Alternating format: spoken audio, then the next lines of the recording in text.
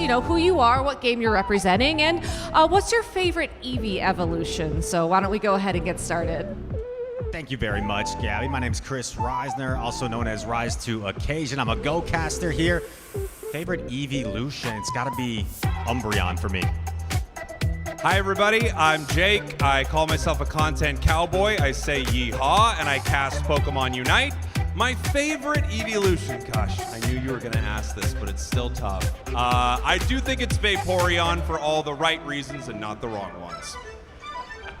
Hey, hello everyone, my name's Wancho Saldana, and if we're using all our made-up names as well, I'm Primetime Wizard. But my favorite evolution just has to be Umbreon, not because of the cards. It just looks really cool. It is cool. And speaking of cool, my favorite Eevee evolution is actually Glaceon. So we got a nice coverage here. I'm also here representing the video game, so we're going to have a lot of fun action to look forward to. So why don't we go ahead and take a look at some of our players to watch this weekend from the video game championships. And if y'all have been watching along at home, or maybe y'all have been watching along here in person or at some of our regional championship events around the globe, these may be some names who are quite familiar to y'all. First player to watch this weekend is going to be last year's Latin America International Champion, Marco Silva. Very, very strong player from Italy. Won this event twice in a row, actually.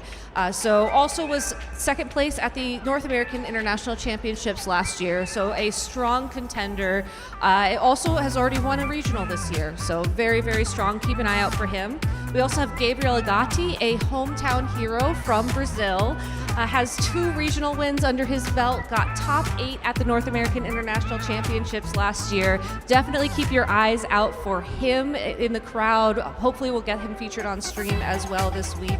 And who could forget our lovely world champion Giovanni Siski was able to win the World Championships in a different format. He has never played Regulation H, which is the current video game championship series format. We'll have to see how he's going to do on the official stage. So a lot of incredible talent out there. We have even more players to watch, which we'll cover in the video game stream. So we'll get to that when we get to that. So we'll have to look for that. So why don't you go ahead and tell us, Rise, about who to watch for Go? It was hard to narrow it down to just 3 players, but it has to start with its accent. Perhaps the most decorated player in our game's history. This guy's won the Triple Crown. He's a regional champion, international champion, world champion, Yokohama 2023. That's all 3. He is a player to watch out for. He's fresh off a top cut in Vegas. Keep your eyes on its accent. And then it's the hometown hero, LNDS Hard Jeff, representing Brazil. He won this tournament 2 seasons ago. He also has top cut LAIC every single time he's competed here. Can he keep the streak alive? And then maybe the best nickname in all of Pokemon Go, it's the final boss, Colin 6. He earned that nickname because he's always there towards the end. To win the tournament, you got to go through the final boss, Colin 6, all the way over from the Netherlands. He was the highest placing European player here last year, 5th place. Can he improve on that? We will see.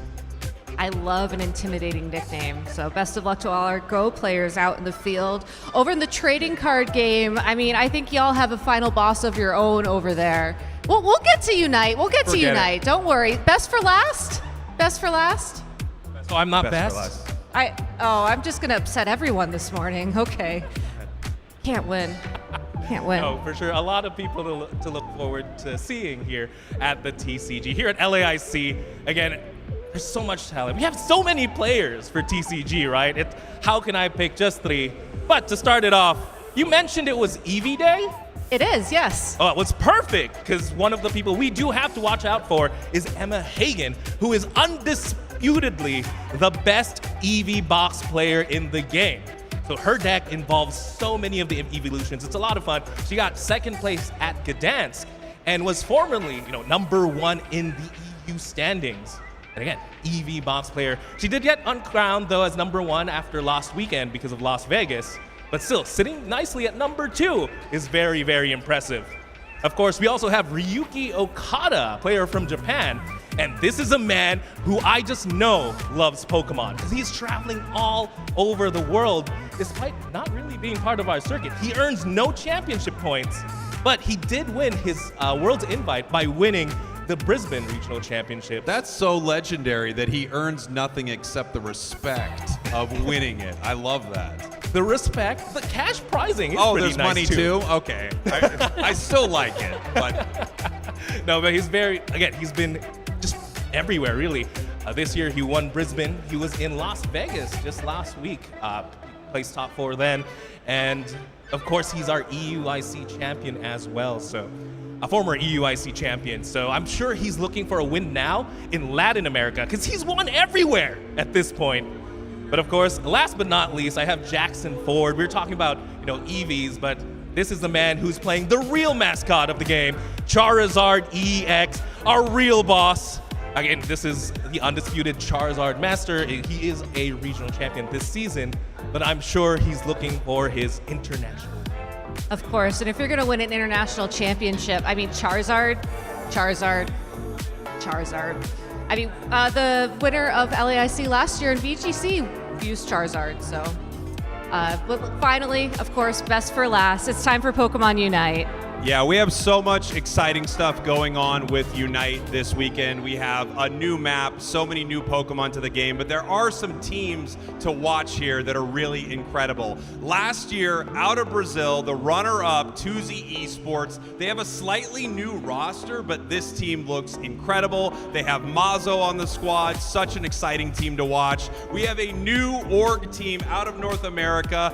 Otter is on that squad from Luminosity last year, but you may know this team is TTV. They are now Dignitas. I'm so excited to have that org in the scene and this team here. And of course, our world champions are in the building. Peru is here and they are looking to win this whole thing. And the teams that win LAIC first, second, and third not only get the lion's share of the Do Re Mi this weekend, they also get 3 tickets to the ACL, the Asia Champion League, in March. It's one of the most exciting tournaments of the year. So this is such a huge way for Unite to kick off the season. I can't wait.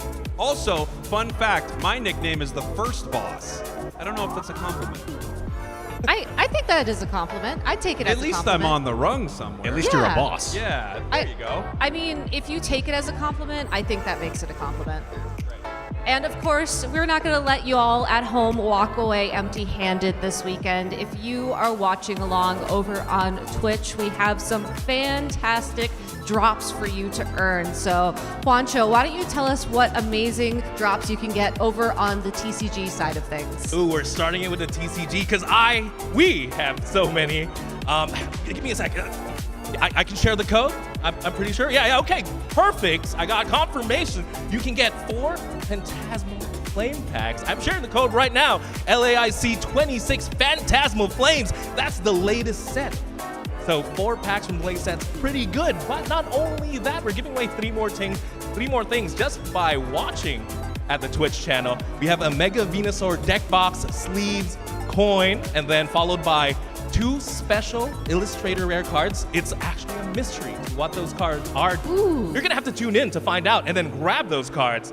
And last but not least, a Mega Venusaur jacket, a cosmetic item that you can only get by watching through Twitch.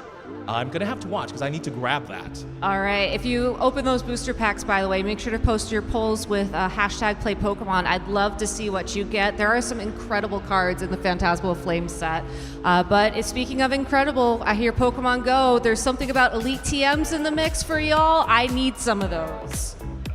For Pokemon Go, we have a special timed research. You can get your hands on Araquanid. It's inspired by its Axon's NAIC winning team, but I think more importantly, we don't want to bury the headline, an Elite Charge TM. Yes. Also, 15 fast TMs, 15 Yes. charge TMs. Us PvP enthusiasts, sometimes we're changing a lot of move sets around. We're lacking those TMs, so make sure you get your hands on them with the timed research this event. I know. With the special format here as well, those TMs are so important because my Pokemon just weren't set up for the right metagame. Absolutely. So make sure you get those drops as well over on the Pokemon Go channel. And for video game, don't worry, we got y'all covered as well. If you think back to the North American International Championships, Federico Camporesi won with a fantastic Whimsicott, and that's going to be our distribution for this weekend. And oh, I'm getting something in my ear as well. I can also share the code. This is incredible. So you can go ahead and go to Mystery Gift and enter the code LAI6 or LAIC26 Tailwind. The I's are ones, by the way. And you can get your own Whimsicott. It knows Encore, it knows Tailwind, and Whimsicott is just one of those Pokemon that is always relevant in VGC. So if you don't have one trained up yet, or if you just want another one to have around in your game, make sure to get that Pokemon while it's live. And once again, the best for last. What's are we giving away this weekend in Pokemon Unite? Yeah, we have some cool stuff for Pokemon Unite, best for last, as always. I don't have anything in my ear. They wouldn't let me wear it, so I don't know what code I can or cannot share, but I can say that just by watching, you are going to be able to earn a Venusaur Platinum emblem. And is the code on the screen right now? Yeah, it is! The code's right there! We can share it. So using the code on the screen right now, you are able to get this in-game sticker showing that you are here live watching LAIC. Of course, we're going to be live on the Pokemon Unite Twitch Friday, Saturday, and then Championship Sunday, we will be up on the main channel. Make sure you snag these free rewards just for watching Unite. So some incredible rewards. And don't worry, if you want to grab all of the rewards from all of our games, you have plenty of time to tune into all of the fantastic action. So real quick from y'all, any final thoughts? Like 3 words. Tell me why I should watch Pokemon Go this weekend. It's a historic event. It's the first time we're introducing a limited meta to the championship series. Players are going to have to be creative, and we're going to see Pokemon that we've never seen the likes of taking the stage. Oranguru, Turtonator, brand new meta. Who can adapt? Who can play the best to become an international champion? All right, Spraggles, real quick. Why should I watch Unite this weekend? Best for last. All best right. for last. I hope that translates somehow. All right. Juancho, why should I watch TCG? I only have 2 words. Okay. Mega Evolution. Okay. I think we lost Spraggles. All right. Well, you should watch VGC because it's going to be absolutely incredible. So many twists and turns you cannot believe. So thank you for joining us here in the pre-show. There is an incredible opening ceremony waiting to start. So let's go ahead and kick it off. We did it. We did it!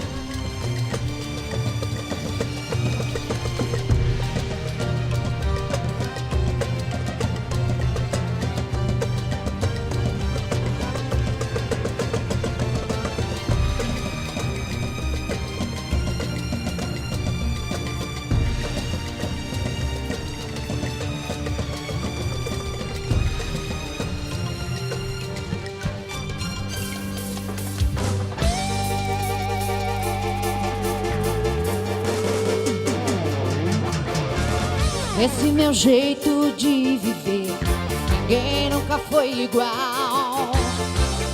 A minha vida é fazer o bem vencer o mal. Pelo mundo viajarei, tentando encontrar o Pokémon e com o seu poder tudo transformar. Isso eu sei, pegá-los eu tentarei. Juntos teremos que o mundo defender. Isso eu sei, pegá-los eu tentarei. Vai ser grande a emoção. Pokémon, temos que pegar. Quem vai comprar comigo? Viaja, tento encontrar um Pokémon com o seu poder tudo transformar. Vem comigo, vamos formar sempre a melhor equipe. E sempre juntos vamos vencer. O sonho é poder. Isso eu sei, pegá-los eu tentarei. Juntos teremos que o mundo defender. Isso eu sei, pegá-los eu tentarei. Vai ser grande a emoção. Pokémon, temos que pegar.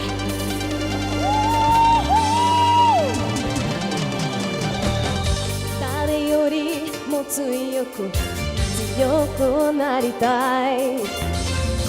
ポケモンゲットが本当の試練さ。この広い世界中探し求めるポケモンの本当の力知るため力合わせそれが運命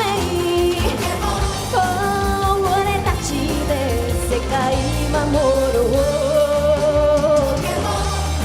強い心と勇気で飛び越えよう君と俺助け合って I wanna be the very best. No one ever was. To catch them is my big test. To train them is my cause. I will travel across the land, searching far and wide. Each Pokemon to understand the power inside. Isso eu sei, pegá-los eu tentarei. Juntos queremos que o mundo defender. Isso eu sei, pegá-los eu tentarei. Vai ser grande a emoção. Pokémon, temos que pegar.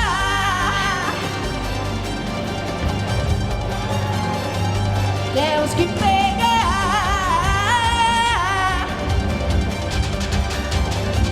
Temos que pegar.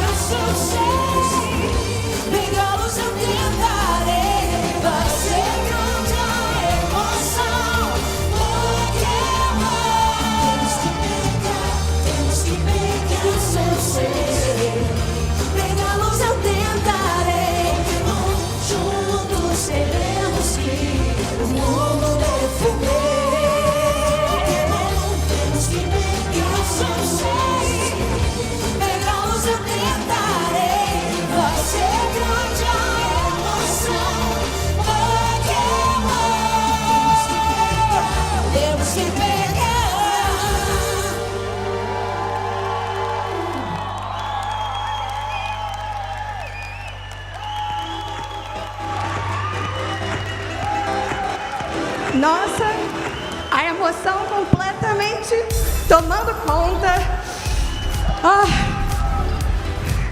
Janaína Bianchi, a cantora do tema original do Pokémon no Brasil. Obrigada, Pikachu. Vai ficar. Oh my goodness. Bom dia, São Paulo!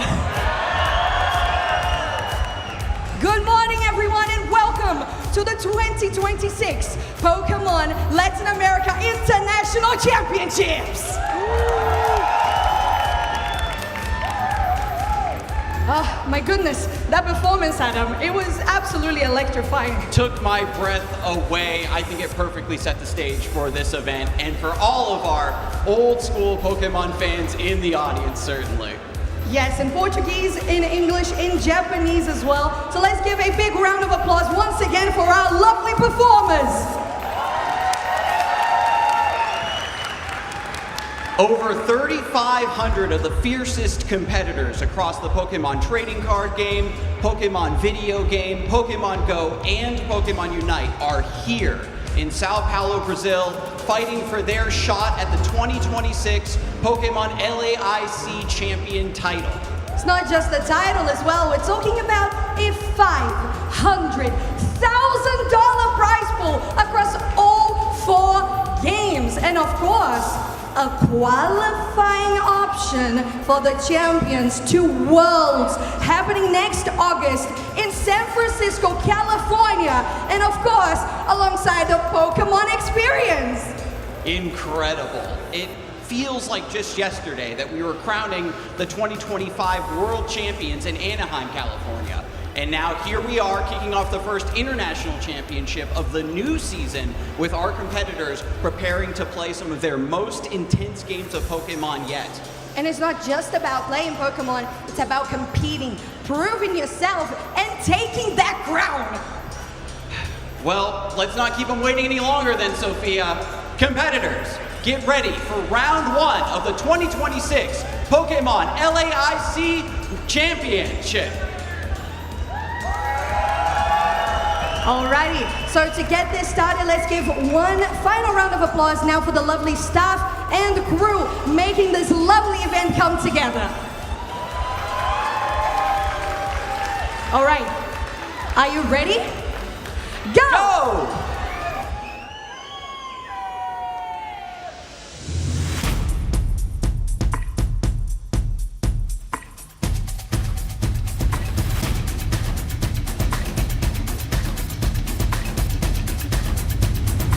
Welcome to the 2026 Latin America International Championships. We're coming to you live from Sao Paulo, where the best trainers in the world are meeting to fight for the title of LAIC champion. Last year, 2-time world champions Luminosity started their historic season off with a dominant win to start their 2025 IC sweep. Has just been buckled in Brazil! Your former world champs are your LAIC champions! Regional hero Marto Galde persevered with unmatched resilience, withstanding one final brave bird attack before rising tall as the LAIC champion. He might be the greatest of all time! Miloslav Posledny proved that patience pays off. His highly calculated plays laid the groundwork for an inevitable victory and achieved status as TCG legend. Brent doesn't think he can do it, extends the hand. Defending LAIC champion Marco Silva devastated his opponents, burning through the competition and searing his name into Pokémon VGC history. And the first 3-time international champion in the Masters Division.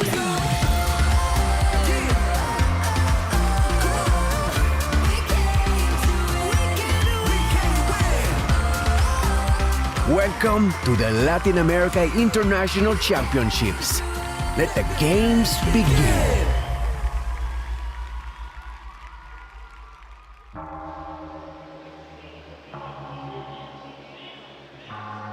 Bom dia, everyone. everyone, and it's another beautiful day here after a series of beautiful days in Sao Paulo, Brazil, and I am so excited to get into the action here. We are back in Sao Paulo for the Latin American International Championships, and I am so happy that I am doing it next to my good friend Gabby Snyder. Gabby, welcome back to Sao Paulo. Thank you. It's been a couple of years, but I'm so happy to be back. You know, the food, the people here are absolutely incredible, and the competition cannot be beat.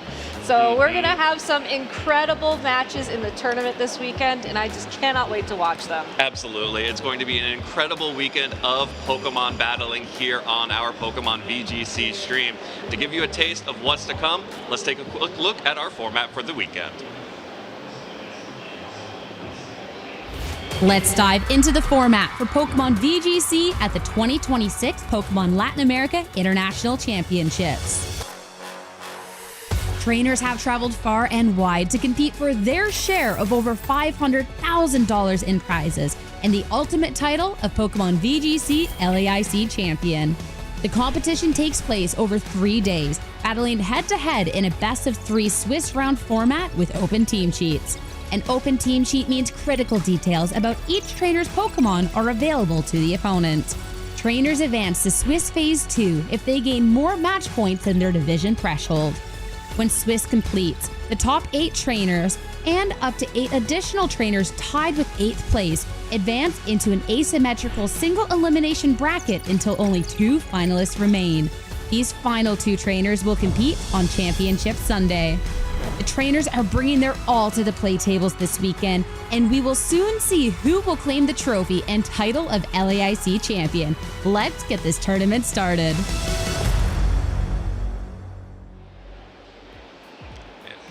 And after all of that, our competitors are competing for $15,000 if you win the entire tournament here in Sao Paulo. As well, you also, if you make it into that top 4, will receive a direct invitation to the World Championship. So much is on the line here in Sao Paulo. But wait, there's more. You also will get a lovely amount of championship points. And if you're thinking to yourself, wait, but I got top 4 in the tournament, why would I need championship points? Every single championship point you earn also goes towards a possible travel award to the next international championship. And as you can imagine, 500 championship points gets you a far way towards that prize as well. Yeah, absolutely. And everyone even who is below those direct invitations, the international championships are where you can make up the bulk of your points to qualify for the World Championship. So everyone out here is going to be giving it their all this weekend. Yes, so we have some incredible players to watch, and if you were watching the pre-show just a little while ago, I think these first few players may look a little bit familiar. They'll also be familiar to anyone who has watched any of our broadcasts before, because they are some of the most talented players in the field here. Yeah, it's almost like our players to watch segment is more like a in case you forgot segment, or if you're me, maybe it's like in case you haven't had enough coffee yet. But of course, Marco Silva, Gabriel Agati, and Giovanni Siski, 3 incredible players who are all in attendance this weekend. Yeah, absolutely. I am so excited. I have to shout out Gio in particular, our world champion. This is his first event back after the World Championships. He did not go to any of the North American regionals, so now he is here in Sao Paulo defending that title for the first time. And not only that, he hasn't played a single Regulation H tournament above like a local level tournament that we know of. So as far as I'm aware, this is going to be his first time trying out the Regulation H format on such a big international stage. And when you're going up against a 2-time Latin American International Champion / second place at the North American International Championships last year, Marco Silva, and of course Gabriel Agati, who has years upon years of experience competing at this level. That is a tall order to fill. Absolutely, and I'm going to be really excited to see how all 3 of these players perform. We also have a bunch of players. This is an international championships. That means we are not just looking at players from the Latin American region, we are looking at players from all over the world. Everyone is here to compete, but of course, we do have to highlight our host region for this tournament. We have so many incredible Latin American players out here. You can see this is just our first slide of incredible players in Latin America. And you got to start it off with Juan Salerno from Argentina. Of course, last seen in Gdansk over in Europe, making the top 4 using one of the most common team archetypes we've seen in Regulation H that was kicked off by Emanuele Brigante after Frankfurt. But Juan is out here traveling the globe, getting those championship points, getting that world's invitation. Yeah, searching far and wide for those championship points indeed. And the trainer right next to him, Renzo Navarro, is also no stranger to traveling around the world, has been competing for a long time as well. Most recently won Belo Horizonte earlier, which was the Brazilian regional that happened earlier on this season. Got top 4 at LAIC last year and ran Baxcalibur with loaded dice, which interestingly enough was the pre-Dragonite in Regulation H. And I'm curious to see if we'll see a return to that form, as it does a lot of the things that Dragonite does. Some would argue better, some would argue worse. But I think more importantly, does show that he's very comfortable in the Regulation H format. Absolutely. One thing it does better is it actually hits fairy types, which is nice for a dragon that type in this very format. True. But I love watching Renzo perform and play in these tournaments, so I'm definitely going to be keeping a close eye on him. We also have to shout out Christian Andrade from our host country here of Brazil. Recently just made top 4 at that Belo Horizonte Regional Championship and has previously won the Sao Paulo events here in 2024, way back when, running a cool in Belo Horizonte, running a really cool Grimmsnarl Screens team alongside Archaludon and the Specs Goldengo. Yeah, something very similar to what Justin Tang was seen running in Las Vegas last week. So a lot to keep an eye on. And if we go ahead and look at our second slide of Latin American players to keep an eye on, we first have Alexander Canseco, who was a finalist at the Monterrey Regional Championships. Was playing Stefan Mott for that title, but more recently actually got top 16 in the Las Vegas Regional Championships just last weekend. And I find it incredible just how many people at this tournament were in Vegas last weekend, because I think a lot of people realized it's not as long of a flight as you think it is from there to here. And as a result, that was a great warm-up tournament. Alexander in particular was running Black Glasses King Gambit with Electabuzz and Volcarona. Throwback. A very throwback team, but I think a very bulky, very easy to maneuver team. So someone to keep an eye on this weekend. Also someone to keep an eye on is Max Morales from Costa Rica here, of course, hoping to haunt his opponent's dreams with that Gengar as well. But no Gengar that we have seen so far in his Regulation H experience. Of course, most recently got top 16 at the Monterrey Regional Championships, but also has a 3-time special event champion in the past, including twice in Bogota 2024 and 2025, and the Santiago special event in 2025. And he has been caught running the Porygon 2 Ursaluna style team, along with, I believe he was not running the actual Kilowattrel version, but just going for a harder Porygon 2 Ursaluna. Yeah, that 6th slot on that team is something that's up for contention, and I really hope we get to talk about that more in the future. For now, though, let's talk about Javier Nain, who is running the Kilowattrel variant of that tournament, of that team, at his most recent tournament in Buenos Aires, where he got top 4 just earlier this season. Also was the champion of the Buenos Aires special event back in the 2025 season. So all of these players are incredibly accomplished, and it almost feels like a regret that this is the only time we get down here to really feature these trainers on an international broadcast. So even though y'all are joining us here on the live stream right now, make sure to go to the Play Pokemon YouTube at your convenience to check out our feature streams. They're going to be broadcasting all day additional matches from each round of Swiss, and I really hope we get to feature trainers from all around the globe, but especially our Latin American trainers who otherwise just we don't get to see. Absolutely, and here you can see the top 16 trainers in Latin America right now in terms of the championship points, and Juan Salerno is so far ahead of the pack. Actually, both Juan and Kenneth Gamboa have over 1,000 championship points already, and we are at the first international championships. That is wild. But of course, incredible trainers here. some names that you are probably very familiar with from previous international tournaments. And like you mentioned, Gabby, we will of course be trying to broadcast as many matches and pulling from as many countries as possible, because this is a really excellent opportunity to highlight some of these trainers. All right. Well, unfortunately, I think our time with the Latin American trainers is done for now. We'll come back for sure a little bit later on in the broadcast. Let's go ahead and look at some of the other regions that are here at this tournament, and of course, maybe recency bias. Let's go ahead and talk about the North Americans in attendance, as Las Vegas was at least the most recent regional championship that I've personally attended, and I would be remiss to not shout out some of the trainers that did well there.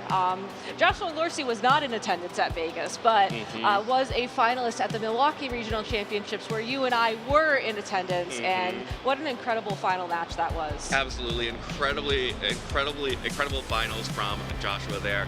Of course, did not secure the championship for himself, so he is now back here in Sao Paulo, going to compete for a championship. This is a player who has been slowly climbing up the ranks over years of competition and has always been a threat to go deep. Oh, yes. And this year has absolutely started breaking into those top cuts, and the championship is just around the corner. You have to feel for him. Indeed. Justin Tang as well, a very, very consistent player this season so far, has gotten top 8 in Las Vegas and in Pittsburgh, got top 4 in the Monterey Regional Championships early on in the season. Most recently was running Grimstar, Ultraladon, and Volcarona, a very bulky team that was able to use some very heavy-hitting special attackers to get really big damage down on the board. Honestly, probably one of the more consistent players out of North America in recent history. Definitely someone to keep an eye on this weekend.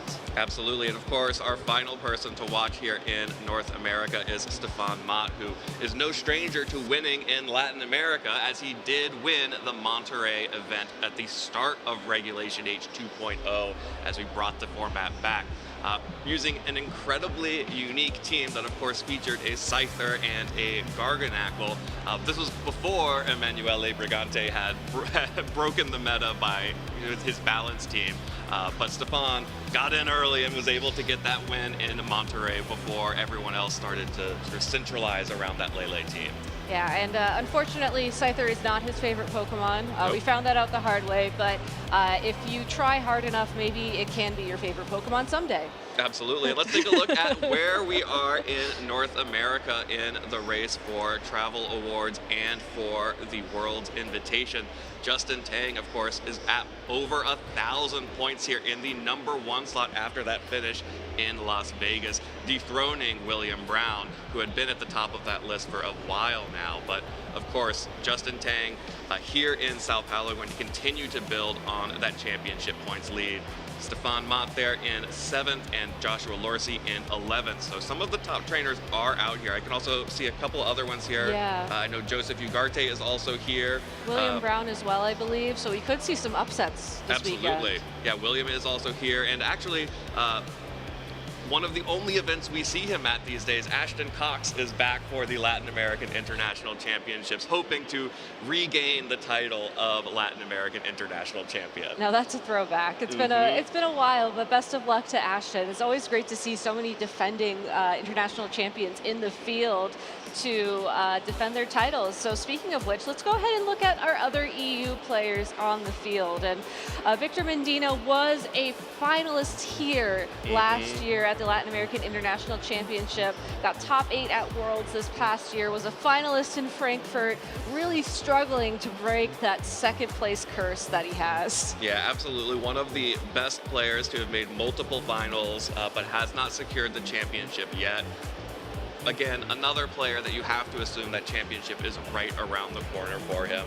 Put up a great fight last year, is back here hoping to potentially go just that one extra step further. That's a player to watch for sure this weekend. But to get through it, we'll have to get through all of Italy, including Marco Silva that we saw him lose to last year, and our North American International Champion, Federico Camporisi here. Of course, was the North American International Champion previously last season, but also made top 16 at Lille here and top 8 at Gdansk in this season, running that same Sun team that Victor lost to in the Latin American International Championships last year. Actually, I believe he ran both Sun and Rain. So Yes, I yeah. believe if I'm counting, I think that means Tyranitar is coming from Federico. Or Ninetales. Or Ninetales. But you can also get his Whimsicott using that download code LAIC26 Tailwind. What about the eyes? What are those? Those are ones. Those are ones. Yes, but also, of course, there's Louis Fonbe, who is from France competing here this weekend, and he is an age-up senior. And if there is one thing that is threatening in the Masters, division. Thank you. I was going to say league, and I was like, no, that's not the word. It is an aged-up senior because they have time and they have the skills. And you can see it right here. He's already 3rd place in EU. Absolutely insane. Was a finalist at EUIC last year in the seniors division. Has some incredible placements already in the Masters division, and like you said, championship points as well. Yeah, the championship points don't lie here. Louis Fonbe has been making a splash in his first year in the Masters division. Of course, we have to expect a lot of these players who are also here are going to be doing very well. This has been one of our strongest regions in the last few years, so very excited to see what EU has in store for the Latin American International Championships. But of course, we go from Europe, we have to hop on over to Oceania. We have some incredible players here representing the Oceania region, including and starting with another former senior world champion, Nicholas Kahn. Sorry, he was a junior world champion.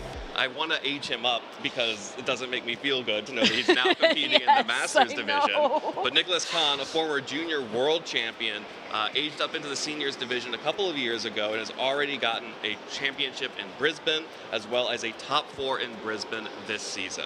And Diego Ferreira got top 8 at Worlds in Hawaii a couple years back. Definitely someone to keep an eye on for this international stage. And Joji Kaeda got top 8 at the Brisbane Regional Championships earlier on this year. And I think honestly more impressively has won 5 Grand Challenges, which so impressive. It's very impressive because those are honestly the hardest tournaments out there. So yeah, it's very hard to make a case for any other player to be the best of one player, especially best of one closed team sheets in the Scarlet and Violet era than Joji Kaeda. For sure. Let's go ahead and look at some of our Japanese players who are here competing as well. Coming all the way to Brazil in hopes of winning one of those world invites, direct invites to compete at the World Championships. Yuya Tada was a finalist in Brisbane this past season, got top 8 at LAIC last year, and interestingly enough, got top 64 at Worlds last year in the TCG. Yeah, but he was not betraying his VGC roots because he was running a Golden Go EX deck, and I think that counts. I think that counts for us. But of course, we also have to take a look at Yuma Kinugawa, who was an incredibly impressive player in our North American International Championships last year, where he made it to the top 8. He is also the 2025 Japan National Champion and was recently in Las Vegas where he made top 32. So one of those Japanese players that has been traveling in the circuit, competing for prizing and especially for that direct invitation to Worlds. And finally, Kiwamu Endo got top 16 at Worlds in 2018, was a finalist at the Japan Championship Series final tournament in 2024, and got top 32 at the Japan Championship Series in 2025. So there are so many incredible trainers on the field. We really struggled to pick matches for this first round, but we do have an incredible match waiting on the stage for you in this round 1 of Swiss. And you know, one of the best things about these international championships, honestly, Evan, is that we do actually start from round 1 of Swiss. And there they are on the stage, our 2 players, Fabio Lima from Brazil playing Justin Tang from the US. Yeah, we just saw Fabio is in the top 16 of championship points for the Latin American region. Was 6th actually in Brazil alone, recently coming off that top 8 in Belo Horizonte earlier in the season. Of course, we just talked about Justin Tang as one of our players to watch. We'll be running that Grimmsnarl team once again, while Fabio will be running a rain team, or at least what looks like a very heavy rain team here, with the Pelipper, the Archaludon, and the Basque Legion. But Fabio has been one of those players who has opted for sort of that fake rain team, where that Archaludon has the sturdy and the power herb instead of leaning into the assault vest electro shot, and the Basculegion is adaptability instead of being the swift swim variant. It's an interesting way to run Rain because at the end of the day, Rain does still help the Archaludon. If it's raining on the field, Electroshot will not consume the power herb, so you can just save it until you are ready to use it. However, not having to bring the Pelipper to the game really opens up a lot of options for Fabio, and I think that's going to be key in this matchup against Justin Tang, because you don't necessarily want to enable some of Justin's own modes of attacking, especially with some of his Pokemon on your own side of the field. So looking at Fabio's team, like the Rain would be nice for sure, but I think you're going to want to lean a little bit heavier on your Whimsicott, maybe on the your own Archaludon and your own Golden Go to try and power through some of the heavier hitters on Justin's side. The number one target for Fabio has to be that Ursaluna, and I think aligning your Basculegion against that Pokemon is going to be a great way to navigate through that threat. Yeah, and I also want to call out something here. The Golden Go is actually the Terra fighting. Yes. So that's actually another way that Fabio has to threaten Pokemon like that Ursaluna Blood Moon. But that is an option that is pretty rogue on the Golden Go. This is a Life Orb variant that does not have the Nasty Plot, so will not be boosting, and instead has the ability to turn into a fighting type and just blow up some Pokemon that traditionally wall it, like Incineroar or the Blood Moon Ursaluna. On Justin's side of the field, he's running the same exact team we saw him run in Las Vegas just 1 week ago, and why not? If it's not broke, don't fix it. Yep. It's a really fun team. You have Grimmsnarl to set up some bulk with Light Screen and Reflect to open up opportunities for your Ursaluna and Golden Go to go on the offense. And like I was mentioning, it's really going to be that Ursaluna that Justin needs to open up, as it's going to do so much damage to the Archaludon, to the Incineroar, and to the Golden Go as well on Fabio's side of the field. If you're worried about Terra fighting on the Golden Go, then I think you can find ways around that with your Volcarona, for example. It can just provide a nice redirection with Rage Powder to protect your Ursaluna. You could also consider bringing your Dragonite to just use Scale Shot to find ways around it. I think Justin's main strategy here has to be trying to bait the Terastallization out of Fabio early to either, one, be able to adapt to the Golden Go early on, or two, ensure that it can't necessarily Terastallize later on. Yeah, and I think one of the cool things about Justin's team that also gives him some additional options is having that more supportive Volcarona as well. So it has the ability to Struggle Bug and keep Pokemon like that Golden Go in check, especially since it is not the Nasty Plot variant. Exactly. You do have to worry about Fake Tears on Whimsicott stacking up a little bit too much, but you know, Grimmsnarl is a Dark-type Pokemon, so Prankster won't be effective against it. And at the end of the day, I think this Volcarona is pretty comfortable getting at least one Heat Wave in onto the opposing Archaludon before it has to start worrying about these Fake Tears adding up. So in the end, I think this is a great lead for Fabio here with the Whimsicott and the Archaludon on the field, because you have one turn to start setting things up before Justin's engine will really start adding up on his side of the field. Yeah, absolutely. Justin, will be able to set up a screen here if he wants it. That's the benefit of Grimmsnarl. If you lead it, you always are guaranteed to at least limit one of the damage types, of course, and especially with the Light Clay item that it is holding, we'll be able to extend the duration of those screens. But actually, it's going to be Whimsicott immediately terrestrializing into the Fire type on Fabio's side to protect itself from any of those big heat waves coming out from Volcarona, and Fabio is extremely worried about this Volcarona surviving past this turn, goes for the Fake Tears onto it, which will allow the Archaludon to deal big damage and sort of limit the bad sides, the downsides of this Struggle Bug. Of course, the Electro Shot will also remove that, so we have a situation where Fabio has managed to remove the special defense of the Volcarona and negate the Struggle Bug, but that light screen has gone up, so this Volcarona is able to tank that, and now the Power Herb is used up. Volcarona is going to be able to keep that Pokemon in check with Struggle Bug. It's an interesting terrestrialization on Whimsicott. This is a Pokemon that doesn't typically terrestrialize for trainers, but given that Fabio has already invested so much in this Pokemon, I think Fake Tears is going to be his #1 strategy moving forwards. There's not much stopping him from going for it again onto that Volcarona and then using another special attack. Yeah, and here comes the disruption of Grimmsnarl. This is what makes this Pokemon so scary. The Thunder Wave connecting onto the Archaludon. As you can see, Grimmsnarl tanking that Moonblast with the Light Screen up despite the super effective damage. Tailwind will go up, so Justin will be able to start outspeeding after this, but Grimmsnarl actually hangs on after the Light Screen and the Struggle Bug onto the Archaludon, which means that Justin actually doesn't get the free switch that maybe he really wanted here. And that's kind of rough for Justin, because this Grimmsnarl, it certainly can set up another Thunder Wave. It could try and go for a second screen if he's worried about a physical attacker. But ultimately, you want your Pokemon to get in on that first turn of Tailwind, so you have the ability to take advantage of all of those speed turns. The nice thing about Thunder Wave is that at least it will lower the speed of that Archaludon as well, so you do have a more permanent mode of speed control on the field. But you do wish that you had, all those turns to be faster than the Whimsicott at least. Okay, well, Fabio will see a mirror on the other end as Justin brings his own Archaludon onto the field. Fabio will switch into the Pelipper, which will reactivate the ability of Fabio's Archaludon to start firing off those electro shots, but will take a Thunder Wave for its trouble, and that is big for the Pelipper because it is the Choice Scarf Pelipper. So the benefit of that item is negated, and you only have the downside now. But you are able to get another Electro Shot in despite the paralysis and get another special attack boost. So little by little, this Light Screen is going away, but also Archaludon's just built like a tank. Yeah, Or a Archaludon, bridge. yeah, but it's tankier than most bridges I've seen.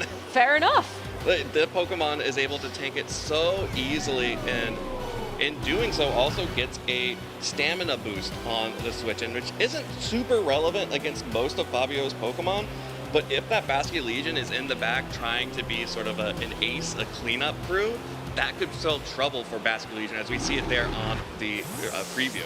Archaludon will retreat though, so losing those special attack boosts that it invested so much time in getting, and with Whimsicott coming back onto the field, I think Fabio is just struggling to find time to get through these turns. Oh no, that Whimsicott, it's a fire type now! It's a fire type now, so it actually takes all of that damage, but it still manages to hang on.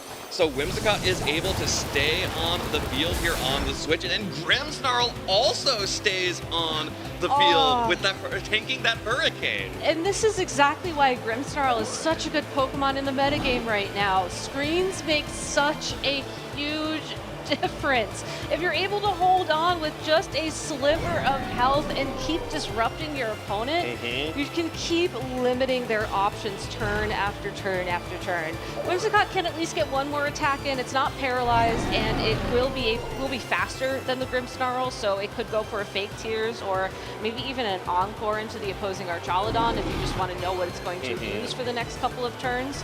But still, that Grimmsnarl will also have the opportunity to lock in another screen or possibly a Thunder Wave into that slot. But instead, looks like we're just matching Tailwinds. Yeah, Fabio is able to now match the Tailwind. Of course, it is wildly staggered now because the Volcarona was able to set that up a while ago, and the Grimmsnarl, by staying on the field, meant that Justin did not get a lot of momentum out of it. Yeah. On the other hand, Fabio's Whimsicott has just gone down now, and Grimmsnarl will finally faint on Justin's side, but I believe Tailwind is about to expire for Justin, and now Fabio is going to have, yep, there it is, and now Fabio has the entire speed advantage.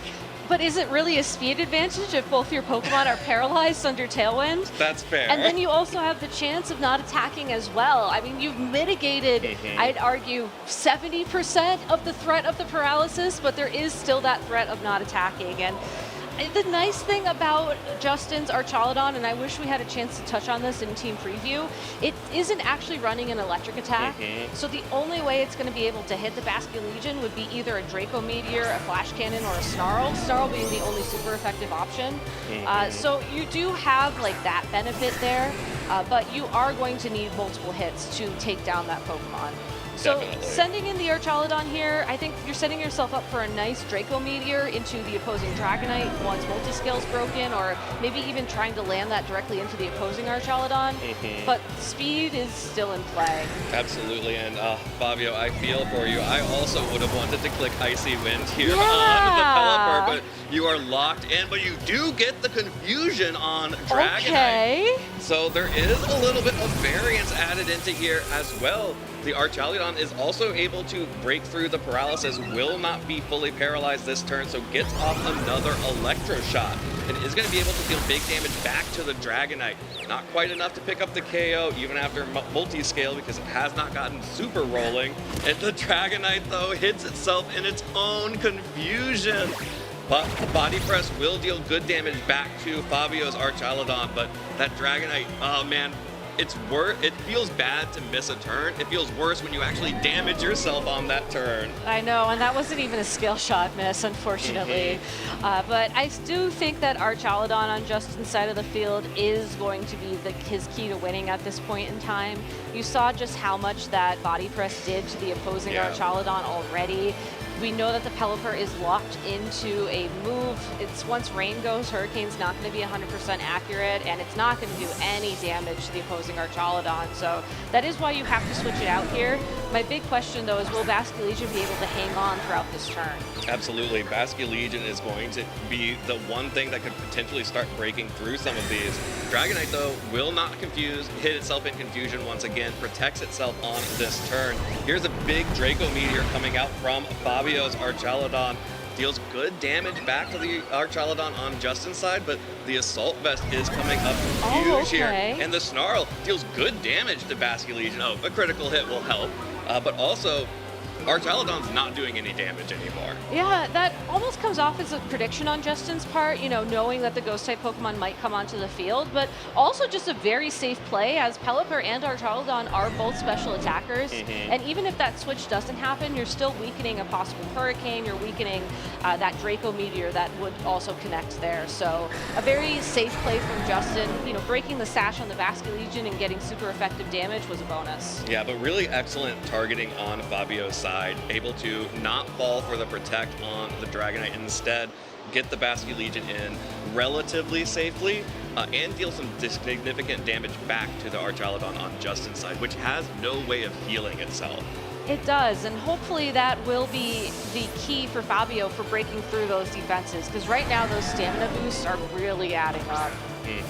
And that will mean that Basculegion's not going to be able to break through if they keep adding up, but Volcarona is just sacrificed on the switch in here by Justin. Takes that last respects, no options, and the Draco Meteor connecting once again, it's dealing a pitiful amount of damage, but it is dealing damage that Justin cannot mitigate. There's no way for Justin to heal up that Archaludon, so it's now in a pretty scary spot. It is in a pretty scary spot. We also finally saw Light Screen and Tailwind expire, so Pelipper a little bit more useful now. Will be paralyzed for this first turn on the field, so is definitely in danger, but if it is able to survive long enough to reset Tailwind or possibly even land an Icy Wind like it wanted to earlier on in the game, Basculegion's last respects should be able to clean up the final amount of damage on Archaludon and on Dragonite. Even with all those defensive boosts, given how many Pokemon have been KO'd on Fabio's side of the field and last respects, and how adaptability boosts the damage significantly, that should be enough to pick up the KO at that range. Yeah, the one thing to worry about is this Dragonite, if it can survive and outspeed the Basculegion. So if Aqua Jet isn't enough, then the Dragonite could clean up here, either by setting Tailwind for Archaludon or the Scale Shot. That is the Scale Shot into the Protect on the Basculegion. Fabio calling that one, protects itself, while a Draco Meteor from Archaludon will fire back onto Pelipper, which survives with only 10 hit points remaining, and that's going to be a huge Icy Wind, connects onto both Pokemon, knocks out the Dragonite, and that means that this Archaludon has no options against these two Pokemon. Has to hope for the ability to survive a last respects, pick up a KO in return, and also Paris from Pelipper, and Icy Wind misses. Well, I think even just one last respect should clear it up here. Justin agrees, and that's going to mean Fabio Lima takes game 1 here at the Latin American International Championships. I think Justin had to make a very tough call in that end game. Do I keep the Archaludon on the field to keep my defensive boosts, or do I switch it out to reset my special attack? And if you remember correctly, when that Volcarona was swapped in to take that hit for Dragonite, I think that should have been the Archaludon that swapped in and out for that Volcarona. Unfortunately, though, hindsight is always 20/20, and that end game just worked out so that Icy Wind was enough. The Pelipper was able to attack. Had that been a full para, that would have been a completely different end game. Absolutely, and you know, we have to go back to that Hurricane that confused the Dragonite. Yes, yes. Of course, Dragonite missed a turn, and then also it does force that Dragonite. If you are the player who has a Pokemon that's confused, the only way to guarantee that it clears is to switch it out. And you have to imagine that entered into the calculus as well. For sure. It's a very tough decision. And the nice thing about those kind of decisions, though, is that they are random, right? Like, there's no guarantee that you're going to be confused a second time by a Hurricane. And if you are worried about that, there are ways you can play around it. Or maybe the paralysis will happen this time around. So if Justin is worried about that in game number 2, you could maybe go for a Thunder Wave onto the Pelipper turn number 1, for example. Absolutely, you could, but I like this adaptation from Fabio, who is just like, I need this Grimmsnarl off the field ASAP. And the best way to do that is to lead Golden Go. Unless you terrestrialize that Grimmsnarl, you're still going down to a Make It Rain, and of course you can't paralyze it with Thunder Wave. I love this adaptation as well, because the Whimsicott, it was a cool idea with the Terrifier, but ultimately I don't think it really accomplished anything that Pelipper couldn't on its own. Well, there's the Thunder Wave connecting onto Pelipper, again, negating the benefit of that Choice Scarf. A Struggle Bug from Volcarona will connect onto both the Pelipper and Golden Go. This is how Justin is choosing to prioritize targeting here. The Para onto Pelipper and a Struggle Bug onto the Golden Go. Actually, that is enough to help that Grimmsnarl survive for one more turn, which means that Justin's also going to get to set up a light screen here. You have to wonder, though, if the end game will come down to the Bastion again. Do you maybe go for a Reflect?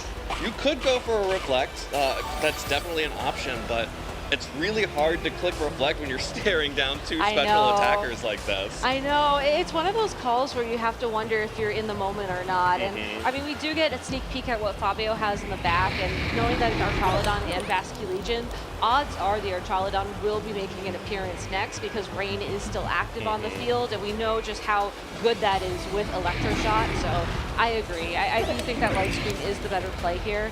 That being said, talking about adjustments, I do wonder if we are going to see an Ursaluna from Justin in this game too, because we did not see it game 1. Yeah, there was no Ursaluna in game 1, but the Archaludon is back out on the field for Justin. There's the light screen on the side of Justin Tang, so we'll reduce the special attacking damage coming out from this Golden Go that has taken a Struggle Bug and a Make It Rain debuff. Gets a special defense drop onto Archaludon and gets a defense buff from the stamina boost. But this Archaludon is very happy to switch in onto both of these attacks, the Shadow Ball and the Hurricane. Fabio targeting down and really prioritizing that Volcarona, which honestly got a lot of value out of a single Struggle Bug there. It really protected the Grimmsnarl and itself. It did, but by doubling down into that slot and hoping that the Volcarona got knocked out so that you would automatically retarget the Grimmsnarl, now the Grimmsnarl could go for a Reflect, or it could go for another Thunder Wave. Maybe not onto the Golden Go while it's on the field, because, you know, the good as gold ability will keep it safe for a little while longer. But if you're anticipating a switch, or if Grimmsnarl is just ignored for another turn, it could just start setting up again and just be a nuisance once more. Yeah, it does just kind of happen with Grimmsnarl sometimes, that you're just like, well, I guess I'm still here. I'm still here. maybe I try. Maybe I go exactly. for it. Well, Fabio is switching the Archaludon in as Justin switches Archaludon out in favor of the Volcarona, which is now back out on the field. Actually, a double switch from Fabio. That means that Basculegion is now coming in alongside the Archaludon. And this Volcarona gets in absolutely for free, and Grimmsnarl gets to do whatever it wants, and a Spirit Break onto Archaludon. Of course, this is the sturdy variant, so not as defensive as the Assault Vest, and takes a decent amount of damage and crucially gets that special attack drop again. And even if the Golden Ghost stayed in, that would have been another special attack drop. So again, safe plays from Justin, trying to whittle down this Archaludon's attacking powers so that when the heavy hitters do make an appearance, when the Archaludon does come on the field, if it's Dragonite, if it's Ursaluna, whatever else comes on the field, this Archaludon is no longer a threat. Now, switching in the Basculegion early, I don't think that's something that Justin necessarily accounted for. So I'm very curious how Fabio's going to go on the offense with it, given how early it's showing up. Well, the water terrestrialization on Volcarona will protect itself from damage from the Basculegion. But I think this Basculegion needs to be afraid of the Grimmsnarl because of the threat of Thunder Wave. Yes. Fabio agrees there, takes out the Grimmsnarl with the priority Aqua Jet to get around any Thunder Waves.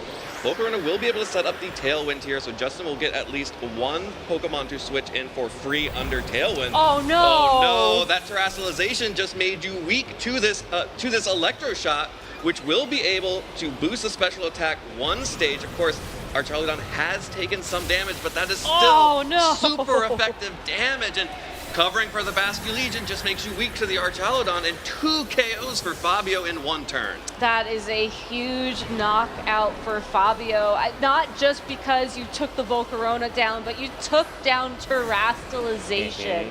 So you know that this Dragonite is going to stay Dragon type, and you also know that this Archaludon is going to be stuck on the field in these forms. And you still have all 4 Pokemon on your side of the field. So Fabio suddenly has so many more options to play out this end game. Now, the cool thing, though, is you now have both of your remaining Pokemon, Dragonite and Archaludon, on the field under Tailwind. That is very true. Volcarona sticking around may have not been beneficial to Justin. Instead, if he can use these 3 turns of Tailwind to deal big damage to, like, bust holes in Fabio's team, it could be worth it.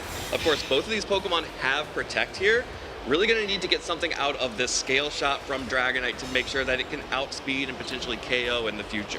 For sure, and I think Fabio playing it very safe here makes a lot of sense. Just like you said, you have 3 turns of Tailwind to start making a difference in this game. If Fabio protects the first turn, attacks the second turn, and then protects the third turn, all of a sudden those 3 turns are now 1 turn. Yep. So just playing it very safe, as VGC players like to do.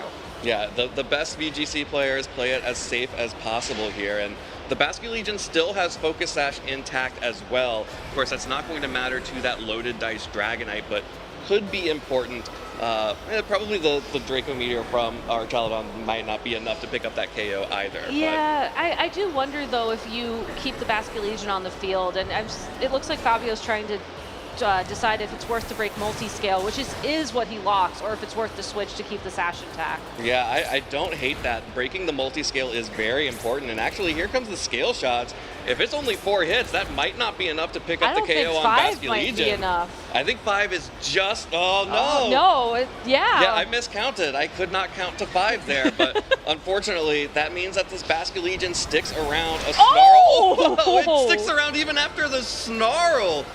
Not enough damage, and Archaludon takes a special attack drop on the Draco Meteor as well, which unfortunately misses the Dragonite altogether. So, after all of that, Fabio has both of his Pokemon still out on the field, but that Dragonite getting a speed boost is huge here. It is, because now, regardless of Tailwind on the field, this Dragonite will be the fastest thing, unless the Pelipper can come back in and land an Icy Wind, and then maybe a second Icy Wind. So Fabio can't play to that end game, though, because other than that Basculegion, his Pokemon are very healthy. So how do you get the Pelipper on the field? You can try and switch it around. You do have to worry about those Scale Shots as well, but I think going for the double protect here, at least to stall out the final turn of Tailwind, is the safe play to start setting that up.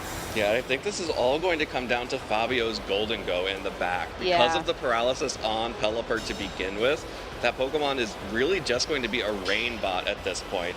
Fabio, of course, is stalling out all of the turns of Tailwind here, which means that the speed will be back to even, except for the Dragonite having the speed boost. And the Snarl on Justin's Archaludon is actually incredibly valuable here. Removing some of the damage from that Archaludon, super effective damage onto both Golden Go and Basculegion, and dropping the special attack of Golden Go. Archaladon might just be able to pull this one off, especially if Dragonite gets to swing at some of these Pokemon as well.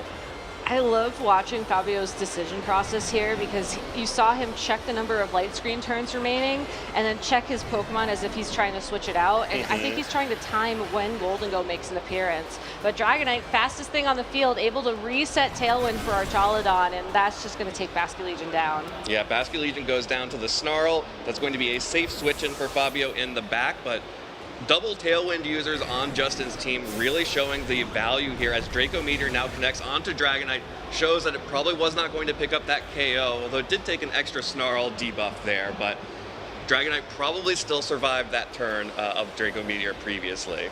Yeah, and given that there are, formerly 2, now 1 turn of light screen remaining, I do think Pelipper is the right Pokemon to switch in here. Not only are you giving yourself 1 less turn of screens to no screens to worry about for your Goldengo, you're also giving yourself more time to get through the Tailwind. And once Tailwind has expired, it's highly likely that the Goldengo will outspeed, assuming the Dragonite doesn't immediately reset the Tailwind on the field. And even if it does, that does mean that the Dragonite won't be targeting down your Pokemon. It's going to have to reset that Tailwind for the Archaladon. So you're opening up the opportunity for that Goldengo to go on the offense, like you were mentioning earlier. Yeah, and crucially, Fabio still has Terrestrialization available. He does, and that means that he still has the ability to Terrestrialize Goldengo into the fighting type and knock out that Archaladon on the other side. Here comes the Scale Shot onto Pelipper. That's 2 hits, that's 3. Still not going to be enough. That's 4. Needs the 5th hit here. Gets the 5th hit. Pelipper will go down. No Icy Wind coming out from that Pokemon this turn. Instead, just knocked out by the Scale Shot. Dragonite is making up for its sins in the past. But it's taking another defensive drop as well, so not as relevant anymore that the Basculegion is down, but if Fabio finds a way out, this could be something to think about in a game number 3. The light screen's gone. Yeah, and that is huge. Goldengo now does again have the ability to Terrestrialize still, but because this Dragonite has so many speed boosts, even if Fabio stalls out Tailwind, Dragonite will always be able to set it back up. Exactly. So you're in a really tough spot here. I do think you try and stall out Tailwind, maybe go on the offense this turn if you feel like you can. And then you go for the double protect again, because when Dragonite does reset the Tailwind, it's not attacking. Yeah. So that will mean you are only taking a Snarl that turn, and the Snarl will be resisted by a fighting type Goldengo, so that will give you a little bit more opportunity. You're obviously going to take a Scale Shot a lot better with Goldengo. That's a double protect. Double protect. That's a way out.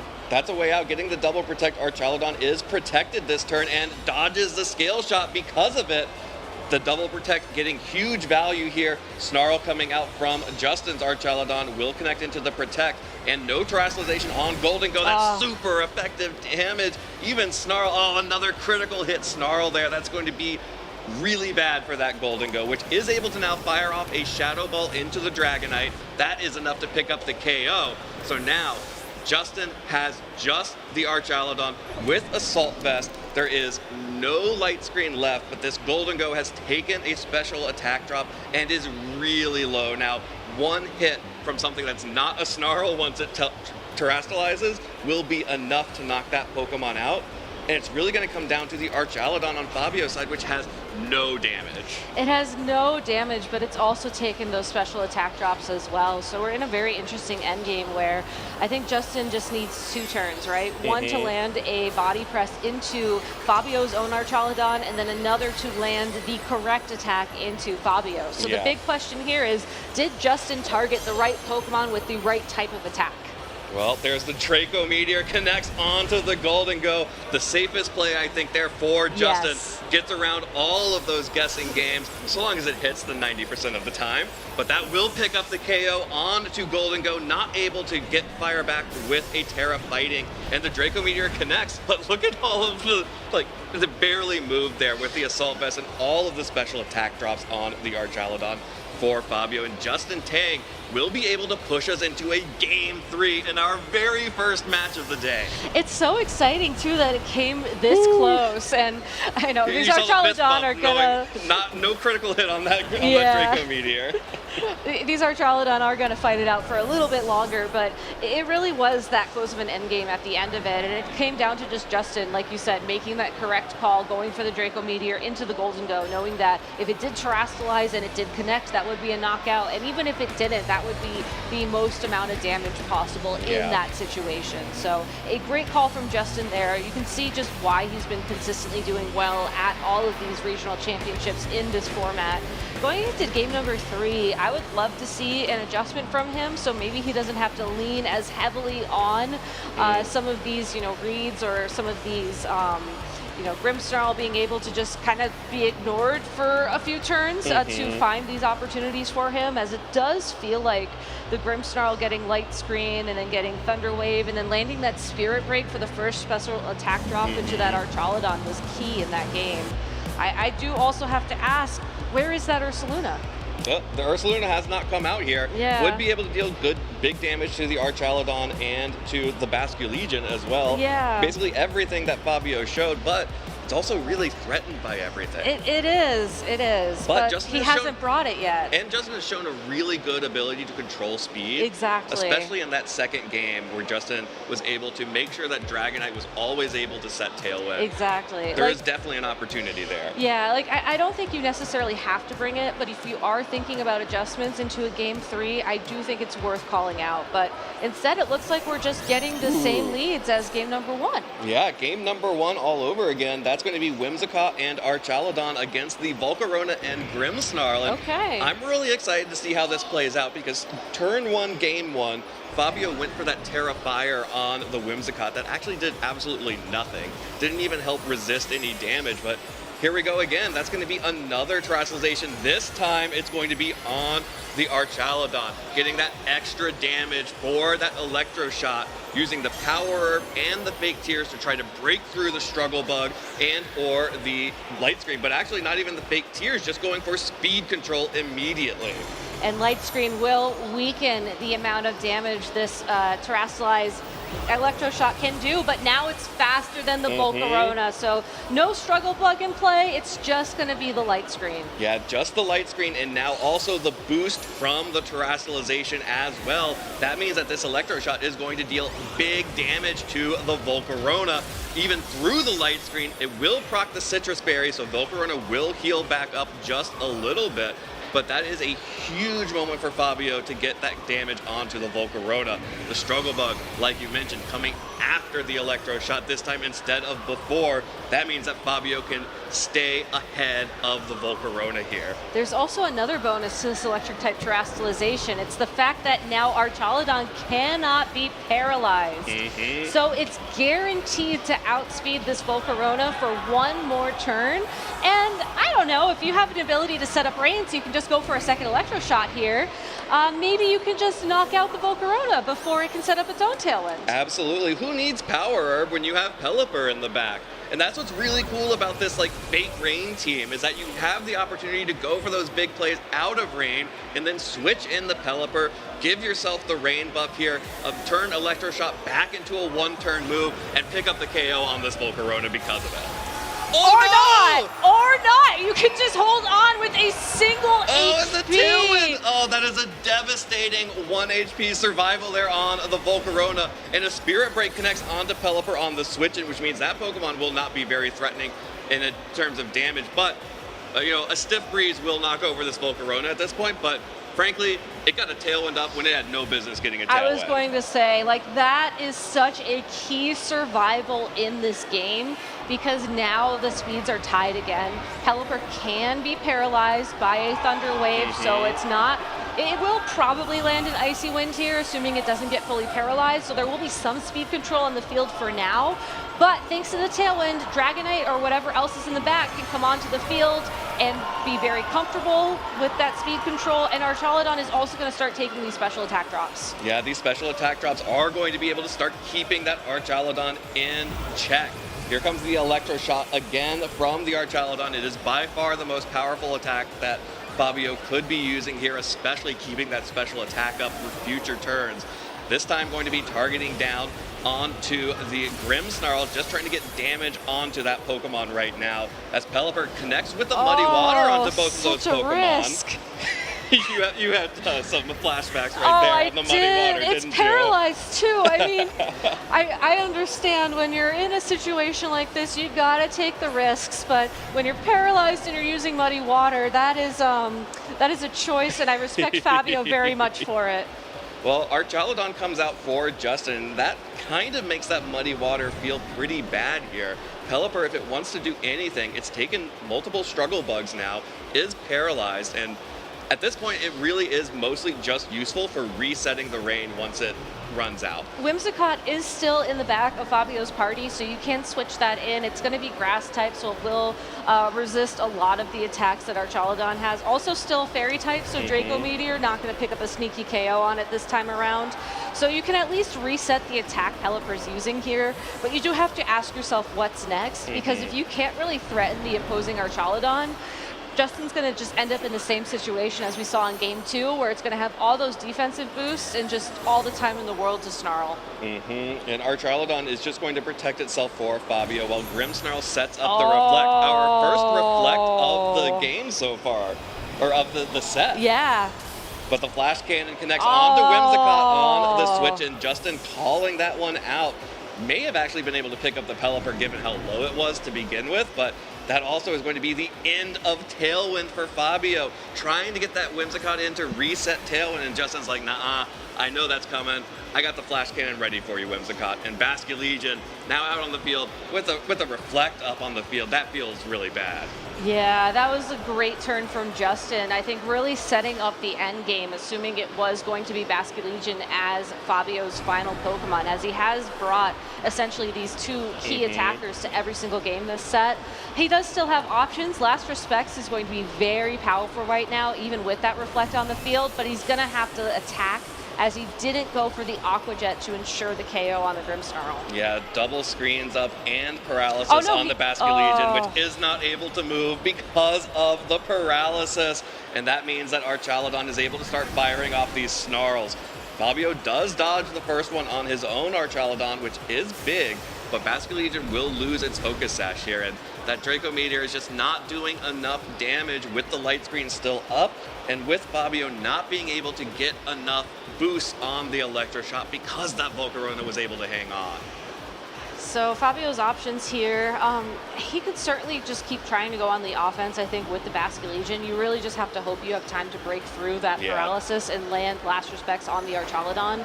The nice thing is that I don't think these stamina boosts have added up too much yet. Not yet. It's just the Reflect that you really have to worry about. And then you let your Archaludon try and pick up the KO on the Grimmsnarl before it's able to start resetting screens or really using Spirit Break to lower your special attack further. Yeah, and Fabio is having to go back to the Electroshot to rebuff its special attack of that Archaludon after those Draco Meteor drops. That will connect on to the Grimmsnarl, gets one of those drops removed, and picks up the KO onto the Grimmsnarl finally. But that means now that Justin gets to bring in his final Pokemon, which, if history is any guide, is going to be that Dragonite, which looks really good in front of these two Pokemon and a paralyzed Pelipper in the back. Assuming it can land its Scale Shots. Assuming it can land its Scale Shots, and that's kind of the name of the game here. And just look at how much of a difference that Reflect makes in terms of the Last Respects. That did hardly any damage this go around. Yeah, without the Reflect, that may have put that Archaludon into the danger zone, but right now it's still barely hanging on here. And there's enough turns of Reflect as well in this game that I don't think Fabio is going to be able to stall it out. So we, again, once again, we are in this situation where Fabio has to hope for a critical hit to just try and avoid the screen altogether, or just hope that he's able to take advantage of maybe a misplay on Justin's part or a Scale Shot miss, and that might not even help now as Dragonite goes ahead and terastallizes into the Fairy typing, so Draco Meteor no longer an out, and even Icy Wind no longer an out. Yeah, I really like that terastallization from Justin. It's super safe there. You have the multi-scale already, and so you're not super afraid of the rest of Archaludon's attacks, but you are afraid of an Aqua Jet plus a Draco Meteor there. Especially a Draco Meteor critical hit, may be able to pick that up, but with that Draco Meteor from Archaludon knocking out the Basculegion, that brings us back to just Pelipper and Archaludon for Fabio. And once again, Dragonite does what it does best, which is not land Skill Shots, but instead hits the Tailwind. Well, Tailwind always works. Always works. That's why you Except click for it when first. you're paralyzed, I suppose, or maybe, I don't know, asleep, or one of the other status conditions out there. Confused, possibly, like we saw in Game 1. But no, you're absolutely right. Like, I think one of the reasons why Dragonite has been so popular in Regulation H 2.0 is the fact that it is one of the more consistent Tailwind users that can also deal damage. I mean, we've seen from Whimsicott, it can set Tailwind with Prankster, but the damage afterwards sometimes struggles a little bit. But just look at how much Scale Shot does to Pelipper. That was only 3 hits to take it out with the Scale Shot. Yeah, easy, clean KO there from the Dragonite hitting the Scale Shot. That means Pelipper goes down. Archaludon for Justin Tang should be able to pick up the KO onto Fabio's Archaludon with this body press. That's going to be a Game 3 win for Justin Tang. And after dropping his very first game of the day and of the tournament, an incredible bounce back there from Justin to take Game 2 and Game 3 and advance 1-0 heading into our second round. But what an incredible match to start off the day with. I was so impressed with Fabio's play throughout that entire 3-game set. I was as well. I think it was really clever how he built the team. Like you were saying, with the fake rain mode, being able to utilize both the Power Herb, the Terra Electric, the Pelipper very cleverly. That's a word, right? Yes, 100%. Awesome, thank you. I knew you had my back. To just deal so much Volcarona. Damage, and had that gotten the KO that turn, you know, we could have been looking at a significantly different game. Absolutely. That survival from Volcarona was so huge, giving Justin the opportunity to match Tailwind, set up Tailwind on his own. Incredible survival there from the Volcarona. May have been a roll there, but just incredible survival, incredible play there from Justin to then capitalize on that moment. Yeah. It's one of those things where you're just like, oh, I hope I survive, and I think Tailwind gives me the best opportunity here, but then to have it happen and then be able to then maximize the most you get out of that, especially when you know your opponent has just been planning for that KO to happen, is a really high-level skill to have. I was going to say, I know that sometimes when you're playing a game like Pokemon where anything can happen, it's very easy to just get into this mental trap of, oh, well, this is going to KO, it's over. Yep. But being able to play to your outs on the off chance that the random thing does happen, you are able to take the hit, you are able to set up Tailwind, is the sign of an accomplished trainer. So I think that Fabio played that game excellently. You know, I think that was such an aggressive start to Game 3 that really set him off on the right foot, and I hope that he's able to bounce back from this, because it's a really cool team, and I think he played it incredibly well. Yeah, I would not be surprised to see Fabio later on in the tournament, especially heading into Phase 2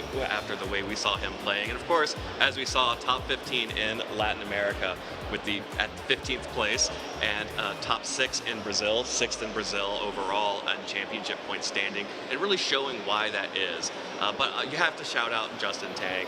Really well controlled, really patient play there in both of those end games in games 2 and 3, and honestly in game 1 as well. Yeah. And that takes a lot of practice, honestly. Like, I feel like that's something I always admire Justin for, like his ability to play these slower teams and play them well throughout Phase 1, throughout Phase 2, throughout Top Cut, throughout Finals. Like, that takes us so much mental stamina coming into a day like today. You know, it's only round 1, and here we are, you know, 3 games in. Came down to literally the last turn in almost every game there. To be able to play that level of Pokemon for as long as you need to do consistently well at these tournaments is a very, very tough skill to have. Absolutely, and Justin has proven that he has that in him. Of course, won 2 regional championships in his first year playing the video game championships. I think has only made top cuts at regionals he's attended so far.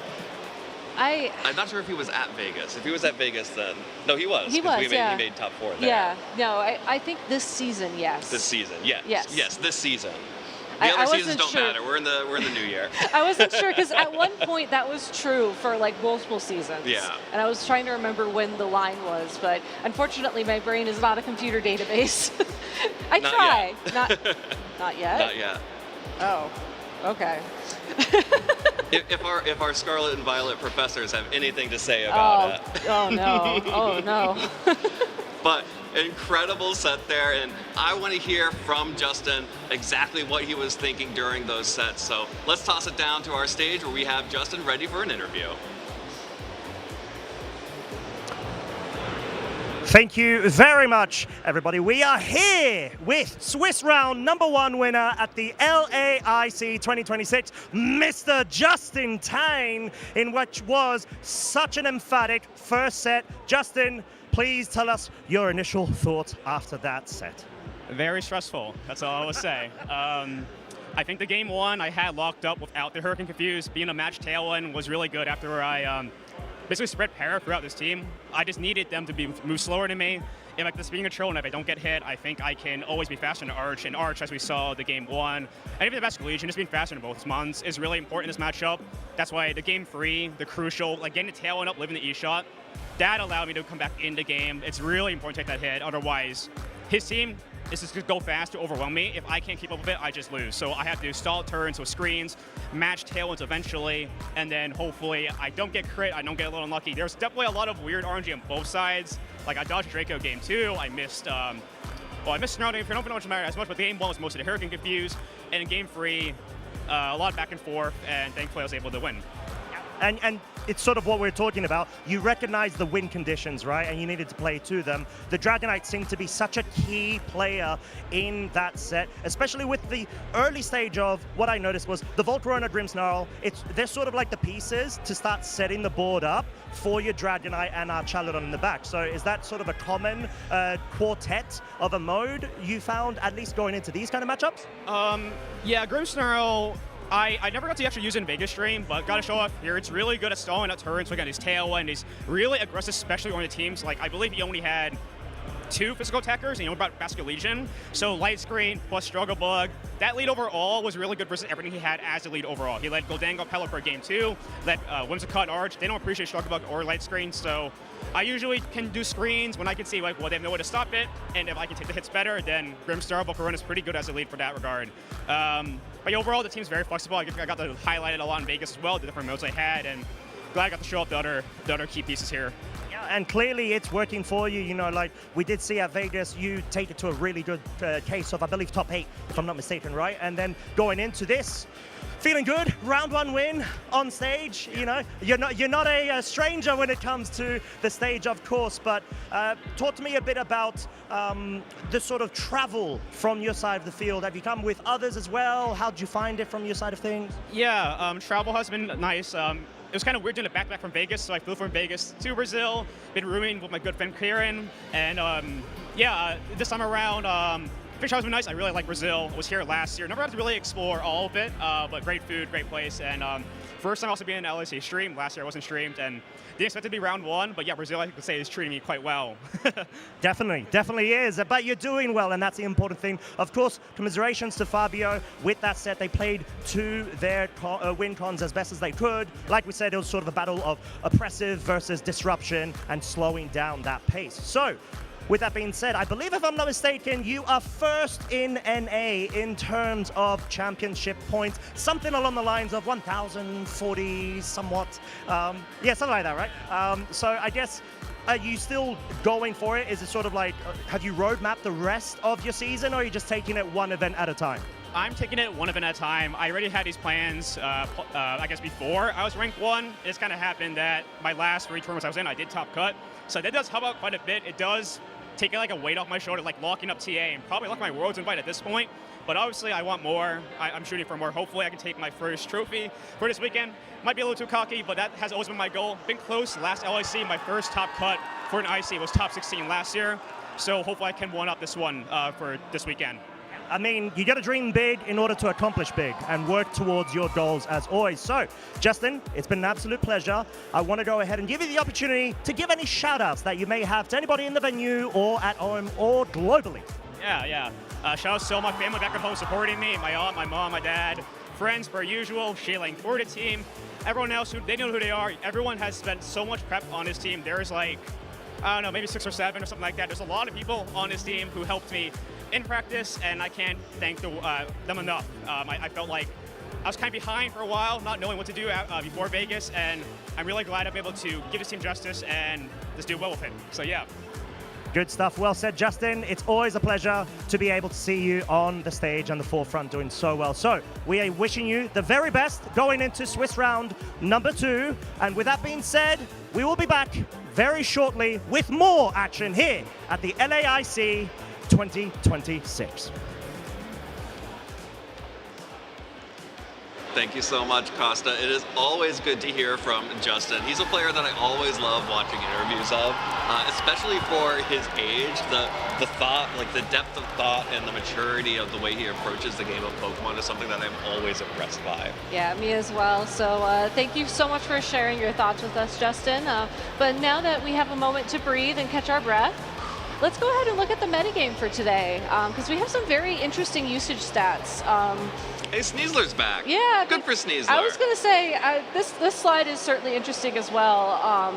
I was thinking more with the lesser used Pokemon that we got a sneak preview of. I'm going to pull that list up. Why don't you run us through some of the more common picks? Yeah, so the top row here, of course, is extremely common to everyone who is familiar with the Regulation H VGC meta. You could just slap all 6 of those Pokemon on a team and it would work for sure. The Rillaboom and Incineroar have been best pals for as long as Incineroar has had Intimidate and as long as Rillaboom has been able to set up the grassy terrain. And they have always found good partners in Golden Go in this meta, and especially in all of Scarlet and Violet. As soon as those two were legal and Golden Go was as well, instant BFFs. Do you think they all like hold hands when they're next to each other on the graphic? Because Golden Go kind of looks like he's like, come on guys, bring it in. Bring it in. No, I honestly, the other thing that I'm not surprised about seeing Incineroar doing this well, number 1 at an IC is that over 50%. It's one of the most consistent Pokemon I think ever created for the Video Game Championship Series, and I do think it was created for the Video Game Championship Series at this point. I mean, it's typing, the moves it gets access to, its abilities, its bulk. There's so many different ways you can run it. There's so many different ways it can support your team. Like, it really is just one of those Pokemon that we joke about it, but it is just like the Pokemon for VGC. It used to be Landorus back in the day, but then Incineroar showed up and was like, nah. Landorus may still get some usage when we go back to Regulation F. Yeah, but maybe. Incineroar is still at the top of the charts for sure, and Dragonite has been extremely enjoying this Regulation H meta. As soon as players realized that they could put Scale Shot and Loaded Dice on that Pokemon, and that would be enough damage to carry them through most times that they need Dragonite to deal damage. And also you have Tailwind, and of course you still have to pay the Dozo tax by having Haze on your Dragonite. But players have found a really good usage of Haze, in things like pairing it alongside Golden Go, so you get rid of those nasty Make It Rain drops. That's why Dragonite is still sitting at a third of the field here using a Dragonite, which is probably the highest usage that this Regulation H meta is definitely the highest usage we've seen Dragonite have historically. For sure, and I think it also is one of the few Pokemon that can run an item like Loaded Dice because of its ability multi-scale. Absolutely. It does give itself a little bit more bulk to make up for the fact that it can't hold a Citrus Berry or an Assault Vest, and one of those items that support Pokemon typically will hold in that role. So it's a very unique choice. I think it's been very successful in Regulation H in particular. I'm very curious if we'll see it sort of continue this success beyond Regulation H as, Scale Shot, Tailwind, Haze, those moves, utility is not going to go away once we leave this format. Though I think some of these Pokemon in the bottom row, I wouldn't be surprised to start seeing them, maybe disappear a little bit as we move away from this format. Annihilate is one of those Pokemon I think that's having a great moment in Regulation H right now, running Terra Fire with it, being able to hit Pokemon like Ursaluna with those fighting type attacks. If there's anything annoying out there that you just want to get rid of, Final Gambit's an option to just take it out in one hit. And of course, once you get hit enough times, Rage Fist can become one of the most highest base power attacks in the game. Yeah, this is absolutely the best that Annihilate has been since it was released. Yes. And it's the best because it is so versatile now. It's no longer forced to just into Mousehold as a partner with the Follow Me and Beat Up, or being a Choice Scarf Final Gambit user to set up Trick Room and get a free switch in. Instead, we're seeing things like, we're seeing Safety Goggles Annihilate, we're seeing that Pokemon with Taunt, also slow Annihilate with Final Gambit. We're seeing it as an Assault Vest user as well. This is a Pokemon that has been able to fill a number of different niches in people's teams. And that's why I think Annihilate is here to stay for the remainder of our Regulation H season. Likely to fall off as we start increasing the power level, however. For sure. And one other question I want to ask you, Evan, before we sort of wrap things up with this graphic. The Alolan Ninetales at 16.5%. Do you think that's an indication of people running Manuel's team, or do you think that's more just, you know, Ninetales, it is a good Pokemon, don't get me wrong. I mean, Aurora Veil, if you are able to keep the weather set up, there are no other weather setters on this top 12 graphic, which could mean that Torkoal, Tyranitar, Pelipper aren't as common in the field as we would expect. That could be an option. You know, we saw just how critical Encore can be in previous regionals. Disable as well, a huge move. I mean, Alolan Ninetales has all of those options in its kit. Do you think that people are just trying to adapt it to other teams, or do you think people are just sticking with what works? I think I would suspect the majority of these Alolan Ninetales are on at least some variant of the Lele team, which was, of course, the Incineroar, the Golden Go, Rillaboom, Blood Moon Ursaluna, Not You Dragonite, Sneasler, and Alolan Ninetales. Hey, what did Dragonite do? It wasn't on the original Lele team. That's what it did. But I think what's actually really interesting about this is you see Sneasler dropping down to 23.5 usage, Alolan Ninetales at 16.5, but that's also paired with the Volcarona at 19.6 and the Basculegion at 18.9. The Volcarona and the Basculegion in favor of, I believe it was the Sneasler and Ninetales for the original Lele team is what won Simone Sanvito his regional championship. So this is you can see the two variants of Lele here. There's Sneasler and Alolan Ninetales, and there's Volcarona and Basculegion, and then there's everything else.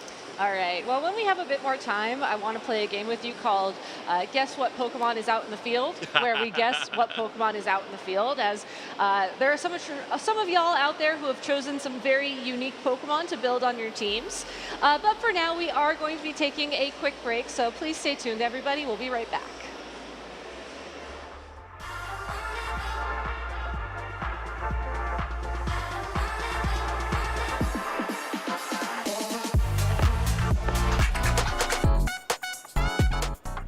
My favorite Pokemon is Xerneas. I just really enjoyed clicking Geomancy back in 2019. I really like its design, and being a setup Pokemon with so much power and pressure, I just really enjoyed using it. My favorite generation of Pokemon, I think it's both Gen 4 and 5. I started playing Gen 4. I love the Sinnoh region, I love the Pokemon of Sinnoh, and Unova also have great games with Pokemon Black and White and Black and White 2. I learned VGC pretty much by watching better players than me on YouTube. Back in the day, we didn't have official tournaments in Brazil, so my role models were pretty much players playing Worlds. There are a lot of people that I look up to in the competitive scene of Pokemon. I think mostly it has to be Wolf and Edu. They are two of the best players, and I really like their approach of the game. And also, there's a lot of videos of them playing on the internet. So when I was younger, I was able to watch a lot of their play style and their team building. And yeah, they're just so good. My favorite city was definitely Yokohama. I had a great time in Japan. Food is great there, people are nice, and the country is just really beautiful. I think the favorite thing I did in Japan was going to Nara when I saw all the deers. It was really, really cool. They are so cute. And yeah, of course, playing Worlds there was also amazing. Marco Silva, he is just one step away. So it would be so amazing to see Marco be able to get the first 3-time international championship glory. I got into competitive play in 2016. I just stumbled upon like a YouTube video. From there, I saw that there was tournaments near my area. I did really well, and the organizers actually told me, yeah, you could probably play like a major event and you would probably do well, and that's what I did. My earliest memory from this game is definitely building my first team, trying out like new stats, learning new things about the game. It was really, really good. One moment in my career in which I wanted to quit was after the 2018 World Championship. It was my last year in the senior division, and I wasn't planning on playing anymore in the master division. I got really unlucky in my top 16 match, and that kind of made me like try way harder. I think one of the reasons that keeps me getting back to tournaments is definitely my competitive nature. There's a pretty good special attack, and it's just a one hit. No way. Since I first started playing, there's definitely way more people. It's really hard to keep up because, of course, you have to practice a lot. I feel like it's also way more fun because there's more competition. At first, I feel like I was living the tournament kind of in a different way. Like every time I was going to a tournament, I was like stressing out a lot about the teams that I was supposed to bring. Right now, going to a tournament, I tend to test way less, and I focus more on something that I know that I'm able to play well. My strategy going to this tournament was based on having a lot of different modes.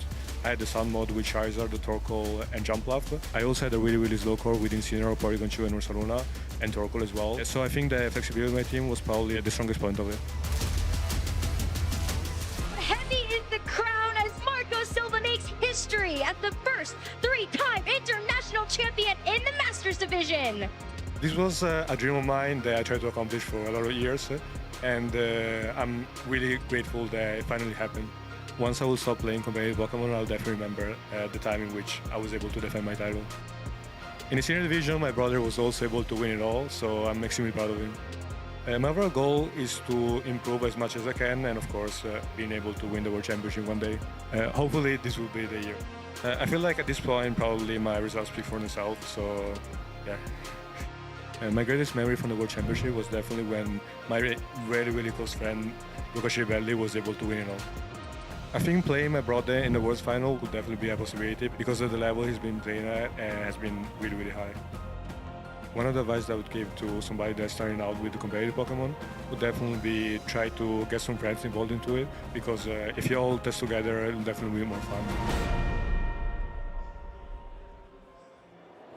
This could be the day he cements himself in Pokemon history. This is his moment. I'm Giovanni Siskian. I'm from Dallas, Texas. Imagine if you have stuck to your guns and you're going to win the World Championships as your first major title. There's so much pressure on the line here. It's absolutely surreal. I mean, I feel like everything and nothing at the same time. It's just amazing. My Pokemon type would be Dragon because of Koraidon. It was very instrumental to my victory. Another one-hit knockout for Geo. My favorite starter is Piplup because my brother, for his 8th birthday, received Pokemon Platinum. And so every time now I pick the water starter because of him. What makes Geo's team so threatening is the options feel endless. I first got into competitive Pokemon through the 2014 US National Championships, the finals between Alex Ogloza and Adib Alam. That best of 3 really motivated me to get into competing. And in 2018, I went to my first regional, and from there, I mean, you know the rest. As coming in as a trainer that hasn't had a major win yet, imagine if this is the one. I've never really considered quitting. I've been through some disappointing tournaments, but with the support of my friends, they've always encouraged me to keep on pushing, and they've always believed in me since day one, and I'm glad that I could repay them in this way. I was more so worried about strong players than strong Pokemon into my team because everyone's strong at the World Championships, and no matter the team you play, you're gonna have to give it your best and prove that you deserve to win every single round.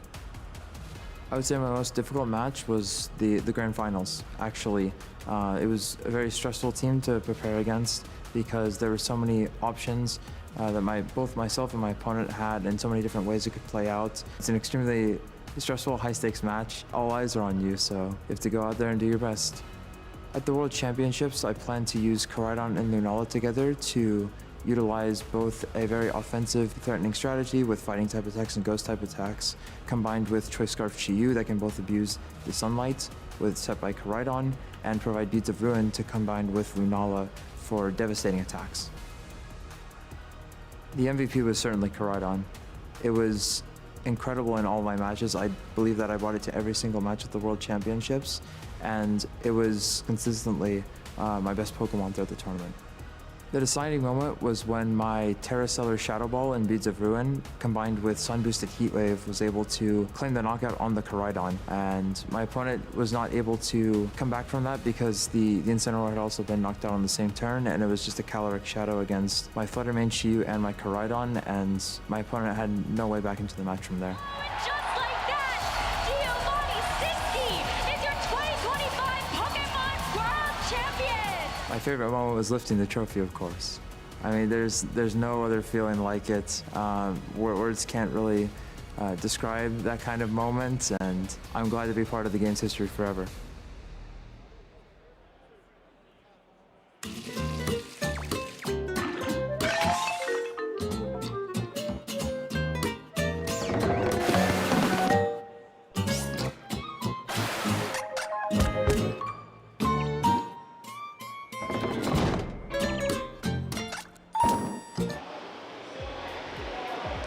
Welcome back to Sao Paulo for our Latin America International Championships.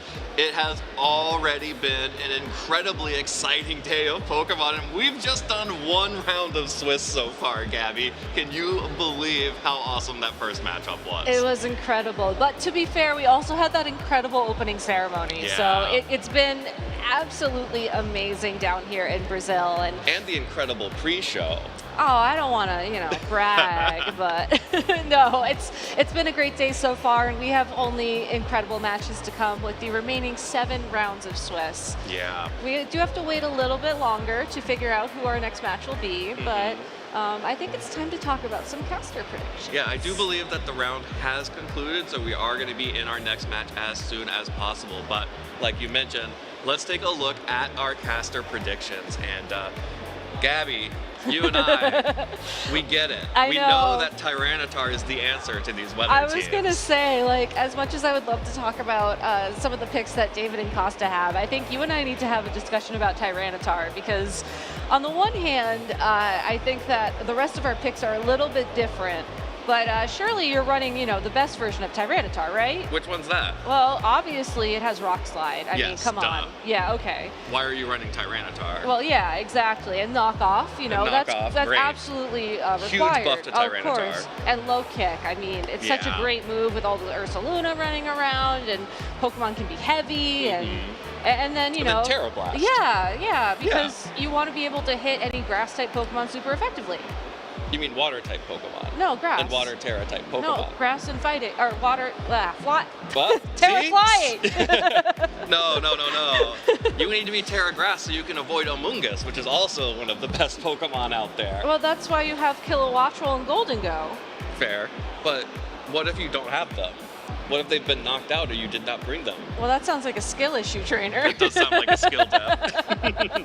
No, I mean, this is personal preference here, right? And I think this is all also just something really unique about team building for Pokemon. Personally, I like Terra Flying because it does give you outs against Amoonguss that are more damage-oriented, let's say. It also allows you to hit any fighting-type Pokemon, such as Annihilate. It allows you to avoid Earthquakes from your own Garchomp on occasion. Would not recommend relying on that consistently, mind you. Yeah, fair. But it does happen to work really well. Yeah, so, So tell me about this whole Terra Grass thing. Terra Grass is not as good as it used to be because Amoonguss has somehow fallen off our list of the top 12 Pokemon. Yeah, I don't understand that, honestly. I feel like that's a miss on our part. It's, it's not a miss on our part, it's a miss on our players' part. But, I still think, maybe this is because I came up through the harsh reality of 2011 when Amoonguss was one of the best Pokemon in the format, and every generation since. But I will never disrespect Amoonguss, and I will never not have at least one Grass Terra type or a safety goggles user on my team. That is fair. I will agree with you, because I do remember multiple finals from multiple tournaments where the win condition has been, I have Amoonguss, you don't have an Amoonguss answer, I press the Spore button. Yeah, you lose. Yeah, which admittedly can be very frustrating, especially when you are at these bigger tournaments like an international championship, when there is so much in the metagame you have to cover, and you look at the top 12 Pokemon from our previous tournaments, and it's like, well, I don't see Amoonguss, and then you just sit down across from the Amoonguss, and yeah.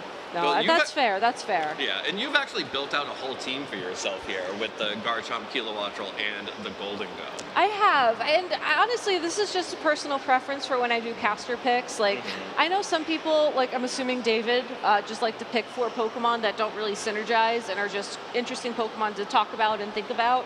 But for me, I think it's more interesting to talk about archetypes. because when I'm thinking about team building, I think about the archetype first, and then I kind of fit the Pokemon to that. And in my opinion, I think that the Sand archetype right now is just in a very unique position. I don't think it's necessarily guaranteed to win, because if you run into enough Lele teams, played by very skilled people, it's not going to be the best time, especially with Garchomp. But if you are hitting teams like Sun teams that we've been seeing do very well right now, if you are hitting more teams that are, you know, a bit further field from Lele consistently, then you do have a better chance to win. And at least in my personal experience recently, I've been hitting more of those teams that are trying to break Lele, which is where this team shines. Yeah, absolutely. If you can get into a moment where you're not having to dodge some of those things, like you don't have to worry about a powerful ice type attacker, especially. Yeah. You can actually do really well with these Pokemon, and Kilowattrel in particular is a Pokemon that's really having a moment at this end of Regulation H 2.0, both on sort of sand teams like this, but also, of course, on that Porygon 2 Ursaluna team that has now won 2 regional championships, sort of flying under the radar. It has been as successful as the Lele team. And it's fascinating because it's, you know, it certainly gets really great typing. You know, flying type Pokemon have always been advantageous. I think a lot of people, if you're familiar with the history of VGC, would argue that Talonflame is probably one of the best flying Pokemon in VGC history. Getting access to Gale Wings for Talonflame gives you priority Tailwind, but for Kilowattrel's sake, you have competitive, which means that anything that drops your stats will give you a +2 special attack boost. And let me tell you, when your opponent is forced to switch in their Incineroar so they can take an Earthquake from, let's say, a Garchomp, or maybe even an Earthquake from a Ursaluna that's already activated Guts with its Flame Orb, and then you get to +2 special attack at no consequence to your Kilowattrel, those Thunderbolts really start to hurt. Yeah, and the Air Slashes, which give you that good flying type coverage that you're always talking about. That too. And that's a really interesting point, because like the typing is actually sneaky good. Historically, flying sneaky good. Like historically, flying and electric has been a really dominant typing in the VGC metas. You know, of course you have Thundurus Incarnate, of course, when pre-nerf or pre-rebalancing of the Thunder Wave and Swagger ability attacks. Thank goodness, by the way. That, if we want to talk about flashbacks, that's another one. Yeah. And then, of course, even before that, Zapdos, of course, the original partner to get Garchomp with using Discharge and Earthquake next to each other. Yep. That has been, you know, one of the most common sort of offensive/defensive pivot typings that we've had in VGC, especially in the early days. So no real surprise to me to see that Kilowattrel is starting to come up here, especially in this sort of reduced power meta of Regulation Age. But I mean, if you want to talk about Pokemon having a moment, I do think Farigiraf is kind of in vogue right now too, because it, you know, it was a Pokemon that was very, very common in Regulations I and Regulations G? Yes. Okay, yes. I had to like do some alphabet math there for a second. You know, when we had single restricted and double restricted Pokemon allowed in the format. And then at the start of Regulation H, it was like, well, I need to go take a break for a little bit. You know, I had to deal with all of this really powerful Pokemon, but now it's, all of a sudden it's back. And I think that it's really interesting that people have returned to its Arbor Tail ability to block priority. I think you mentioned that it does a surprising amount of damage at one point. So why don't you walk me through why it's one of your caster picks? Well, Farigiraf, of course, has one of the most broken abilities of all time in Armor Tail, which is going to prevent any and all priority attacks from your opponent, whether that be a Fake Out, whether that be a Prankster boosted taunt in particular. Any type of priority attack is blocked simply by Farigiraf being on the field, which is a huge benefit to a lot of teams, especially both. You know, I really just think of them as offensive teams. You have sort of the two different versions of it, right? You have the eruption spam that we saw, especially in Las Vegas, was the real trendy team at the time. As well as you have the Trick Room variants where, you know, you're using that Armor Tail to protect your Trick Room sweepers from fake outs and things of that nature. And, you know, with a throat spray boost especially, you do deal a surprising amount of damage from that Farigiraf. All right, well, I think I'll have to keep this in mind. I know Regulation H is winding down, but there's always the opportunity to, write stuff down for the history books, maybe. And we actually have a nice VGC history lesson queued up for y'all at home, so we'll be taking a quick break. Hey, Pokemon trainers. Welcome to Pokemon Championships History, a series where we showcase important moments throughout the history of competitive Pokemon. I'm Jake Muller, and I'd love to take you back to the World Championships in 2015, the year Mega Kangaskhan claimed her biggest victory. But first, we need to go back one more year to 2014. Pokemon X and Pokemon Y introduced Mega Evolutions to competitive Pokemon, and Mega Kangaskhan dominated the metagame throughout the entire season. However, when the 2014 World Championships rolled around, Mega Kangaskhan fell to the wayside, failing to make a single appearance in top 8. Although Mega Kangaskhan surged back into the metagame as we moved into the 2015 season, its place at the top became crowded thanks to the introduction of even more Mega Evolutions from Pokemon Omega Ruby and Pokemon Alpha Sapphire. As the World Championships loomed, the community wondered whether Mega Kangaskhan would once again be pushed out of the metagame by a high presence of Pokemon that could counter it. Anticipating this, many players from Europe and North America opted not to include Mega Kangaskhan on their teams, fearing history would repeat itself. Japan, however, had something else in mind. Just 2 months prior at the Japan National Championships, Shoma Honami claimed first place with an early version of a team structure that would come to be known as Chalk, which featured Cresselia, Heatran, Amoonguss, Landorus Therian, and Mega Kangaskhan. This team composition boasted an unmatched combination of power and flexibility, leading Shoma and many other Japanese players to ride the Mega Kangaskhan wave all the way to Boston. As the 2015 World Championships progressed, it became clear that Chalk was the team to beat.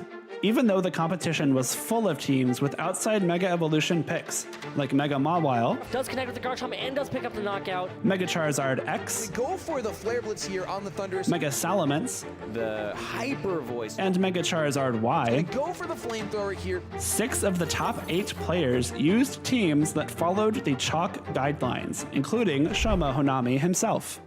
While the extraordinary success of this team composition at the biggest event of the season was astounding, even more interesting was the variation seen within Chalk, just inside this top 8. While all 6 teams had both Mega Kangaskhan and Landorus Therian, many players opted for some alternate options for the remaining Pokemon. Heatran was substituted for a different Fire-type Pokemon on 2 occasions, with one player using Entei and one choosing Volcarona. The 6th Pokemon on the team ranged from Thundurus to Aegislash to Tyranitar to Scrafty. Sylveon made an appearance in place of Cresselia in one instance, and one player even gave up Amoonguss to run both Aegislash and Thundurus. The 2 teams in top 8 at the World Championships that did not make use of Mega Kangaskhan were both defeated in the quarterfinals, meaning that Mega Kangaskhan was guaranteed to have her day in the sun. Players shake hands, knowing that the game is over. Rotom Wash falls, and the crowd reacts, ladies and gentlemen. Yosuke advancing. We've seen him. This is the 2nd time on stream, playing incredibly well. After taking down Naoto Mizobushi in top 4, Shoma Honami would be met in the finals by fellow Japanese player Hideyuki Taida, whose Volcarona set him apart from the rest of the field. Oh my God. He's done. We get a medic in the field. The championship match was a back-and-forth affair. Shoma won Game 1 thanks to consistent damage output from his Landorus Therian and clever use of disruptive attacks like Thunder Wave and Swagger. And here we go. Will it be able to hit through Confusion is the question. No, it hits itself. Huge. Shoma very excited. But Hideyuki turned the tides and even the score at 1 game all after his Pokemon broke through Confusion on crucial turns. A lot on the line for these 2 trainers. Almost $20,000 in prizing here as it hits through with a big Shadow Sneak, and I think that will pick up the feint here on the Thundurus. It is definitely at this point looking like Hideyuki's taking it to a Game 3. In the deciding game, Shoma made expert use of Heatran's defensive utility and offensive power, proving that the original Chalk Fire-type Pokemon was still #1. Should do a ton here. Oh my gosh, picking up the Fate on Hideyuki's Pokemon, as well as catching the burn, activating the weakness policy there, but the burn is absolutely huge, and it's only a matter of protects before this one is over. Fittingly, Mega Kangaskhan re-entered the field right before Hideyuki conceded defeat. Shoma's decision to stay true to his run to the Japan Nationals title with the original components of the Chalk team composition paid off, as he became the 2015 Pokémon World Champion. Shoma Honami is your 2015 Pokemon Video Game World Champion. Thank you for watching, and let us know some of your favorite moments in VGC history by using the hashtag #PlayPokemon.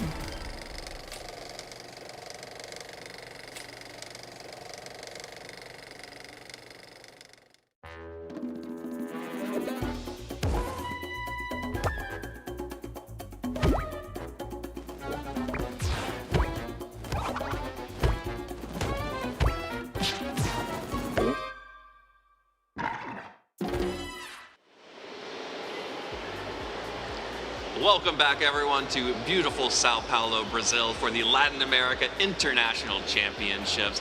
We are wrapping up round 1 still. We have one table left out in the field, but Gabby and I are still here, and we are still excited about this tournament because it has already been incredible. And you know what? I'm willing to wait for another match like that first one. I think so too. We got a nice shot of the crowd there as well. Some of the Unite play area. We saw some of the tables for Go, for VG, and I think TCG was a little bit further back.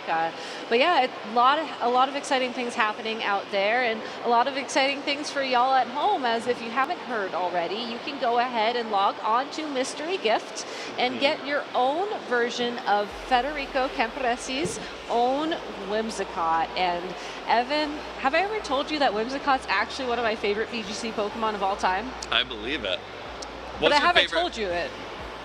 Actually, No. I was going to say, I don't think I actually have. So when I was getting ready for the last chance qualifier tournament for Worlds in 2011, I was working a part-time job that summer that required me to sit at a desk for many hours doing nothing. And I actually shiny hunt a Whimsicott for that tournament. Yeah. What type of Whimsicott were you using? I was using a Tailwind Whimsicott on a Tailwind Trick Room team. Ah, yeah. Turbo Fast Row. Yeah, and this is exactly why if I had more time, I would have learned the Kilowattrel Trick Room team that's out in the field right now. But if you want to save time and get your own Whimsicott, already trained, ready to go, battle ready even, LAIC 26 Tailwind, and you'll never guess what the eyes are, Evan. What are they? They're ones. They're ones? Yeah. Beautiful. I love it. You should definitely go download this and make sure you redeem your Whimsicott, because this is a Pokemon that is evergreen in the video game championships. Because of that prankster ability and because of its moveset, like its move pool that it gets, there are so many different things Whimsicott can do. We saw in our first match that Whimsicott was a key component of Fabio's ability to keep up with Justin Tang's speed control because of that priority prankster ability. As well, the ability to use fake tears to boost the damage output was one of the key ways that he was able to keep up with the damage reduction that Justin was able to put off from that Grimmsnarl and the Volcarona together. And of course the Archaludon as well. So there's a lot of things that Whimsicott can do. Would you believe it can even be an offensive Pokemon? Yes, but I'm sure, honestly, if you haven't been watching VGC for that long, you might find that a little bit surprising because, when you think about Whimsicott as a supportive Pokemon, a lot of people will just train it in its HP and its speed as, when you're only using Tailwind, Fake Tears, Encore, those are really the only moves that matter. But given that it is a Fairy-type Pokemon and it gets Moonblast, those attacks can really add up, especially against some of the more frailer Dragon-type Pokemon out in the field. Yeah, and especially in our restricted metas, having so many different dragon types that are very powerful, having fairy type coverage is huge. And of course, we can't forget real ones remember Life Orb Whimsicott. Oh, those were the days. I really... Big KOs with energy ball. I honestly miss those days, if only because it was really fun to see this cute little cotton ball Pokemon dealing the big damage and getting the KO. I love a Whimsicott KO. Oh, good times, good times. Well, if you would like to try out some other of those strategies, and I think someone should bring Life Orb Whimsicott to one of their locals, you need to find your local game store in your local leagues, because it's so exciting to play and meet the people in your community who are also as passionate about VGC as you are. And Gabby, I know this is something that is so close to your heart. Make sure that people are scanning that QR code so they can find the event near you, because why, Gabby? Well, I mean, I want to actually give a moment to shout out my husband, Chalky, because, you know, we run a league together. We call it the Cheese League. Shout out to any Cheese League gamers out there. But it's really sort of a center of community for us, and it's given us a home, really, to kind of meet other Pokemon people in our area. You know, it's a very safe space for people to feel like they can be themselves, you know, be able to just kind of meet other people who are into the thing that they are into, to, you know, practice Pokemon in a very safe environment. You know, you don't have to worry as much about the championship points. You know, we do run, you know, cups and challenges, which do award points, but it's not these big events like the international championships or the regional championships. You know, you can try things like Life Orb Whimsicott, see how it does, and run things that are a little bit more offbeat or fun. We had somebody the other day who just decided to compete on a whim. Like, he normally shows up to our leagues just to play barbecues to get points for, you know, his sandwiches and sandwich ingredients. And then he just was like, you know what, I decided to play today. And he actually ended up cutting our most recent That's awesome. double header, which is when you run a challenge and a cup in the same day. So, you know, it was just incredible to see just how our community has grown and how people are getting more comfortable, you know, not just with the more competitive aspects of Pokemon, but, you know, trying new things. And I think that's something really special. And I know that's something that Chalky works very hard to kind of cultivate. And I know that there are a lot of other Pokemon professors out there who try and build those environments for their local communities. So if you're ever interested in trying out competitive Pokemon, I encourage you to please scan the QR code, go to Pokemon.com, go to the event locator, and find a league near you. Even if it's just something that you feel kind of awkward about showing up. I mean, I certainly did the first time I went to a local. I guarantee you, you will find your people, you will find friends, and honestly, it can be life-changing. Yeah, absolutely. I love competing in locals. There's just something so different about it compared to being at a regional or an international event, because it is, like you're mentioning, it's such a more relaxed atmosphere. It's more open. You have people that, you know, are in your community, so you know that they're nearby and they also like the same things that you like. Yeah. It's a really cool experience to be able to be there, meet new people, and be able to just bond over this thing that we all love, which is Pokemon. And there's all types of people there, and it's people who will show up to just do BBQs while you're doing a tournament, and it'll be the people who, you know, are going to Top Cut regional championships all at the same time. Yeah, we also have one local whose favorite thing is to run a metronome team. Mind you, they're in the senior division, so unfortunately we don't have too much competition for our seniors, or maybe fortunately, depending about how you look at things. But that means that they can just sit there with their all-shiny metronome team and press metronome for about 3 or 4 rounds of Swiss and have a great time. And I actually was able to trade some shiny Pokemon with them in Legends ZA a couple weeks ago as well, which was also very exciting. So please, if I haven't said it enough already, go to your locals, go make friends. I promise you, if you think you're the weird kid and you won't fit in, I was the weird kid and I managed to fit in, so you will too. Yeah, it's all of the weird kids fit in at your local events in some way or another. Yes.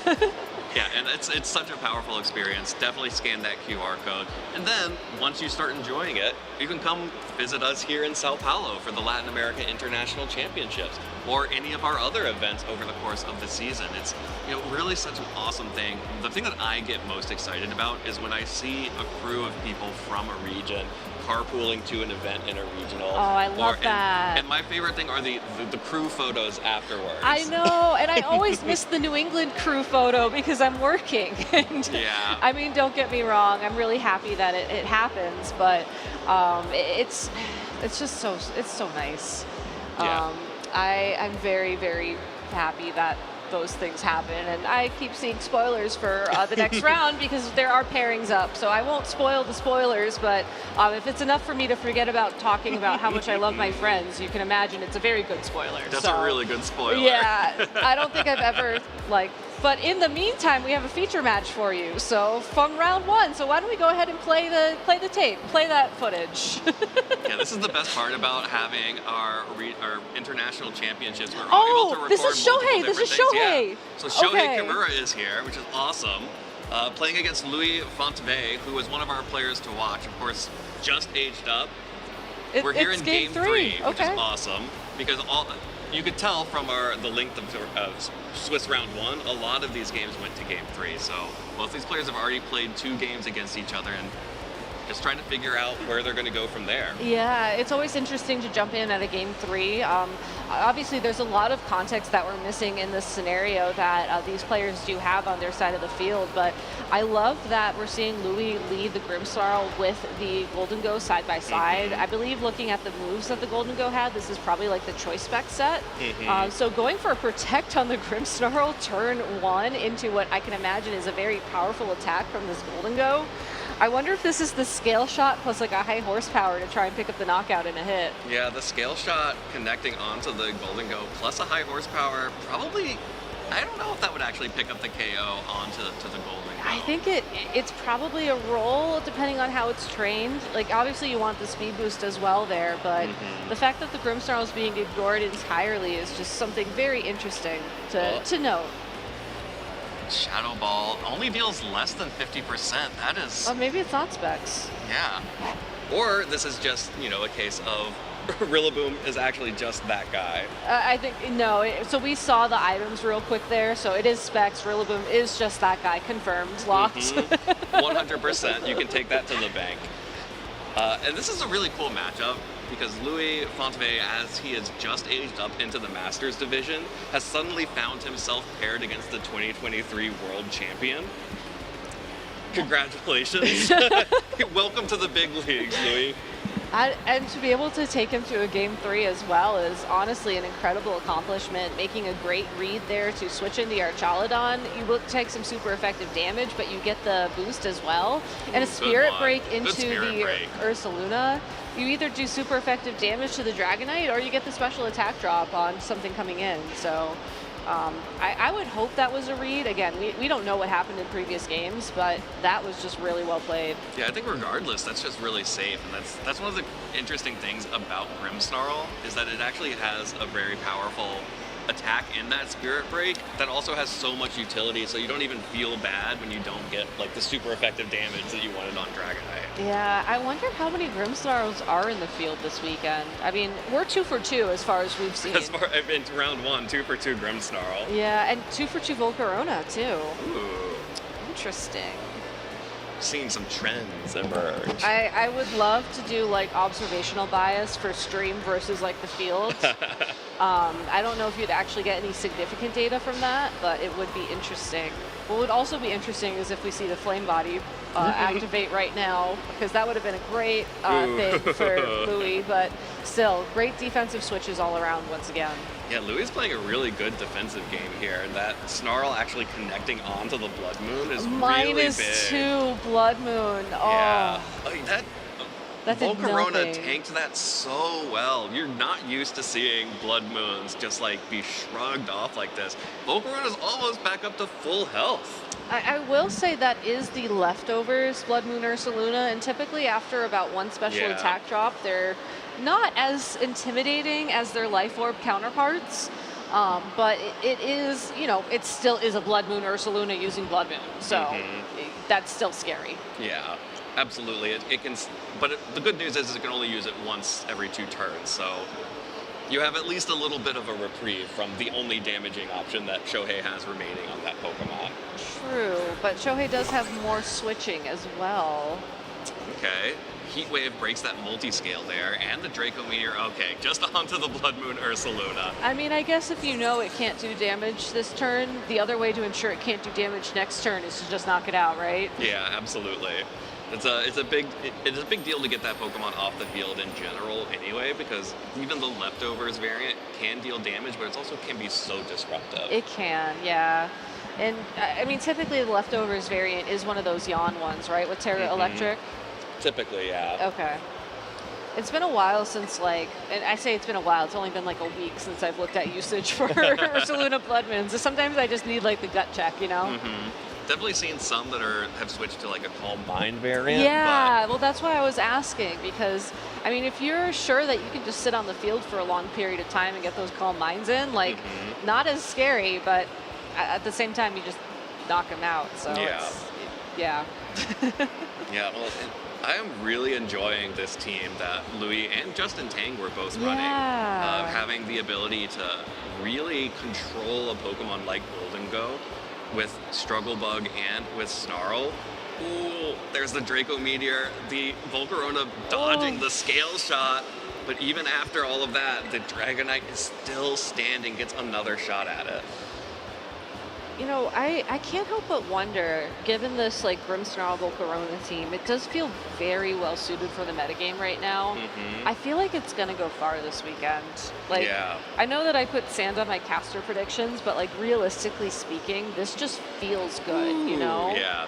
Well, it feels good to get a knockout onto Dragonite and over 50% damage to Golden Go in one turn. And Golden Go, unless it's running Power Gem, won't be able to do much back. And seeing Nasty Plot means it probably does not have room for Power Gem. Yeah, that's definitely just going to be Make It Rain and the Shadow Ball. And you can Nasty Plot as much as you want, but this Archaludon is very happy to sit in front of you and just snarl away. In this grassy terrain, it's good for the Golden Go, but it's better for the Volcarona. I was going to say, Louis is just miles ahead of Shohei right now, and it really is the Volcarona that's allowing him to be. I am very curious what Shohei has in the back, because based off of what we've seen, it's been Dragonite, Rillaboom, Golden Go, and the Ursaluna that got knocked thank out. you. I was like, I know it's the team. It's the team that we're going to see all weekend, and it's very interesting to me that you know, we are in a Game 3 situation here, and yet Louis is so far ahead. Yeah, like this really feels like Shohei has no opportunities here. Like the fake out is good to get the Golden Go a second Nasty Plot to start removing some of those drops, but I just don't see how Shohei is going to be able to capitalize on this, especially with Grimmsnarl back out on the field. Very easily can just set up a light screen and then what? I think that's exactly what we saw him lock into, honestly. Me Lumiere. It does sound kind of nice in French. Yeah, it has to go in for the Shadow Ball because it's the only thing that's dealing damage to that Archaludon. And good damage, but really need that Pokemon off the field because Golden Go is in Snarl range. Oh, okay, outspeed. Oh, okay. Nope. That needed to crit, I suppose. Archaludon will shrug that off every time. Oh, but Golden Go hanging on is kind of big. Shohei needed that. Yeah, no, 100%. So that was like +2, -1, -1. +2. +2. So it should be at +2 still. Yeah, light screen. Yeah. So that puts it at about neutral.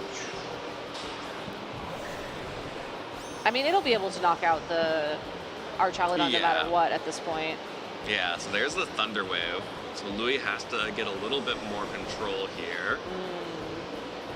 Of course, the Golden Go is also within potentially Life Orb recoil. Ooh, gets the KO on both of them. I think it holds on right, barely. because of the grassy terrain. Yeah, if there wasn't grassy terrain recovery the previous turn, Life Orb would take it out, but it like almost negates it every turn, right? Like I think you take 1 or 2 HP net after recovery. Yeah. So Shohei switching in the Rillaboom to get that fake out onto Archaludon to create the space for Golden Go to get that second Nasty Plot has really gotten him back into this. But there is still that Volcarona in the back and a Choice Specs. Whoa!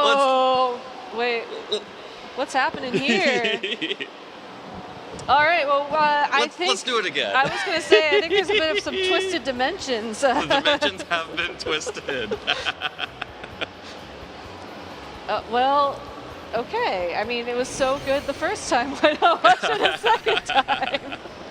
Well, this is actually an interesting moment in the game. It was very interesting. Yeah, I'm a little bit lost. Yeah, because getting the Rillaboom back out on the field here, being able to, I believe this is when Rillaboom is able to go for the fake out. Yeah. Yeah, so Volcarona retreats, Rillaboom fake outs into the Archaludon, and that creates the space for the Golden Go to go for the second nasty plot here. And it does, the trade is that Grimmsnarl comes in and could go for that, go for the light screen next turn. Yeah. But getting this additional +2 is going to be really big for Shohei to actually get some damage onto the Archaludon. Do you trust me? I trust you. I'm going to press a button and see what happens. Okay, we jumped, right? We time traveled? I'm going to press it again. Yes. Do we time travel again? Yes. Okay. So it turns out I can control time. You control time, Gabby. Wait. There's the light screen. Maybe I don't control time. I could control time once. You control time to a limited degree. You know what? I'll take it. That's more than I ever expected to get in my lifetime. No, I'm really happy to see that moment in particular again, Yeah, though, because yeah. I missed that special defense drop, which is what allowed the Golden Go to then pick up the KO onto the Archaludon. Perfect. So there was a reason for our twisty turn dimensions. But Louis did actually end up winning this game, so it's currently up 1-0 in the tournament. Shohei, honestly, will probably be able to come back, but what a close set. Yeah. And speaking of close, we are so close to starting round 2 of Swiss here with Victor Mendina versus Yuma Kinugawa. This is an incredibly hyped matchup for the second round of Swiss of the day. I can't believe that we are already getting matchups of this caliber heading into round 2. Of course, Yuma Kinugawa is coming off of his time in Las Vegas, where he was running a different variant of this Eruption team, which lacks a critical piece of that team that you might be surprised by.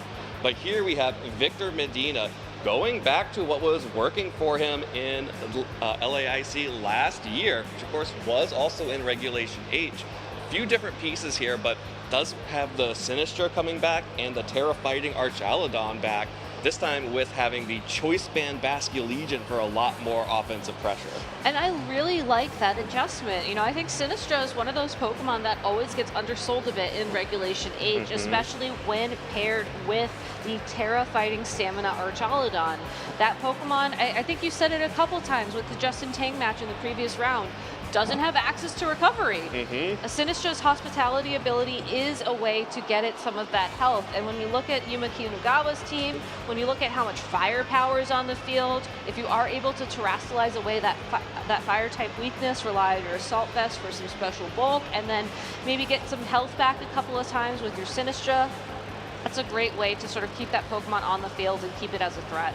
Yeah, the other thing that Victor has here to limit some of that firepower that you mentioned on Kinugawa's side is, of course, the drizzle from Pelipper. So having the ability to set the rain will be a big deal for negating some of the power of Yuma Kinugawa's Eruption team. Exactly, and I think this is going to be an interesting matchup in the sense that it's not just going to be a rain versus sun game. I think there's also going to be the possibility for some Trick Room shenanigans. Maybe our little moment in time there was a preview of this match. Just given the fact that the Ursaluna on Victor's side of the field and looking at Yuma Kinugawa's team, those Pokemon are typically a lot faster than Ursaluna can be. You know, Trick Room would be a great way for Victor to sort of secure an early game lead and then have Switchland Basculegion clean up.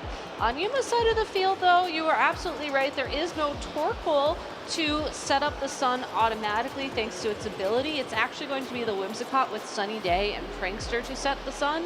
But that does mean that if Pelipper switches in to set the rain, Whimsicott will go second because it's a move to set the weather. So that will give Yuma a bit more flexibility in how to set up the sun, and I think that will make the Typhlosion a bit easier to navigate as a result. Absolutely, and Pop Quiz in the chat who remembers Babiri Berry from back in the day? We were just talking about how we missed the type resist berries on Pokemon, and apparently Yuma Kinugawa also agrees, getting the Babiri Berry to reduce the steel type damage, removing that weakness for one turn from the Whimsicott. Which does free the Whimsicott up to have a Terra Ghost to avoid the fake outs. And also does have that Sunny Day ability, and that could come into play because this is the Archaludon on the other side, which would typically want to match into that Whimsicott. It is, though, an interesting question because other than like the Whimsicott and the Typhlosion, looking at Yuma's team, I do wonder what the other pieces that he brings are going to be. I think the Blood Moon Ursaluna is going to be critical just because it does so much damage, especially when holding that Life Orb. Incineroar would be a nice pivot if there wasn't so much Rain and Ursaluna on Victor's side of the field. So maybe you look to the Farigiraf or the Flamigo even to deal some more damage. Yeah, we haven't talked about Flamigo I know. yet. I really hope we get to talk about Flamigo, but it's not going to be a lead, at least for Yuma. All right, Yuma will be leading the Incineroar and the Blood Moon Ursaluna, while Victor goes straight for the Rain mode. So no Whimsicott and the leads for Kinugawa, and no Torkoal in the back because it's not on the team, means that Victor does have control of the weather here. That is the downside of not having the Torkoal here. Kinugawa will not be able to change the weather unless Whimsicott is on the field and actively doing something. A very strong lead from Victor here because had it been the Whimsicott and the Typhlosion, he would have been in a very tough position, but instead just making a great call and now doesn't have to worry about being flinched on the Basculegion and can land a very powerful Wave Crash or a Flip Turn into either of Yuma's Pokemon to switch out the Basculegion or possibly even get a KO turn 1. Yeah, either of these Pokemon on Kinugawa's side are going to take an extreme amount of damage from any water type attack coming out from this Basculegion at this point. Of course, it is choice banded, so it's going to deal so much damage through the Intimidate. That's a one-hit KO with a critical hit onto the Incineroar. So Kinugawa loses a critical piece of the strategy here that is going to remove the Incineroar from the field, and that means that Basculegion gets to switch out, and Victor has all of the momentum. And gets the opportunity to send in one of his two Pokemon in the back. And I don't know if you saw this, but when he got that KO, Victor just kind of nodded like, yeah, I expected that. Yeah, I get those. I get those. But sending in the Archaludon here is nice because, you know, again, no Whimsicott in play means that Rain is around for now. Obviously, if Yuma has it in the back, now would be a great time to send it in to remove that weather. Archaludon on Victor's side of the field is running Electro Shot, so if the Pokemon like the Whimsicott could take that electric type damage, you could try and build up special attacks.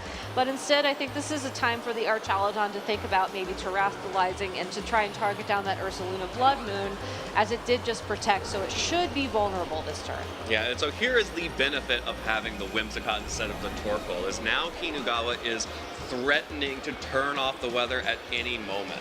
So Victor could try to go for an Electro Shot like you mentioned, start boosting the special attack, but at any point Whimsicott could use Sunny Day and then it's gone.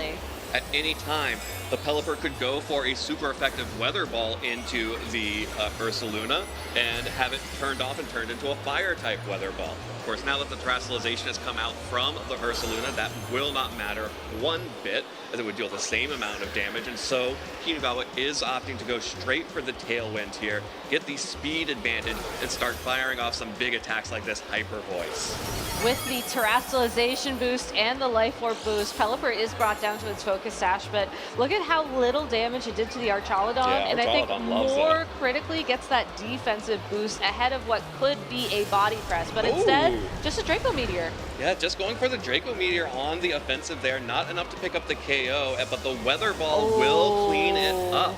Still with the Rain up, that is still a water type Weather Ball, so Yuma is going to have to get a lot out of the final Pokemon in the back. And the way these teams work with Eruption and Typhlosion is you're just trying to get just enough damage for Eruption to start picking up KOs. And now Kinugawa has the ability to set the sun, boost the Eruptions, and maybe have enough damage to take this one home. I mean, the tough part is that Victor can very easily switch in the Incineroar, take one Eruption.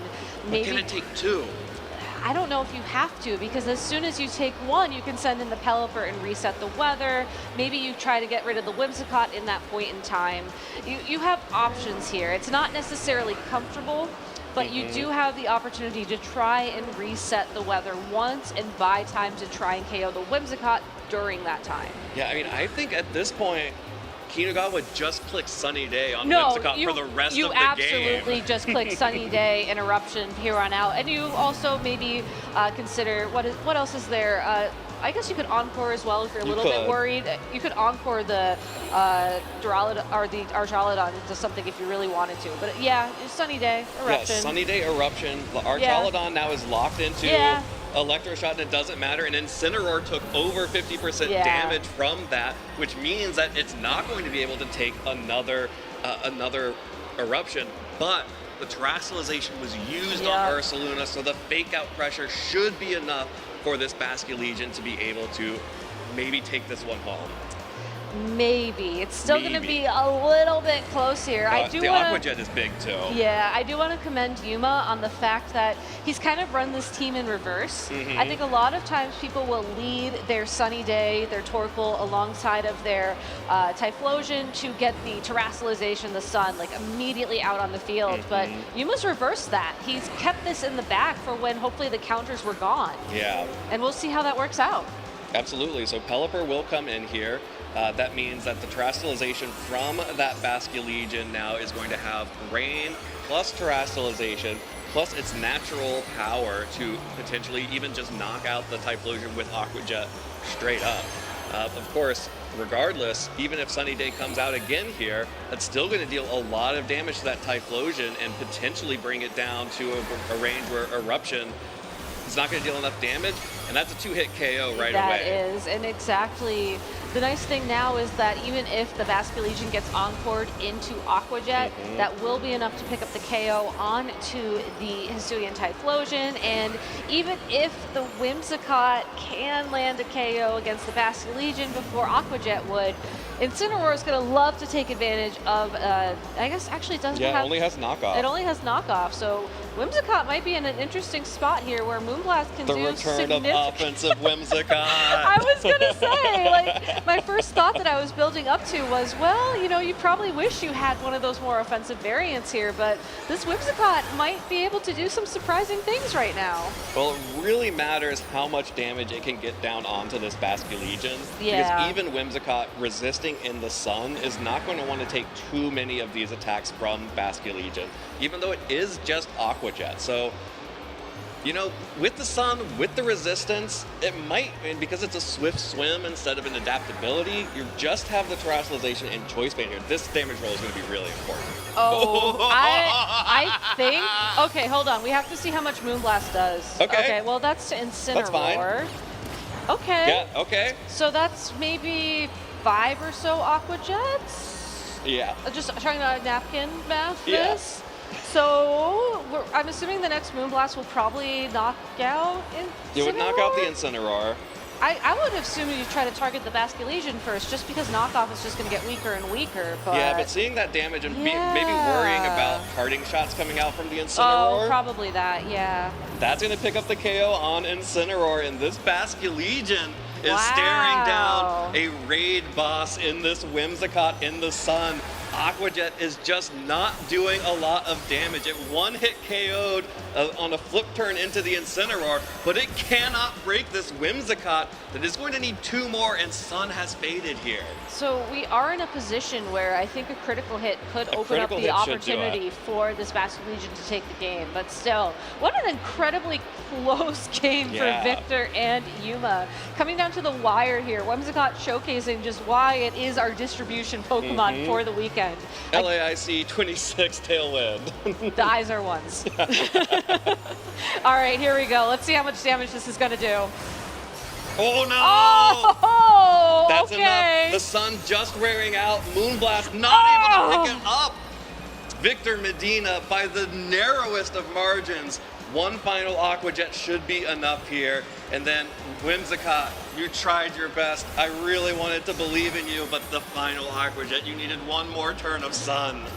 But still, the fact that it came that close to the you wire. you can see the stress of that match on Victor's face poor right there. Victor. You always want to try and lock in your win conditions earlier on in the game, and I think that he did a really good job there, just recognizing that even though the end game was going to be very stressful, prioritizing the Aqua Jet onto the Hisuian Typhlosion was the correct call, because that eruption would have been able to just tear through his team, even with the resistance, even with the rain had it stayed up on the field. So Absolutely. a great call there. I also really loved how he led the rain on the off chance that we did see the Typhlosion, because hypothetically speaking, let's say we saw the lead into the Whimsicott Typhlosion and we saw the sunny day, we now know that Aqua Jet would have been enough to make a significant difference in that position.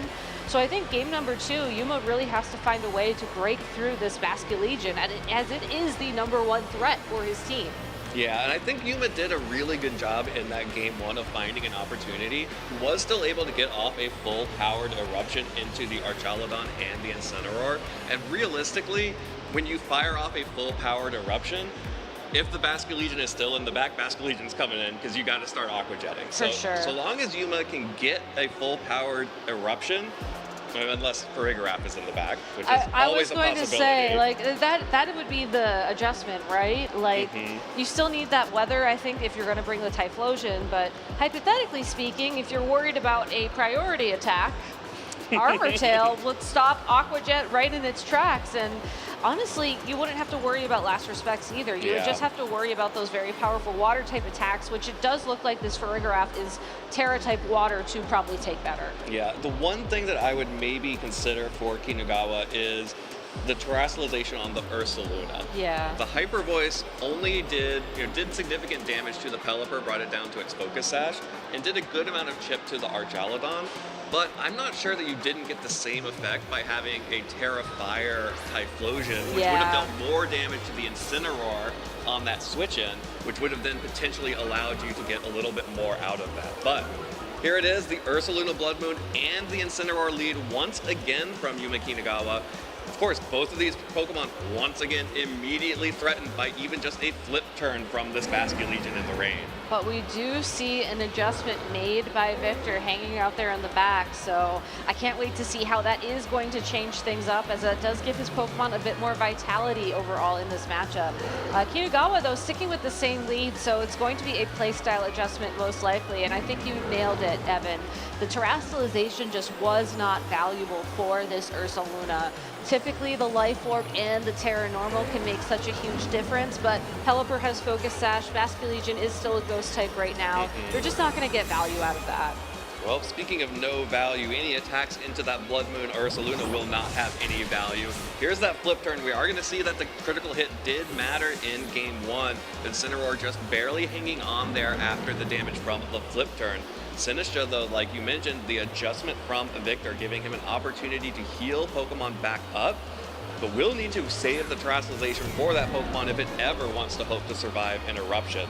Pelipper's Weather Ball connects onto the Protect once again, which means that Kinugawa finally gets to use this Incineroar for something, and that is just going to be a parting shot into the Archaludon.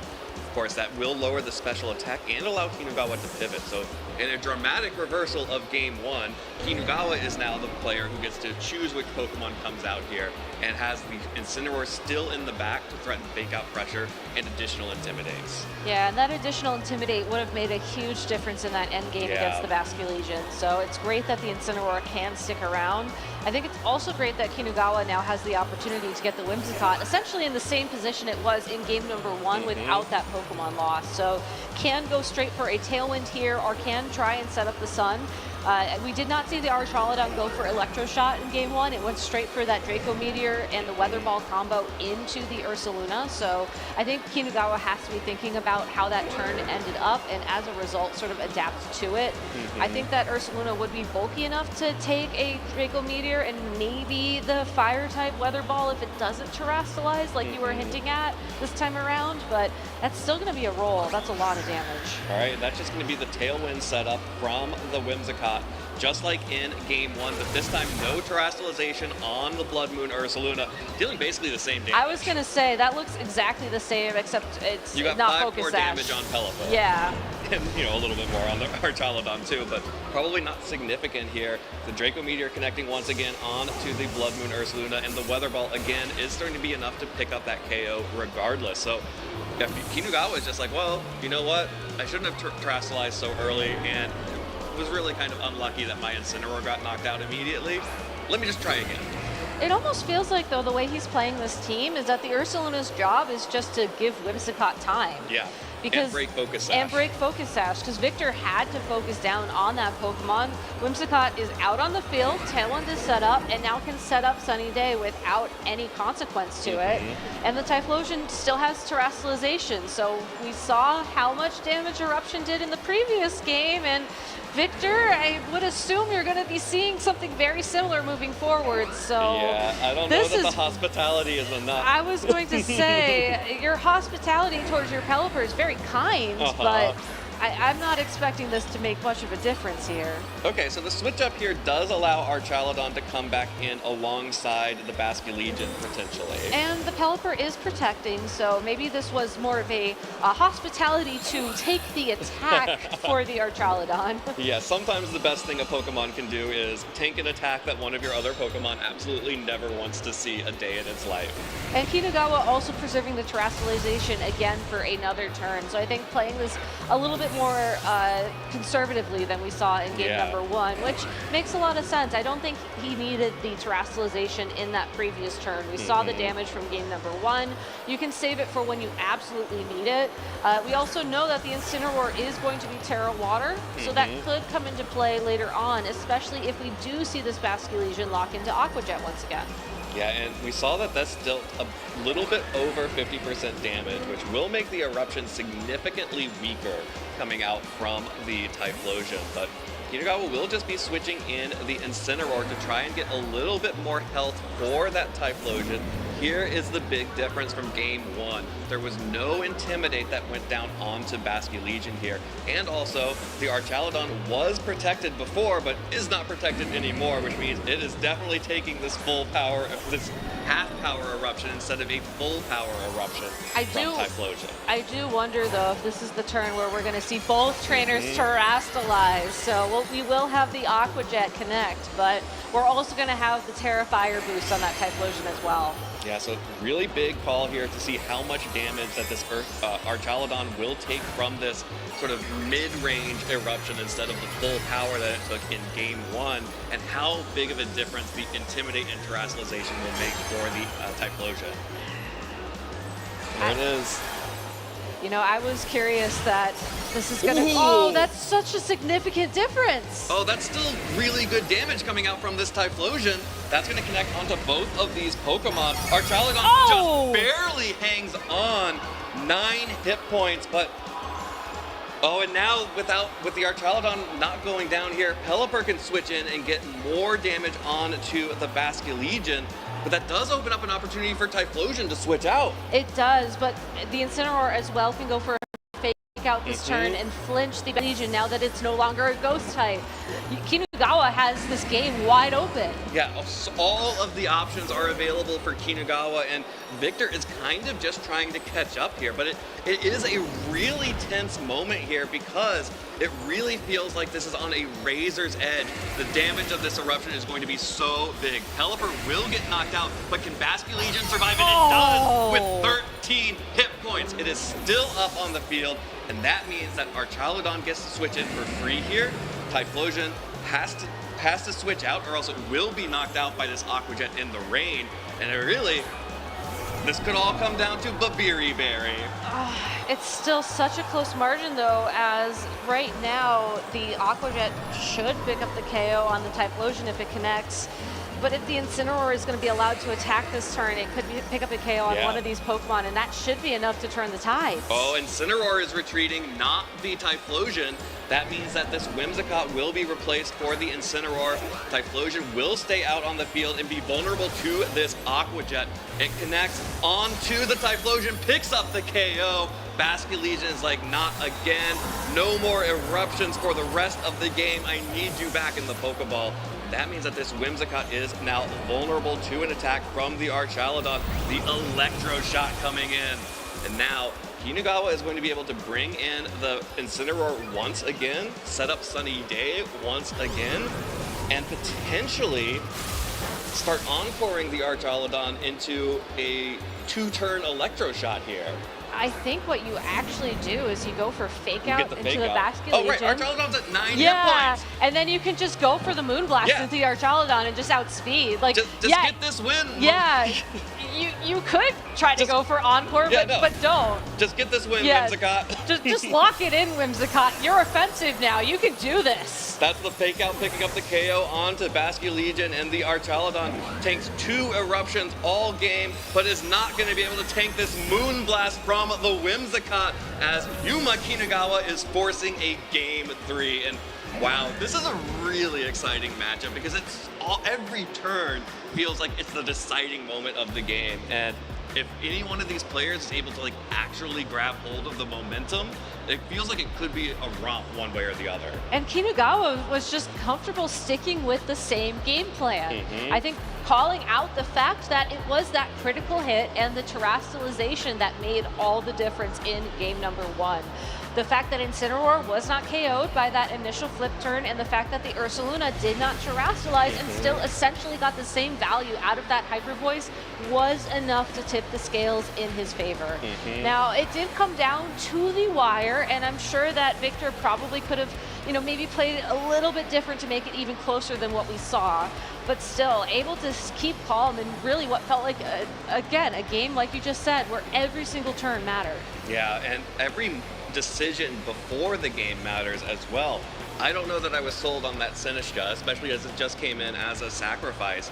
If the Incineroar had been around this time around, would have probably been able to tank that eruption a little bit better Yes. and had a few more options there in the end game, especially after the terrestrialization, which would mean you could now fake out the Typhlosion and Aqua Jet it. If I had to guess, I think Victor was hoping that the flip turn maybe would have gotten that Incineroar a little bit closer and or regardless for the KO, because then your Sinistcha is a bit more comfortable. You can align it with the Archaludon instead of it.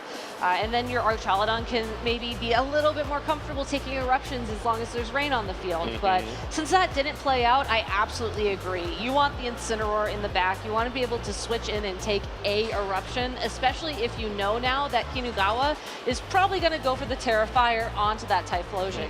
It makes it vulnerable to fake out. It gives you more opportunities to switch in your Pelipper, reset the weather, and otherwise just try to find your way back into the game. But there's a Pokemon adjustment on both players. Sides. Basculegion and Incineroar are the leads for Victor, and this time Yuma Kinugawa is going for the Whimsicott alongside the Ursaluna. So protecting the Incineroar said, okay, I showed I could beat you with that without the critical hit. I don't think you're going to let me do it again. Let's try a different mode here. Maybe I just go for Tailwind and start blowing things up with this Ursaluna immediately. But what's really interesting, though, is that this Whimsicott isn't holding Covert Cloak like most do, and because of that, it is going to be vulnerable to Fake Out. Absolutely. So Victor still does have the opportunity now to stop that Tailwind for a turn, outspeed the Ursaluna Blood Moon, and then, maybe land a flip turn if Kinugawa doesn't go for Protect. Well, instead, the Whimsicott will retreat, does not want to take damage from or get flinched by the Fake Out or use its terrestrialization. But for Rigoraph coming out now means that regardless, there will be no Fake Outs available for the rest of the game as long as Rigoraph is out on the field and has something to say. So an entirely new mode being shown off here by Yuma Kinugawa. Armor Tail will block the Fake Out, which was targeting down the Whimsicott, I believe, so not a huge difference, but a lot of additional security here for Kinugawa, able to terrestrialize into the normal type and will deal huge damage to whatever is left on the field to tank these attacks from the Blood Moon Ursaluna. There's the Hyper Voice, connects onto the Incineroar and the Archaludon. Incineroar brought down to basically where it was after an eruption, is now at 70 hit points. Archaludon tanks it a little better, but now Kinugawa is threatening a potential Trick Room mode. Threatening Trick Room, and I think more critically, also threatening a Helping Hand Hyper Voice, or maybe a Helping Hand Earth Power, or you know what? Why not? Helping Hand, Terra Normal Blood Moon. Yeah, why not? We have all the options on the field here, and I think that's what's really unique about this Farigiraf adjustment for Kinugawa. Probably a substitution for that Incineroar on his side of the field, and it makes a lot of sense. You know, Terra Water doesn't have to worry about the Aqua Jet. If you can align the Typhlosion next to it, there's a lot of opportunity for this Pokemon to shine, and it's really not that threatened by the Pokemon on Victor's side of the field. Okay, well, double switch from Kinugawa, bringing the Whimsicott back out. That's risky. And now coming instead That's will be the risky. Typhlosion. Just showing the Typhlosion will take Oh, the knockoff. no! One hit What a KO. call! I mean, that's such a very consistent play there. You It's knock such a off safe the knockoff. Citrus Berry regardless, but that's a great trade. Okay, so the one benefit here is that the Whimsicott is able to tank that Draco Meteor because of its fairy typing. So you do again have the ability to now go for the Tailwind mode with this Blood Moon Ursaluna that could start picking up big damage on the rest of the Pokemon. But without the Typhlosion, you're really running out of firepower. Yeah, I almost think that you would have been better off just staying in with that Farigiraf. I mean, typically they're trained to take one knockoff there. That was just a very unfortunate switch there for Kinugawa. Like you said, you can try and make up some momentum with Tailwind plus an attack from this Ursaluna, but you are going to struggle to break through this Archaludon's special defensive with just this Pokemon alone. You really needed the choice specs, the Terra Fire, the Sunlight to really power through that Pokemon in 1 or 2 hits like we've seen in the previous game. Okay, there's the Tailwind. The Earth Power connects onto Archaludon. Oh, never mind. Enough. That's enough to pick up the KO through the Assault Vest. And now, with the Tailwind up, Kinugawa may be able to make something happen. But remember, this is a Life Orb Ursaluna. Well, it was. So that would mean that it was on a timer, but the knockoff just dealing some decent damage here puts it into Basculegion range regardless. The knockoff basically just getting us there faster. Yeah, and Basculegion really doesn't need weather at this point in the game as well. We've seen it rely on Aqua Jet so often, and knowing that the Farigiraf is in the back of Kinugawa's party as well, you do have to wonder if now's the moment where maybe you switch gears and try and lock into a different attack. You do have to worry a little bit about the speed control on the field, but I do think that you have opportunities here to just break through that regardless. I do think it's a very easy switch, though, for Kinugawa to maybe switch out the Whimsicott for the Farigiraf right now in hopes of catching the Aqua Jet. Yeah, but you can see that Victor is afraid of exactly that, opting not to lock into an Aqua Jet because, of course, with the choice-banned Basculegion, locking into Aqua Jet when you know there's a Farigiraf in the back is just asking for your Pokemon not to do anything for the rest of the game. Yeah. Instead, the Water Terrestrialization will happen on the Basculegion, as it will try to make something happen and re-pivot here. But because it's afraid of that Aqua Jet, needs to be able to deal some damage back. The offensive Whimsicott is back out on the field. Here comes the Blood Moon to follow up the Moonblast. That is going to connect right on the Basculegion, picks up the KO. Basculegion goes down. Incineroar will be able to pivot out here, but I believe the last Pokemon for Victor was the Pelipper, and I don't know that Pelipper is going to be able to do this because that Farigiraf is fully healthy. It's fully healthy, but Whimsicott has a Moonblast and a way to break that Focus Sash so that the Ursaluna can follow up for the knockout. Unfortunately, the threat of the Farigiraf was enough. It was just enough to keep Victor from locking in Aqua Jet, which would have at least gotten him through that turn. And honestly, most likely would have gotten him through the end game, given that he did still have 3 Pokemon and would have been able to pivot out, switch the move, and then lock into something that wasn't priority. Unfortunately, though, you do have to play through a couple of turns carefully if you are Kinugawa, as Fake Out is now in play once again, and you will have to be very careful to ensure that you're not caught off guard by it. But I don't think there's a way that Kinugawa can, you know, I don't want to say mess this up, but you can certainly not worry about Fake Out and get the knockout on Incineroar this turn, but no Fake Out, just gonna KO. Yeah, Victor recognizing again, I can't risk the Fake Out just whiffing and giving Kinugawa an entirely free turn. Weather Ball will connect onto Ursaluna and pick up that KO, but this Perigraph, again, it's fully healthy. The Whimsicott's going to be able to come back out here and, you know, potentially reduce the damage of that Weather Ball by using Sunny Day just a little bit onto the Perigraph at least, but there's still a Citrus Berry on Perigraph. It has Psychic, Nightshade, and Helping Hand. This Pelipper does not have the defenses to withstand all of these attacks. Whimsicott alone would get this, and the special attack drop to boot. Following up with a Psychic from Perigraph. Pelipper goes down. Yuma Kinugawa takes Game 3, showing an entirely different mode of that team, sacrificing the Typhlosion, removing the option for Eruption, and just going for the sheer power of that Terra Normal Blood Moon Ursaluna. Incredibly well played. And not only that, showcasing that your support Pokemon can also be really the offensive backbones, the offensive endgame of your team as well, as we saw in those last 2 games there. Yeah. You know, Whimsicott and Perigraph were the closers. You know, that Psychic, that did so much damage to the Pelipper at the end of the day.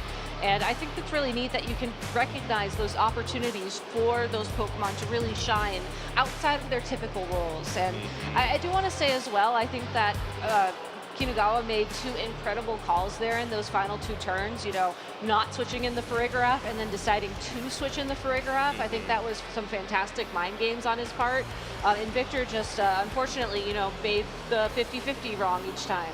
Yeah, and the unfortunate thing about going up against Kinugawa's team here is that if Typhlosion goes down, then the Ursaluna can pick up the slack. We saw the Typhlosion pick up the slack from the Ursaluna in both games 1 and 2, and then we got to see the reverse of it here in game 3, especially if you are relying on Pokemon like that Archaludon to tank those normal type hits. That does also mean you're weak to the earth power from that Blood Moon Ursaluna. We just saw how much damage that can do, and really awesome to see that team sort of the different ways that it can perform and sort of get around some of these different options. And I love seeing that Sunny Day on Whimsicott and the no Torkoal Eruption team. Beautiful. I know, it's a very clever way to run weather in this format, because all the other weather setters in the format right now, the Pelippers, the Alolan Ninetales, even the Tyrannitars, unfortunately, do all have that weather setting ability, whereas Whimsicott can use it as a move with Prankster, so it's guaranteed to go first, as Whimsicott is currently the fastest Prankster in the format. And yeah, you don't have to worry about any weather wars when you can just guarantee that you're just going to win all the time. And the best part of it is it combines Tailwind with the ability to change weather. It was one of the things that we saw be really effective about Marco's Sun team last year, was the Jump Club had the ability to both set Tailwind and set the Sunny Day to set the sun for itself. So really cool to see that version here in Whimsicott this time around. All right, well, I would love to hear from Kinugawa himself about not only his run here, but, you know, how his season's been going in general. So let's go ahead and take it to the stage for an interview.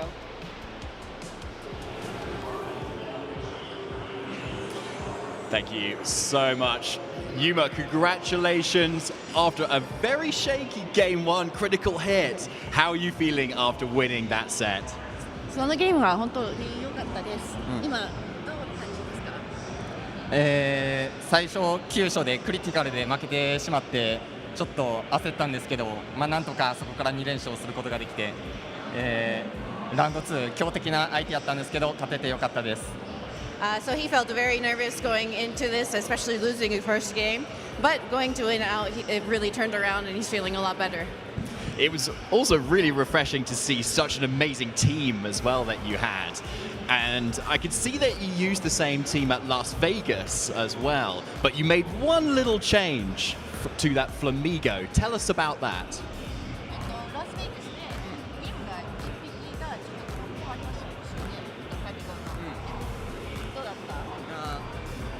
ラスベガスではアーチャルドンを使っていたんですけど、チームがそのスペシャルアタッカーが5匹いて、突撃直帰持ちとかのポケモンがきつかったので、物理アタッカーであるフィジカルアタッカーのフラミンゴを採用して今回臨みました。So in Las Vegas, he had one change of Archaludon from the Flamigo, but after assessing it and seeing that he had 5 special attackers on the team, he decided to go with a more stronger choice with the physical attacking Flamigo. Amazing. Really interesting choice there as well, because we've seen it on a lot of other compositions, but not on something anything like yours either. So, Yuma, going forward now to the rest of the competition, what is your goal this weekend?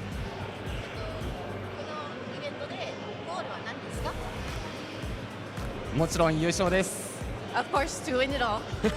That is really good to hear, yeah, and I'm sure you've got it in you as Japan Championship champion as well from just a few months ago too. And is there finally any shout-outs that you'd like to give, Yuma? 頑張ってます。応援よろしくお願いします。 I will continue doing my best. Thank you for taking care of me.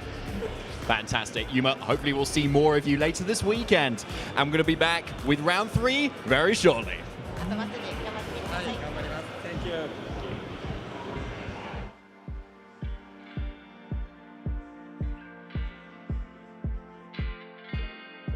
This is going to be a no-holds-barred match between Shiliang Tang and Justin Tang, two friends meeting each other in the finals of the San Antonio Regional Championships.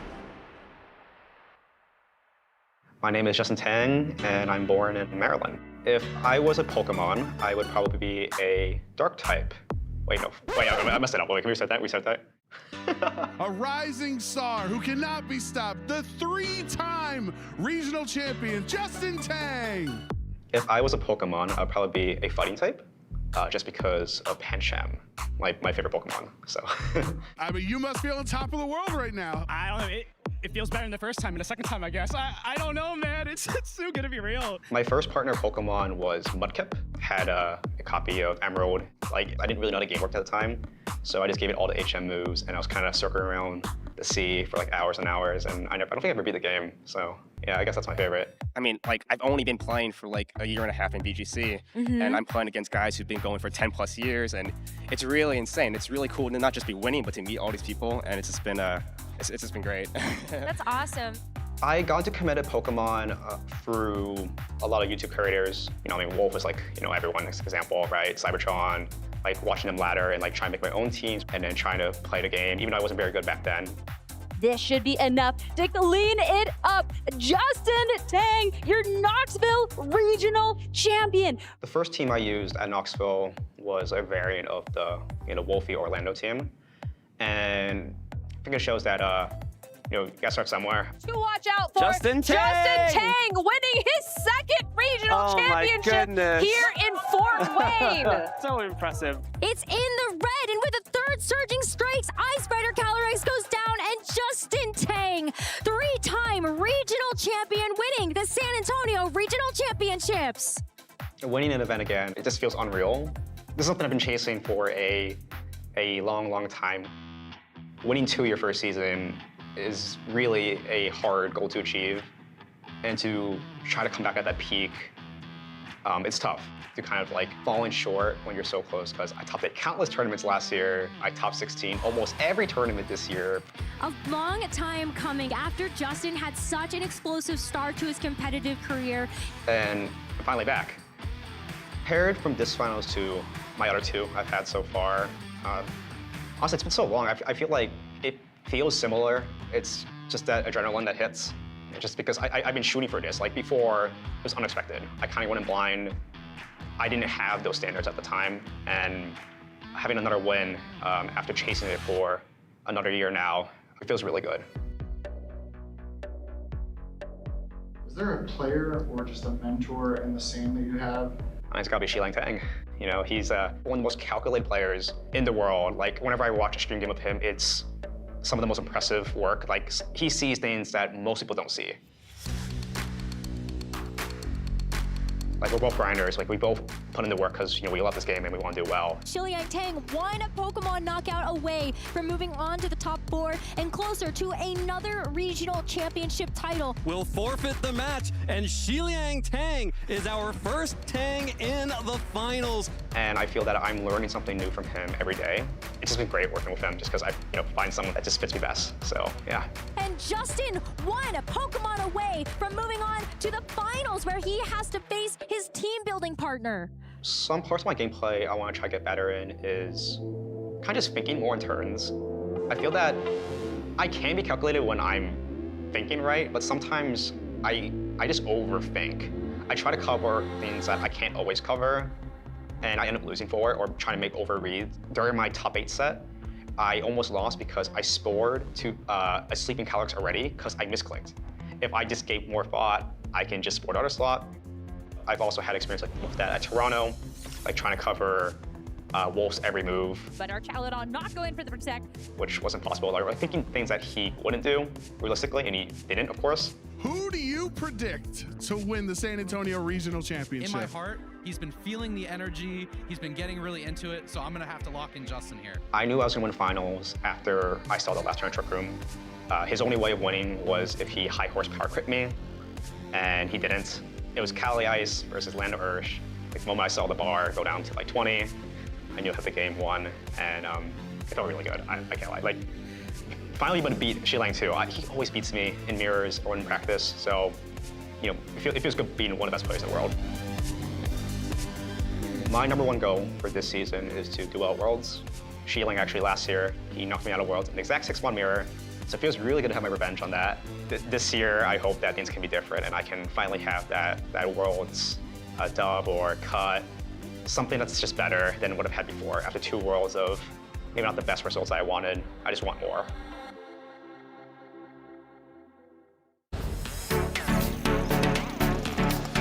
I would call my partner Rosemary.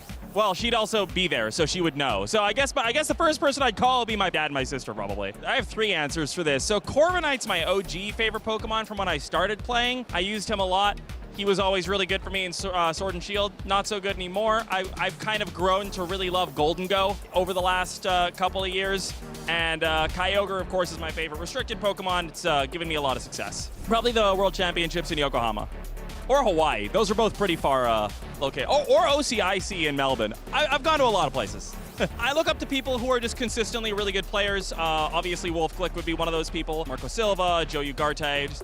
I really have a lot of admiration for the players who can consistently do super well.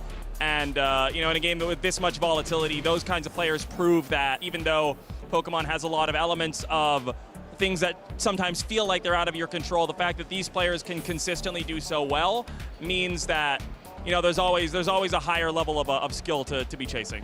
I've usually been a night owl, but I'm also getting older now, and I find myself waking up in the morning, and it's weird. So I guess, like, I'm like in the middle of shifting from being a night owl to a morning person. My favorite event food is no food, actually. I think I eat like protein bars, and nuts, things that are high in protein, but I don't usually like to have a full meal during a tournament day because I don't want to risk a crash. So usually we end the day pretty early these days, so it's nice. I get through the day, and then I'm real hungry, work up a good appetite to go and just eat some great local food wherever we are. It's a cheap answer to say a legendary Pokemon, so I'm just gonna go with Golden Go. I like my Golden Go. Gimmighoul's such a cute little first form, so I guess we'll go with Gimmighoul. My favorite city to travel to for a Pokemon event has probably been Yokohama. The way that everything around Yokohama was so sort of Pokemon up for the World Championships was just such an amazing experience. Being able to just kind of look around Yokohama and kind of go on this little treasure hunt of finding all the little various Pokemon things, the big murals. There was just so much cool stuff around there.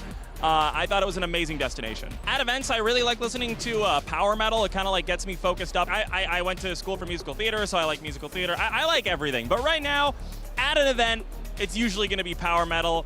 Maybe K-pop, but we'll go with power metal for today. Flying Gyarados, because that thing needs more flying moves. Like, we just need Gyarados to have a little bit more love in the flying department. He's so reliant on the generational mechanics to have same type attack bonus flying moves, so just give him something.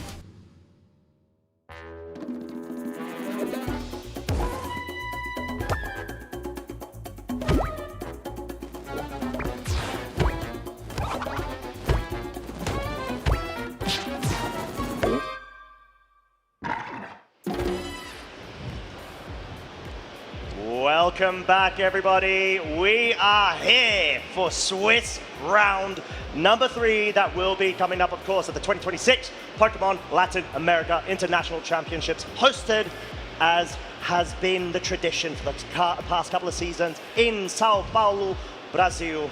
And I am Costarai Demos on the mic, alongside Mr. David Partington. Hello, David. How are you doing, my friend? Fancy meeting you here.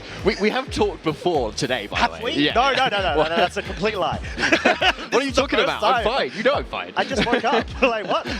But no, I mean, the atmosphere has been electric so far. We have been seeing such high-level caliber plays from all of the trainers we've been able to feature so far, both with just now Victor Medina against Yuma Kinugawa, and yeah, Yuma going ahead and being able to just get out on top after having to crawl their way back through against Victor. Yeah, a really refreshing set, honestly. Like, I love the fact that we've just got this really just hyper-offensive Tailwind plus Eruption, or Sunny Day plus Eruption, or Tailwind plus just Ursaluna Blood Moon as an entirety, just like absolutely blowing up other people's teams. It's just a really, really strong option, and is like really, really cool to see coming out of Yuma Kinugawa as well. A really accomplished Japanese player, who's someone who seems to just really, really consistently do well. Top 32 at Las Vegas with pretty much a same build of the team, and who knows how far he's going to get this weekend.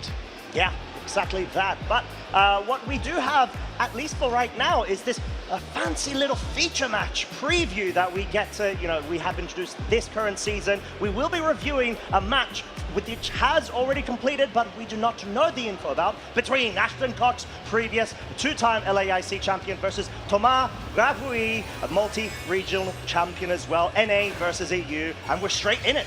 We certainly are, and you can see that Ashton Cox is running back that Komodo that he got top 4 with last year at LAIC as well, with a different sort of build as well, with that mouse hold that's pairing up with it there, with that hybrid moveset that it's got, with the Population Bomb wide lens, but also with Taunt and Follow Me, that it can also kind of help set up, say, the Komodo that it wants to use with that Clangorous Soul and that Throat Spray item that it does have. Yeah, exactly. It's such a great way to be able to essentially mesh multi-role compression when it comes to an individual piece, and that's the great thing about the mouse hold utility. But at least when it comes to the leads, over on Tomas' side, it seems like there's a bit of a commit in terms of the terrestrialization. No, this is from Ashton with the mouse hold going into the Fairy Terra, wanting to essentially negate any sort of super effective moves on its side. So like you said, David, it's more so a setup sort of board state at the moment, especially when you're going up against a Dragonite, which, it always loves going for the scale shots, and it is indeed the loaded dice set. Now also contributing to fancy animations of terrestrialization. We certainly do. So there's that Dragonite really keeping itself safe from any clanging scale threats that could come out instantly. And there's that Follow Me as well, just keeping things extra super duper safe on both sides as well. For sure. So yeah, but the question is, what does come out instead? So yeah, Clangorous Soul, really nice safe setup option. So strong. We have seen that Komodo actually on Marco Silva and Dill Yeoman's team back in Lille earlier this year, but it wasn't running that Clangorous Soul setup move. It was just kind of 3 attacks. Still with that Throat Spray though.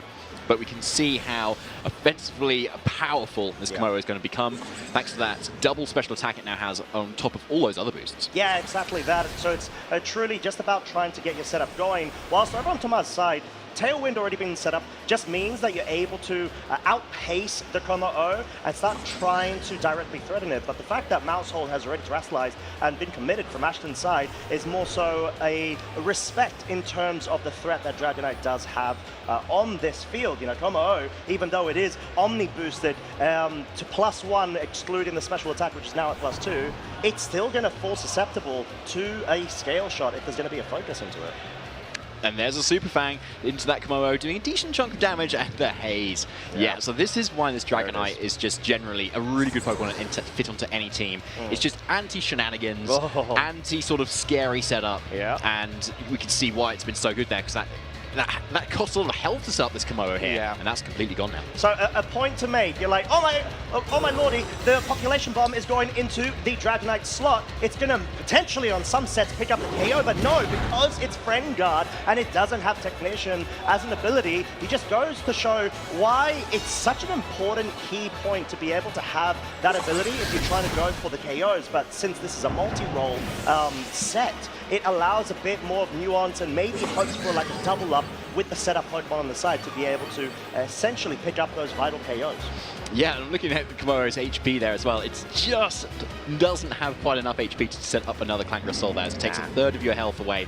And so, yeah, being on 50, nice easy maps for us over here, which is... Thankfully, yeah, because sometimes it can get really hard, you know? I know, maths can be so difficult. But no, what can also be difficult is sort of trying to identify certain board states to your advantage, which both of our trainers are doing a really good job in doing so. At least Ashton now opting to bring the Dondozo in. It's a lefties sort of setup. There is no Tatsugiri on the other side of the field, but it's more so there to be able to negate any sort of setup on the other side of the field. But the super fine and scale shot, I would say miss, but it's because of the immunity of the mouse hold means Dondozo is free to join the field.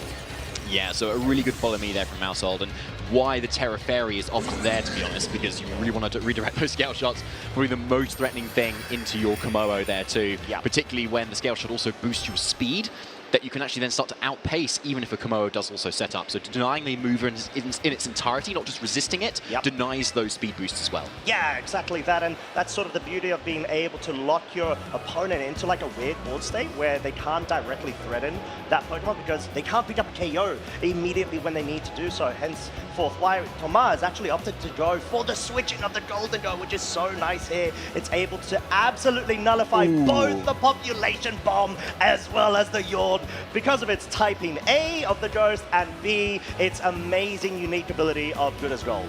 Yeah, switch of the century there. Goodness, yeah.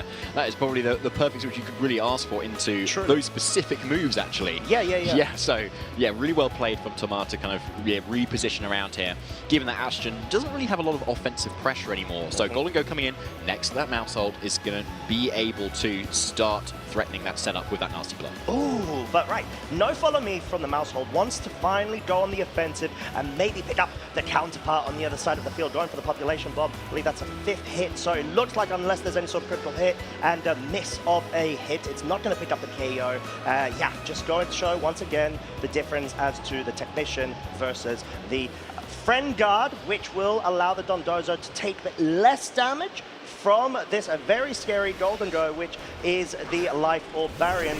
And Mousehold sort of doing its job, essentially, and being able to clear out the board in order to pick up its partner Pokemon. Yeah, it did a really good job of that. Wave Crash, though, coming out from this Dondozo into that Golden Go, only just doing a little bit of a chip damage, and obviously take it. Honestly, sorry, I've got to say it. No, I was trying to sugarcoat it. I was like, come on, Dondozo, you can do it. But actually, no, Dondozo, I'm also Dondozo hater. Whoa, slow down. I wasn't hating on Dondozo. I thought you were beating me halfway there. No, I was saying Friend Guard is still available on Tomar's side of the field. I was trying to, you know, big up Mousehold, clearly.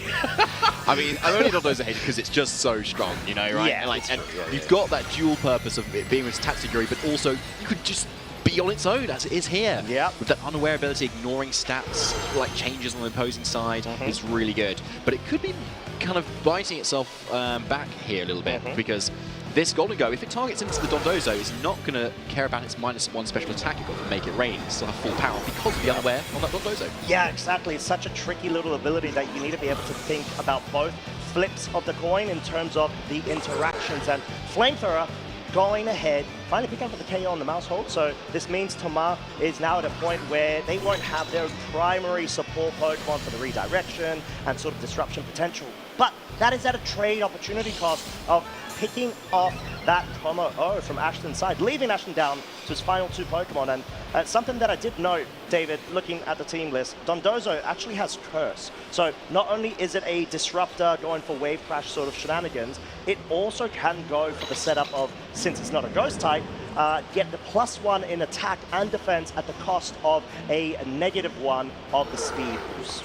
Yeah, and that makes it very, very scary there, doesn't it? Because suddenly, assuming you're against mostly physical attackers, which a lot of the metagame is right now, you know, think Dragonite, think Sneasler, think Incineroar, think Rillaboom.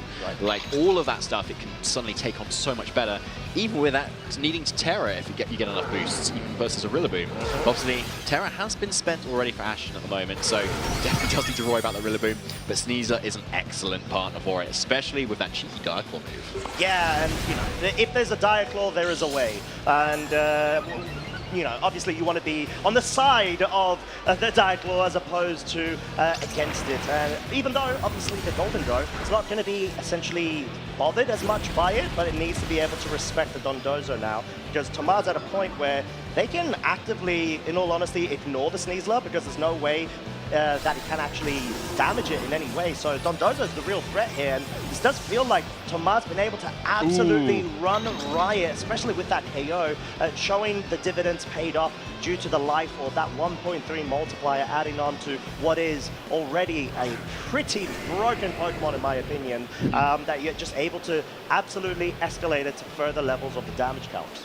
Yeah, so you can see the really crucial KO there from that Shadow Ball, that one special attack being ignored thanks to that unaware, and able to get it because of that. Yeah, Diaclaw, you know, trying to do what it can, doesn't pick up a KO. Most Diaclaws are not able to do that on the average Rillaboom set, but yeah, Make It Rain will definitely put Tomar in that game one advantage right now. So really cool to be able to see that interaction, and especially because of the different teams. I would say both of our trainers have to an extent. I mean, Tomar has more of a standard, you'd say. There's the Annihilate, Dragonite, Ursaluna Blood Moon, Mousehold, Rillaboom, and Golden Go, versus Ashton's more unique take. Chandelure, which we did not see in that game, is such a fire pick.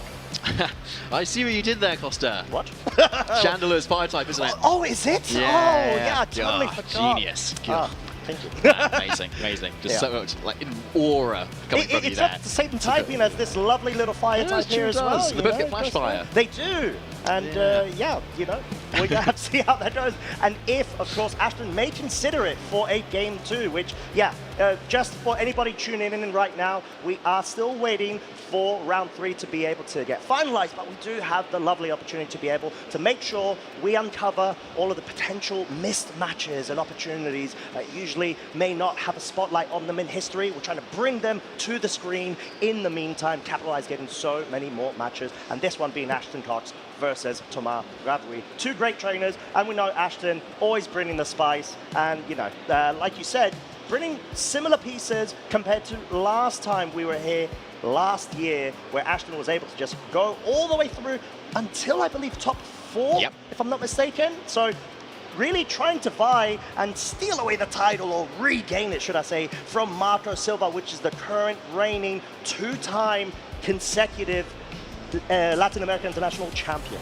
Certainly is, yeah. And we had a really interesting game 1 just there, where Tomar was just able to deny Ashton's attempt at setting up this Komodo, which is this Clangorous Soul set, which is really cool. Yeah, as I say, we've seen Komodo a few times across the last few weeks, Regulation Set H, but not often with the Clangorous Soul as that Soul setup move. My turn. Get him. Well my turn, thank you. No, but that's exactly it. And sort of tough to be able to get that Komodo setup going in the current format, where there's so much oppressiveness in terms of the Dragonites that are available that force a Terra naturally when it comes to the Komodo, or even the Fairy types, or pseudo-Fairy types, the Terra Fairy types, that really make it hard both on a defensive scale as well as an offensive for the Komodo to be able to capitalize off of all of the boosts that it gets. Because, okay, sure, you got the option of maybe running Flash Cannon if you really want to respect opposing fairies on your Komodo, but sometimes you would think, okay, you want to be able to capitalize both defensively as well as offensively on your Terra option. And that's why we see Ashton bringing the Flamethrower and then committing to the Terra Fire as well, in order to capitalize and get advantage of the same type of attack bonus there. Yeah, 100%. I think it's a really good way to put it, and it's those defensive pieces that you really want to try and put around your Komodo to be able to see how you can sort it out. But at the moment, that Dragonite was a real thorn in Ashton's side, so let's see if game 2 he can get around it. Oh, here we go. We're going to get the leads. And it is definitely going to be an interesting one, I would say. If it weren't for the double mouse holds, you're going to see the same exact interaction between both of our trainers. Both clearly trying to have identified that they want to be able to, A, create issues in terms of, at least if you're at Ashton, go for the commit of the Terra Fairy with the mouse hold, make sure Scale Shot does nothing, and the Dragonite sort of has a couple of petered out turns here, maybe goes for a setup, a tailwind, etc. But then also, Ashton really needs to be able to capitalize off that Komodo setup. Yeah, exactly. And the question is, do you want to go for that setup really early on, and so you've got more damage, but then you're at risk of then just getting the haze boost to get away. Do you want to deal with the Dragonite first and then get out of the way and then try and set up? But then is it too late if you've taken too much damage? That is the big question here, and as you can see, Ashton kind of flicking through the options there. Maybe he hasn't quite decided what to do yet either, but either way, Thomas has led the same as in game 1, and it was really good at shutting down Ashton's strategy. Yeah, exactly, and I do really like your take there on trying to go on the offensive. Brings questions of whether you're going to have to try to commit on going for Population Bomb directly into the Dragonite from the get-go in order to be able to put it within range of perhaps trying to get more damage dealt, or at least add a bit of utility when it comes to the Komodo's presence on the field, or if you just want to ignore it. But yeah, there's no follow me actually completely targeting down the Mousehold in order to be able to get it down to a point where maybe, just maybe, it's going to be able to get rid of it on the side of the field. But Population Bomb, essentially, nearly two-shotting it. The Komodo hasn't moved just yet. It's gone for the raw Clangorous Soul. Okay, there is the setup this time. So it's going to be getting really strong at the moment, and hopefully for Ashton, with that Population Bomb damage, a +1, or +2 rather, Flamethrower should be enough for the KO there. But there's a Mousehold still there, Costa, and that can follow me away that attack. It can, I'm not sure. Oh, the scale shot does come out. It does go into the Komodo. No. This is going to be very close on if there's going to be a 4-hit here, because I think the 5-hit is required. If I'm not mistaken, it was 22 damage per hit. So, yeah, 6. Oh, there's a 5th hit. Dragonite is a very, very good, trusty Pokemon over on Tomad's side, able to connect through with that. And all of a sudden, that Clangorous Soul just absolutely got nullified and just left out in the cold in what is a very warm day here in Sao Paulo. Oh, the Chandelier! Oh, it's coming! There it is! Huge fan. Thank you so much, Ashton. This is amazing, and it's a lovely little shiny one too, but this sort of brings the question of, what can it do right now? This is a Choice Scarf variant Chandelure. It certainly is, and that might mean it's faster than Dragonite. We'll have to see. Now, I think I believe Chandelure and Dragonite actually have the same speed stat, and so with a Choice Scarf, you'd think there's lots of speed there, but we know this Dragonite has gone for a Scale Shot, so it has a speed boost. So we're still kind of on that even playing field as to what the individual training in the base points of these Pokemon has been, as to which is faster this time, because a Scale Shot coming out before the Chandelure could deal a lot of damage, and maybe a 5-hit could even one-hit KO it. Yeah, I think that's a really good call, and sort of begets a focus from Toma's Pokemon into the Chandelure. We know that there's a Super Fang interaction and beat up, so Mousehold doesn't feel very useful, at least for this term, except of providing that Friend Guard, which is so crucial for the Dragonite to be able to essentially scrub off any sort of very powerful moves from this Chandelure. Heat Wave, no burn interaction, and just a Tailwind setup.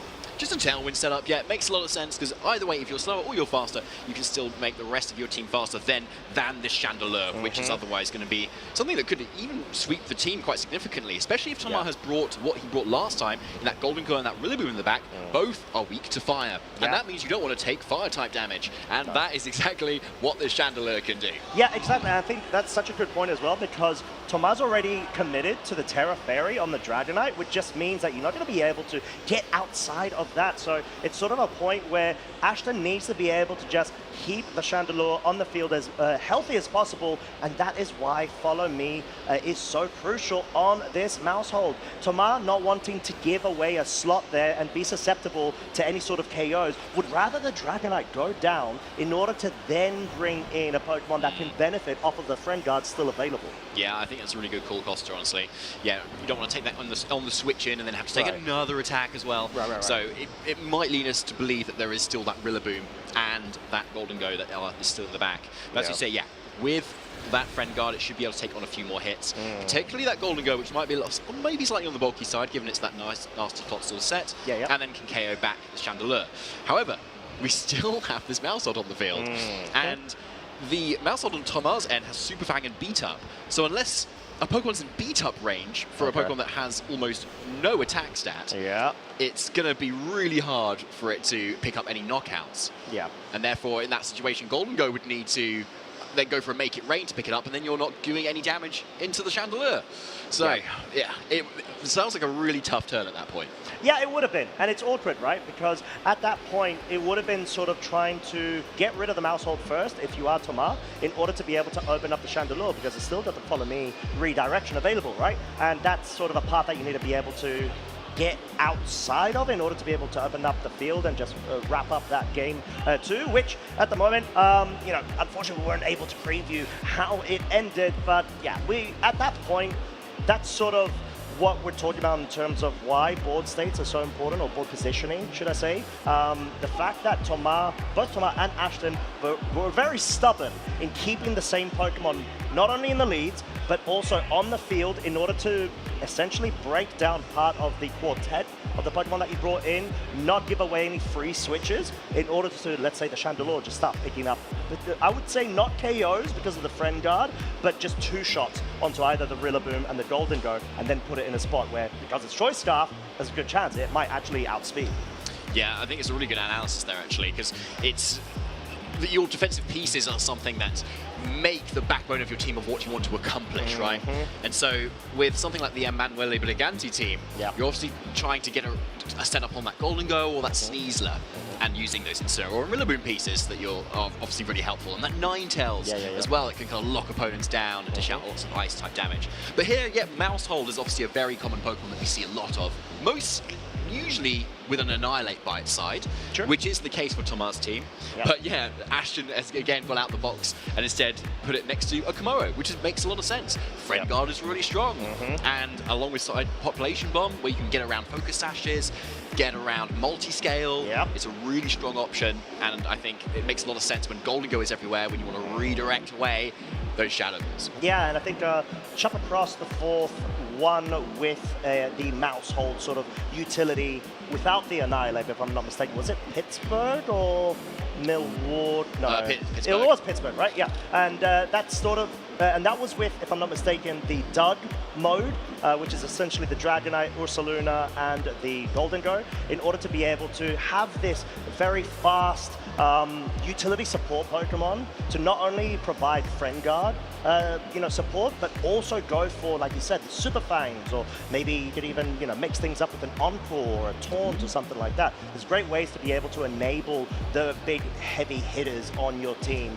and there's a lot of exploration for that still. I know we're sort of coming towards the end of Regulation Set H. This is the biggest final event, but then we've got a couple more regionals, 1 or 2, if I'm not mistaken, straight after. Stuttgart is going to be, of course, next week. But yeah, there's still a bit more room for people to be able to bring out the very creative, teams that may be able to find a way to break through the current meta, of which has been sort of centric around the Lele team. And then you've got Simone Sanvito's sort of iterations when it comes to the Volcarona and the Basculegion, swapping over, of course, for the Golden Go and the Sneasler.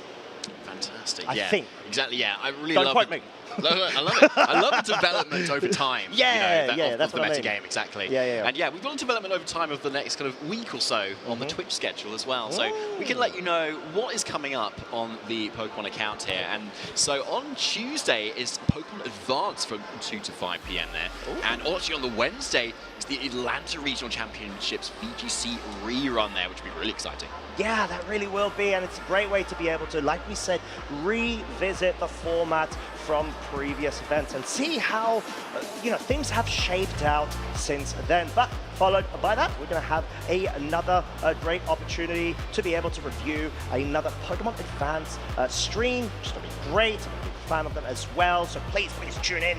And then, of course, like we said, Stuttgart is going to be ready and live from 12:15 a.m. I believe this may be Pacific time on the Saturday, going throughout to the Sunday. We are going to be able to find out which final team will be crowned the champion as we are going to be exiting the Regulation Set H and moving onwards. Yeah, we certainly are. It's going to be a really exciting one. The pinnacle of Regulation Set H, which I really love as well. Yeah, Atlanta particularly would be quite interesting because it's a bit of a throwback to Regulation Set G, where we had those single restricted formats and where Daniel Yu was able to take it with that Koraidon team, along with an Iron Crown, which is a really good one, which we don't see a lot of either. Wow, which we might potentially see more of in Regulation Set F once it comes back around in just a few weeks' time. Yes, exactly that. But of course, we have got Regulation Set H still, and we got fantastic next couple of days as well as today to be able to feature the culmination of what has been multi-season Regulation Set H. We had 1.0 last season, we've got 2.0, and we've been able to see quite a bit of iteration going through it. And then again, I've seen quite a few people, including Marco himself, run the Marco Sun team and still get some really good results. 1 year later, who would have thought? Well, I think maybe not a lot of people, honestly, because I think with a team that has so much in the spotlight, right, from having like one LAIC last year, and the team we're talking about here is that the Marco Sun team, if you're unfamiliar, is you've got a Torkoal, you've got a Porygon 2, you've got an Ursaluna, Hisuian form, sort of slow mode, but then you've also got a Charizard to go super fast. You've got a Jumpluff as well, which also is really scary, and that Incineroar too. So it's this kind of really scary team where you can throw any two Pokemon together and they've got such great synergy. Torkoal, Jumpluff, really great synergy. The sun is up, Jumpluff can do what it wants, it can throw out sleep powders. What else is scary? Torkoal, Charizard. Charizard can just send out so much damage. Yeah. But then after Marco won that, we didn't actually see it at many tournaments. No. Fell under the radar. Yeah. And so people have maybe kind of forgotten about it as our teams maybe prepare for as much, especially when our Chaladon Rain is everywhere. The sun is kind of behind the clouds a bit. Oh, I like what you did there.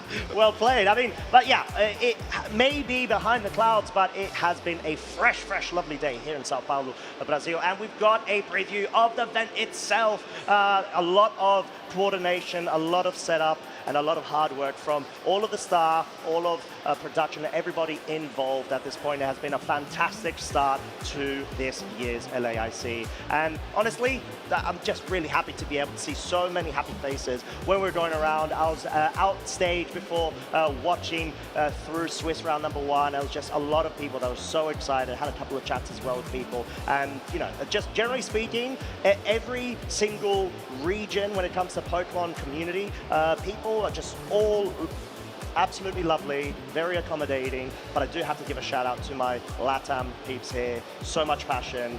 We've seen it across even previous seasons with the different games. They're just so inflamed in terms of, you know, the passionate sort of drive of going for it, getting the results, having the representatives. We saw last year, of course, some really strong ones come to the fore, and hopefully that will definitely be the case this season too.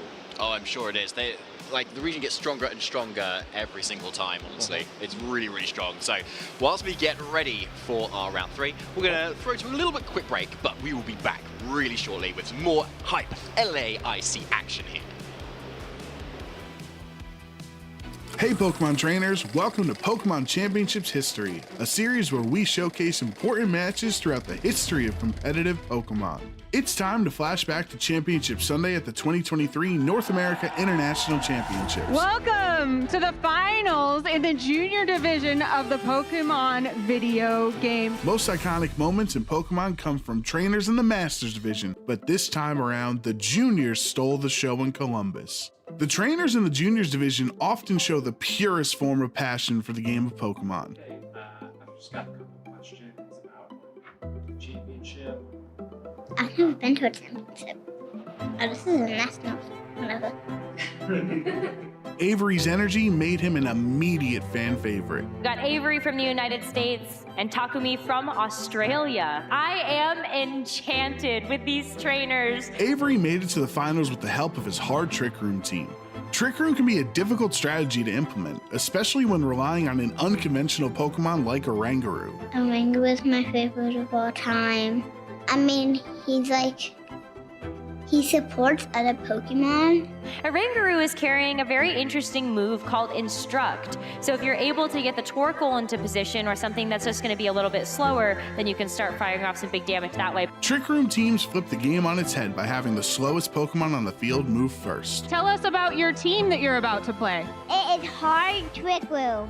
Hard Trick Room game plans can even be difficult for Masters Division trainers to pilot, but Avery was ready to show the world that juniors are wise well beyond their years. For his strategy to work, Avery's Oranguru would need to twist the dimensions. We're going all in with a terastallization on the Oranguru. Well, the game plan is being executed for Avery very, very quickly here. With Iron Hands going down, Avery brings Torkoal onto the field for free. Under Trick Room, Torkoal is one of the strongest Pokemon in the game, with the Sun boosting all fire attacks by 50%, and Oranguru's Instruct allowing it to attack twice in one turn. This Torkoal was ready to erupt. Of this Torkoal across the way as we see the eruption come through, and that's going to help a little bit, but Tinglu still takes a ton of damage on the switch in.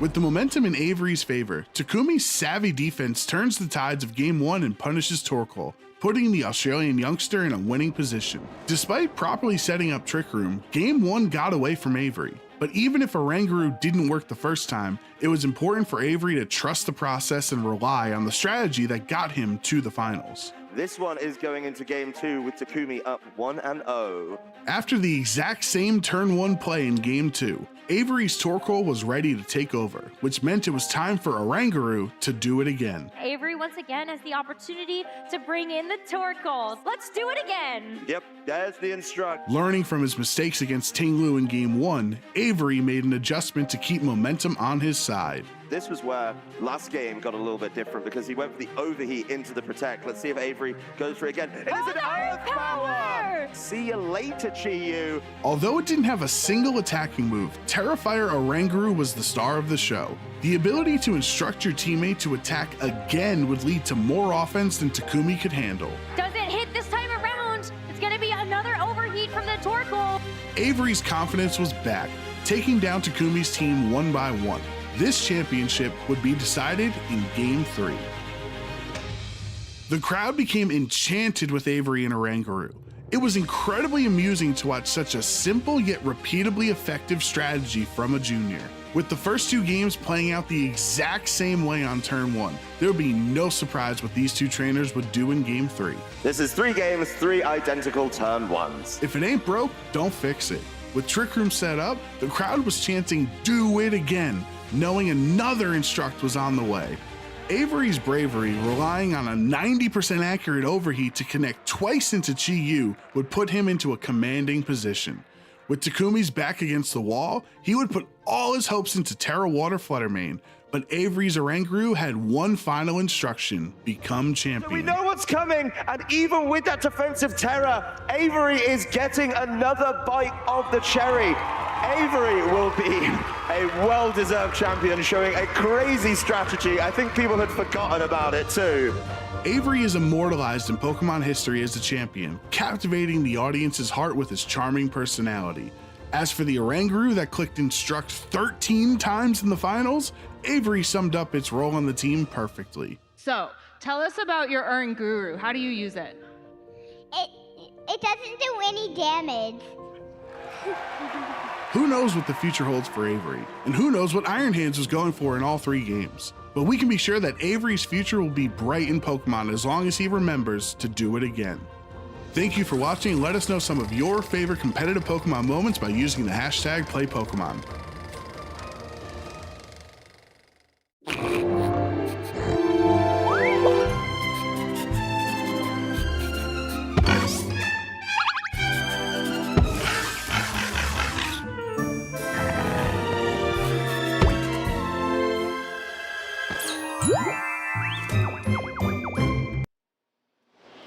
I love the stories of our juniors, especially at the high level, right? Like, it's incredible to see what they kind of come up with, how they play the game, and how they see it as well, right? You know, like just they're bringing their favorite Pokemon, bringing their favorite strategy, and I think you were telling me, Costa, you know something a little bit about Hard Trick Room as well. Yeah, I know a thing or two, and I know that Avery is a master of Hard Trick Room, a fellow connoisseur, some would say.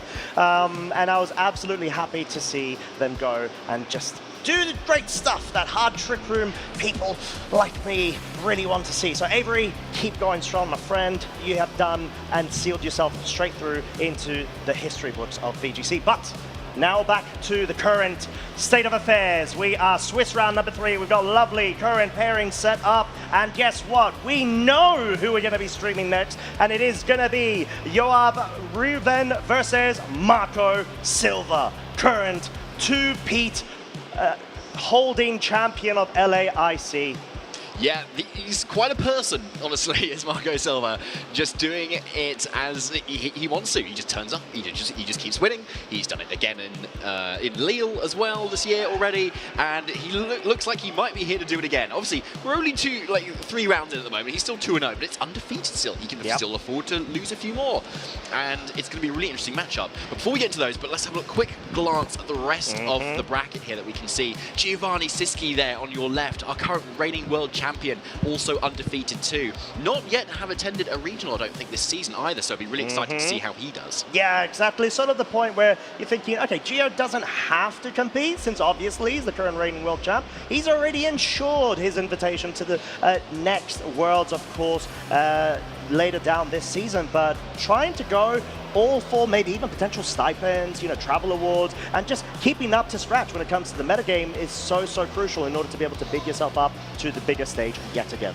Certainly, yeah, and plenty of other really notable names there too, but there are our trainers on the stage there. Marco on your right and Yoav on the left there as well. Soaking it in, getting ready to fight each other with their really interesting teams as well. Looks like Yoav is actually running the same team that he got top 4 with at Brisbane only a few weeks ago as well, and Marco also with a similar team as well that he used back in Lille, it looks like. Just a bit, just a bit. And coincidentally, of course, the one that he was able to utilize and win Lille regional champions. Of course, a team built with Dill as well, Yeoman. And yeah, it's going to be a fascinating sort of matchup. Not only, obviously, when it comes to the team compositions, but the trainers themselves. Yoav has been doing a really good job in just being consistent throughout this entire season. Has also participated in Worlds the previous season too, but just really building up their potential to greater heights. Number 2, if I'm not mistaken, in the Oceania regional CP leaderboards. That's pretty good as well. And also got top 8 at the Grand Challenge number 3 that we had this season as well. So no stranger to the closed team sheet aspect of life as well. But here, of course, in the open team sheet environment, also showing a lot of prestige here. But the question is, has Yoav practiced against this team that Marco and Dill have made and has now seen so much success, but not a lot of seen in since then, basically? Well, exactly. It's not a bit of a coincidence, I think, the fact that Marco's just been able to, as well with Dill, reach really high levels of accomplishment when it comes to this team, because I think it's very hard to be able to pilot it. There's a lot of moving pieces, and Rebombi, of course, is sort of central to enabling all of the rest of its partner Pokemon, maybe barring the Incineroar, which sort of follows a very similar role. You've got the fake tears on the Rebombi, which is so crucial in order to be able to allow the heavy offensive special power weight champions, let's say, Golden Go and Ursaluna Blood Moon, to be able to run riot, especially when they're accompanied by, guess what, a Akoma O that we just featured before with Ashton's set. Yeah, and running a slightly different set as well. Still the Throat Spray, but running the Overcoat ability as another answer to Amoonguss, right? Or Jump Bluff or anything else with those sneaky powder moves. But not the Clang Soul, just the 3 straightforward attacks in that Clang Scale, Aura Spit, and Flamethrower.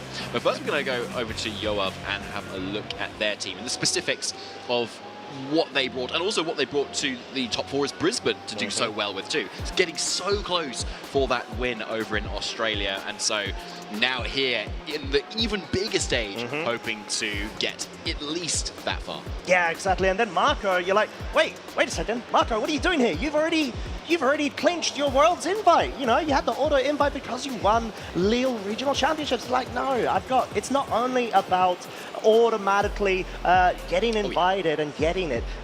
You want to be able to play for bragging rights. You've got so much momentum and wind under your sails. You want to be able to capitalize off of it. And Marco, at the end of the day, is a purebred, competitive, world caliber player. He's here for the game, for the passion. He knows he can very well, and has actually proved he is of the top, if not top 3 of the greatest trainers to have ever touched this game, in my personal opinion. Well, maybe he's just here because he really likes a restaurant in Sao Paulo. Or that, to be fair. That is a consideration. Yeah, you could just we should ask him about. Yeah, I just thought, oh, that's might as well compete as well. Oh, definitely going to be asking him that. I'll be sending him a message after. But no, I mean, it's great to be able to see that, even though in the examples of like Giovanni Siske and Marco Silva, even though you've already gone ahead and accomplished a lot in the past seasons and whatnot, when it comes to certain events or titles and such, you still keep the game going because you are a true competitor at heart. So, going to this match, then Yoav, as we mentioned, has been running the exact same team, I'd say, in the past couple of events, also with some grassroots tournaments as well. I've had the pleasure of going up against him. He is a savage player in terms of knowing board states and trying to force pins in order to be able to unlock the board state to their advantage. So that's something that Marco is going to be quite interesting to see, because the playstyle of Marco tends to be a bit more aggressive but situational when it comes to board state. So you really need to push all of that aggro onto him in the right sort of pins. Yeah, 100% there, Costa. Now look at this team that Yoav has brought, and similarly had brought to the top 4 of the Brisbane Regional Championships here too. Using that calm mind Ursaluna is really interesting here, that I think we saw Eduardo Cunha also use recently, I think, but probably at the Gdansk Regional, using that calm mindset as well, which is really interesting too. So being able to set that behind an Aurora Veil with that fake out support is really threatening. So suddenly you can't safely protect in front of this Ursaluna as you can with maybe other sets, because you could just get a calm mind, boost up its really kind of not so great special defense, match it up with its amazing defense, and just go super offensive with that big special attack. Yeah, it's a beauty of being able to say, hey, you know what, Assault Vest has been upticking in terms of meta usage. Why not try to increase my special attack as well? You know, all I need to do is have the right tools alongside it. You've got the super fake out bros there, Incineroar and Rillaboom, just being able to have so much great synergy when it comes to the sort of presence on the field and allowing sort of holes for your setup Pokemon to be able to capitalize off of. And here is Marco's team. So the Lille Regional Champion winning team here, built by himself and Dil Yeomans as well. So really interestingly, there's that Incineroar with the Covert Cloak, but also still has Protect on it as well, and it's got that Terra Fire. So yeah, not an unusual Pokemon, but the set itself is really innovative, and I really love it there. Yeah, truly, and I think there's just a lot going for it. You're going to be able to essentially take advantage of different pivots in terms of, okay, Marco's got more of a, I'm just going to set up immediately and just go on the offensive and utilize the enabling factor of Ribombee with the Fate Tears, like we said, also with the Moonblast, allowing itself to be able to pick up cheeky KOs with double ups, because you wouldn't think, but Ribombee with this Focus Sash set actually has a lot of its investment added to both its speed and special attack, and you know, little Pixie can actually pack a punch. It definitely can, yeah. Like, there's not a lot of fairy types going around, and when you've got that same type of components as you're saying, Costa, it is really strong there. So wouldn't be surprised to see it used here either. Shield Dust to kind of get around those fake outs, really strong option, really cool. As long as you're not facing any other Pokemon that like naturally outspeed it, like I don't know, like a Weavile or something. True. Then, I know. I know, that has been upticking, and we have seen it in previous events as well. We certainly have, exactly. But yeah, not here, thankfully, for Marco's point of no, view. It's not going to be, but we are already getting into the leads of Game 1. Get ready, folks. This is going to be an absolute riot between both of our trainers, Golden Go and Incineroar versus the Ribombee and that Golden Go. We essentially mentioned already the main pivots and strategies from your upside is going to be trying to utilize the utility Pokemon in order to be able to support the offensive ones, and in this case seems to be that Golden Go Lightning. Yes, so Golden Go a piece on either side here. Yoav Golden Go is Terra Water, so it's going to be able to take on those Make It Rains very nicely, and Shadow Balls too. Whereas the Golden Go on Marco's end is Terra Steel instead. So either way, it's still going to be weak to those Flare Blitzes that can come out from Incineroar here. So Marco's definitely got to worry about that. But the question is, can Fake Tears plus Power Gem actually KO the Incineroar instead? So the toes on the other foot, is that what people say? I don't know. Yeah, they do now. Yes, okay, good. Right, also. So yeah, here comes Marco with that offensive terror. Yeah, and maybe an indication initially of, oh, hey, wants to go on the offensive with Make It Rain and just nullify any sort of damage on the other side of the field with the combination of Fake Tears. But it may well be to be able to forego weakness to the Dark typing there of a knockoff, but it's just going to be a Fake Tears into the Incineroar. This may still be the Power Gem, and it is, of course, 100% accurate. And guess what? 100% HP dealt onto it. Incineroar is already down.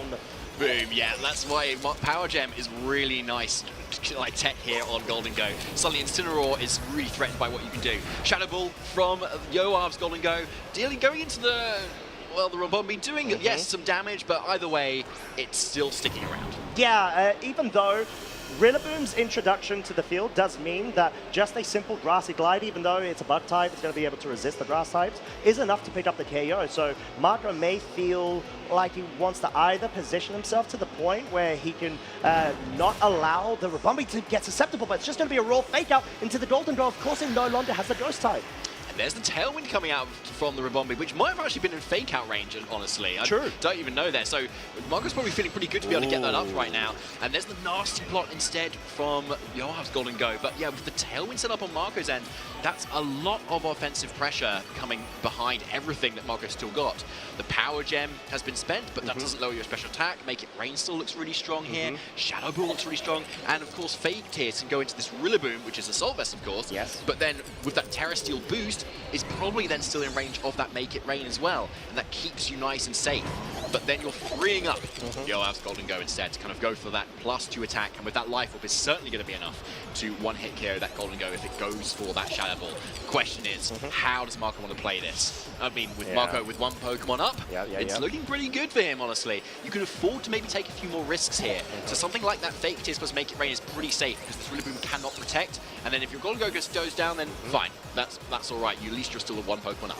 Yeah, and it actually seems like Marco wants to be able to save it for a later stage of this game. Brings that Incineroar in, such a great way to be able to force so much more disruption in the subsequent turn, but most importantly, take that damage, not let the Rabombi go down, and get the Intimidate off. Shadow Ball, though, is going to be targeting the Golden Go, not quite enough to pick up a KO, but we're going to have to see if the same can be said from Yoav's side. Shadow Ball, guess what? Into the other Golden Go, and it is. And that is why it's so crucial to be able to get your nasty plot set up, especially when you've got that 1.3 multiplier to be able to compound so much damage all in one direct attack. And so the Incineroar comes in, yes, it kind of gets the Intimidate down, but yeah, it's in a nice position to start threatening over those fake outs, basically, and it's going to get a little bit of momentum here for this Dragonite that Marco has now switched in here. So, again, Dragonite, a really, really just reliable Pokemon here. It is that loaded dice scale shots, nothing too unusual either. Yeah. Extreme Speed is also really, really strong here too, in or out of Tailwind as well. And as a second Tailwind option, it's really nice once the Tailwind goes down too. Rillaboom is now switching out, it looks like, resetting that Intimidate, resetting that Fake Out, and in its place comes Sneasel. Yeah, and I think it makes a lot of sense to be able to position yourself before the Dragonite starts getting some setups. It's a bit of a risky switch in that you need to be able to consider whether the focus is going to be in the Golden Go. I think that's what Yoav's trying to hedge their bets towards, and they're able to get that read. So being able to bring the Sneasler in right now will make sure that you can outspeed the Dragonite as long as you can survive this Flare Blitz, which we know it can. It's got the Grassy Seed. It's able to position itself to the point where you've got Unburden proc and you've got an Incineroar stuck on the field. I guess Marco can consider terrestrialization to be able to forego a close combat, but at least you're at the point where the Golden Go has been safeguarded. Yes, exactly. Yeah, that's one of the main things here. You've still got that offensive pressure going forward into the rest of these turns. Now, Marco's offensive pressure is starting to run out now without that Golden Go. Ribombi doesn't offer loads of damage here, but at least with that Moonblast, you've still got some consistent damage into something. The Golden Go is also tearing out of that fairy weakness, so either way, Marco still has a few pieces here that you can kind of pivot around with and start targeting to different slots. Yeah, and that's the beauty of being able to burn off Marco's terrestrialization earlier on with that Golden Go. You force that defensive switch out here, so it's just more so you're being able to keep up with the tempo and make sure that he always has that focus available, and he targeted correctly, got a poison as well, but the most crucial thing here is the multi-scale has been broken on the Dragonite, and Rillaboom, because we know how bulky and buff this Pokemon is, it's going to be able to take on even 5 hits, and you've been able to bring the Rillaboom onto the field whilst the Ribombi has actually entered as well. You automatically try to check that slot as long as the grass terrain turns can remain in favor of Yoav in this subsequent turn. Yes, exactly. Now, we still, with that poison extra tick on that Dragonite, we know we're still in Tailwind at the moment here. Oh, no, sorry. Tailwind has just expired. But Marco has brought in, has got 2 Pokemon that can both Tailwind. Yeah, which is obviously pretty strong. But yeah, with the Unburden boost on Sneasler, it should be able to outspeed both of those targets and deny either of them for kind of going for the move it wants to. But of course, both have Protect. Question is, where do you target for this Sneasler? Because if you can take down Ribombi, yes, Dragonite can then go for Tailwind. It can either go for a Scale Shot and actually KO your own Sneasler.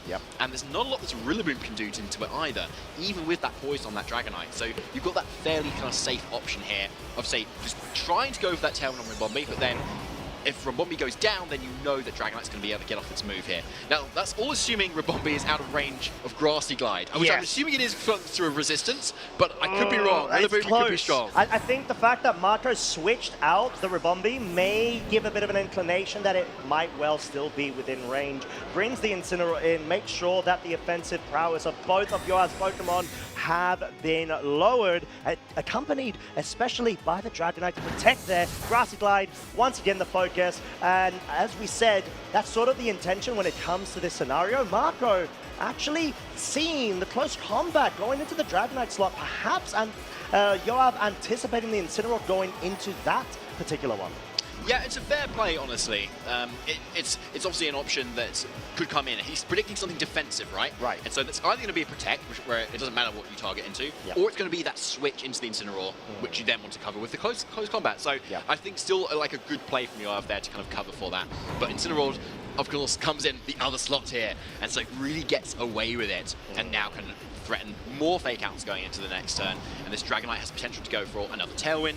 Again, go for another Scale Shot, but Tailwind being probably the more safer option here, given that Sneasler can indeed protect, and the Rillaboom can kind of pivot out as well. So, and given that extra speed that Marco could then bring, that enables the Dragonite to then outspeed the Sneasler on the following turn, assuming that you go for that Fake Out here. Yeah, exactly, and that's sort of the reason why Marco... no needs to try to go for it. There's no Fake Out, and the Dragonite's been absolutely KO'd there. That is quite big, and a bit of a gamble that Marco took there. High horsepower going into the Incineroar slot. We'll be dealing around 20 to 25%. Flare Blitz, however, will deal so much more because it picks up the KO. And all of a sudden, we've got a 2 versus 2 affair. Yoav versus Marco in what did seem like a very straightforward Fake Out there, but Marco expecting Yoav to anticipate the read. Yeah, he did. Like, Yoav just kind of going for it, knowing maybe kind of he's got on the back foot a little bit, you know, can't really deny the Tailwind on Dragonite's end, just thinking, oh, I'm probably not going to be able to position around given this Incineroar as well with the Covert Cloak too. I'm just going to go for it. I'm just going to go for it. Click the button. Click that button, which is that Dire Claw as well. And yeah, Marco sees the writing on the wall, forfeits, and game 1 goes to Yoav Ruven. What a way to kick off this game 1. Yoav did such a great job there. You see the subtle nods saying, all right, cool, I got that read. I'm very very happy that I still committed with it, because at that point, it was just more so a bit of a game of chicken when it comes to the fact that Marco identified that Yoav went for the read the previous turn, the close combat into the Dragon Knight's Protect, anticipating the Incineroar, saying, okay, seems like he's a bit more prone to try to go for reads. Let me try to catch him out, because it seems like Yoav feels that he's got his back against the wall. Catch him out with the following read. He did not catch it. Unfortunately, Yoav said, no, I just need to play a bit more conservative, go for safe plays. There's no reason for me to try to, essentially burn my read potential now, and just Marco got caught out there. Yeah, unfortunate, wasn't it? Yeah, if there was just that fake out plus that tailwind, maybe we've been looking at a slightly longer game.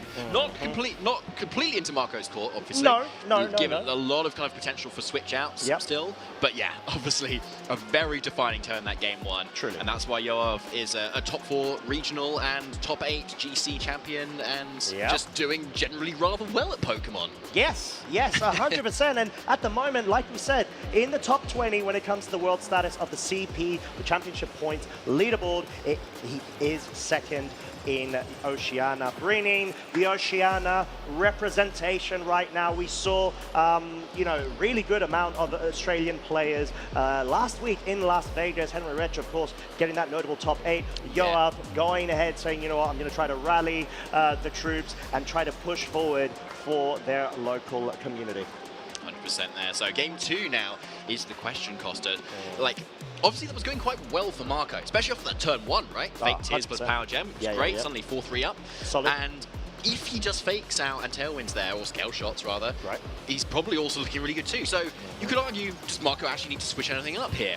But where you kind of go into that game 2, you might want to just go for that kind of other mode, where you can kind of switch things up in your opponent, go for something that maybe they haven't prepared for or not seen yet. Ooh, okay. So it seems like it is just going to be the same leads from both of our trainers. It's sort of to the point where you feel that you don't want to change it up in case your opponent tries to read your change up. So wanting to go for the safer, sort of the best or most optimal lead makes the most sense. It seems like Yoav has a bit more of a defensive lead in order to be able to sponge up the offensive prowess of Marco's versus Marco's more aggressive one. So yeah, it looks like the same 4 Pokemon for Yoav on the left here at the moment. And of course that same lead for Marco as well. So could also be the same 4 Pokemon yet again. And yeah, exactly. But Rabombi has a lot of potential to go for that tailwind this time, to kind of guarantee some sort of offensive pressure for Marco that cannot be denied by Yoav here. Whereas that fake Tears is something that obviously Marco's already revealed from game 1, and we might see something anticipatory from Yoav here. But of course it's so obvious, right? Right. Right? That's the sort of trap, right? Exactly. Sure, you don't go for it. Sure, you don't actually use the move you want to do. I know. Don't click the button, or do click the button. We'll see how found what we can find out from it. But there is the commit of the Terra Water. Over on Yoav's side, no commit from Marco's side, actually opting to go for the Tailwind instead, wanting to ensure he could try to catch out Yoav with a non-Terra commit there. Unfortunately, not able to do so. At least does have the speed advantage, but there's no sort of move yet coming out from the Incineroar, wanting to be going for the safe, make it rain, bring the Rabombi down to the Focus Sash, but most crucially, the fact that Marco hasn't committed to a Terrestrialization on the Golden Go means it's susceptible to, I would say, normally a knockoff, but the fact that Flare Blitz covers it means that we've got our first KO within seconds of turn 1. Marco has already lost a very powerful piece to his team comp. However, the beauty of this team is that there are a couple of more, especially this Komodo. Ooh, look at that. Well okay, so played. Marco has switched things up a little bit here. Yeah, bringing this Komodo is really nice right now, particularly as that Golden Goat is now just terrestrialized out of its dragon resistance.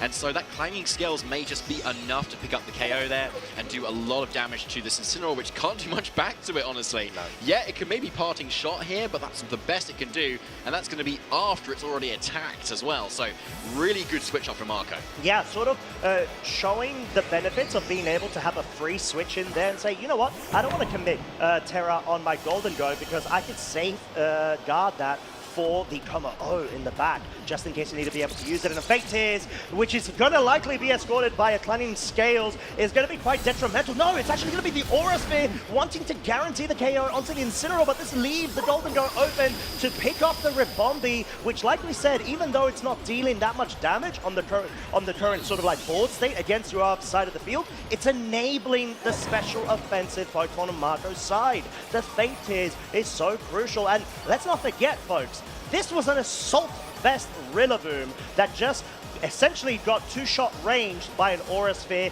Como, which isn't even like powered by a Life Orb at the moment. Yeah, exactly. And now, unfortunately, though, from that grassy terrain, you need to go for that another Aura Sphere to be able to get the KO on that. And Clanging Scales is likely not going to be enough, for instance, given it's the spread damage nature of it as well. So you just kind of need to target into it a little bit harder there. But Rillaboom's not the threat right now. You know, it needs to switch out. It's not doing much damage at all. So the focus is definitely on this Golden Go now for Marco. And Yoav most likely knows this as well. Protecting, maybe getting in another fake out user is going to be what you need to do to kind of keep it a little bit safer and kind of use the offense for the following turn. Yeah, and I think Marco's really pressured right here. Needs to potentially go for a read because the Golden Go's not going to be dealing as much damage. Clanging Scales commit does pick up the KO onto the Golden Go. 2 Life Orb chips as well as some additional damage seems to have been enough. But the problem here is Marco needs to be able to navigate around the Rillaboom and the Incineroar over on Yoav's side. But there is the beauty of at least Marco's Incineroar having the Cobra Cloak. Yeah. It's not going to fall victim to a fake out flinch potential, and the Tailwind is still available on Marco's side of the field. If I'm not mistaken, it's most likely going to be the final turn before it does peter out. However, this does mean Yoav has the Sneasler Bring, especially now it's going to be able to benefit off the Grassy Seed and be doubling its speed due to the Unburden ability. Yeah, a really strong Pokemon, isn't it? Where, like, it just doesn't care if Tailwind goes up, really, does it? It's just really, really good here. Now, Komoa and Incineroar obviously are 2 Pokemon that are really weak to what this Sneasler has, because it obviously holds the acrobatics here. And so it really doesn't want to take that from the Komoa, and the Incineroar doesn't want to take the close combat. So Terra Fire makes sense here. This defensive piece, Marco thinks close combat's coming there. Does it, though? Yeah, here is the legendary and a very rare Fire Terra Incineroar, which you most definitely do not commonly see. Protect coming out from both the Sneasler as well as the Como. Clearly, Yoav anticipating the offensive focus onto the Sneasler fake out, trying to catch out that Como. But yeah, the Flare Blitz does try to go into the Sneasler, hoping to be enough to maybe pick up a KO. I mean, because it's Fire Terra, I don't actually know my calcs when it comes to the Incineroar's damage when it comes to Sneaslers, but by, like, I'd say instinct or, you know, like guesstimations, I feel like it's not enough. It would require a double up, which is maybe what our Marco was identifying. Yeah, I believe so. Given, that +1 defense from the Grassy Seed boost as well. But yeah, as you can see, Marco needs to go for that double protect there so that acrobatics can actually KO. And there it is. Oh, there it is. So crucial. And unfortunately, Marco is left down to final Pokemon, Terra Fire Incineroar. Now going for the Flare Blitz. Yoav playing exceptionally well when it comes to the board state. Not even dealing a 2-shot onto this Sneasler means the knockoff, even though it can't pick up the KO just yet.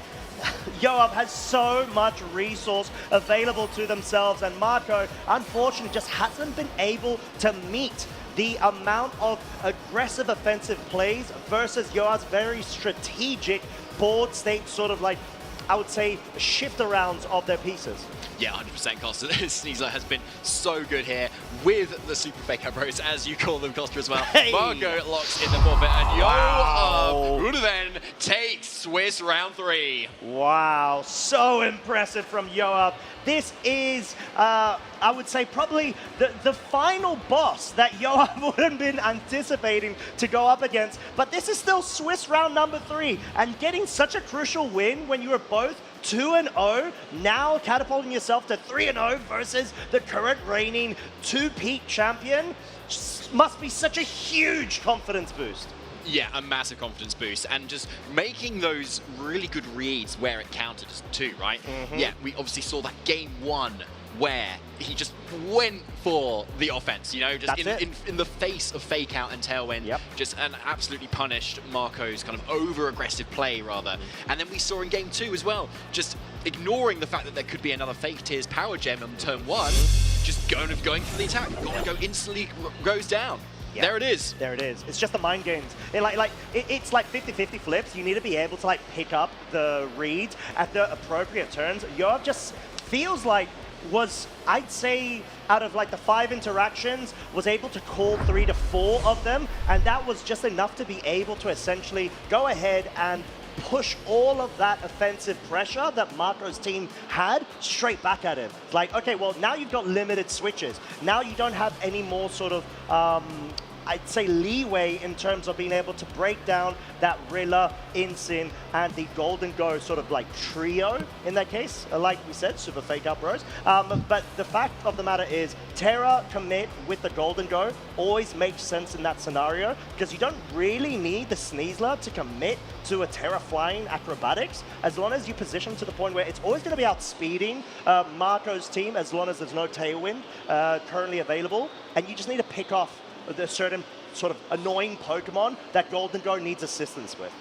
Yeah, I think that's a really good point. Like, Komodo is one of those Pokemon that I put in my cast predictions as well. It's one of those kind of core breaker Pokemon. It's that a you great can, Pokemon. Yeah, because obviously it resists grass, it resists fire, it resists dark, it resists water, and with its offensive capabilities as well, it's really good at just dishing damage out onto the Rillabooms and obviously onto those Incineroars too. So it was really well put here in that game too. I just think there were some missed opportunities there to kind of maybe get a Clanging Scales off a bit earlier, so the throat spray activates.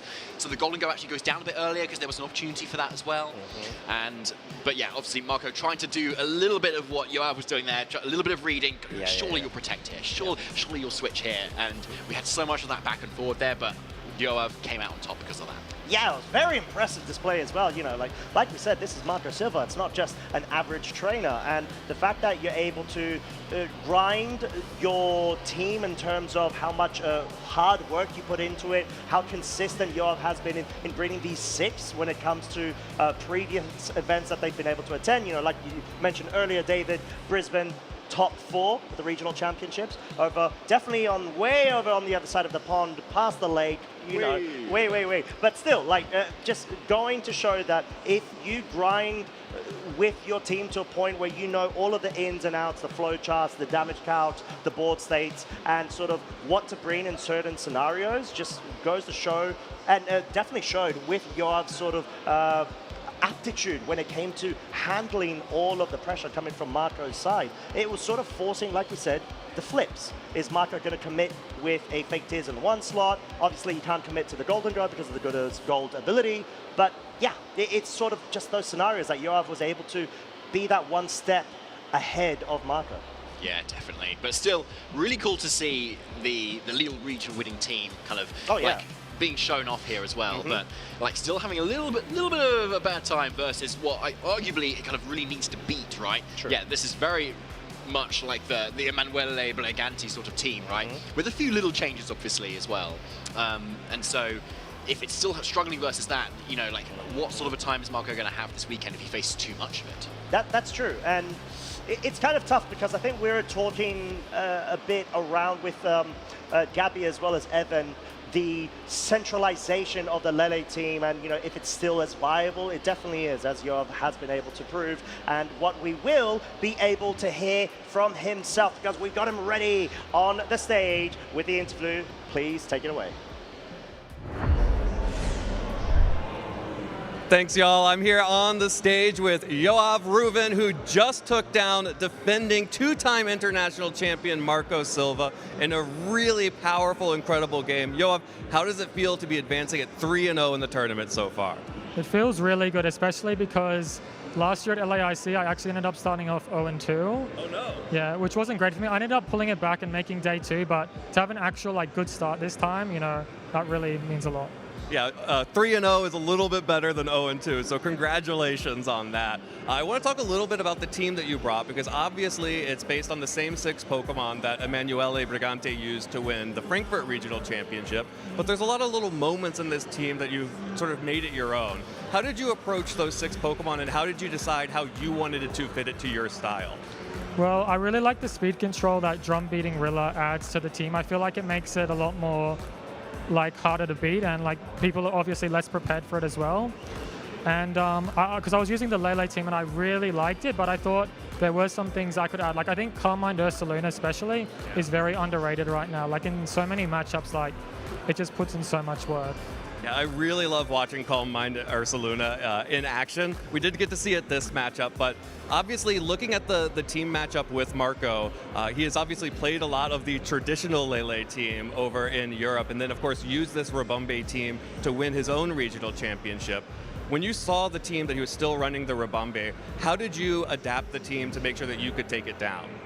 Well, the main thing was a lot of prep into the team. When I first played against it the first few times, I was losing a lot, but eventually I found a pretty solid game plan that I used against Marco and it worked out. So perfect. Well, it was an incredible match and I'm really excited to see how you do for the rest of the tournament. You're coming fresh off of a top 4 placement in the Brisbane Regionals. How confident are you feeling here in LAIC this year?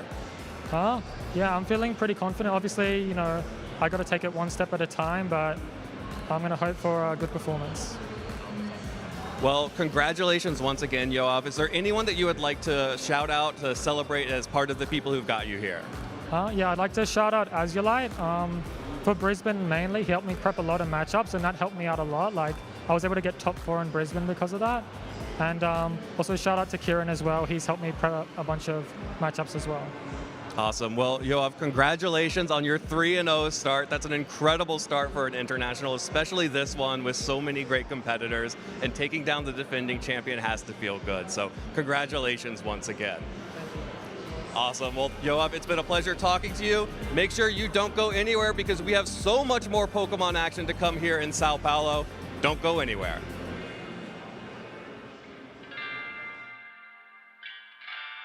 Game number 1! This Incineroar could even survive this close combat, which of course it will not, because this Incineroar does something on this turn. This unfortunate get the knockout.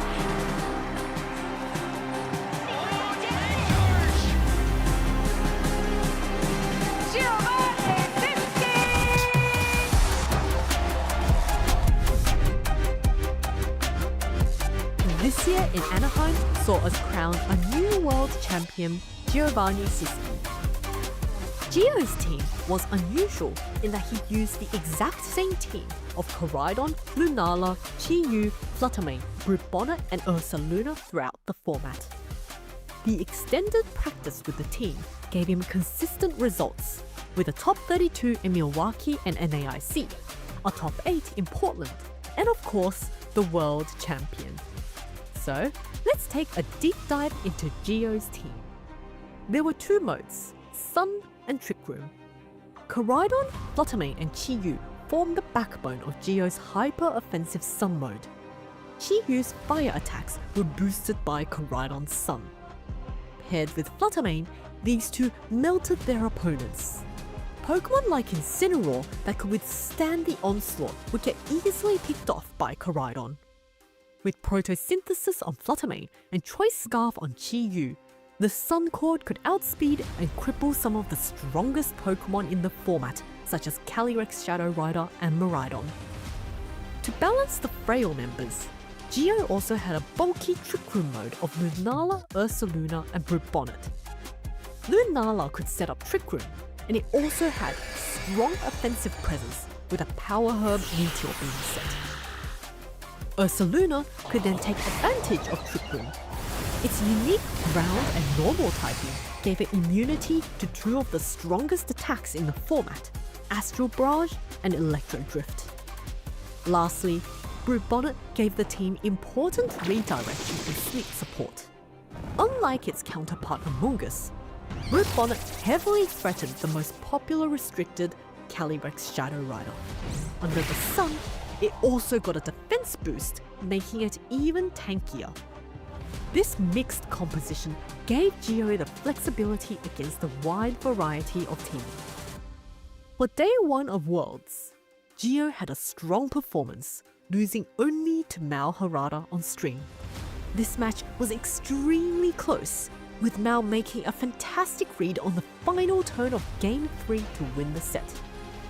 However, Gio was not deterred and and he went on undefeated for the remainder of Swiss until he faced Mao again in top 8.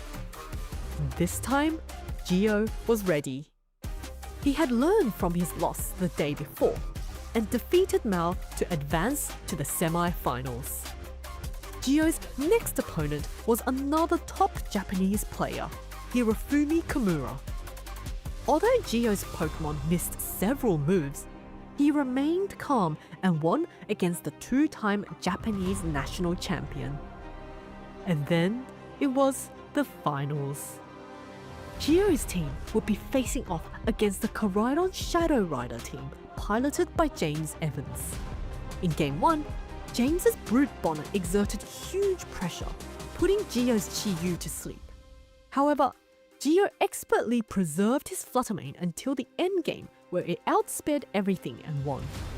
In Game 2, Gio started well, but James capitalized on the Koraidon's Life Orb recoil and made defensive switches that forced the Koraidon to take more recoil. Eventually, Gio's Koraidon had one more attack left before it would faint to Life Orb, but James had 2 Pokemon left on the field, giving James the win.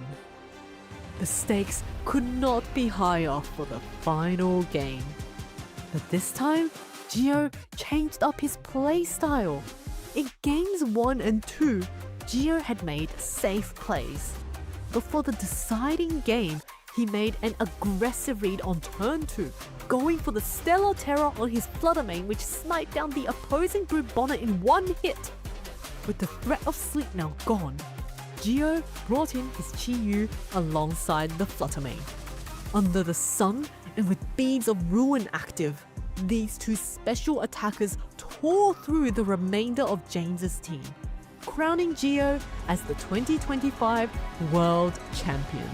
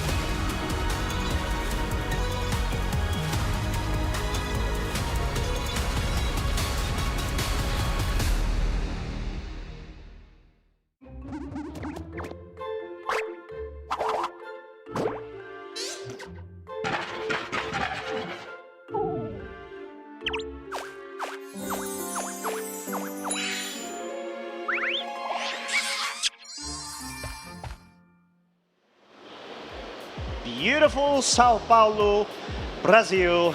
We are here once again, first time this year for the 2026 Pokemon Latin America International Championships. Such a glorious venue, such glorious people, and just generally really good, positive vibes throughout. And let's not forget, David, amazing sets for all to watch, including us as well. We just featured the current reigning Latin America International Champion, Marco Silva, versus Yoav Ruben, of which we saw a bit of an upset there. I'm not going to lie, like that's not a detriment to Yoav, it's more so a compliment because of how ridiculously consistent Marco Silva is. Oh, 100%, yeah. Yoav Ruben played so well. Yeah. With arguably a fairly standard composition. It was interesting hearing from that interview with Evan there as well, that he kind of really considered using the Emanuele Briganti kind of Frankfurt regional winning team that's kind of been just kind of taking the scene by storm this season and taking his own kind of twist on it as well, and really paying off there versus Marco with some really nice reads as well, showing why he's such an incredible trainer. Yeah, the Calm Mind Ursaluna Blood Moon, not something that you commonly see as much, but it sort of makes a lot of sense when you've got the Rillaboom and the Incineroar sort of a duo in order to be able to allow so much more room of not only the fake out disruption, the parting shots, whatever.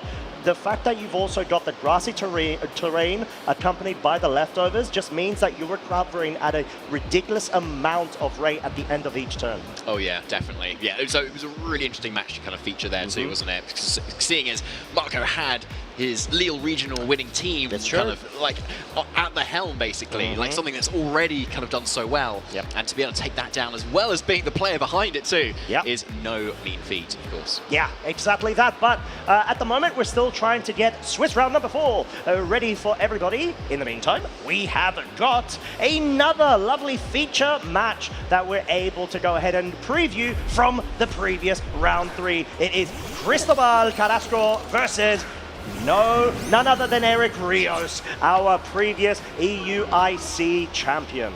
Yes, so we've already jumping straight into this game 1 here, where we've got this Dragonite and Incineroar, given very much this kind of standard sets that you would usually find from Cristobal here. And on Eric's end, it's that mouse hold on that Golden Go. So something that we were seeing a little bit earlier on, we had the replays, was when we had Thomas Gravui versus Ashton Cox as well. So this mouse hold is that Friend Guard set with the Super Fang to kind of go with it as well. Where Golden Go, especially with that life orb, often 2-hit KO is everything, and so if Super Fang can do the other 50% beforehand, you've got a very powerful combination here. Yeah, exactly, and that's sort of what you need to be able to find a way to be able to break through when it comes to, relatively speaking, many bulky combos, especially the Golden Go mouse hold. There's just so much, so many ways to be able to go on the offensive or the defensive. Seems like it is definitely going to be the offensive from Eric's side. The Golden Go actually outpacing the Dragonite, and enough to pick up the KO, showing why Super Fang is so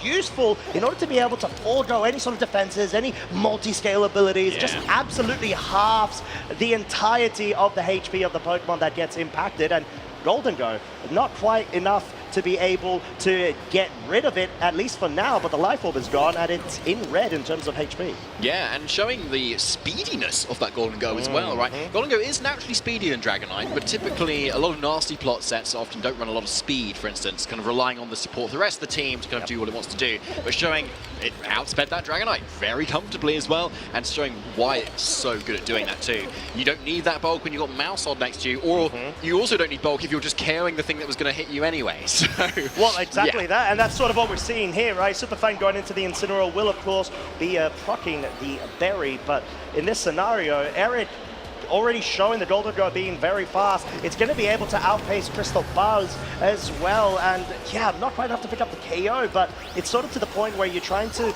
essentially extinguish all of the resource still available on either side of the field. Mouse Hold, to be honest, actually being able to survive is so big for Eric here, because you may well actually bring in another setup Pokemon on your other side of the field, because the Incineroar didn't even try to get the KO there. No, it didn't, but in some ways you might want that, depending on what is in the back, because unless this Mouse Hold can do something significant in the next turn, in some ways it might be better to kind of leave it on the field than giving the opportunity for Eric to bring in 2 really powerful offensive threats instead. We'll have to see as the rest of the turn plays out here, obviously. Given, especially though, this Golden Go is probably in range of, actually, oh no, it doesn't have beat up actually on Eric's end, but the last one we featured did instead. So the Komodo if it's fast as Golden Go, is looking really nice. But again, Komodo doesn't actually outspeed Golden Go naturally, so we'll have to see how the turn plays out before we know. You know what I want to call out real quick? No, I don't. The Focus Sash Ursaluna Blood Moon on Cristobal's side. Oh! Yeah, because this isn't something that we commonly see when it comes to this sort of set, right? Like, okay, sure, Terra normal, you've got the usual Blood Moon, Earth Power, Hyper Voice, Protect. But the fact that you've got another way to be able to allow yourself into a position where you're no longer pinned by, let's say, a sneeze at close combat to a certain extent or some sort of offensive pressure may have been really key for Cristobal's strategy here. And you can see he's actually really considering what to try to lock in here, depending on if Eric is going to try to bring in a switch right now in anticipation of Cristobal's side. But it just seems to be the Incineroar. So a lot of mind games going on here as well, right? Yeah, you do. And what you have to be careful of versus this Komodo is because the Komodo is soundproof, it's not going to actually take any damage if Hyper Voice is locked into here. And that means only single target moves can come out from this Ursaluna, which means this is something that the Mouse Hold can then follow me away, keeping the Komodo very nice and safe here. So there's the Terror from the Ursaluna here, and yeah, there's that follow me. Eric knows it's the nice safe play.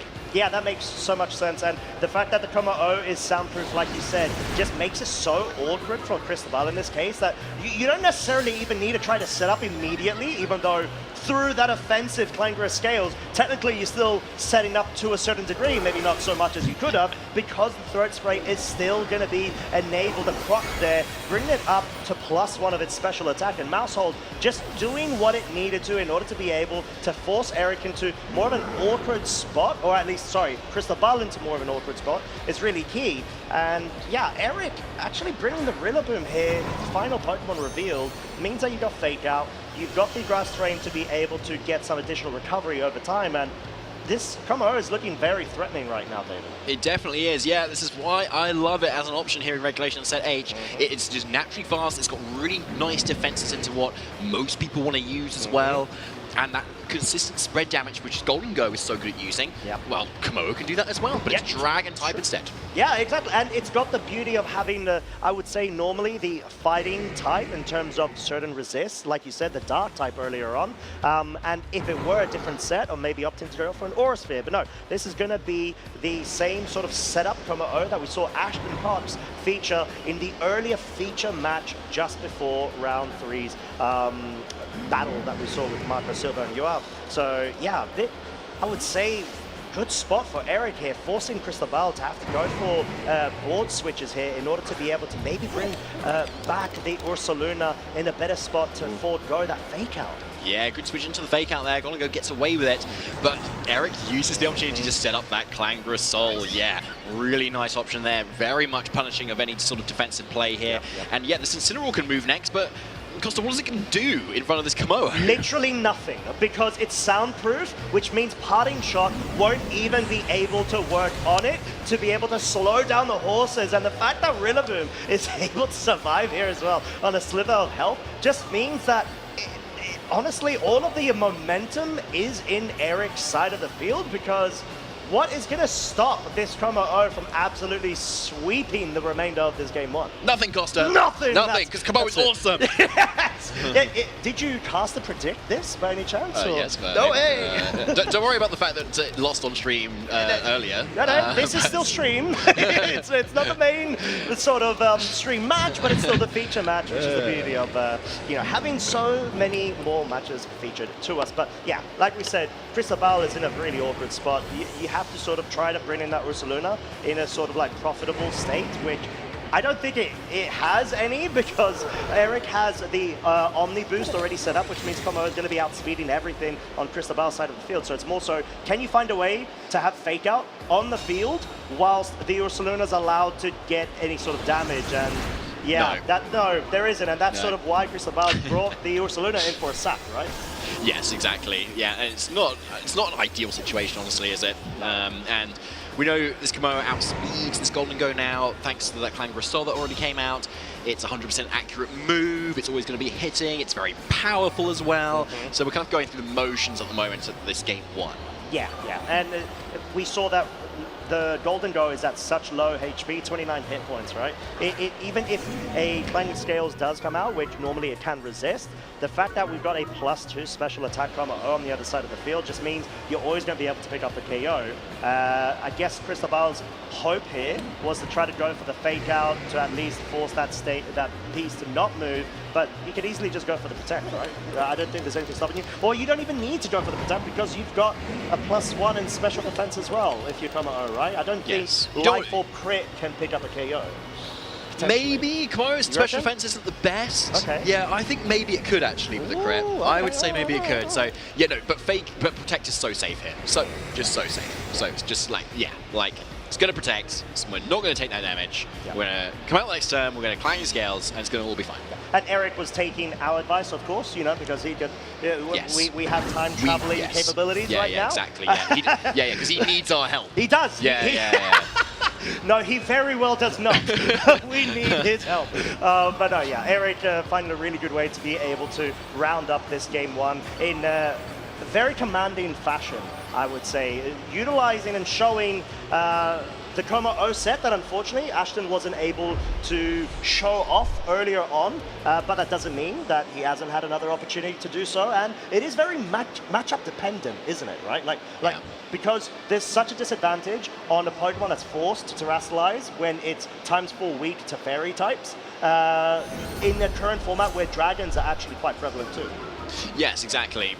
Yeah, but we're getting straight, though, into Game 2 Yep. with what looks like the same leads as well, except Eric has swapped the mouse hold and the Golden Go positions to maybe mess with Cristobal's head a little bit to go, oh, have I brought the same thing? Maybe, or maybe this is a different thing I've done. But no, so same leads as last time, and obviously Dragonite just went down instantly to that Super Fang plus Shadow Ball play there that Eric did, and paid off so well too, particularly as Cristobal's Incineroar didn't end up getting any KOs either, just went for that knockoff, so the Golden Go was able to still stick around. Yeah, and that's a really good point as well. And clearly Cristobal trying to go ahead and find a way to be able to get around it, circumvent it, but Eric sort of just going for the very safe play of opting to go for the protect on both Pokemon. You just want to be able to scout out right now, and obviously, like we said, burn the fake out potential, which will, of course, be going into that mouse hold, as the ghost typing of Golden Go will completely nullify that. However, Dragonite going for the scale shot, not committing with a Tailwind there. Yeah, interestingly, no Tailwind there. Obviously, Eric kind of calling that potential, because if the Tailwind goes up there, you've got the same board state as turn 1, except, Cristobal's team is just double speed, which is obviously a really big advantage. So yeah, no, Eric making the correct play though there, predicting that scale shot instead. Really well done there, and obviously then denying the speed boost that scale shot can give, which otherwise, if it had come off, then it would still be outspeeding Golden Go to mouse hold. It can then set up the Tailwind and would still be in a nice position. But yeah, the double protect, really key there. Now Eric has a lot more resources to kind of freely go for whatever he wants. Yeah, exactly that. And this isn't a mouse hold that has Terra Fairy, has Terra Ghost as an option here, so no way to be able to completely immunify the scale shots going into the slot, but maybe no need when you've got the Nasty Plot already being set up over on the Golden Go side, and not even 5 hits, I don't think, barring any sort of crits, will be enough to pick up this mouse hold unless there's a final crit hit. No, there is not. Apologies, Eric. That is not us trying to summon something now.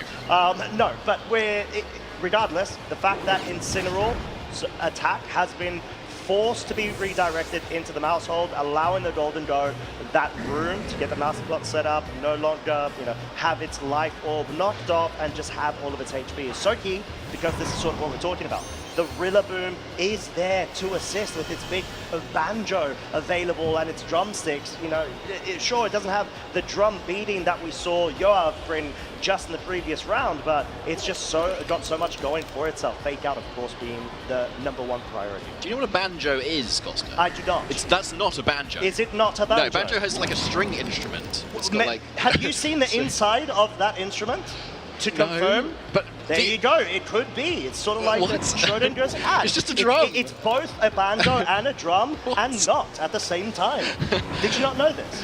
What are you talking about right now? I'm talking about the prowess of this Rillaboom to bring all of the noise in different forms. And Dragonite just saying, yeah, you know what? I don't want to find out. I want to go for the Protect right now. Play it a bit more safe and conservative. Critical hit from the Fake Out into the Incineroar. And make it rain.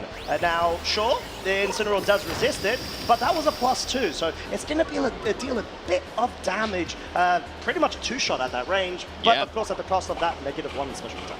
Yes, of course. Yeah, no, a good play from Eric there to kind of safely target into what is into the Pokemon that can't protect, right? And and this Dragonite definitely doesn't want to be able to take that damage because then the multi-scale would be broken and then you're suddenly in a much worse position. But yeah, Eric's still making the safe play there, which is really nice. But leading to the next gun, Cristobal does have the speed boost from the previous scale shot. So it does allow a Tailwind to come out instantly as soon as Cristobal wants it, allowing Incineroar to then outspeed both these targets and threaten a lot of damage with a Flare Blitz from this Incineroar, which is looking really nice to both these targets. Yeah, and at this point, you just want to be able to start picking up as much damage as you can to be able to slow down the momentum that Golden Go really has.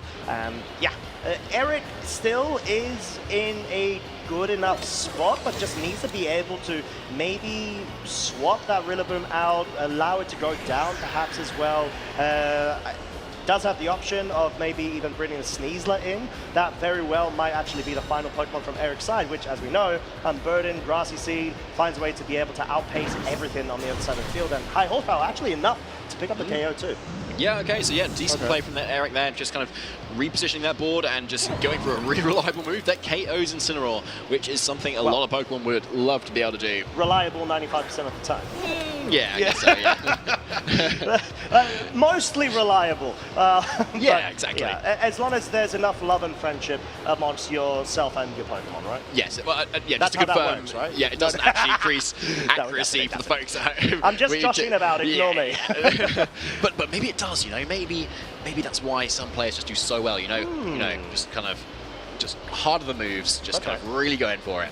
Okay, well, I mean, hey, at the moment, unfortunately, that hasn't been the case for the Golden Go, trying to go for the double protect on Eric's side. It's just going to be a focus of the scale shot into that target, and sort of what we're talking about, I think that was Eric's out, right? You want to be able to at least allow more room for the Golden Go to be able to do much at this point. It's your main sort of win con in this case, and the fact that the Golden Go on Cristobal's side just picks off the KO, especially because of that chip double up, is enough to actually show that Cristobal has done a really good job in adapting towards the sort of game plan from Eric's side in that game 1. Another high horsepower coming out from Rillaboom, but it's not enough this time to KO that Golden Go either. So yeah, this Dragonite, given the fact that it kind of went for a very safe protect, which wasn't even needed, it's looking really strong now into the rest of this kind of game here. And yeah, there's the Kumo that has come in here, a very strong Pokemon indeed, but can it kind of size up to this really fast Dragonite right now, which still has that multi-scale intact, and even though it's got the defense drops from the scale shot, Eric's got Komodo is a special attacker, so it's not going to kind of make the most of that either. And then Rillaboom's attacks aren't going to be very effective either, so yeah, Cristobal is in a good position. Yeah, and you know, complete sort of night and day difference between that game 1 and game 2. Komodo sort of putting in a lot of work for Eric's side, but I feel like you would have probably wanted to be able to position it a bit earlier on the field and get A-Clank Assault going, get that Omni Boost set up before the sort of state where Tailwind is already set up from Cristobal's side, but who knows, there's still Terrestrialization as an option, and it's of course going to be the Fire type here. The real question is the Komodo going to be able to survive a double up in order to be able to get that boost going? Grassy Glide actually breaking the multi-skill there too. Yeah, so it's a really good option there, so possibly a key or a little clue as to where Eric is targeting here. But yeah, look at that damage here. Even with the Terra, Scale Shot is still doing so much here. And only 4 hits too. So it's going to get that speed raise here. Question is this Komodo faster or is this Golden Go? Yeah, Golden Go is still going to be very much quicker here. and it's not bulletproof. Komodo just does go down. Yeah. Not enough to be said. I think you needed to be able to avoid a scale shot, right, in that scenario. If the scale shot does miss from Cristobal's side, that means Shadow Ball's not going to be enough to pick up a KO on the Komodo. Then you can go ahead and get the Omnibus set up. At least you've broken the multi-scale on Dragonite, and then you need to wait for the Tailwind to peter out in order to be able to better position yourself against the Golden Goat and wrap up that game too. So yeah, Eric trying to go for the win con of the miss. Unfortunately, it did not work out for himself. It seems like Cristobal is forcing this into a game 3 very slowly, just wanting to play a bit more safe and utilize his resource availability left with that Rillaboom fake out available in the subsequent turn.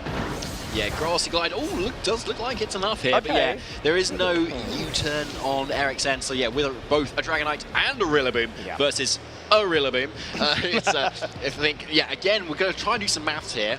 But I think we're going to try, but I think 2 versus 1, given the Pokemon on the field, should be enough for Cristobal to kind of take this. Yes, as long as Scale Shot does what Scale Shot is intended to do. I mean, there's so many chances. Yeah, so many. Yeah. No, but you're right, though. You're right.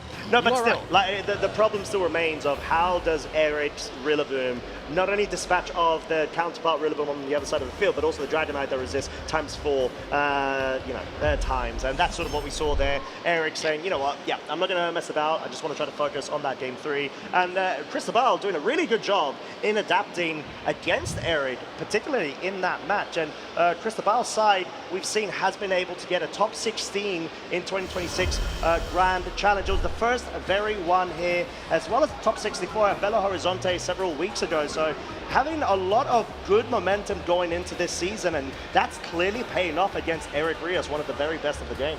And now we're into game 3 here. Oh, yes, we are. So the same leads again from Cristobal, but Eric switches it up this time. No longer the mouse holding the Golden Go, but the Komodo and the Rillaboom. So leading it out from the front here. And I really, really like this, right? Like, it's looking really strong here. You still have the option of that Terra Fire, which looks really good here. Rillaboom denying any sort of other fake out pressure. Faking out this Dragonite looks really good too. And if you can get off that Kangaroo Soul, suddenly you can take on those scale shots so much better. Yeah, I think being able to get ahead from turn 1 is so key, especially in this sort of format where, like we said, the base power isn't as high as other formats, but it's mainly revolved around setup or scale shot, which is in a way like setup, but it's also offensive setup. You're able to deal so much damage. Oh, Eric has actually brought the Primarina in. Oh my lordy, he's going for the double switch here, and this is going to be so cool if he's going to be able to actually pick up the slot that was targeted for the scale shot. And the Sneasler, David, is so cool here because you're able to get that immediate unburden going, as well as position yourself where you got Diaclaw priority to an extent against the Dragonite, right? Yeah, you do, exactly. So that is a really, really nice pivot from Eric there. That is like absolutely perfect what you could want here. Yeah, so because now Sneasler comes in, but unintimidated, which is really key. So now the shoe is on the other foot. It wasn't toe was on the other foot. Shoe is on the other foot. That's what I. Yeah, it's a toe as well. Yeah, toe's part of a foot, right? It sounds a bit odd if it's toes. Like, why are you switching your toes? You know, like you can switch your shoes. I love how we absolutely taking down the quality. Talking about toes and shoes and feet, but you know, like it's because the shoe is on the other foot. They're so important. It is. Right. Anyway, Sneasler is unintimidated. That's the main thing, and so we can really threaten those close combats into that Incineroar slot. And this Primarina is exactly what you want here too, right? You've got Fairy into the Dragonite, you've got Water into Incineroar. So either way, Cristobal is really forced to Terra or Protect on either one of these Pokemon, and either way, Eric is in a really strong spot. Yeah, and I do like this Primarina set. It's Mystic Water, Hyper Voice, Moonblast, Haze, and Protect. Diaclaw doing Diaclaw shenanigans. Does pick up the poison status on this Incineroar, and of course, as we've confirmed before, it is unburdened. It is not poison, touch or point, Sneasler. And because of the Grassy Seed, defensive boost, Sneasler, oh no. Am I going to do it? No. Okay. Oh, okay. All right. Sorry. I had to take a pause there because I may have absolutely cursed Eric's Sneasler there. But no, seems like it's able to survive is what I was trying to say at the end of that sentence. And Parting Shot into Primarina is a good way to be able to get the lowering of its special offensive prowess in order to be able to bring in your own Pokemon fresh from the start. Probably going to be the Rillaboom though. Yeah, so Rillaboom obviously really nice there. Sneasler is now in range, most likely of a Grassy Glide, potentially after a Grassy Terrain recovery turn as well. Moonblast just to chip the multi-scale on this Terra Steel Dragonite, so either way pretty good, but actually with the Grassy Terrain, it's one turn away from actually regenerating back up to that multi-scale, which could be a really nice option, especially versus Sneasler that can potentially still go for a close combat here. But yeah, given the board state right now, Grassy Terrain is still up. Rillaboom is very much in a really the driving position, right? You can just very safely fake out Sneasler, or if you think Grassy Glide's enough, just Grassy Glide it as well. And the Primo can't do a whole lot to either of these Pokemon, given the freedom for this Dragonite to either go for the Tailwind or just kind of snipe off into something into the Sneasler that might be trying to switch out. And it's quite interesting because we were saying, and we we're going crazy around the double switch there from Eric earlier on in like turn 1 to 2.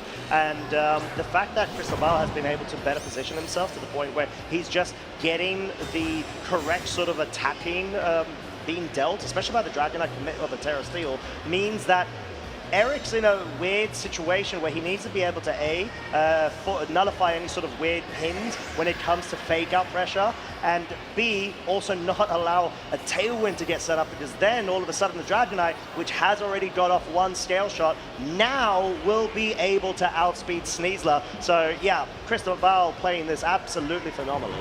Yeah, that was a really good shout out actually there, Costa. Yeah, that earlier speed boost plus the Tailwind is now be able to outspeed. That is so key going into this next turn. So even if Grassy Glide isn't enough for Sneasler, you can still guarantee that KO with your Dragonite instead. And Rillaboom is not doing a whole lot back to either of these Pokemon, other than just faking out. Okay, yeah, and there's no Protect for no reason. Of course, because the Grassy Glide is enough to pick up the KO on the Sneasler. And that, you know, goes to show that Cristobal is very confident and comfortable with his sort of damage calcs when it comes to knowing that even though the Sneasler is at +1 defense, that Grassy Glide was enough. Because like we said, this isn't a Miracle Seed Rillaboom, it's an Assault Vest on Cristobal's side. So it can get a bit tedious whether you want to commit to thinking Grassy Glide's enough or not.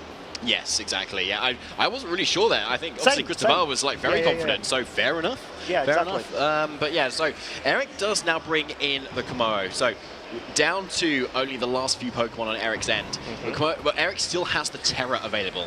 So Terra Fire does look really nice here to be able to suddenly take on those Scale Shot hits. But the question is, what do you do then after that? This Dragonite is got its multi-scale and it's still Terra Steel.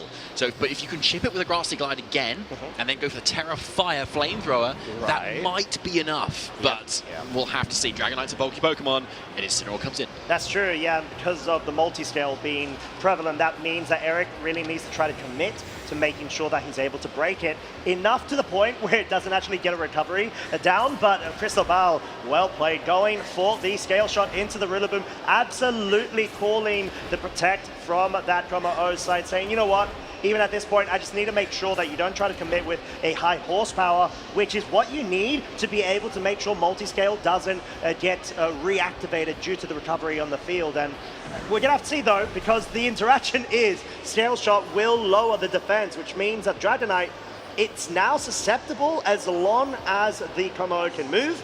But trusty old Incineroar may have a couple of words and suggestions against that. Yes, I think so. But yeah, so this was actually a really nice safe play here where you can, if you expect defensive play from another Pokemon like this Komo-O, you expect it to protect. You can just target the other slot and switch and fake out at the same time. And if it does protect, and then great, you can then fake it out next turn. But if it does attack, you can still fake it out going into the next turn again. Right, and so you can either then haze, or you can kind of Tailwind or Scale Shot again. So yeah, a really nice safe play from Cristobal there, and kind of really punishes Eric, especially because he went for that Protect now.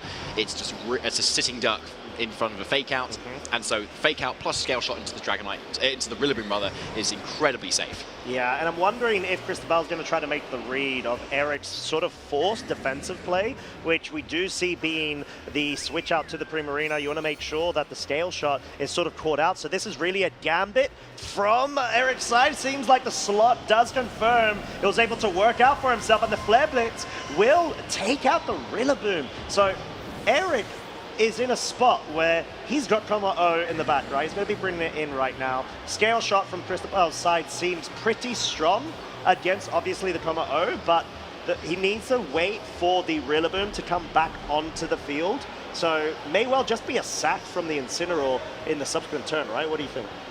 Yeah, I think that's pretty likely, honestly. But like, the Tailwind's just gone down, and so Dragonite can just get up another Tailwind yet again, which is kind of pretty safe to do, because it kind of if the Komodo goes for the Protect or not.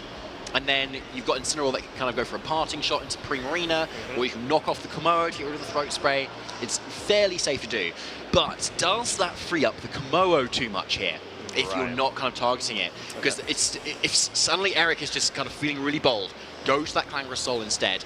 Suddenly he's got the defense behind him. You need to hit a scale shot into it. You probably need 5 hits maybe to even get a KO. And it's still, Komodo can still actually go for a Terror as well. It could look quite scary.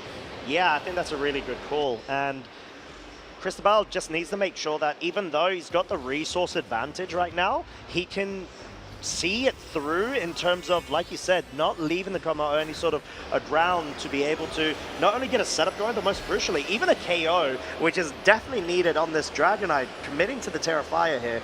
Most likely going to be I would say you've got options of going on the offensive, but this could just be a defensive change up here because the Incineroar, like we said, there's not really much it can do. Maybe try to commit to a knockoff KO if it can, but the Komodo, as we know, is going to move first, and the Tailwind hasn't been set, right? It has not, exactly. So Komodo, if it goes first, could get off a Clangorous Soul and be able to take the knockoff, but it might not this time. So it's just the Flamethrower instead, and Dragonite does go down. Okay. All right. Well, I mean, this seems to have been a really sort of tantalizing set between both of these trainers, but we have got confirmation that Swiss round number 4 has been prepared. Do have to call out that Hyper Voice there, forcing Cristobal down to his final 2 Pokemon, but we are going to have to proceed on to the next step.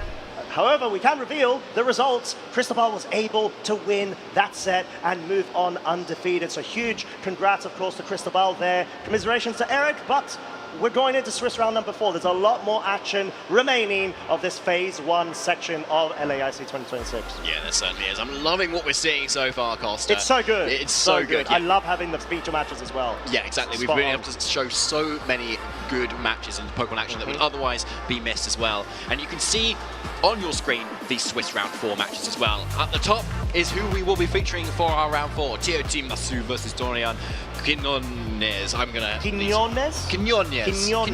Okay. Yeah, I think that's it. Okay. I've met Dorian in the past. Lovely, lovely gen, as well as ferocious trainer. So I'm really excited to see this match between both of them. So am I as well. But of course, we've got so many other matches as well going on at the same time too. Looking further down our list, Justin Tang, who we featured for our round 1, is versus Gabriel Agacho as well, which is amazing to see. A little bit further down, Alex Gomez Butnar as well, another previous international championship champion versus Vinicius too.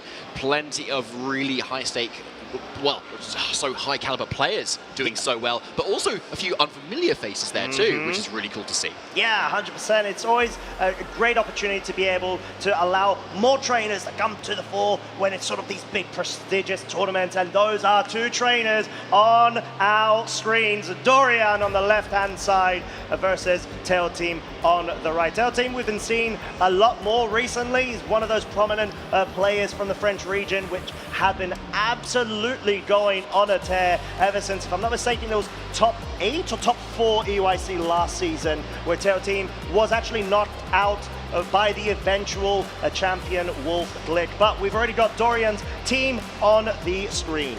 We do. So should be fairly familiar, a lot of these Pokemon, as we've seen one of our top 12 usage graphic. You've pretty much got all of those Pokemon there in some capacity. Yeah. But we've got more of a focus on the Volcarona on this team versus something like the Sneasler that you might see on this composition.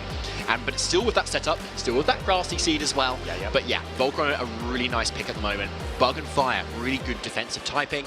Quiver Dance and that Terra Blast being that Fairy type as well. Fire and Fairy, really strong offensively. Yeah, and we saw it do a really good job as well, that Volcarona set in particular, last season 2 in regulation set H 1.0. But I do want to call out the Terra option on Blood Moon Ursaluna is that of the Ghost type good variant. Spot, Costa. Yeah, and that's sort of a way to be able to avoid that close combat or fighting type weakness pin that we've mentioned in the past, but also the Lola Ninetales Poison Terror. So wanting to make sure it doesn't get felt by any sort of like Dire Claw focuses, and it gets rid of its general sort of weaknesses when it comes to its Ice and Fairy typing. But yeah, generally speaking, a really well-rounded team composition, which I'm actually very excited to see how this really works, and Dorian's sort of capability of being able to navigate it, especially in a tumultuous set, or meta should I say, as against Tail Team.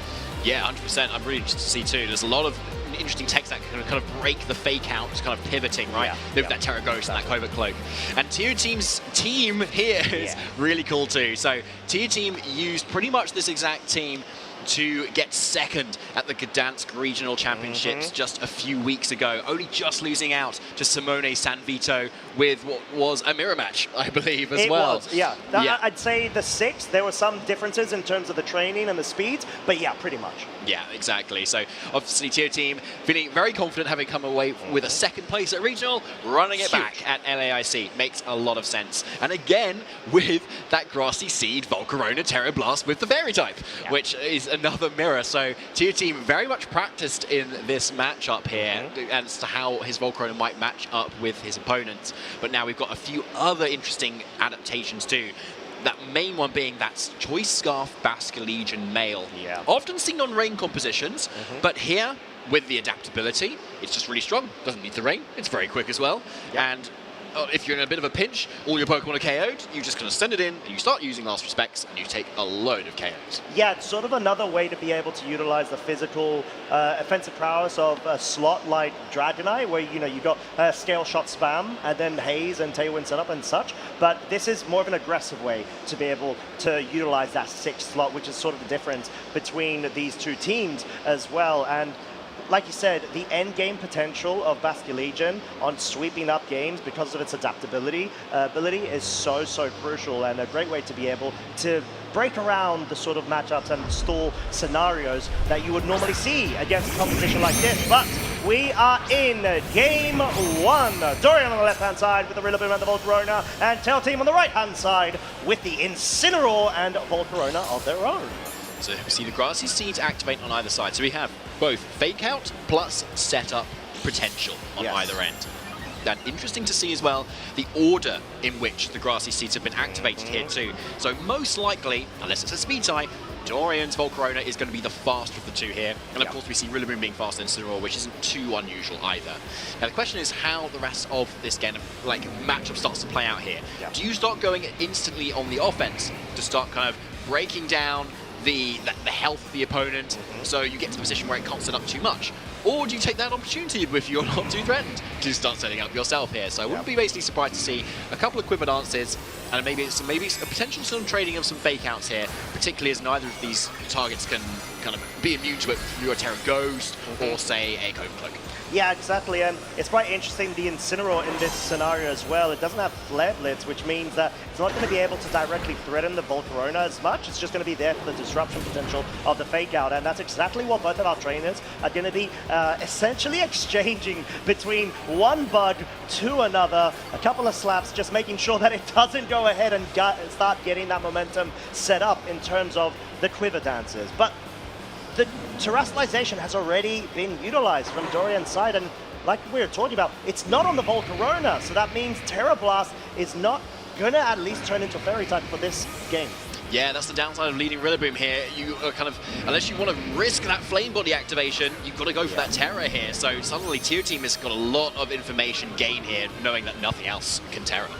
Yeah, and it's so crucial, right? And that's sort of why we're seeing Dorian wanting to play the game of, okay, well, if I bring Fake Out every other turn, then at least I'm going to be able to win the Quiver Dance setup battle or race in this scenario. And another confirmation of Dorian's Volcarona moving faster yet again may be an indication that it is indeed the faster of the two. Yes, exactly. Most likely is at this point now. So parting shot coming out from Tier Team to kind of actually lower the offensive stats, at least of Dorian's end here, is really nice. So suddenly Tier Team's Volcarona is up by 1 at the moment. And going into that mirror as well, that's important too. Often you have resistances to each other for a lot of Pokemon, but for Volcarona, it doesn't resist fire, so it's a really big deal if you've got the up against the other one. Yeah, this is a fantastic bring from Tail Team, similar fashion to what we saw in the finals of himself versus Simone Sanvito, bringing that Basculegion in at an earlier phase of the game, knowing that Dorian has already gone ahead and utilized the Terra Fire on the Rillaboom means that the Volcarona is now susceptible to a direct super effective KO. Certainly is. So that's a really scary option, to be honest. Yeah, especially when you're going on the physical side, you just could completely bypass any of that special attack. But of course, we know there's Terra on the board, and we know that the Protect is also on the board. So something that could be quite safe here is Protect, plus Terra on the insane and Parting Shot, for instance, kind of get around some of those options. But if you're confident in the bulk and the Grassy Seat defense boost as well, Terra on the Volcarona also makes sense. Yeah, and that's exactly what we're going to be seeing, as well as a Heat Wave, a miss onto the Volcarona on Tail Team's side from Dorian's flip turn, ignoring that Volcarona, going for the Incineroar, which is, like we've said multiple times, such a foundational piece to this team composition, and essentially this mode of the Volcarona, Rillaboom, Incineroar sort of rotation, spam, setup, etc. And if you're able to get rid of one of these legs that support your Volcarona or your setup sweeper in this case, it really puts you ahead of the game. So from Tail Team's side, I was actually interested to not see Wave Crash commit there as opposed to Flip Turn, maybe anticipating the Rillaboom switch? Yeah, we can see Tail Team kind of maybe overextending there slightly, expecting more of a defensive play. Right. Yeah, as you said, that Rillaboom as well could have just easily come in, eaten up that Wave Crash, and then Basculegion would be just a sitting duck, honestly, or a sitting fish, rather, in front of a Grassy Glide, and you need to then switch it out, etc., etc. But instead, yeah, Dorian kind of calls that more kind of like more passive play, rather, and kind of gets a lot out of it. But actually, Terra Blast following up here. Okay, yeah, and it is definitely going to be able to pick up the KO. It's got +1 of special attack, and at 59 hit points, Incineroar doesn't have a lot of health to be able to take on that amount of damage. And, you know, now hitting for same type attack bonus just means it puts Incineroar in such an awkward spot, since, yeah, the Rillaboom is now on the field, but Tail Team has at least been able to get a KO early on. Yes, that is true, but he has committed that Terra Fairy, which is looking pretty dangerous in front of this Rillaboom's really powerful grass attacks. Yeah, exactly, and the fact that Terra Fire is available, it means that there's no burn potential from a physical move onto the Flame Body. Volcarona, whilst it does get a Quiver Dance set up there. Woodhammer, is it going to be enough? Most likely not, because of the Grassy Seed. You definitely need a critical hit in that scenario, but you don't necessarily need it per se. It's an amazing thing for you to pick up, but the fact that you're able to start whittling down its HP is so crucial, maybe enabling your own Volcarona to be able to start whittling down its HP as well. Yeah, that's very true. Like, and it could be something that you can kind of whittle into now, especially since someone spent its fake out turn. But yeah, there's no Giga Drain on either of these Volcaronas, which is something we often see on Quiver Dance kind of setup. So once that health is gone, you've only got grassy terrain to rely on to kind of heal up a little bit more. So going into the rest of this turn, it's going to be how Tier Team manages that, given now it's just very susceptible to these grass attacks from this Rillaboom. Yeah, exactly. Tail Team, knowing that, wants to make sure that he doesn't sort of like overextend, but at the same point, this is allowing Dorian to get another Quiver Dance going. And like we said, the Incineroar doesn't have a real way to be able to properly stop this Volcarona, but it can slow it down with a Parting Shot. But actually opting to go for the Rillaboom there, quite smart play, I think, from Tail Team's side, in order to be able to allow the Grassy Glide combo with the Heat Wave to maybe not pick up a KO, but then again, Dorian has been able to maybe meet the speed boost in terms of the Volcarona Quiver Dance war between them. And we've seen Dorian's Volcarona has, on multiple occasions, outsped Tail Teams. It has, exactly. And but at the point as well where there's a match in the speed of both of these Volcaronas still at the moment, so we know Dorian's is still going to outspeed. But crucially, as we saw there, the grassy terrain has now expired. Yeah. So Volcarona is in a really decent position to kind of just start firing off some attacks at this point, particularly as it should be able to take some of the attacks from this Volcarona. Yeah. I mean, it's just a Heat Wave that can only come out at this point. Like a neutral Terra Blast isn't definitely not going to deal enough, particularly from the previous parting shot that was on this Volcarona. Yes. So Dorian's Volcarona, +1 special attack, +2 on the speed and speed, versus +2 on everything for Tier Team's Volcarona. Yeah, and forcing the switch out right here, immediately wanting to adapt, and will finally reveal Dorian's final Pokemon being the Dragonite. So good way to be able to maybe match the offensive damage going into that slot, but Tail Team not opting to go on the offensive, says, hey, I want my Volcarona to be a bit more faster than yours, and it's so well positioned because it's not going down this turn. Wave Crash, though, will be targeting the Volcarona. Dorian respected the thought of, okay, Tail Team may not go for this target, and Tail Team was like, no, I have to disrespect it right now. In essence, to be able to put myself back into the lead. And that's exactly what he's been able to do, forcing Dorian down to his final 2 Pokemon. Yeah, that is where the downside of committing your Terra so early on is, right? If there was still that Terra Fairy available for Dorian, you would have been able to go for that Terra fairly easily, take the Wave Crash, and then just dish out the rest of the damage that you needed to. But yeah.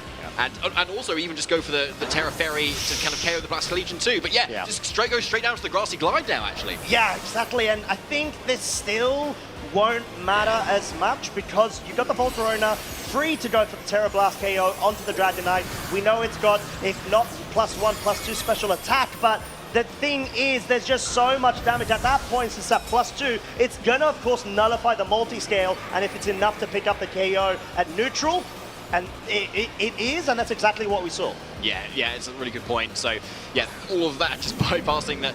Even Dragonite's amazing ability is just a testament to how incredible Pyrax over there is versus so much of the meta right now. And so, yeah, really safe play from Tier Team. Fake out plus attack at the moment here. Yes. Yeah, it should be able to lock this up pretty crucially. Yeah, and you don't want to commit with a Heat Wave potential miss there. You just need to force the Terra Blast. And at this point, because the Incineroar is also present on Tail Team's side, and Rillaboom doesn't have a spread move of utility in this point, it means that Tail Team's able to win on the resource matchup at this late of a stage.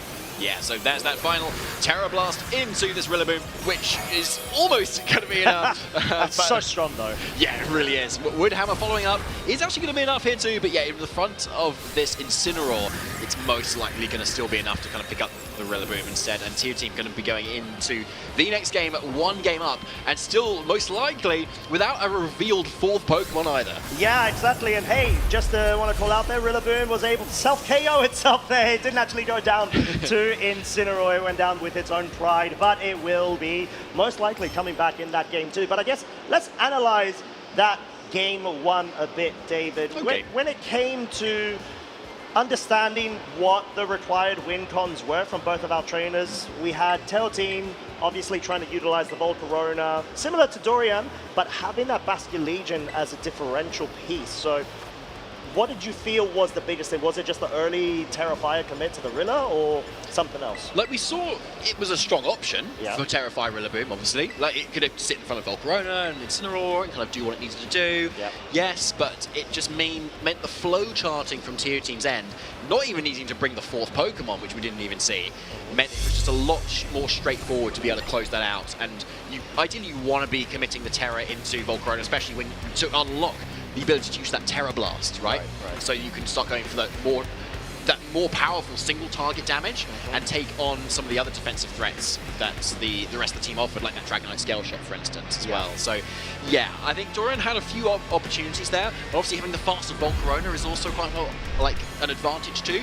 But yeah, I think Dorian needs to find a way to maybe not just Terra turn 1 and find another way through. You know what, like, I actually really like the Terrafire option on the Rillaboom. It's just, I think, like you said, it's about the right time to be able to do it, but whoa! Wow, okay. Hello. We've got such a change up right here, an aggressive one from Dorian. Bringing that Alolan Ninetales with the Covert Cloak means it's not going to be flinched by the Fake Out alongside the Life Orb, Ursaluna Blood Moon, and we know this Ninetales has Icy Wind potential, so maybe Dorian recognizing wanting to try to go for the Tug of War in terms of speed control. Yeah, I love that, actually.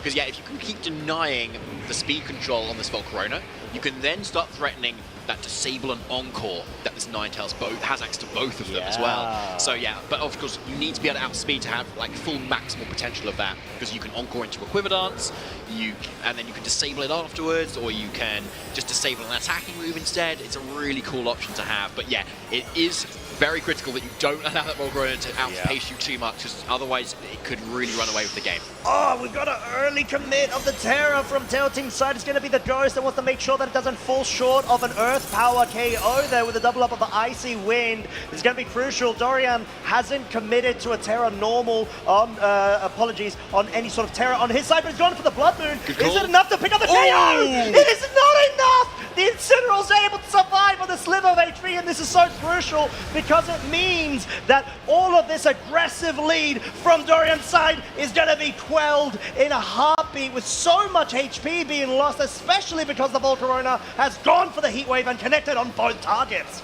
Yeah, so really nice survival there from Incineroar, but Ninetales did successfully get off that Icy Wind. Yes. Which now means that even after maybe now this Ursaluna is faster, or even maybe a second Icy Wind, it will definitely be faster.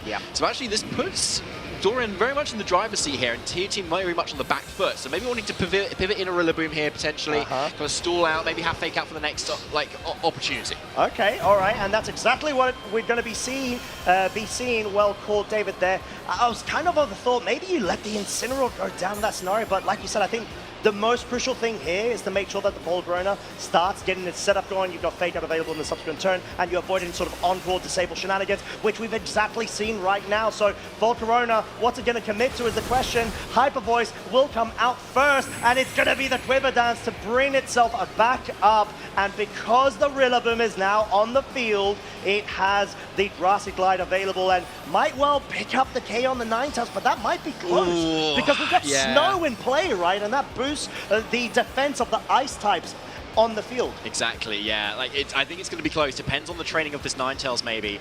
Because obviously this Covert Cloak means that it can't be faked out, obviously. So Grassy Glide is the next best option. But yeah, Quiver Dance boosts the speed up, but we know this Ninetales can outspeed it. So again, if it can go for that encore and lock it into Quiver Dance, this Volcarona is going to be sitting doing absolutely nothing for a good few turns, where then Dorian can really pivot around and start making the most of that too. So yeah, and as we saw there, them locking up the Terra Poison to ensure that you can get off that move. Tier Team can only then protect in front of that to delay it a turn, but then you could just do it again the following turn. Exactly. Oh my lordy, I love the commit from Dorian's Alolan Ninetales, and showing off why Poison Terra is actually a cool choice when it comes to the Alolan Ninetales that we commonly see other sort of Terra commits. The Grassy Glide, course enough to pick up the KO on that Ursaluna Blood Moon that doesn't opt to go on the defensive. No switches as well. The Encore has actually targeted the Volcarona, not wanting to go for any sort of damage at that point or speed control potential.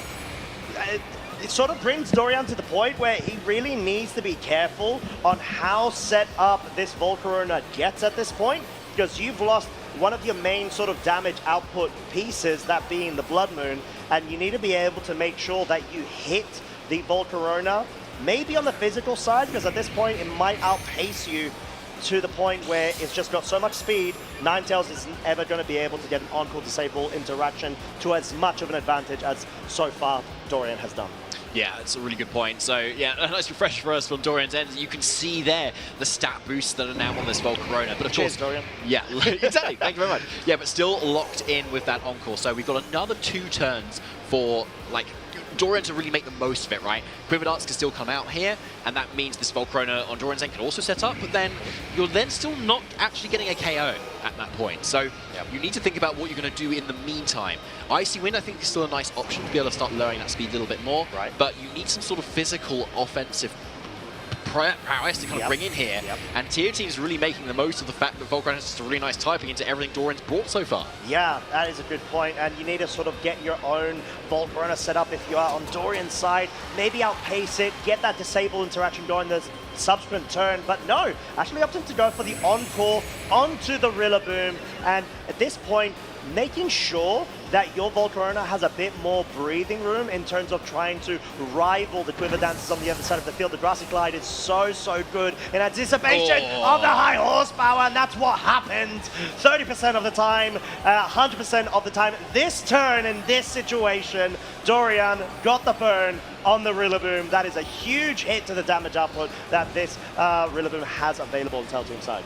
Can't touch this. Whoa! You certainly Definitely cannot. not. Oh, you should not, because you will get burned, my friend. Absolutely not, yeah. But yeah, look at the Volcarona though. Okay. It's really stacking up those boosts and it's now way past Ninetales in terms of speed as well. So Tier Team is needing to just slow out a few more turns, and then actually the offensive potential of this Volcarona can literally just be unlocked and unleashed versus everything that's so far not threatening it at all, and it's still healing up with all those grassy terrain turns. Yeah, I think that's sort of what we're saying when it comes to a battle of attrition of these sort of team compositions in a matchup like we have at the moment. And it seems like Tail Team bringing in the Incineroar means that, okay, I might have the Fake Out available in the subsequent turn, maybe slow down the Volcarona, but even if the Incineroar does go down, at least I'm going to be able to get a free switch in, essentially, whilst this Volcarona on Tail Team's side is getting very scarily more buffed to the point where Heat Wave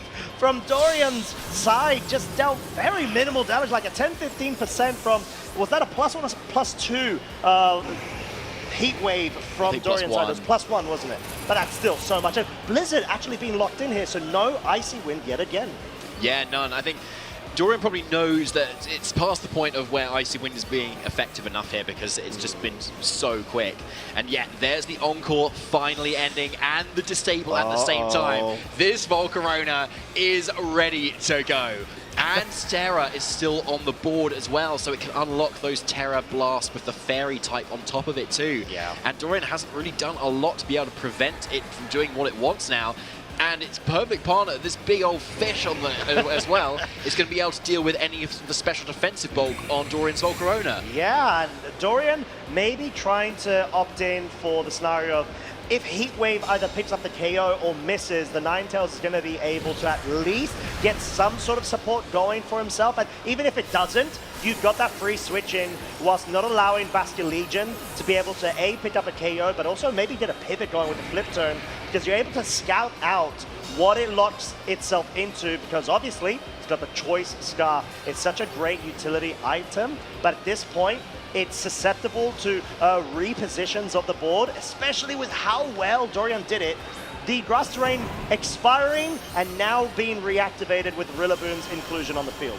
Yeah, so Rillaboom is definitely what you want to be bringing in here, I suppose, to kind of deal with this Basculegion. But yeah, because Tier Team has not committed that Terra into the Volcarona, it's just isn't worried about this Rillaboom and its grass moves that it was worried about in the previous game. Right. And again, see, like saving that Terra has been really good for Tier Team here to be able to preserve that information and what it can do. Okay, we know Grassy Glide without that Miracle Seed is not enough to pick up a K on the Basculegion, but the Volcarona needs to be able to move first. It does not, and Rillaboom has been knocked out. Assault Vest, mind you, folks, let's not forget. So much power behind this Volcarona on Tail Team's side. The Basculegion has been felled, but Dorian's Volcarona versus a Rillaboom and a very buffed out Volcarona on the other side of the field. This is not looking good for Dorian at all, because you've got the fake out interaction coming out, flinching Dorian's Volcarona, getting another Quiver Dance boost going even if you want to.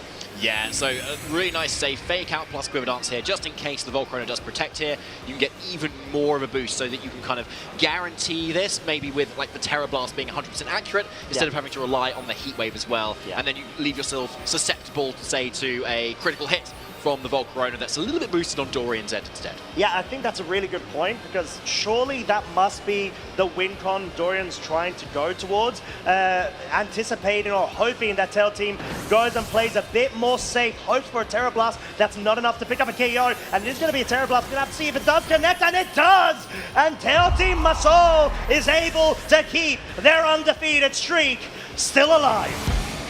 Absolutely huge win from Tier Team there.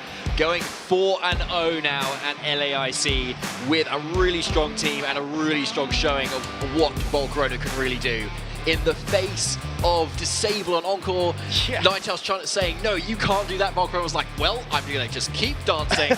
And by the end of this dance, I will show you what I can do. And it so did. Yeah, I mean, it made me feel like I was quivering in my boots because of how many boos were able to get set up. And that's sort of the awkward interaction of, okay, well, I can encore you to a point where you're not able to deal damage for a set amount of turns, right? And maybe I can get a cheeky little disable there and completely nullify any sort of move from your side of the field.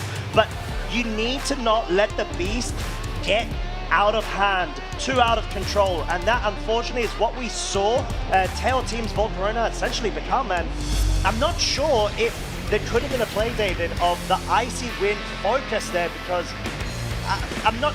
There's sort of a way that you need to be able to control and pick up an immediate KO, and Dorian wasn't able to deliver that.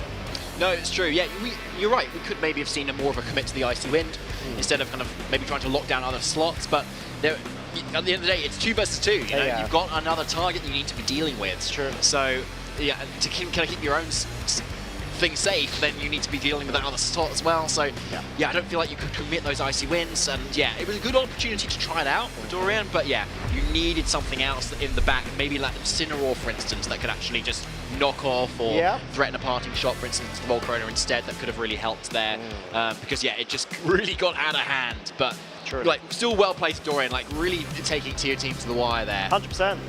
Yeah, and I don't think we even touched on it actually. He's someone who's he's a Lima Special Championship champion from 2024, and another special champion from Quill in 2020 as well.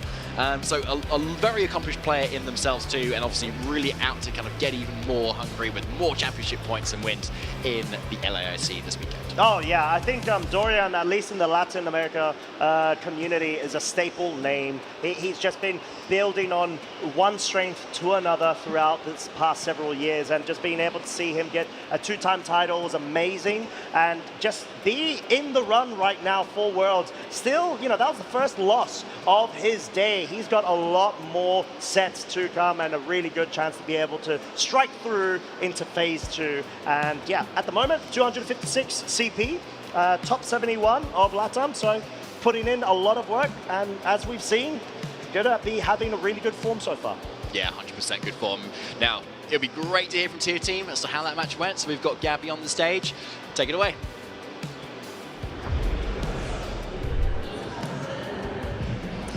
Thank you so much. I'm here with Theotine Massau, who's currently undefeated at the Latin America International Championships. Congratulations. So in your games, you terastallized your Pokemon turn 1 of games 1 and 2. The commentators said that was very risky. What gave you the confidence to make that play? Donc, au premier tour, tu as décidé de cristalliser ton Pokémon. Donc, les commentateurs ont dit que c'était particulièrement... tu as eu beaucoup de, on va dire, de courage de le faire et c'était unexpected, on va dire. Donc, qu'est-ce qui t'a poussé à le faire? Alors, pour la game 1, je me suis dit que j'allais de toute façon terra cristalliser mon Volcarona qui allait être mon Pokémon principal, et j'avais besoin de ses dégâts sur notamment Incineroar. Et game 2, j'ai essayé d'anticiper une terra de mon adversaire et aussi de toute façon survivre à Telluride Force ou alors à Lune Rouge, c'est ce qu'il a fait. Donc au niveau du tour 1, j'avais envie de prendre de l'avance en fait et de marquer plus de points possible. Je vais traduire en français. Ah, sorry. In the first turn, sorry. I decided to terra crystallize my Pokemon in order to earn the most possible points and to make the most possible damages. And in turn 2, it was to surprise also my competitor and to advance as much as possible. I mean, talking about a lot of damage, Volcarona's Quiver Dance in Game 2 with that Encore, it got such a high special attack stat. Were you nervous at all? Did you think about switching? Or were you confident that Volcarona would be able to win the game for you? Donc dans le Game 2, tu as utilisé l'attaque spéciale en fait de ton Pokémon et donc c'était vraiment quelque chose de particulier. Est-ce que c'était quelque chose d'anticipé? Qu'est-ce qui a fait que tu as voulu utiliser en particulier cette attaque? Et comment ça pouvait jouer sur ta partie? Alors, quand je me suis pris encore pour la première fois, je me suis dit que j'allais switch out. Et puis, quand j'ai réalisé que mon adversaire il n'avait pas Dracolos, je me suis dit que je pouvais continuer à me placer encore et encore. Et une fois que je n'ai plus été bloqué, j'ai pu faire Heatwave qui a eu les dégâts pour tuer toute l'équipe adverse. Donc, at first, it was an intent, and when I realized that my opponent didn't have Dracolos, this Pokemon, he just had to push again to earn marks. Well, you're doing incredible right now. How does it feel to be undefeated in round 4 of Swiss at the Latin America International Championships? Donc, tu fais des super résultats. Donc, qu'est-ce que ça fait en fait de gagner plein de régionaux et d'internationaux comme ça? Je suis content, c'était quand même l'objectif. J'étais assez stressé quant à mon équipe. J'étais pas sûr de prendre celle-là et au dernier moment je me suis dit que j'avais beaucoup d'expérience avec et j'étais un peu tendu quant aux nouvelles équipes qui étaient apparues dernièrement et tout roule donc c'est top. So first I was kind of stressed about which team to choose, and I decided my team like last minute. But then because I was confident with this team, but still it was also difficult because I encountered many new teams, so I had to adapt, but right now everything is going well, so it's great. Well, congratulations once again. Do you have any shout outs you want to give to anybody watching at home? Est-ce que tu veux remercier des gens ou voilà Déjà merci à ma team la team Peps qui me soutient beaucoup et j'ai eu pas mal de messages d'encouragement, donc ça me fait beaucoup ça me donne de l'énergie. Et aussi mon groupe de préparation, donc Audric David et Adam Cherfaoui surtout. Okay. So first, thank you for all my supporters, also the team Belgium. Peps. Peps. Okay, Pepsi teams, and also I received many messages to support me, and I also have my trainers. I didn't get the name. Audric David et Adam Cherfaoui. Okay. All right, well, Theo team, congratulations. Thank you for your time. Best of luck in the rest of the tournament. And we'll be back with more Pokemon action soon. I think we're throwing it back to the casters.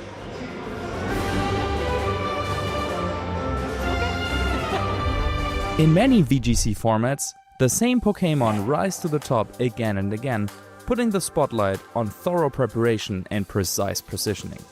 But Scarlet and Violet's Regulation H told a different story.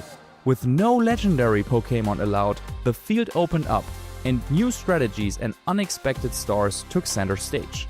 Across the first half of the 2025 season, 4 European regionals crowned 4 unique champions. Let's relive the key moments that defined this unforgettable run. At the first tournament, Dortmund Regionals, creativity and team building was everywhere. But the finals came down to Matty Morgan and Davide Miraglia.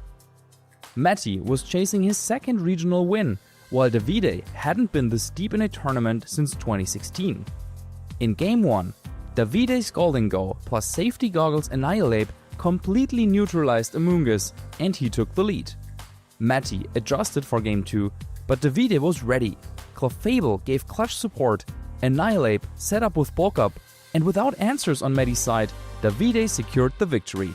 A huge win for him, and the first major title ever for Clefable. Lille brought even more creativity, and in the finals it was Nils Dunlop versus Victor Medina. Nils, a former EOIC champ, brought a unique sand team, while Victor was hunting for his first ever major win with a balanced team that included Ninetales. Game 1, ChoiceBack's Ninetales froze Nils' Corviknight and carried Victor to victory. But in Game 2, Nils turned the tables. He stacked boosts with Corviknight until it was unbreakable, forcing a Game 3. Once again, Ninetales pulled off an incredible freeze and even survived on 1 hit point. It looked like Victor's moment. But Nils wasn't done. He unleashed a lethal combo of Terra Psychic Indeedee and Sneasler, completing the comeback and taking the title. In Gdansk, 2 Italian legends clashed. Federico Camporese's Rain team versus Marco Silva's Sun Squad. Marco already had multiple international titles at the time, while Federico was chasing his first.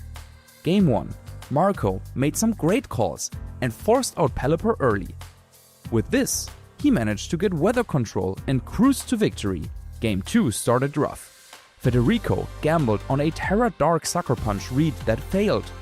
But with his back against the wall, Pelipper connected a desperate Hurricane in the sun, confusing Porygon 2 and swinging momentum. That miracle led to a wild endgame where King Gambit and Pelipper actually won under the sun, tying the set. Game 3, Federico revealed Basculegion for the first time. It instantly knocked out Charizard on turn 1. With Rain locked in, thanks to an unfortunate Trick Room timing, Basculegion dominated the field and delivered Federico's long-awaited first major trophy. Federico's victory added 6 brand new champions to the list, meaning that every winning team so far, Davide's, Nils's, and now Federico's, featured completely unique Pokémon. No repeats at all. Even if Marco had taken the title, this streak would have helped, showing just how wide open and creative this format truly was. But with one European regional left, the big question was, would we crown a 4th team of unique champions, or would a proven strategy finally rise again? For the last European regional of Regulation H, the circuit returned to Germany. Joe Ugarte's Sun team fell in top 8, leaving Eden Bachelor against Francesco Piopero in the finals. Both veterans, but both chasing their first major offline title. The set was incredibly positional. In Game 1, Eden made a great call, pivoting Ursaluna Blood Moon into Archaludon's Electroshot and riding that momentum to a win. Francesco adapted in Game 2, targeting Incineroar early and navigating a difficult endgame beautifully, tying the series. In the decider, Francesco revealed Basculegion, but Eden diffused the threat with Intimidate, traded Incineroar for it, and returned to their strongest position, Golden Go plus Dragonite.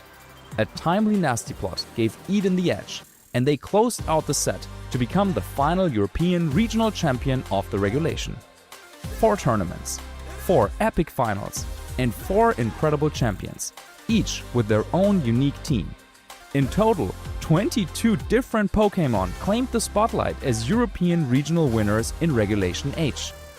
This format gave us unforgettable battles throughout the 2025 season, and it's back for the first half of 2026, with even more stories waiting to be written. What was your favorite Regulation H moment? Share it with us using the hashtag #PlayPokemon.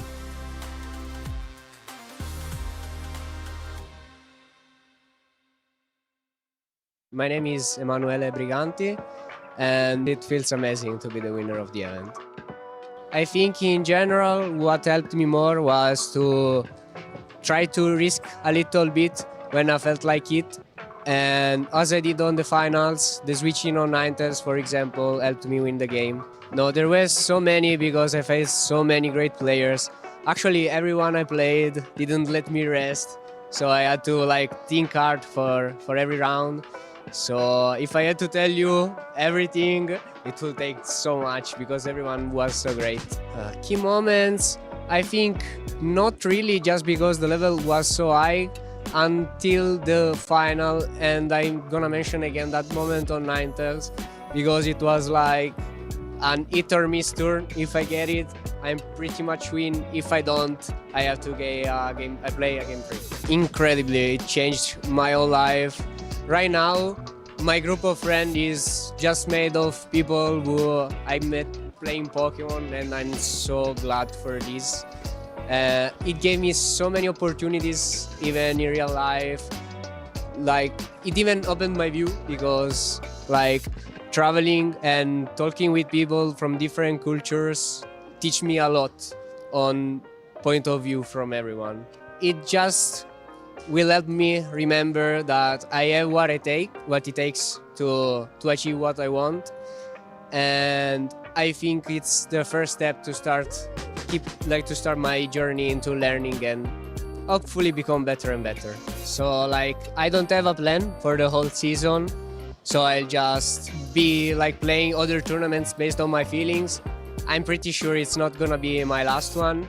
Also because, like I said, it's the first step to always get better and better. So if I just stop there, it's not gonna be a beginning or it's gonna be an end. So like I said, since I want it to be a beginning, I will keep playing. One thing that helped me a lot is changing the approach on how we see the event. For example, I didn't have the expectation to win, I had the goal to win. But since I didn't have the expectation, I couldn't really feel bad if it went bad because I didn't have, like, that was not what I was thinking about. So for sure, always aim high, but don't let your result ruin your experience if it goes bad. Everyone has bad tournaments, so even the best.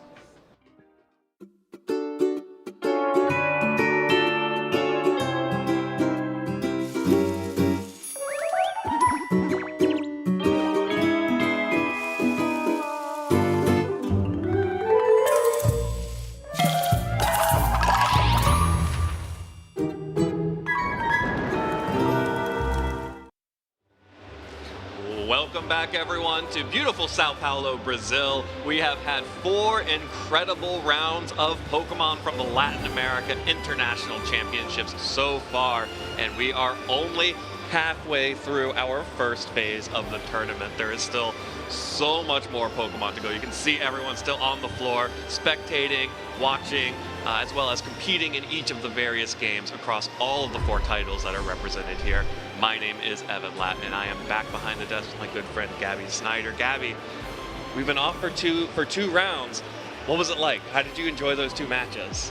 Well, I spent the last round watching the match because I had to interview afterwards, and it was really lovely to get to talk to Theotine in person. But the round before that, I actually got to go play some carnival games. Ooh. I don't think they've aired that footage yet, but I gotta say, one of my favorite things to do at these events is when they let me go and actually like see the event and like play games and just have fun, because at the end of the day, like that was what got me into Pokemon events overall, was just the carnival games and playing freestyle with Pikachu. So always getting to experience that part of the event is really special. So what's also special is being able to feature some of these side matches, and we had a couple of amazing side matches last round, and let me tell you about Gabriel Agati. You know, that trainer we said to keep an eye out for? Yeah, I was told I should watch out for Gabriel Agati. Yeah, well, this was why. I mean, we actually had him on the side stream the last round, and he's running a really interesting team, and you know, we've seen a lot of Alolan Ninetales, but what if I told you you could have 2 weather setters? Right, you could also bring Pelipper, right? No, Evan, that's so 2025. Come on, get with the program. It's 2011, or, well, 2012, okay, yeah, back 2012. here. It's Politoed. It's Politoed. 2 weather setters for maximum productivity. I guess that makes sense, because sometimes when it rains, it suddenly converts into like that slush mix, the snow and the rain at the same time. So that makes sense to me. I can see that. You know, it's super interesting to run both of those on this team. Yeah, he's an incredibly accomplished player, has made top 8 at multiple international championships at this point, is no stranger to this international stage, and the fact that we've been able to feature him playing against another incredibly accomplished trainer that we told you to keep a watch out for earlier on in the show, and you can go ahead and check out the VOD later at youtube.com/Pokemon to see Justin Tang play round 1 of Swiss, and you can also see him play against Gabriel Agati in a moment. Yeah, we actually did watch out for Justin Tang and we're watching out for him again, We're going to do it again. Of course, that's because Justin Tang has emerged as one of the breakout stars in North America for the Scarlet and Violet era of competitive Pokemon, winning his very first regional, winning 2 in his inaugural season, and of course having an incredible season already this year with 3 top cut appearances across 3 regional championships. So really excited to watch this. Let's go ahead and jump into game. I have not seen the results of this just yet because I was too busy focused on our match that we were watching on the mainstream here, but let's hop into game 1 here. This is going to be Justin Tang on the top of your screen and then Gabriel Agati on the bottom. So Politoed actually makes an appearance immediately, and this is the Drizzle Politoed. It is Grass Terra type, and it has Weather Ball, Whirlpool, and of course, Perish Song. Yeah, but there's no Gothitelle in sight on his team. You know, we didn't get to do the whole team preview thing. So just a real quick rundown. Gabrielle is running Basculegion, Volcarona at the Incineroar and Politoed that you see alongside of a Rillaboom and a Alolan Ninetales. So even though this Politoed does have Perish Song, I think this is more going to be a Politoed that relies on its own attacks to trap Pokemon on the field, or possibly even just 2 Pokemon remaining, I click Perish Song, I win. And here we're actually going to see a really interesting potential interaction here, because that Politoed for Gabrielle is actually holding the Chilan Berry, which is a really unique berry that actually reduces the power of normal type attacks into Politoed. So that means that Blood Moon Ursaluna's Hyper Voices and Blood Moon, the first one, will be cut in half. Of course, doesn't matter if you just fake that Pokemon out. Yeah, because there's really no super effective normal type attacks. That's kind of the whole point. The Chilan Berry is the, like, you know, super effective berry equivalent for that. So it works on any Pokemon. Having it on Politoed is really unique because it also opens up the opportunity for the Citrus Berry to be somewhere else on the team. Not something that Gabrielle is taking advantage of, but overall, just Politoed, a very bulky Pokemon, very happy to sit out on the field. I do wonder why it's so content to be on the field in this position, but I want to see how much damage it's going to be able to do to this Ursaluna, or if it's just going to Perish Song. Well, that's the Blood Moon. It's actually just targeting down the Incineroar, so double up on the Incineroar, leaving Politoed quite well enough alone for this turn. Does mean that the Politoed will be able to get a free attack off your Whirlpool into the Ursaluna. That actually deals a lot of damage into that Pokemon, and is now going to deal damage over time until it's released from the Whirlpool. As well, that means that this Blood Moon Ursaluna cannot switch out anymore. And in addition, that just means it's trapped in with this Chilan Berry Politoed and potentially at risk of getting perished or just knocked out by something here. You know, it's taken so much damage already from the Whirlpool. I can't help but wonder if a Weather Ball plus another turn of 2 of Whirlpool would be enough to KO it. Yeah, or this Basculegion that just switched in. Choice Scarf, adaptability in the rain. I think it might be able to get that knockout too. I think so, and you know, you do have to worry about the threat of a Snarl from Justin's own Archaludon, but that Archaludon is not running Electro Shot like we saw in round 1 of Swiss, so really there's not too much it can do in this position, especially since it's already used Draco Meteor and dropped its special attack. And there's going to be the KO on to the Blood Moon Ursaluna. Basculegion just going to go ahead and get that damage off and then go ahead and return back, as I believe that was the flip turn. That is correct. So switching back to Gabrielle, who will be able to switch in a new Pokemon. So Politoed getting some value out of that Whirlpool meant that the Ursaluna could not switch out to protect itself. It was definitely going down that turn. And the damage being done with the rain, that means that Ninetales can come out here and set the snow up. And this Snarl is going to do decent damage to the Politoed, and of course the special attack drops are a big deal, but Politoed is just happy to get this Archaludon trapped on the field with this Ninetales. Now that the Ninetales is on the field, though, it is a little bit threatened by the Archaludon. Again, it's at -2 special attack, but does still know Flash Cannon and can still threaten some damage with that. The Volcarona as well can threaten some significant damage into that Ninetales. So I think Gabriel's done a really good job of, you know, trying to get the best positioning for the Ninetales and possibly even threatening a Perish Song very soon in this game. I'm just curious how long the Ninetales and the Politoed feel comfortable here before they try and pivot back maybe into that Incineroar or possibly even the Basculegion, just to feel a bit more comfy. Yeah, well, the Incineroar did get knocked out already, so it's just that Basculegion in the back end. The one thing that Gabrielle has going for him is, you know, in addition to the Perish Song making use of the Whirlpool trap, Ninetales is also the Encore Disable set. So it has the opportunity to keep this Archaludon trapped on the field, going for this Encore, locking it into the Snarl, and then next turn being able to disable it so it will be forced to struggle for the rest of the game. Of course, that is going to be the Volcarona going for a Tailwind, and there is the Snarl once again locked into that with Encore. And now, again, the best way to get rid of Encore is to switch out, but it is now trapped in the Whirlpool, and so is that Volcarona. This is so cool to see Politoed used this way. I think in recent history, at least, everybody recognizes Politoed from the Wolfie Cone Parish team with the Parish song. I think there was also Weather Ball on that Politoed as well, alongside of Protect, of course, so you can stall out those critical Parish turns. But Whirlpool is a tech that you see a lot of times when you're featuring, 1v1 Pokemon in like a singles format. Very rarely, if at all, seen in doubles. And you really need a Pokemon with Politoed's bulk for it to be successful, because you do need it to take a lot of hits. And looking at Justin Tang's team, there's not a lot of Pokemon on it that can hit the pure water type super effectively, and that's exactly what Gabrielle's taking advantage of right here. Yeah, absolutely. Has both of those Pokemon in the back, the Basculegion, which is also a pure water type after terrestrialization. So both Politoed and the Basculegion could potentially make use of that pure typing. Ninetales will go ahead and switch out to try and get the Basculegion back out of the field. Justin setting up that Tailwind makes this a little bit awkward here. Yeah. You can see that Gabrielle wanted to go for that Parish song, but instead is just kind of having to stall it out just a little bit here. But even still, like, stalling out is what this team is built for. Right, so it's exactly. not the most uncomfortable position. Assuming, oh no, I did it! Why? I somehow retroactively cast a curse Gabrielle Gatti.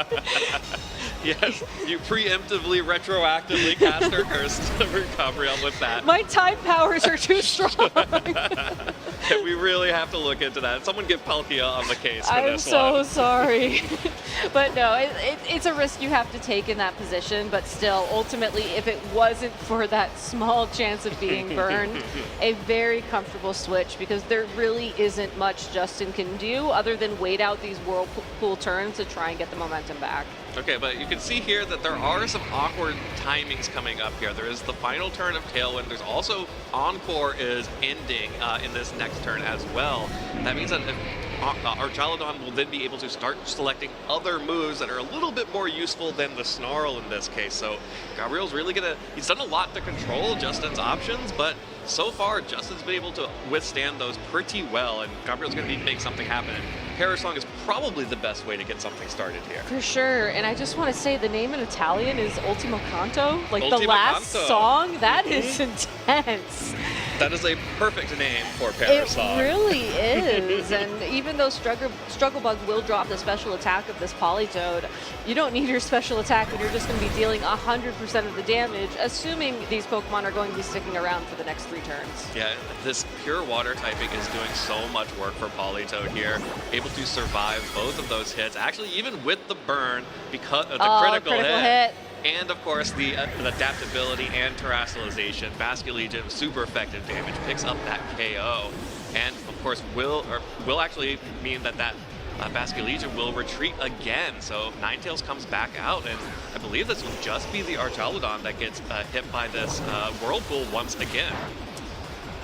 And it will be once again stuck on the field. And if it wasn't for the fact that Ninetales returned, I was wondering if Justin would have like one opportunity to get a body press lock, and then at that point in time, the Ninetales would have only been able to encore the body press, which would have been a way better move than a potential Snarl. Now that the Dragonite is on the field, if it can sneak a Scale Shot in and then get Tailwind, then the Archaludon could be faster, and then you don't have to worry about being trapped in that, ineffective move anymore. But you will have to find that opportunity, and that seems like it's going to be really difficult for Justin, given just how much momentum Gabrielle has. Oh, yeah, well, Gabrielle has kind of set up the end game here. Yeah. Dragonite can't touch Ninetales at all. Yep. So if Archaludon gets locked into Encore and Disable, that's it for Justin. There's just no way out of that. But Gabrielle's just going to go ahead and protect Ninetales this turn, try to see what's going to happen. Oh, protecting interesting. with both Pokemon here. You also might have considered that Blizzard also just does a lot of damage to all of these Pokemon. And there it is. Oh, he's Scale Justin's doing the Shotting. side Scale Shot, trying to boost the defense of that Archaludon to get super powered body presses ready to go.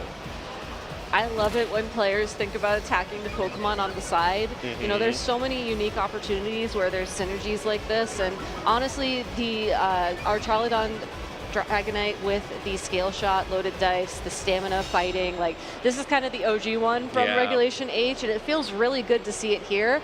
I'm just worried it's too little too late. No, this is actually super smart here, because Gabrielle potentially has to worry about, if it was just Flash Cannon that Gabrielle had to worry about, Disable would win the game right here. But now that Justin has boosted the defense of Archaludon, there is a chance that maybe forces Ninetales to go for a Blizzard out of snow now to try and pick up the extra damage that you need there before Archaludon knocks out the Ninetales.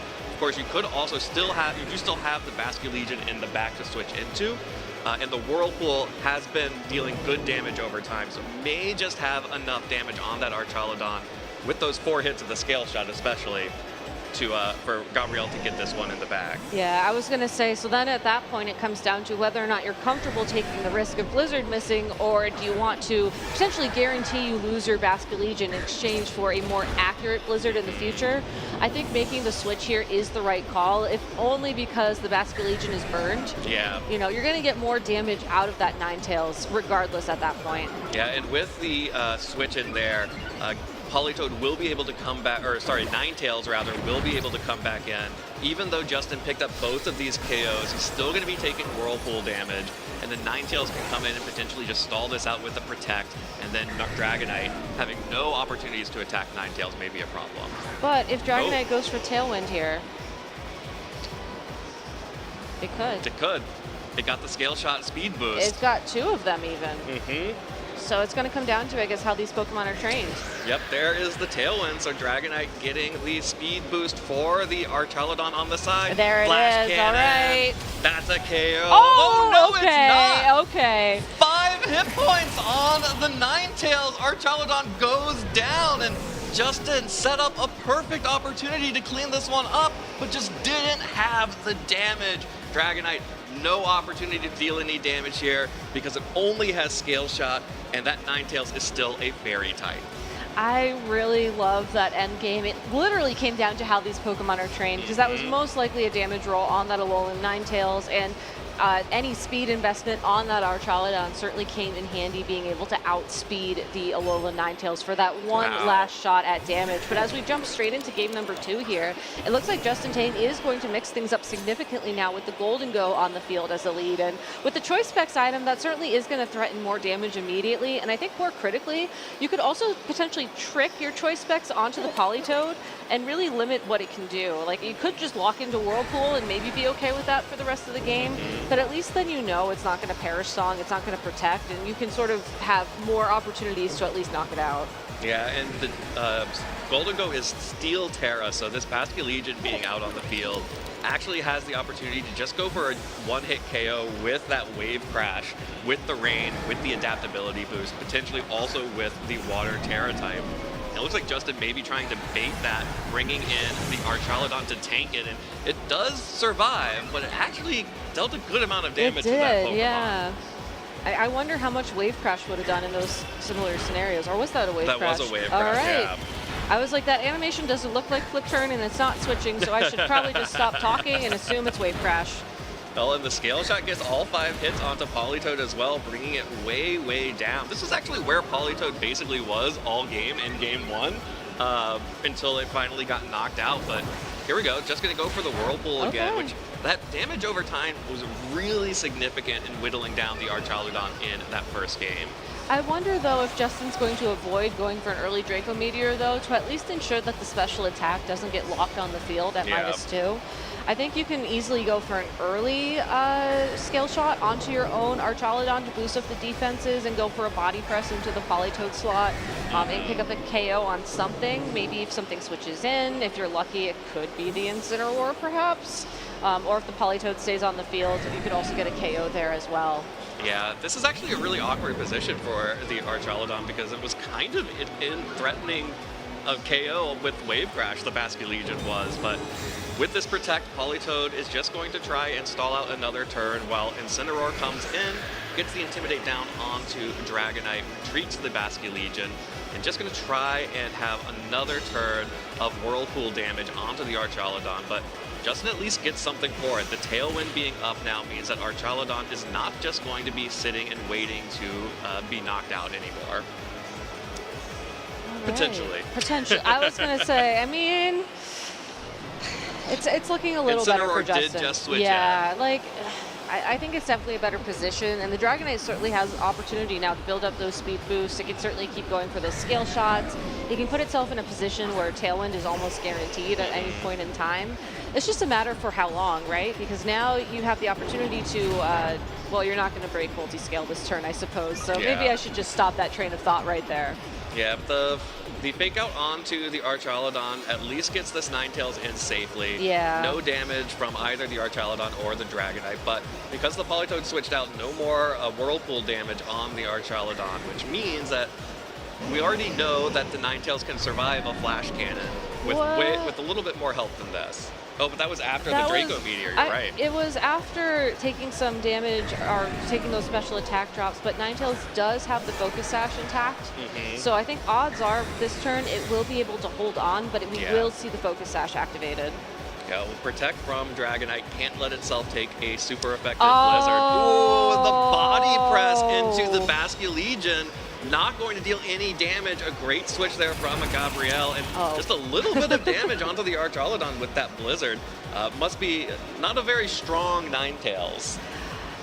That's a really interesting. Yeah, no, that's very interesting to me. And given what we've seen so far already from this Ninetales, that has to be an indication of how it's trained. Now that the Basculegion's on the field, you can once again consider going for like an Aqua Jet to break multi-scale so that you can land that Blizzard, but given how much little damage that did, maybe Blizzard's just a 2-hit knockout no matter what on Dragonite. Possibly even 3 if multi-scale's intact. Yeah, absolutely. I don't know if that's even possible, but it seems like it's plausible right now. Yeah, maybe not possible, but potentially plausible. Just gonna have to see what happens with this Dragonite. Obviously, Justin has been protecting it as you do all Dragonite from any ice-type attacks. And you can also go for other things like using the Terrestrialization to remove that weakness entirely.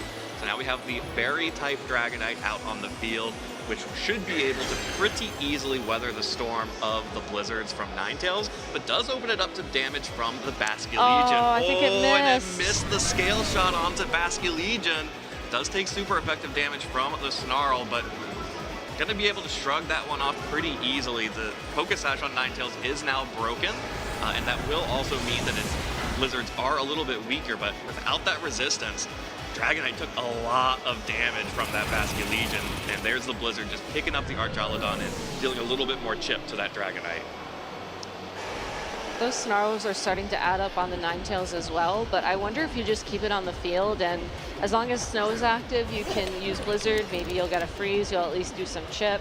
You can also consistently threaten the Encore and Disable onto whatever Justin has, and especially against the Golden Go in this position, maybe you just protect one turn so that way you can at least, get through the first turn of Tailwind. I don't know if you keep the Basculegion on the field at this point. I would probably consider switching that out at least. But then once the Ninetales, once you get through Tailwind, the Ninetales Encore Disable seems like your best out at this point. You really want to try and lock that Golden Go into anything but Make It Rain. Yeah, but how do you get through Tailwind here? I don't know. Dragonite is always going to be able to just click Tailwind whenever it's out on the field right now because it has those scale shot speed boosts. Well, Ninetales has to switch because of the threat of that. A Make It Rain under Tailwind would easily pick up the KO there. Well, Fake Out will help. Done a lot. Fake Out will definitely help here.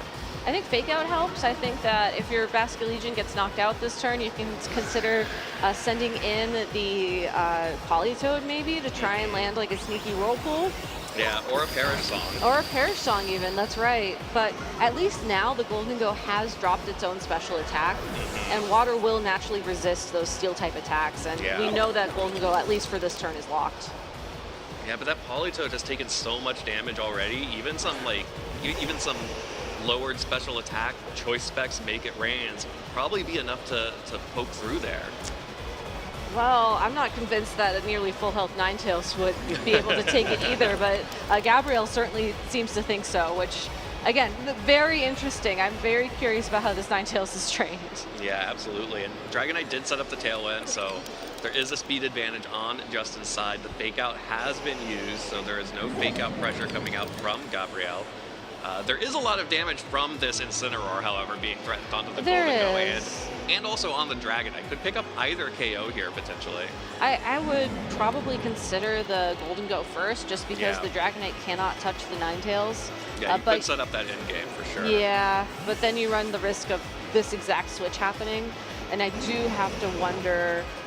Ooh. All right, Volcarona. Volcarona in the back. I love Volcarona into Alolan Ninetales. There is very little that Alolan Ninetales can do, and we actually saw that in our last stream match. Yeah, we where did. Volcarona got encored into Quiver Dance, with just like, thank you, I'm going to +6, +6, +6 now, and you can't touch me. Yeah, Time was saying that he was worried at first about being encored into Quiver Dance, but then he realized that it was actually just really helping him out, and he just, was like, okay, sure, I'll just wait this out. Yeah. And you can see why. I mean, its typing is fantastic in the metagame right now. Flame Body as an ability is absolutely game-changing in the right positions. And even though this Blizzard is able to finally knock out that Dragonite, I think the fact that Golden Go was able to reset the stat drop from that first Make It Rain, and the fact that now Volcarona is next to the Golden Go to provide support with maybe Struggle Bugs or... Oh. Yeah, okay, it's still next to the Golden Go. I had to wait a second there. I was like, I'm pretty sure, but I don't want to jinx it again. I do think that this Volcarona is going to be able to provide a lot of support that the Golden Go needs to feel comfortable cleaning this up. Yeah, but there is also the Politoed in the back is the last True. remaining Pokemon for Gabrielle, and now we are on the final 2 Pokemon for Justin here. So 2 turns of Tailwind, I believe, remaining. So kind of just have to stall out those 2 turns, and maybe Ninetales can start making something happen. Or, well, we're out of snow. We could have gone for Blizzards and Freezes. I thought you were gonna go the Perish angle, and I was like, but you're gonna be moving last. Yeah. And while that would guarantee you the win, and the Perish Song is already active world, I don't think you necessarily can get Perish Song up at this point in the game. Yeah, that is actually going to be another attack into Protect from the Volcarona. The Struggle Bug doesn't pick up the KO onto Incineroar, leaves it alive with just 13 hit points. The Shadow Ball, though, will KO the Incineroar, pick up that last few hit points. Incineroar goes down. Politoed will have to switch in here. So great targeting there from Justin to make sure that he did not fall for any of the Protect shenanigans from Ninetales. Just went for the straight up win condition of knocking out that Incineroar. And not only that, locking in the one move that will guarantee the win con no matter what at this point, because the Golden Go will not be dropping its own special attack. Gonna hit that Ninetales super effectively. Politoed is down to enough health that one Shadow Ball should pick up the KO, and even if it doesn't, Struggle Bug is going to do a lot to mitigate the amount of damage coming out from that Pokemon. So we're tied 1-1. I don't think we're gonna, we are gonna start game 3. I was gonna say, I had a little birdie telling me that maybe we had a match ready, but I guess we're just gonna keep going. We certainly won't be able to finish this match, most Yeah. likely. And if you do want to make sure that you watch this and all of these side stream matches from this weekend, you can go to the Play Pokemon YouTube channel, where they will all be hosted and where they're also all being streamed live alongside this main stage here. But, well, we have it. Okay, No, we're gonna lose it. We're gonna lose it. So, but yeah, seriously, if you like I love this. if you like these feature matches, please go to the Play Pokemon YouTube channel. Please make sure to like. I don't know if you can comment, but definitely subscribe. Yeah. Because it's been incredible that we've been able to feature so much more Pokemon. And I am not going to tell you who won this set. So you will, if you want to see who wins Game 3, you're going to have to go watch the VOD. Do you know? I don't know. That's why, also part of why I'm not going to tell you. I was like, you're not going to keep secrets from me, Evan. No, I won't. I would never. Well, I mean, if you don't know, then it's not really a secret. Yeah, I would never reveal to our audience any secrets that I have not already shared. All right, fair enough. So if you want to figure out how that match ended, again, youtube.com/playpokemon. Make sure to subscribe and show your love for the fact that we have these incredible feature matches and an incredible stage match ready as well. So let's look at our Swiss standings for the current round. This is round 5 of Swiss, so we are getting down to the end of the day. We have some lovely undefeated trainers still out in the field, and some notable trainers that we said to watch out for are still being watched on, I guess. Louis Fontvey is at the #1 seed currently at 4-0. Of course, this is not all of our undefeated trainers so far, but yes. Shout outs to Louis Fontvey, as well as Joshua Lorcy, Nicholas Kong, Justin Tang, Yuma Kino. Oh, never mind. I just spoiled the results. Oh, Evan! My bad. As well, Yuma Kinagawa, who we saw earlier on stream. All of these players at 4-0. Also, special shout outs to Taigo Latanzi here, of course, who has previously been a finalist here at the Latin American International Championships. Came very close to bringing the Latin American International Championships trophy home back to Brazil. But now, as we head into our Swiss round 5, we are going to have an incredible matchup of the United States versus Mexico, Joshua Lorcy versus Alexander Canseco, and I'm excited about this match. Yeah, two trainers that we said to keep an eye out for right there on top. But we also have, Thiago Latanzi and Antonio Sanchez and Alex Gomez versus Frederick Nielsen. I believe those are going to be our 2 feature matches, if I remember how the graphic works. So you can go check those out on youtube.com/playpokemon when you're done with us here, of course. But good luck, have fun to all of our trainers out there, as it's been such an incredible day so far. I cannot wait to see how this match between Joshua Lorcy and Alexander Canseco plays out, especially given just how well Lorcy's been doing over in the North American circuit. Absolutely. Had a top 8 finish in Pittsburgh and then followed that up with a finals appearance in Milwaukee. Both times running that Lele team that we've talked so much about in this second round of Regulation H. But of course, Lorcy is not a person to just sort of sit on his laurels. He is down here in the Latin American International Championships and has changed things up a bit, following along with the other players who have decided that Volcarona actually makes a lot of sense in this balance metagame.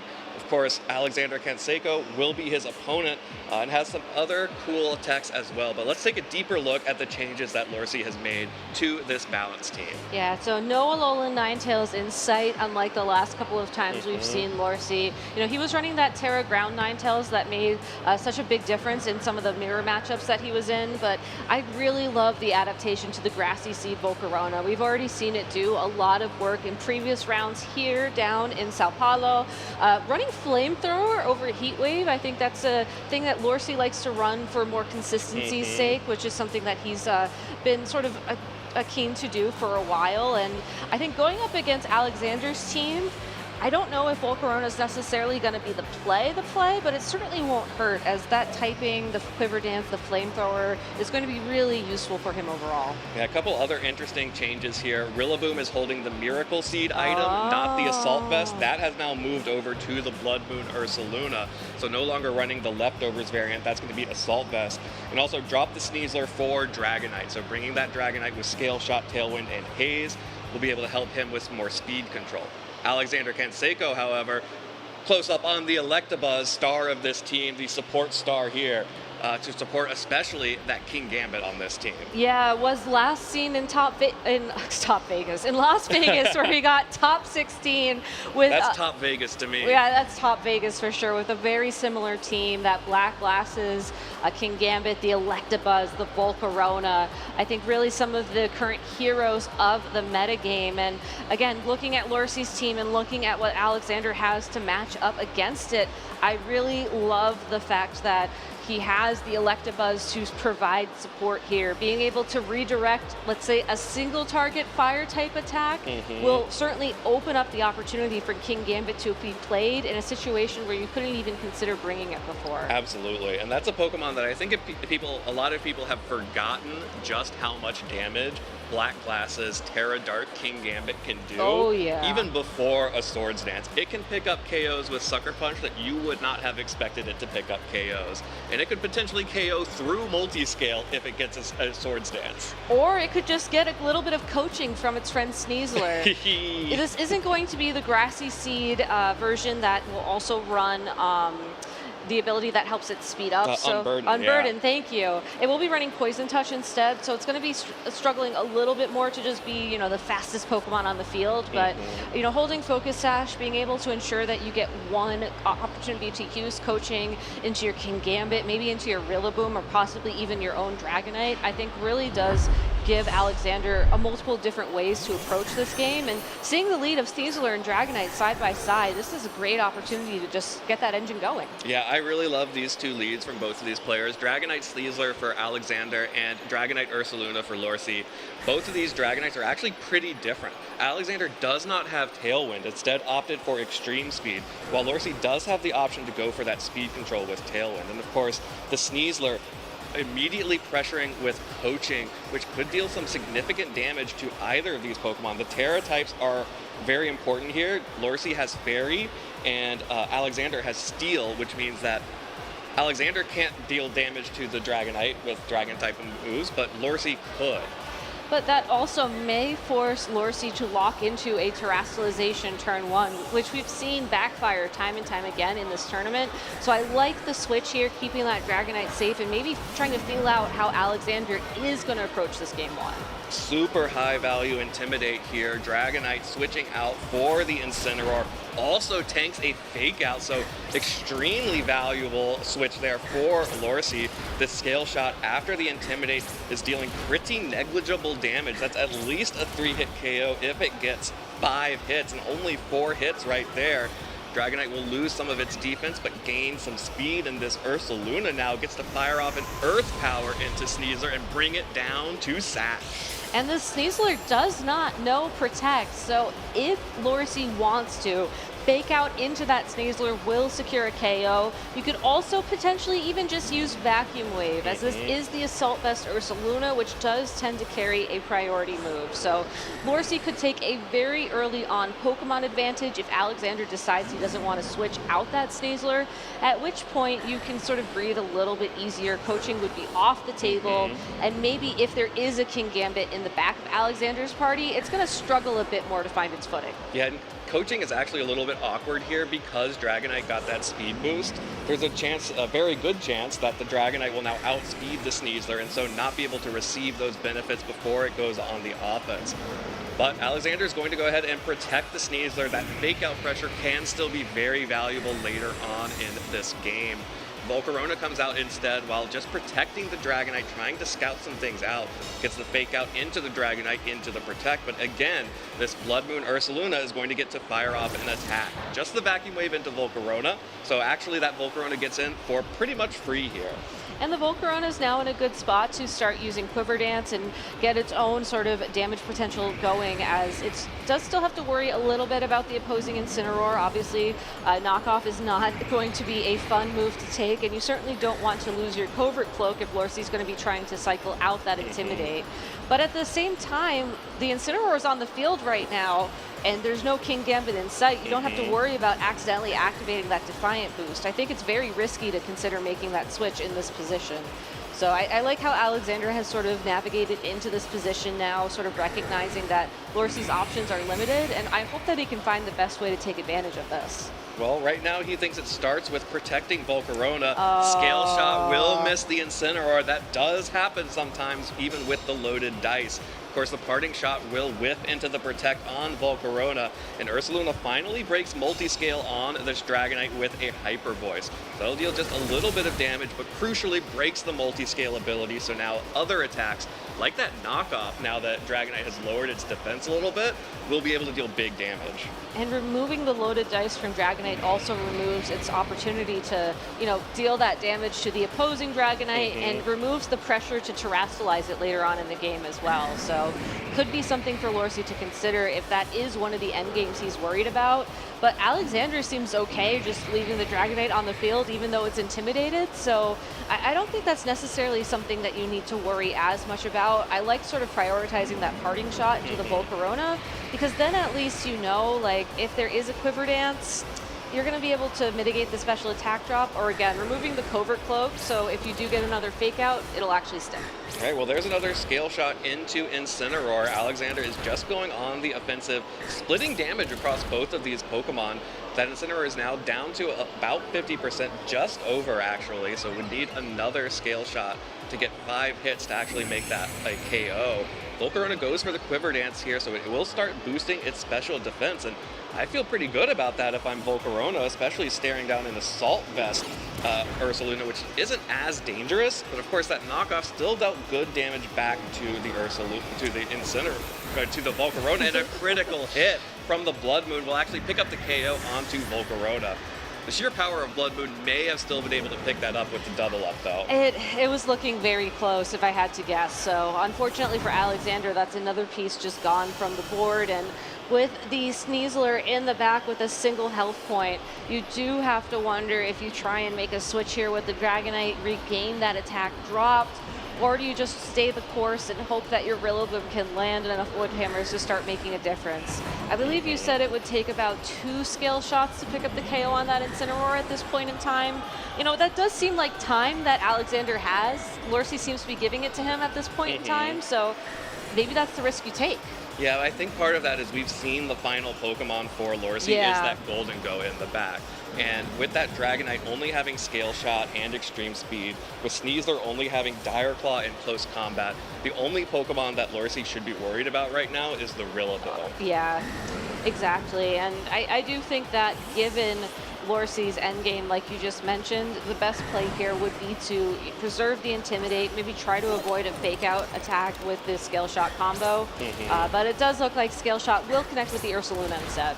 Yeah, dealing about 15 damage per hit, so definitely would need another Scale Shot after this to pick up the KO. Rillaboom did not go for a Grassy Glide on that attack, so if it is targeting down the Ursaluna, it will be a Wood Hammer, but it's actually a high horsepower catching it on the switch-in, and that actually now makes things more dangerous. Now Lorcy has to worry about the other Pokemon on the team, because a Scale Shot into that Golden Go plus a Grassy Glide could be enough to pick up that KO now. It could, but Golden Go does have access to Protect, and it does seem like Lorcy's going to wait a turn, and I like that because we saw how much the Hyper Voice did. It's possible that a Blood Moon could pick up the KO on Dragonite. It's possible that 2 Hyper Voices I think would definitely get there at this point, and really once you get it down to like, I don't know, maybe a 3 or 4v1 at this point, I do think that Lorcy will win at that point, pretty much guaranteed. So it's really just finding the most comfortable way to pick up the knockout on the Dragonite, and I think protecting the Golden Go and just kind of leaving it there as a target for Alexander is a good way to start. Yeah, but that does also leave your Ursaluna open for an attack. That is true. It's really hard. This is one of those moments where you have to correctly pick your targets here, and that's going to be the Terra Steel for Dragonite on Alexander's side, hoping to resist a Hyper Voice and potentially get another turn of that Dragonite. Golden Go does go for the Protect here, like you called out, to protect itself from any attacks from the Dragonite or the Rillaboom. Splitting damage, at least for the start here, going for the Scale Shot into Golden Go. That Dragonite will deal no damage, and the Wood Hammer now connects onto Ursaluna. Right. So by splitting the damage there, Alexander covers for most options, and Incineroar does get to come in here, will put an Intimidate down onto both of these Pokemon, and does have fake out pressure to potentially sneak something in here, but oh, and there's still Dragonite in the back. Yeah, I mean, that was the piece that was missing a little bit. We do still have to worry about the Dragonite on Lorcy's side of the field, and I mean, it does only know Scale Shot, so, you know, that is something to consider as well, but I do think that overall, Alexander's best way into the game at this point to regain the momentum lost was to make that call correctly. Yeah. It's to now drop the Intimidate, probably on the Rillaboom. I think that the Rillaboom's high horsepower is probably your best bet at dealing damage at this point, especially given that 5 Scale Shots is going to have a really high chance of critting at that point, and the health is really starting to trickle down on the other Pokemon. And then when Rillaboom comes back in, you just hope that you can land your high horsepowers fast enough. Well, we're going to have to see what Lorcy is going to target here and how Alexander is going to try and claw his way back into this endgame, because there is still that full health Dragonite in the back. It was there from the start, retreated, and then I totally forgot about it. But here comes the fake out from Incineroar. Lorcy making the call correctly, targeting down the Rillaboom, but of course, again, also splitting damage there. Dragonite protecting itself from the Shadow Ball on Golden Go, and instead just sort of a wasted turn here. Nothing really gets advanced here except that a little bit of grassy terrain recovery, which is going to be very important for that Golden Go. I know. Well, also on the Dragonite too, I think. I really like how the steel type terastallization made it so that it finally touches the ground with that grassy terrain. I know it still looks like it's flying, but it's not. It's going to get the grassy terrain recovery.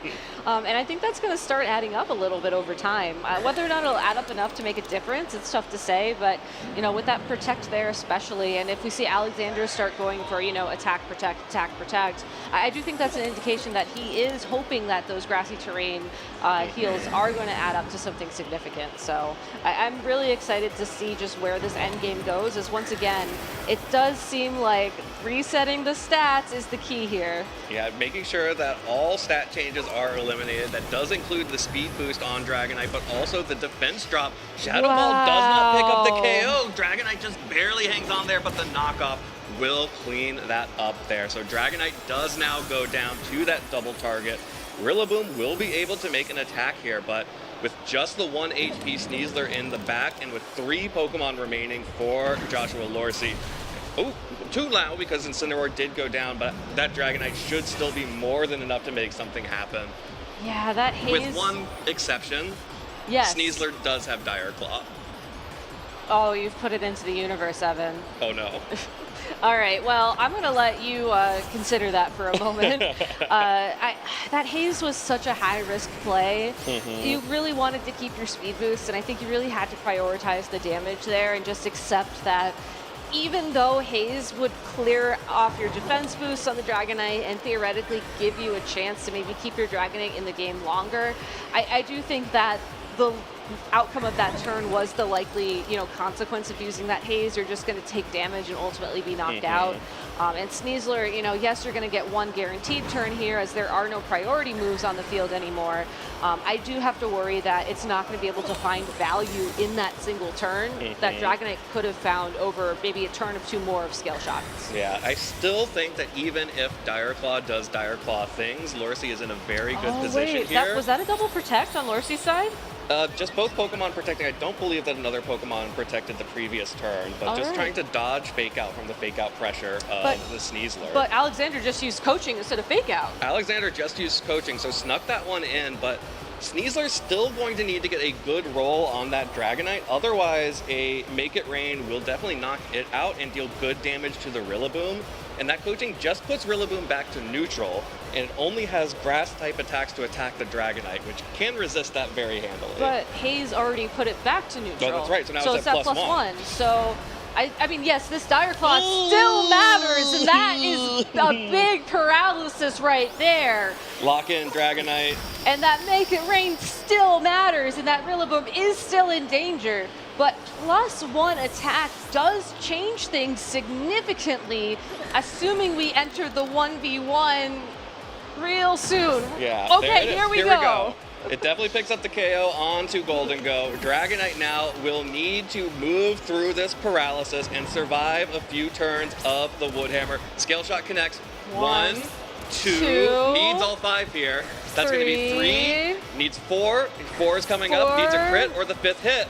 Dragonite gets the 5th hit, it locks in and knocks out the Rillaboom, and Joshua Lorsi is going to take game 1. Alexander playing to every single possible out, and you can see Lorsi just absolutely recognizing how close that was there. But that was such a stressful that endgame. Was a very stressful end game. You know, I think that a lot of times you never want it to come down to that kind of luck, right? Not only did Dragonite have to attack through the paralysis, which in and of itself was a random happenstance, but you also had to ensure that you got all 5 hits on that Scale Shot. So, but did manage to pull it off and was able to lock in the win. And honestly, I think that if Lorsi, you know, approaches this game maybe a little bit more aggressively in game number 2, I think he can pull ahead enough where you don't have to have such a slim margin. It felt like he had the right pieces.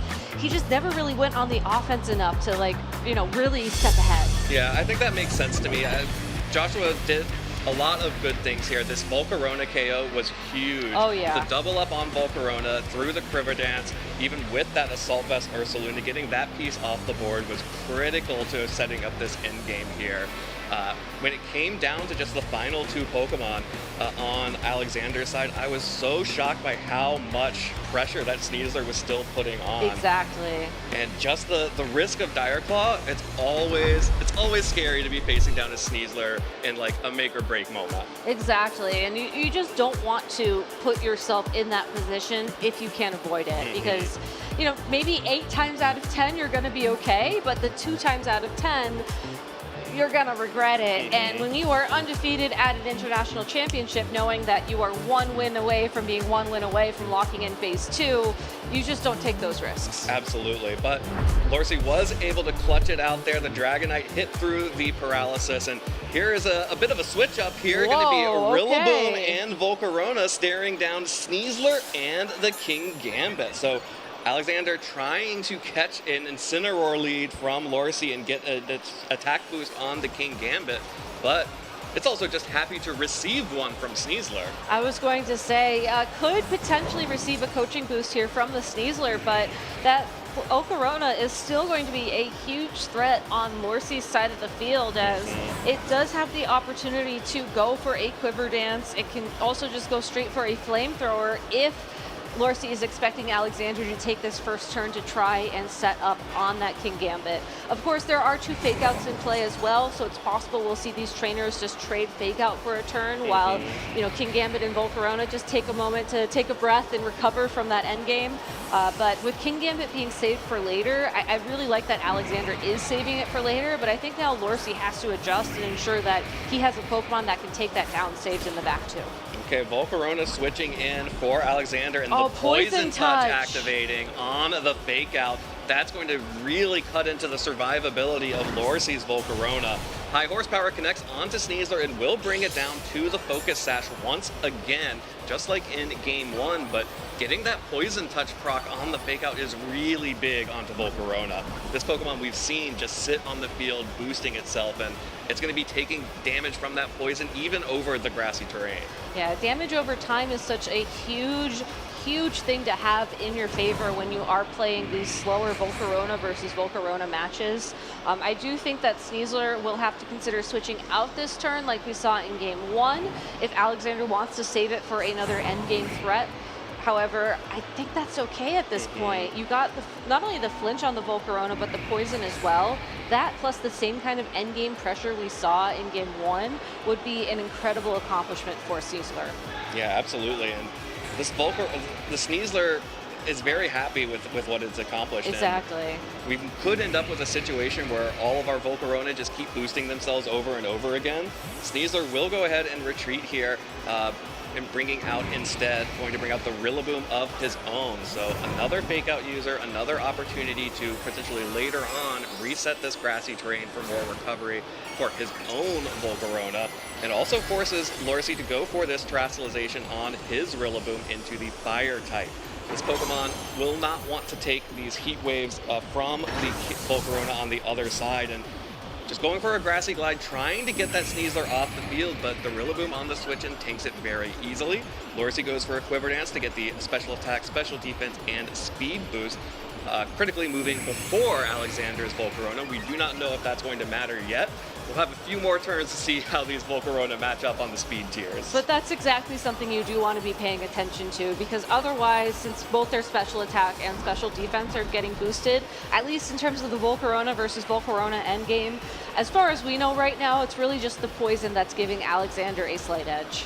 Yeah, and that is a pretty good edge. Yeah, it's more than slight, and it's going to be getting more than slight as every turn passes. Yeah, and actually, by having Rillaboom come in, there is also an opportunity for Alexander to start getting ahead of the Quiver Dances on his Volcarona with that fake out pressure, but we'll be risking Flame Body procs as well. I wasn't going to say it. Look. You said it. You said it. But yeah, I control the game. You control the game indeed, but I honestly think that's a fair trade, though, because the Volcarona, it's going to be such a key piece for Alexander in this mid-game at this point in time. Getting ahead on Quiver Dances is way more valuable than just having your Rillaboom, unburned. Yeah, and this Woodhammer is just not dealing enough damage into the Volcarona. It's going to be happy to potentially take another turn to protect and get another turn of grassy terrain recovery. We'll need to switch out one of these Rillabooms soon to reset the grassy terrain, but Alexander is so far ahead with that Volcarona right now that I think he's happy to let, I'm good with what we've got here. If the grassy terrain goes away, you're going to start taking double damage from that poison. So Exactly, and this is how you want to play these Volcarona teams at the end of the day. You want to get ahead of the Quiver Dance trade if there is a trade in play, and then you play the my opponent doesn't know how to deal damage to my Volcarona game, which is very easy. Your opponent does not know how to deal damage. and that's what can make these teams so frustrating as well. I think we've had the benefit of seeing the back of Lorsi's party, and I do think that he has a couple of options here to hit this Volcarona physically, which is what you have to do in this situation. And the Terrafire on that Rillaboom helps as well, but if it protects, you can't do that damage either. Yep, you can see the pressure that this Volcarona getting ahead in Quiver Dances is really putting on Lorsi. Yeah. Double targeting into that Pokemon makes it very easy for Alexander to go for a Protect here, because even if you get the turn wrong, you're still even on Quiver Dances at least. And unfortunately does also miss the high horsepower into the Terrafire Rillaboom, which would have gotten him even further ahead, but not as damaging because of that burn on the Rillaboom. Exactly. The key thing, again, to keep an eye out for here is, one, how much poison damage is on Lorsi's Volcarona, and two, how much damage is Lorsi able to connect to the opposing Volcarona. And I think the other thing to keep an eye out for as well is, given that Alexander does have the King Gambit in the back of his party, start keeping an eye out for when these Pokemon hit that critical 50%-ish mark in terms of their health. With Terastallization still in play for Alexander, that's approximately how much Sucker Punch will do. Absolutely. Dragonite switching in for Rillaboom here. Alexander has forced the Rillaboom out. Lorsi needs to be able to reset the grassy terrain if he's going to be able to protect Volcarona, but actually with that Heat Wave damage, that's going to be good damage onto the Volcarona.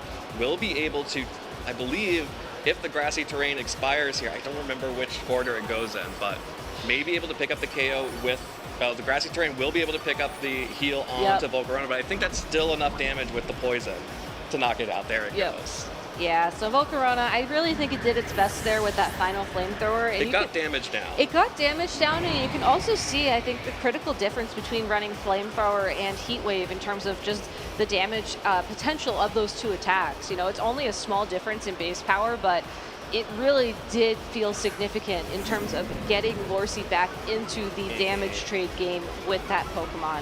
Now with two physical attackers on the field, at least, the special defense of that Pokemon doesn't matter as much, but the speed and the special attack boost very much do.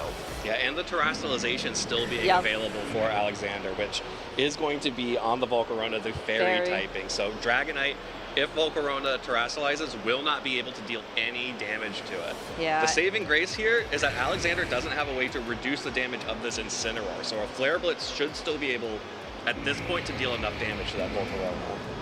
If it doesn't Terastallize? Oh, sorry, it's only knockoff. So yeah, and actually, also Lorsi's in trouble. Yeah, also that. I think Alexander has to Terastallize the Volcarona this turn, partially to ensure that Dragonite can't deal any damage to it, but also to ensure that that knockoff is also, really, really weakened.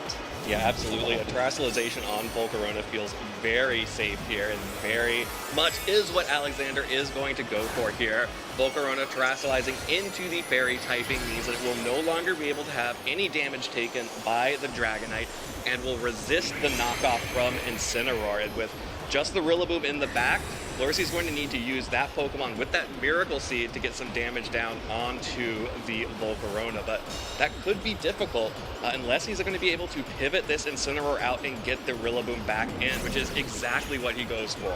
And that's sort of what Alexander wants with that King Gambit returning to the field.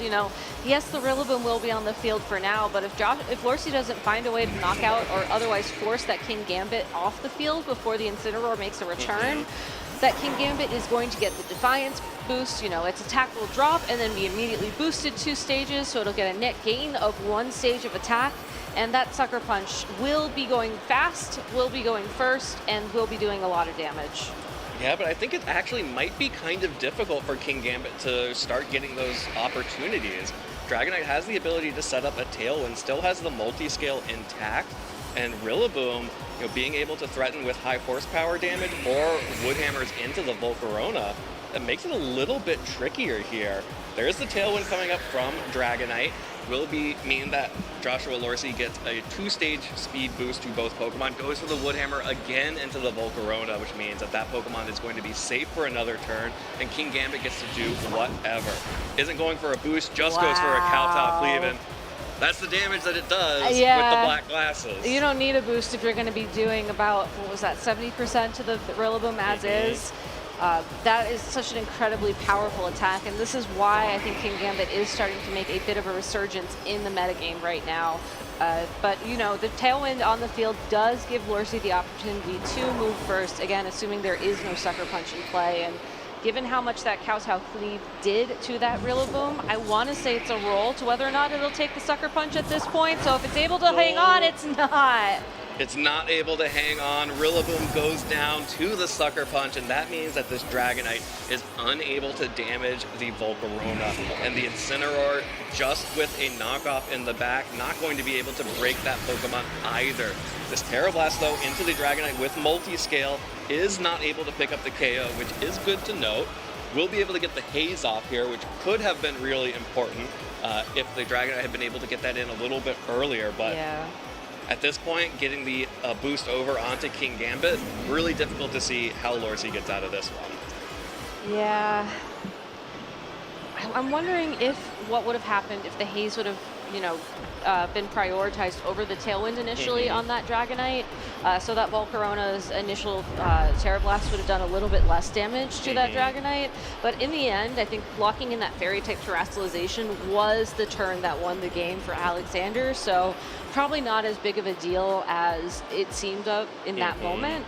Now, had Lorcy gotten that Dragonite on the field a lot earlier, maybe, and then gone for the Haze earlier on in the game, maybe back when we were in the middle of those Quiver Dance trades, I think that would have been way more significant. And that, if there is no Pokemon adjustment from Lorcy, that could be the play style adjustment he needs to get back in the game for Game 3. Totally. Very important information on playstyle with regards to the Volcarona for both players in that game. Have to wonder if Lorcy's going to want to go back to the Volcarona or go back to the Golden Go that worked out in Game 1 for him. But also, very cool to see from Alexander just how he was able to stagger those fake outs, starting from the very beginning with the Sneasler, and of course getting the Poison Touch proc, being able to put so much of a timer on Lorcy's own Volcarona, really put the pressure down and made it really difficult for Lorcy to keep up with the Quiver Dances coming out from Alex's. I don't know if you can go back to Golden Go, given that your opponent just brought the King Gambit and the Volcarona to game number 2.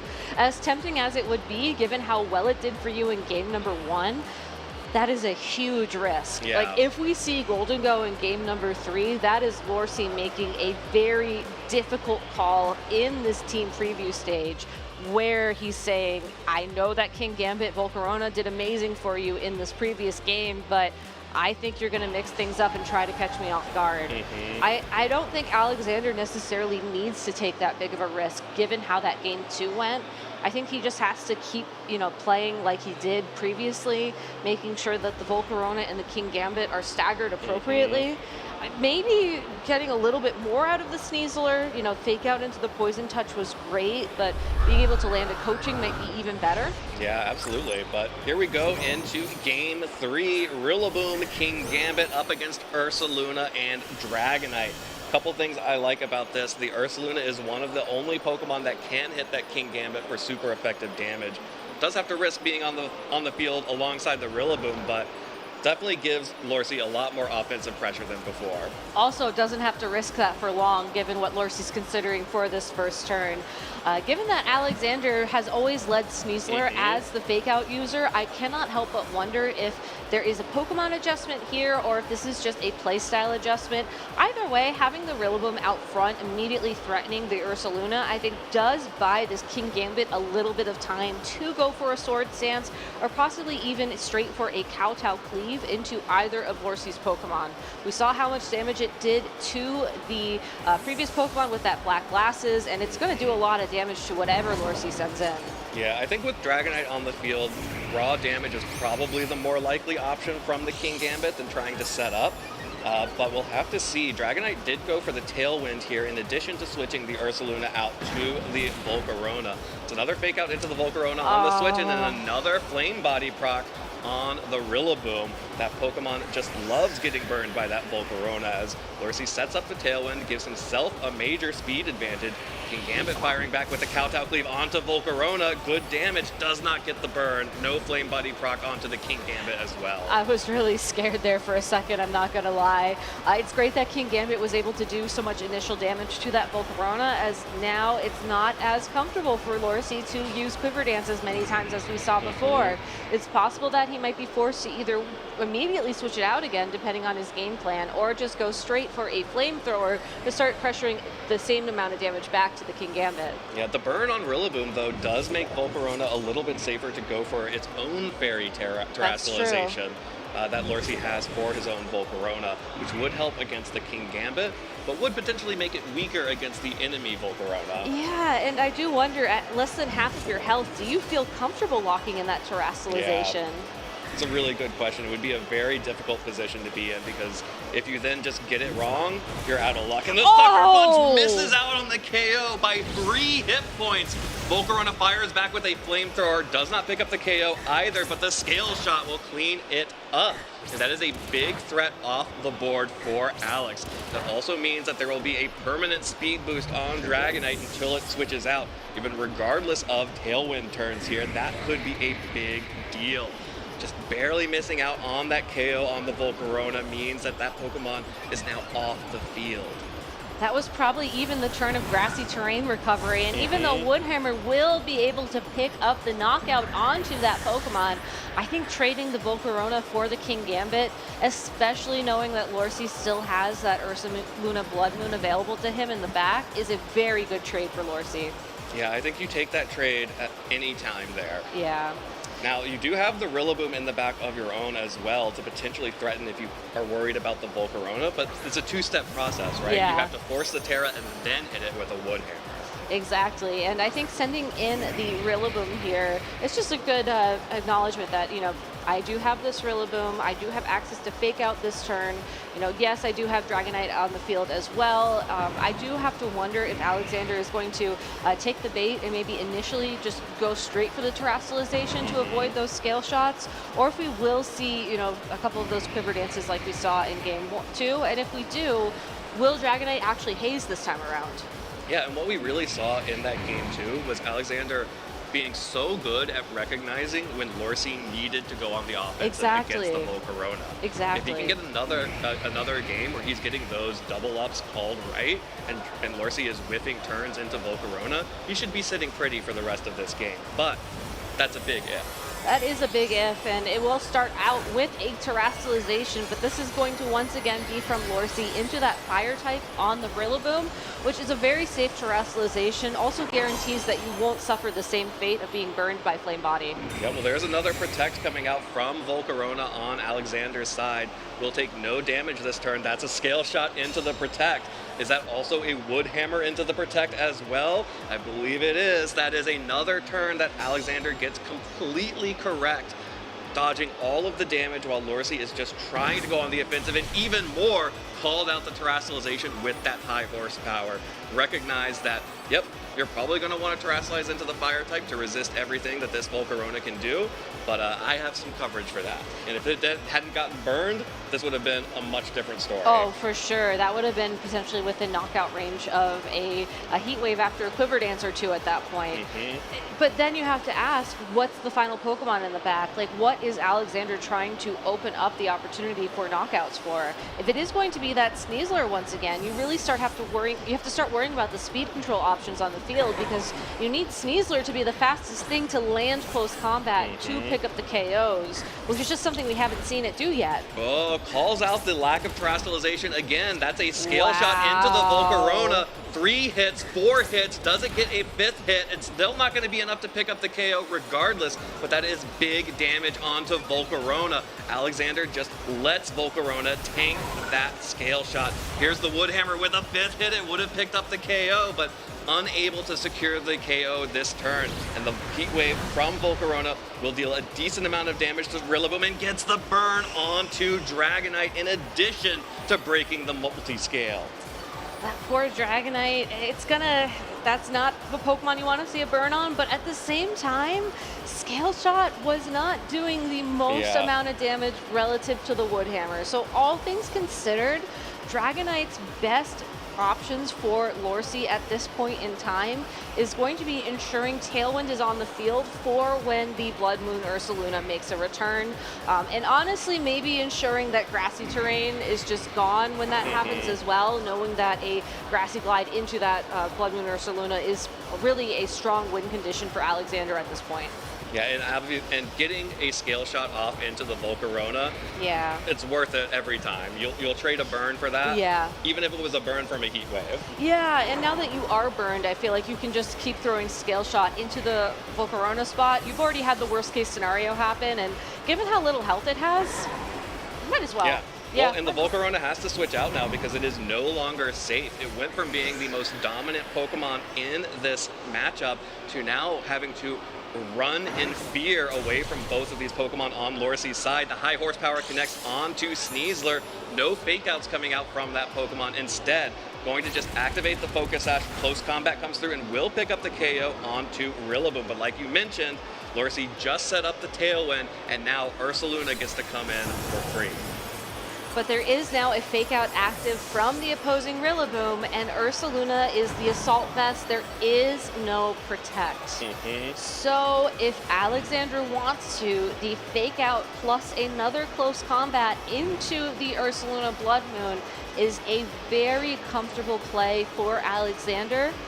There is no grassy terrain in play, at least, so if Lorcy can find his way through this turn, I think that Ursaluna Blood Moon is in a fantastic position to just start attacking and going immediately on the offense, but it's this turn that is the immediate problem. Absolutely, and you can see Lorcy is just trying to check and see exactly what he thinks he can survive after the end of this turn, especially noting that that Rillaboom is burnt, so the Grassy Glides and Woodhammers are not as scary as the close combat from the Sneasler. Have to wonder if, you could double up with the Vacuum Wave into the Sneasler and a Scale Shot, because there is no Protect on that Pokemon either. So you could at least just guarantee that Pokemon is off the field. Yeah, and I do think that in terms of the threats, a close combat from a Sneasler is way scarier than a no grassy terrain Woodhammer. Yeah, after a burn especially. Oh yeah, so I love the prioritization here, and with no fake out, that just picks up the KO. That's a KO onto Sneasler. That means that Dragonite also gets to make an attack this turn into the Rillaboom. That's the Scale Shot. It connects. It's not going to be able to pick up a one-hit KO. Any kind of KO. At any rate, but may be able to get it into range for a Blood Moon or a Hyper Voice, and a double up would certainly be enough. For sure, and I think the other piece of information we need now is just what was the targeting here and how much Woodhammer does to the Ursaluna. Oh, not even close. It's just shy of a 3-hit knockout, I think, and with that recoil damage as well starting to add up onto the Rillaboom, that looks like it's certainly in Blood Moon range. Yeah, the recoil damage, the burn damage that's been adding up over time, and the fact that there can never be grassy terrain in this game. Again, Volcarona is at such low health. Dragonite is still very healthy here, and Ursaluna could just be able to clean this up for Lorcy. Rillaboom cannot protect this turn, which means whatever attack it's going to be fired towards it will connect. So the big question here is, will Blood Moon be enough to knock out, and what will this Volcarona do? Yeah, I don't think you even need to worry about that. I think Hyper Voice is just so safe here to pick up the KO on Volcarona, even if it does not go for a Protect for some reason. And you just keep chipping away with those Scale Shots, and that burnt Rillaboom just doesn't have the damage to get through here. What an incredible endgame here. It's really down to the wire. These have been 3 incredibly close games. There's the Protect from Volcarona. That means that Pokemon will take no damage. And actually, Lorcy was targeting into the Volcarona with the Scale Shot. So no damage taken there, but the Blood Moon connects onto Rillaboom, and that is enough damage to pick up the KO. And with that, Volcarona is not going to be able to break through both of these Pokemon, and Joshua Lorcy is looking really good heading into the 6th round of Swiss. He's had such an incredible season so far, doing well at a couple of regional championships over in North America, and now finding his way to 5-0 eventually over here at the Latin America International Championships. And honestly, it couldn't happen to a nicer person. Like, he gave such an incredible interview in Milwaukee a few weeks ago. It's great to see him finally find success on the stage. Of course, Alexander playing to his outs here, stalling out the tailwind to ensure that this Volcarona maybe has one opportunity to attack ahead of this Ursaluna, but tailwind will ensure that that's not going to happen. Yeah, there is no stopping the tailwind here, so Ursaluna just gets to finish this one off in style with a Blood Moon into that Volcarona. Joshua Lorsi wins our 5th round of Swiss today and will be 5-0 heading into round 6. And like you mentioned, this has been an incredible season for Lorsi so far. Top 8 in Pittsburgh, finals in Milwaukee. He is still looking for his championship win. And if he plays like he played in this stream set, by the way, this is a man who has been very vocal about how he always loses on stream.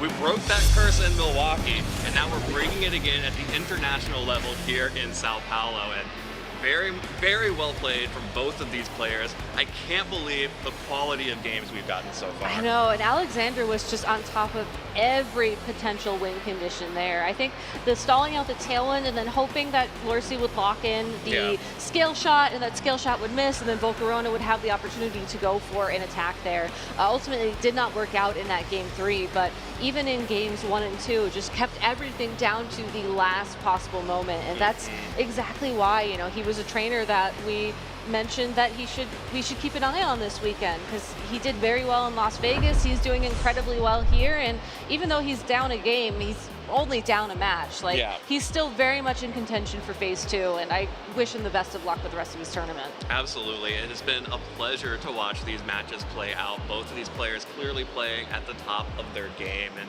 you know, you mentioned Alexander playing to all of his outs. That is true. I also want to shout out Lorsi for not falling into the trap of thinking, I have this one, I'm just going to click scale shot here. Why not? Because of course, there's a 10% chance that misses. Going for the 100% win condition, setting up the tailwind again, and getting the Blood Moon off onto Volcarona. That's the kind of thing that, you know, sometimes some players, myself very much included, get a little ahead of ourselves, and it's really important, even when that you don't start celebrating before you've actually seen the victory screen.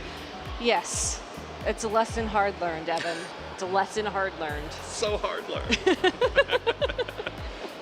Well, incredible set there. I'm so excited to see how both of these players progress, and I really love watching this new style of the fake-out balance team that includes the Volcarona. It's a little bit awkward seeing the two Volcarona mirrors, but I think especially some of these techs on both of these teams are really interesting. Like the Poison Touch Sneasler, Sneasler with Unburden has become so popular because it can deal stupid amounts of damage by outspeeding everything and then hitting them with a close combat or having options for Dire Claw to bail you out. And acrobatics as well. But when you have these Pokemon that sometimes get into setup mirrors, having that opportunity to add a poison chance to all of your attacks is really huge. It is, and it also frees up the Grassy Seed to be given to the Volcarona to just add to that bulk. I really think that Quiver Dance Volcarona is probably one of the most annoying Pokemon in Regulation H. Sorry, Grimmsnarl, I know that you were trying to steal the title earlier, but the fact that Volcarona, given the support of 2 fake-out users, can use a couple of Quiver Dances and then take the game really says something. Absolutely. Well, let's go ahead and hear from the man himself. Joshua Lorsi is down on stage to tell us all about that match. Take it away, y'all. Welcome back, everybody. Thank you very much, folks. We have got your winner of Swiss round number 5 here at the 2026 Latin American International Championships, Joshua Lorsi. Joshua, my friend, huge congratulations. You are undefeated. How are you feeling after that emphatic match? The night before, I wasn't feeling too good. I just got my team last night. I didn't want to use the regular stuff I've been using because it's heavily countered right now. I came into this event and I really wanted to do well. So I entrusted in one of my friends, one of my close friends, Alex Gomez and Juanma. And I told them, like, look, I've been running this. And they told me, no. You're not running this. You're running this, and we're going to help you and teach you how to play the team.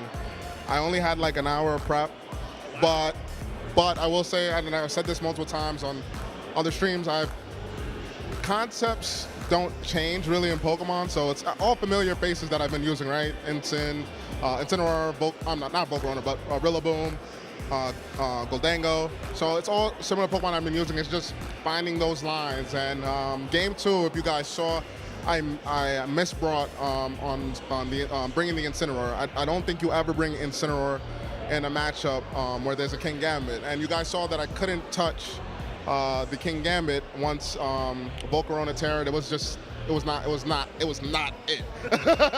So I remembered and channeled in, listening to Alex yelling at me last night, and the game 3 I brought what I needed to bring. A lot of misses in time to set, but I did feel good with the 4 that I brought. My Dragonite did end up getting burned at the end, but I don't think it mattered too much. But yeah, no, I'm just happy to be here. I don't know how I'm doing this. I don't know what's going on. I've been getting really lucky. I mean, yes, I know that I'm okay at the game, but like, I could never imagine in the last 3 majors to be doing this well. But I'm happy to be here, and I'm happy to be back in Brazil. The last time I was here, I did actually get top 8, so I'm looking to get back to that spot, or maybe even better. But yeah, I'm just happy to be here. I was going to say, I'll tell you how you're doing it. You are winning, my friend. That is how you're doing it, and you're doing a really good job about it. Alexander was a fellow finalist as well. He's one of the really strong Mexican players you've been able to go ahead and meet toe-to-toe in that scenario. So huge props to you. Fundamentals, I guess, is what you're sort of referring to. As long as you've got some solid foundations there, you're able to sort of mix and match with your team. So I guess with the travel itself, how has it been for yourself coming down? You mentioned the teams last minute, but this was sort of scheduled, right? You unfortunately weren't able to make it to Las Vegas, I think you mentioned? Yeah, unfortunately, I wasn't able to register for Las Vegas. And honestly, it's like a good thing too. I'm happy to see that players are wanting to play VGC, and it's getting packed out, it's getting sold out. And 10 years ago, like, I would never imagine the volume that this game is at now. And it's crazy, it's just crazy. But yeah, Brazil, amazing, food, amazing. I love everything, the weather. My nationality outside of American is I'm Haitian, so the weather is like perfect for me. I just love the people, very friendly. I don't know, just Brazil. There's just something about Brazil. Lorsi in Brazil. I don't know. There's just something. There's just something about it. It's just really good. But no. Honestly, I'm just happy. I like I said, I don't know what's going on. I'm in a flow state that I don't know how to break. Well, I don't want to break it. Don't break it. Don't break it. You just keep on doing what you're doing. Yeah, but I just want to say I'm very thankful for my friends. If it wasn't for my friends on the last 3 events, I wouldn't be here. I wouldn't have gotten 2nd at Milwaukee. I wouldn't have gotten 6th place at Pittsburgh. I am not a team builder. I realized, although I did build one team, Toronto 2017, I ended up going undefeated up until finals. That's the only team that I hand built, but it was terrible. But it was okay. But it's okay. You built though. I built it though. But now I'm at that point in VGC where I don't want to take time to build. I'd rather just play. I'd rather just play. I'm enjoying playing. I'm playing at the highest levels. I played a phenomenal player, and I'm gonna keep playing phenomenal players as I go. So I've said this many times. I'm doing this. Anybody could have this opportunity too. Just amazing to be here. Mate, I think those are words to be able to hold yourselves true in terms of giving yourself motivation going on to, tackling these huge prestigious events and VGC generally speaking. So it's always a pleasure having you here, Joshua. Thank you so much. We want to go ahead and make sure that you get a bit of rest going into Swiss round number 6 because you, sir, are undefeated still. So I want to give you a real quick opportunity to give any shout outs that you may have for anybody in the venue or even at home. Shout out to my mom. She did not support the VGC in the beginning. I know the feeling. And now she's at home and I'm on the big screen and my whole family's watching, so that's like a full circle moment. She's very supportive of Pokemon. Like I said, shout outs to Alex Gomez and Juanma and Jordy. They're really good friends of mine. It's probably one of my closest friends in VGC. Shout out to Wolf Glick, because that's my GOAT. That's my guy. And my girlfriend Maria. And shout out to everybody that's here, that's watching and enjoying playing Pokemon. Shout out to the people at home. We're having a good time. Woo! Come on, man. Clap it up for everybody. We're having a good time. That's a spirit. And with that being said, we're going to go ahead and give you lovely folks at home a bit of a break before we cut to Swiss round number 6 here at the 2026 Latin America International Championships. Take it away.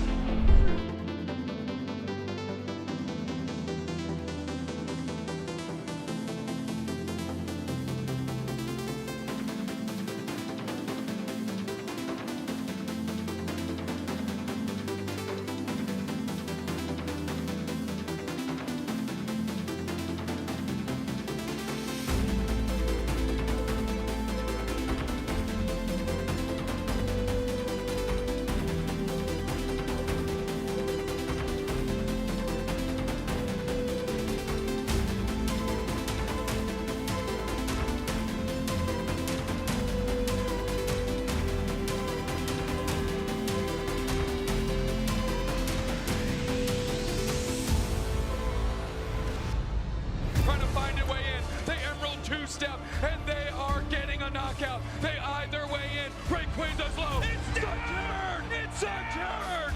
Peru Unite looks into the eyes of Zeta Division and says, we are the beginning and the end. We are Peru Unite! The time ticks down. 5 more seconds. 2, 1. Peru Unite are your world champions! Trying to see how much energy maybe that Corsola has He has in the back. back-to-back. This is huge for Beelzebub Boy. I don't know if a Sparkling Arch going to be enough. He goes on the ice beam! Wow. He goes for the ice beam! It should be enough to knock out here. Beelzebub Boy, he feels it. He knows it. It's Beelzebub Boy in 2023 World Spectator. It's Beelzebub Boy in 2024 World Commander. It's Beelzebub Boy, your 2025 World Champion. Big one card here for Yuya as Jose will disrupt. It's lightning energy. If that's true, that would spell disaster here for Jose. Not done with the turn yet. Is going to do everything he can here in this second game. Yeah, here we go. Yeah, Phantom Dive is being used. This Raging Bolt is being knocked out in the active spot, and if Yuya has an energy card, this game is all over. Raging Bolt charges him. There it is! Lightning energy in the hand. Yuya Okita takes the game and becomes your Juniors Division 2025 World Champion! Huge congratulations. Question really is there a superior energy retrieval in hand? If there is, Figuan will be making history here, and it looks to be a jolting charge. No access to the knockout on this occasion, is going to have to take a step back and prep for a future turn. No other attacker on Figuan's board. Disruption. That was it. Boss's orders in hand, and that's it. Figuan Liao topples the Titan to become your world champion. Oh my gosh, genome hacking, not just having its own move, it's hacking the system, copying the Dragon Pulse EX and able to use its powerful move against it here and then applied with that Fairy Zone on the Lily. Oh, he's ready to just give up the game, it's over! That is history made in the 2025 season here at the Masters Finals. Riley McKay is taking things down with Gardevoir EX.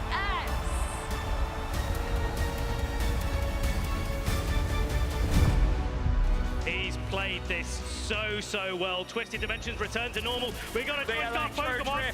Miraidon right into that walking wake. It's down.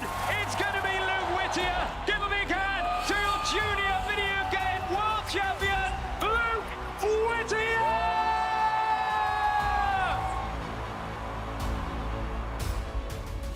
Rillaboom, Woodhammer. Oh, no, survive! Here comes the KO. Now the Counter X Ice Rider has this opportunity to move, and that is the Glacial Lance. Double, mark it down, double KO. Give it up, everyone, for your 2025 Pokemon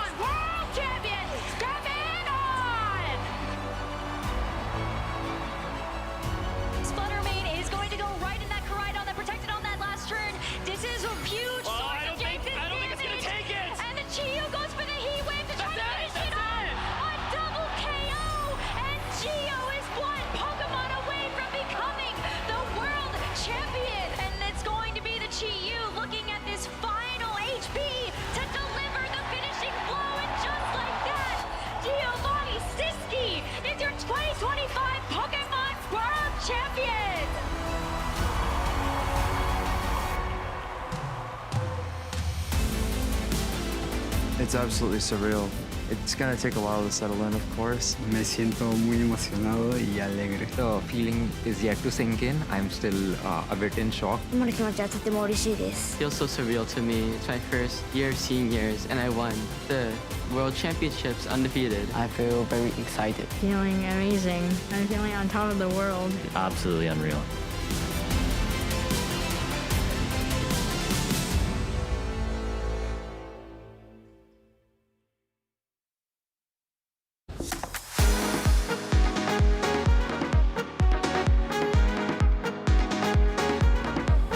The best way to test your team is to get a group of friends together and hold a tournament.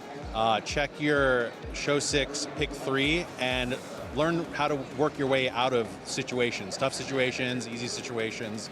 So when I'm preparing for a regional, what I usually do is I play a lot of live, and I have a spreadsheet next to me with like every single deck I play, what deck I'm playing against, whether or not I went first or second, and then every single mistake I made, and whether just like everything that I could get from a single game, and that helps me just like condense all my knowledge and get better at my deck as quickly as possible. I think it's very important that you never cut out your team or a team member too early. You need a few games to determine, okay, this isn't gonna work. You know, just testing so many games over the past like 2 months. That's how I ended up with the 6 that I have here today. Some unconventional, but sometimes if it fits for your team, that's what you need to go with.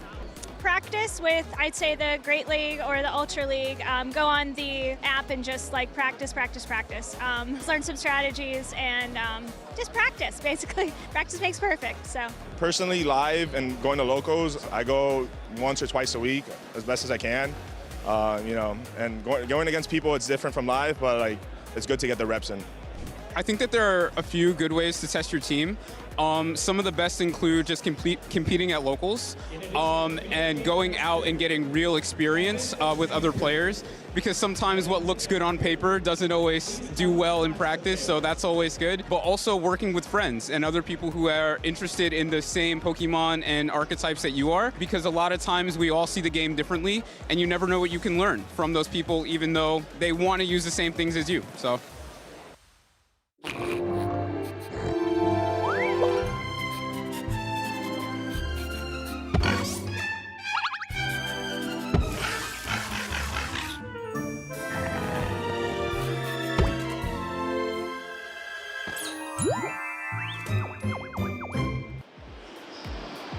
Oh, Sao Paulo is so beautiful, and I am so glad that I got an opportunity to walk around and experience some of these places in person. Welcome back, everyone, to the Pokemon International Championships here in Sao Paulo, Brazil. Gabby, I did have to take a little bit of a breather after that last set because it was just so intense, and I love when you get these like really high-level balance matchups that's just all about who's getting the momentum in any one place and who's set up their in-game better.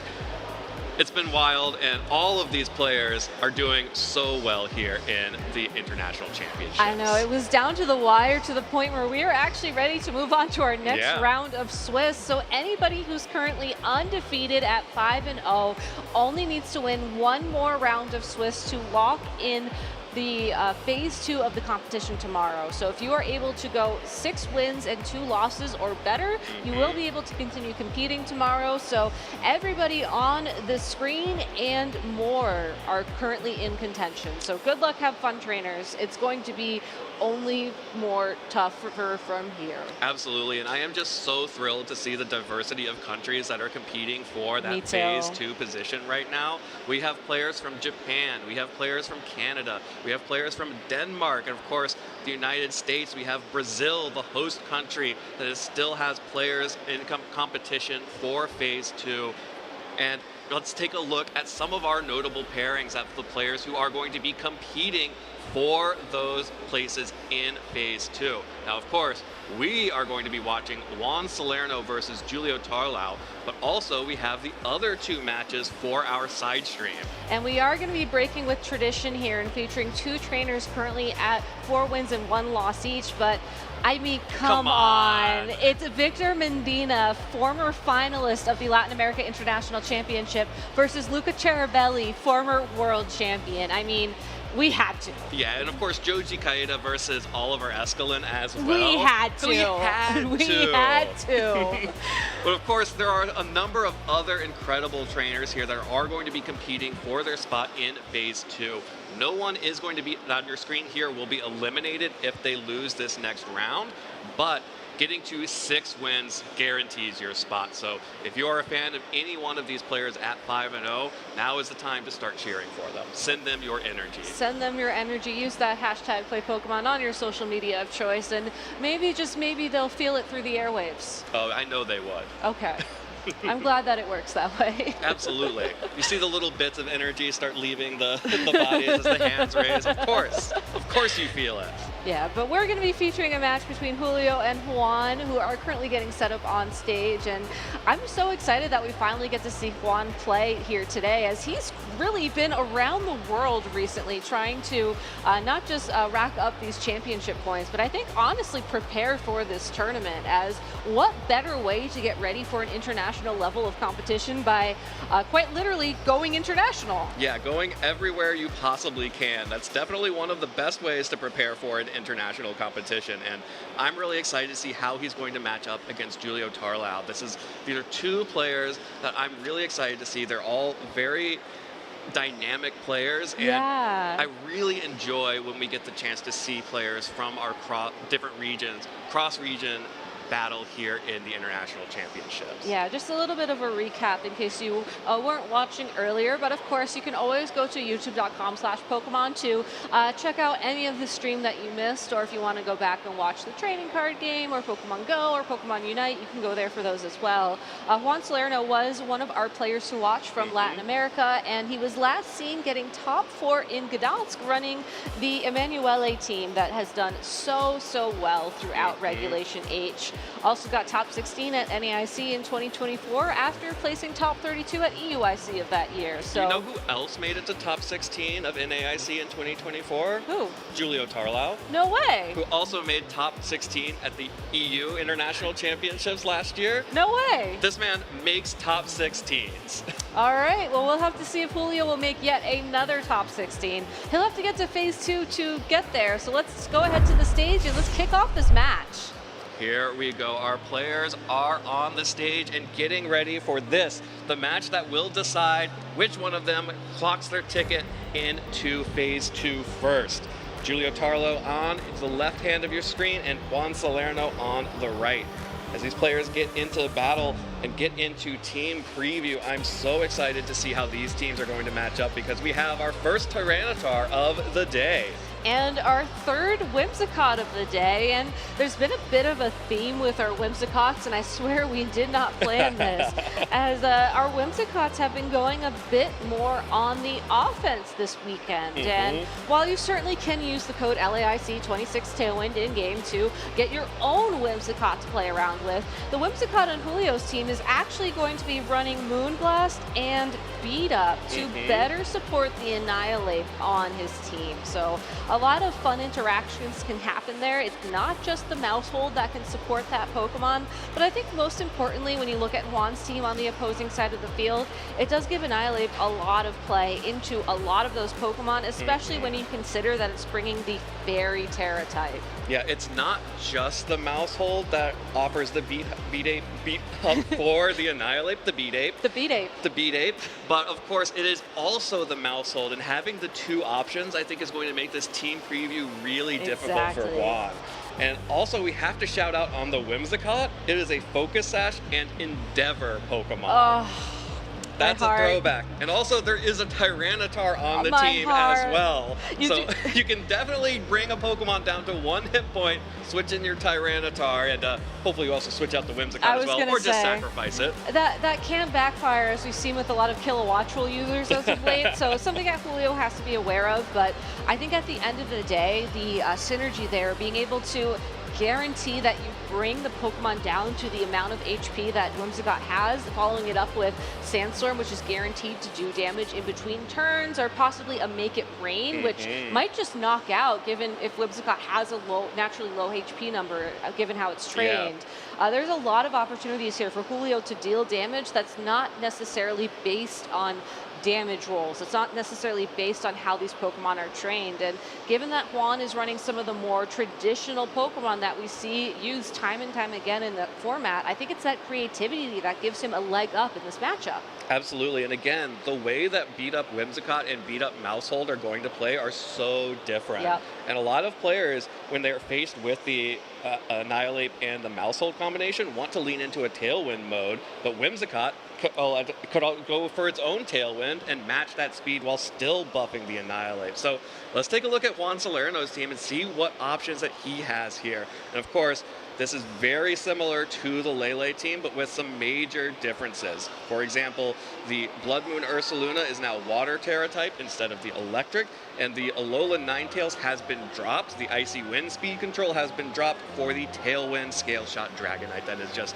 so dominant in Reg H right now. It's so dominant in Reg H, but in order to be a dominant tool in this matchup, we'll have to rely on that terrestrialization to get away from the Moonblast, and honestly would then be in risk of the Annihilate. So I don't think it's the best tool necessarily for Juan to consider in a Game 1 situation.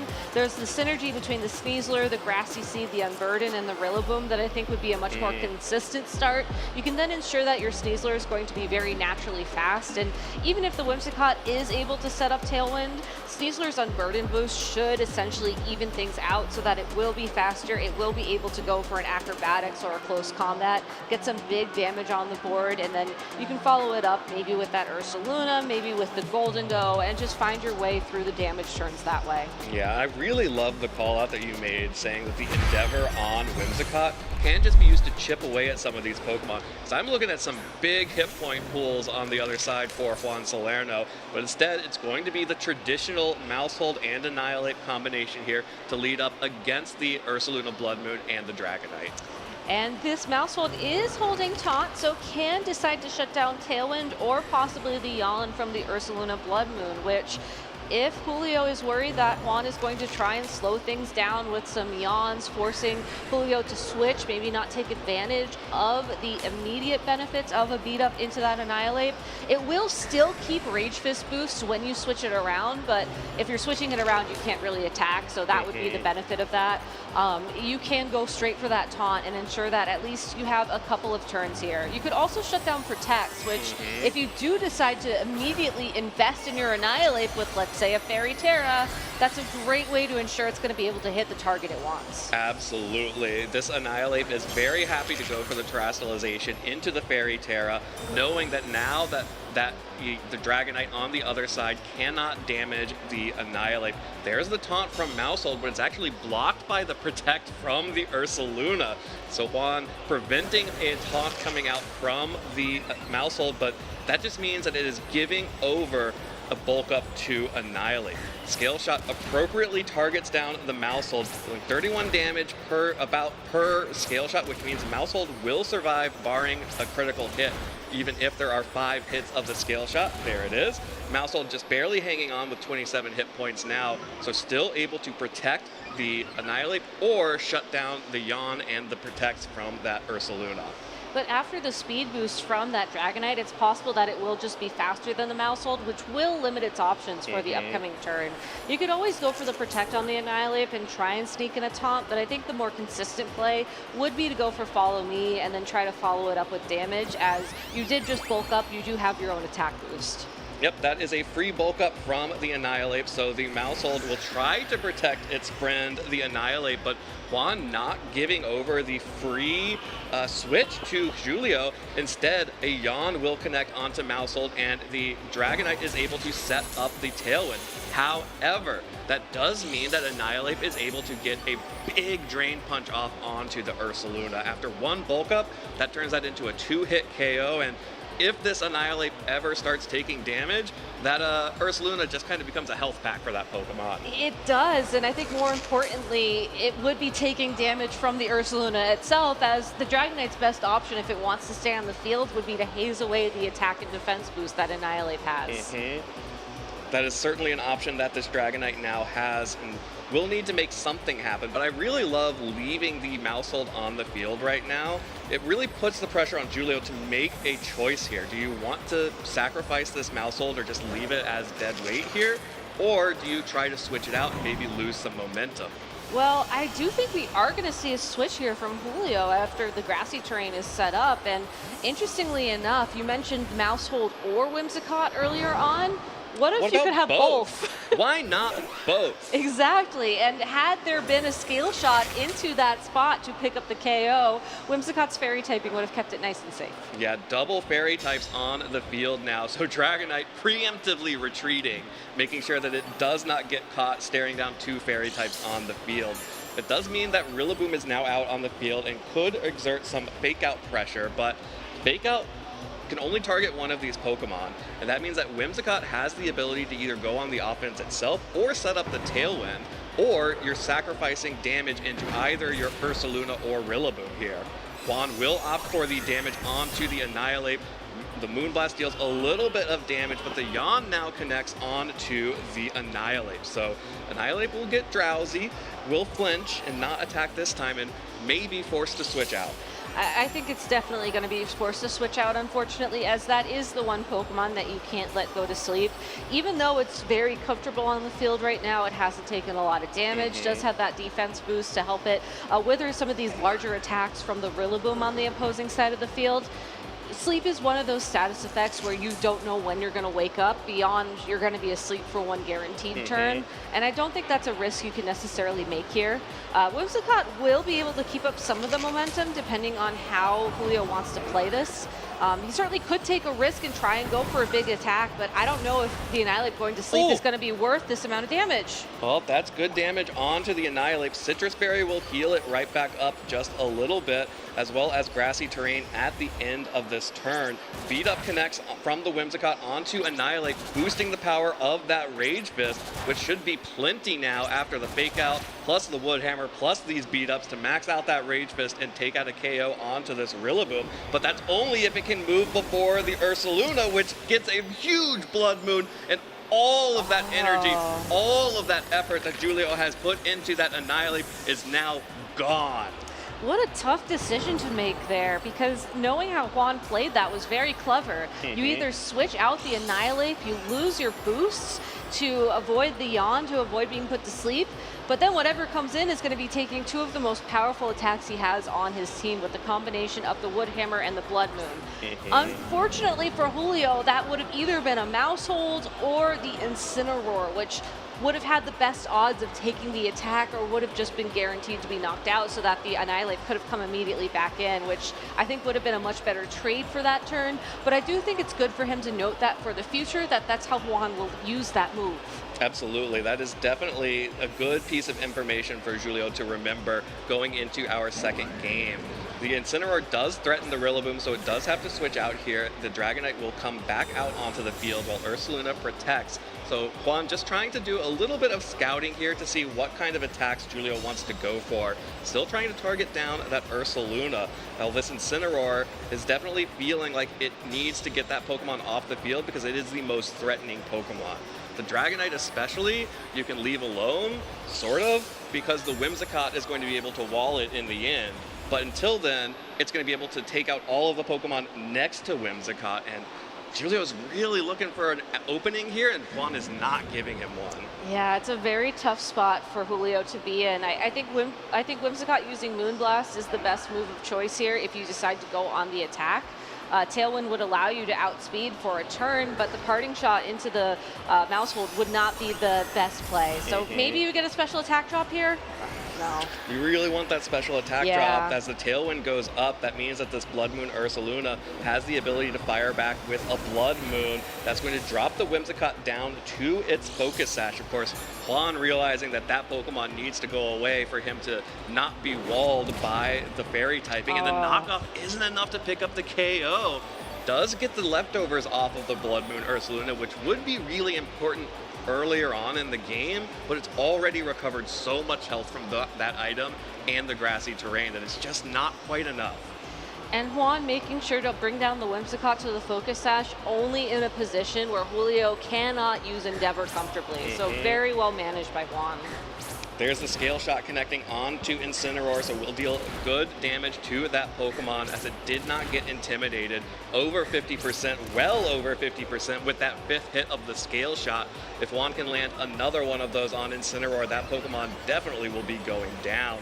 That being said, Whimsicott has the opportunity to finish off the Ursaluna with that Moonblast, and the defense drop does open up some damage onto the Dragonite from the Incineroar. There's the knockoff connecting and deals a decent amount of damage, drops the loaded dice, which could become relevant if it only can get one hit of the loaded dice when it connects, but the Sneasler coming out should be enough to wrap this up for Juan Salerno. Yeah, even though there's no more grassy terrain in play and the grassy seed will not activate, acrobatics with the Tailwind boost alone, close combat would be enough for Juan to seal this up. So very comfortably winning game number 1 there. I think Julio had a very strong start with that Annihilate, but it was that turn after the Yawn where it was just taken down by the Woodhammer and Blood Moon that really put Juan in the driver's seat of that game 1.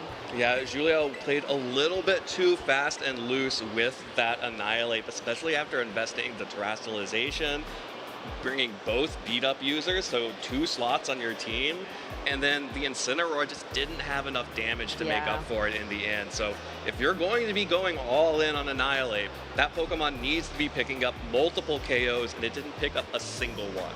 Exactly. So going into game number 2, that does make the adjustment, I think, very comfortable to make. You know, Mousehold, great Pokemon, great partner for Annihilate. I don't think it's the right partner for this matchup.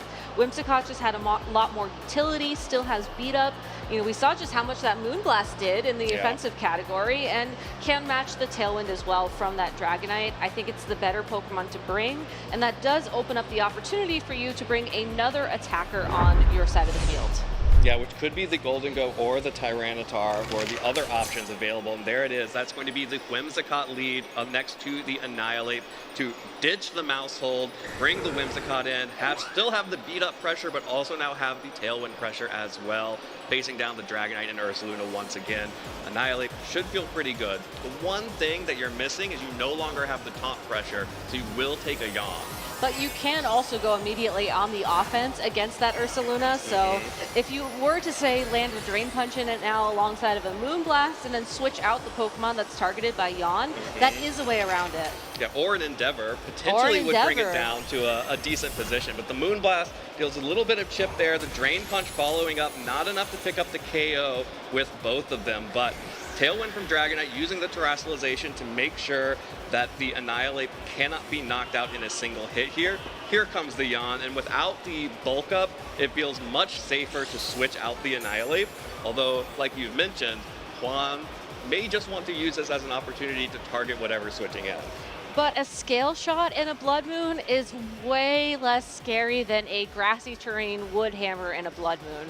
If it's the Incineroar in back, you at least have a chance of taking that.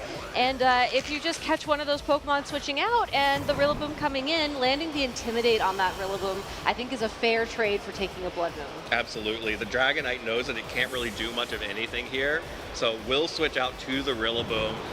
That's the power of these Fairy Terastallizations in a Dragonite meta. Golden Go is actually the Pokemon that will be brought out instead of the Incineroar, and will tank this Blood Moon. So we'll still hit the Golden Go, but with the Steel typing resistant, and that's a good resistance for the Blood Moon, especially since this is a leftovers Golden Go. So while the Ursaluna is going to be recovering a lot of health, the Golden Go is going to be recovering the same amount of health. And also a great adaptation for Julio, as it is able to deal damage to the Ursaluna. It's able to not worry as much about taking those big attacks from the Rillaboom, and with enough time on the field, it could even go for some nasty plots to boost up its own stats and become a threat in its own right. Yeah, and this is also now the 3rd Pokemon Julio has shown that is hostile to that Dragonite. 2 Fairy types now because of the Terastallization and a Steel type. That makes it really difficult for the Dragonite to get going, but it's actually going to be a switch in for the Annihilate as Whimsicott tries to keep picking away at that Ursaluna.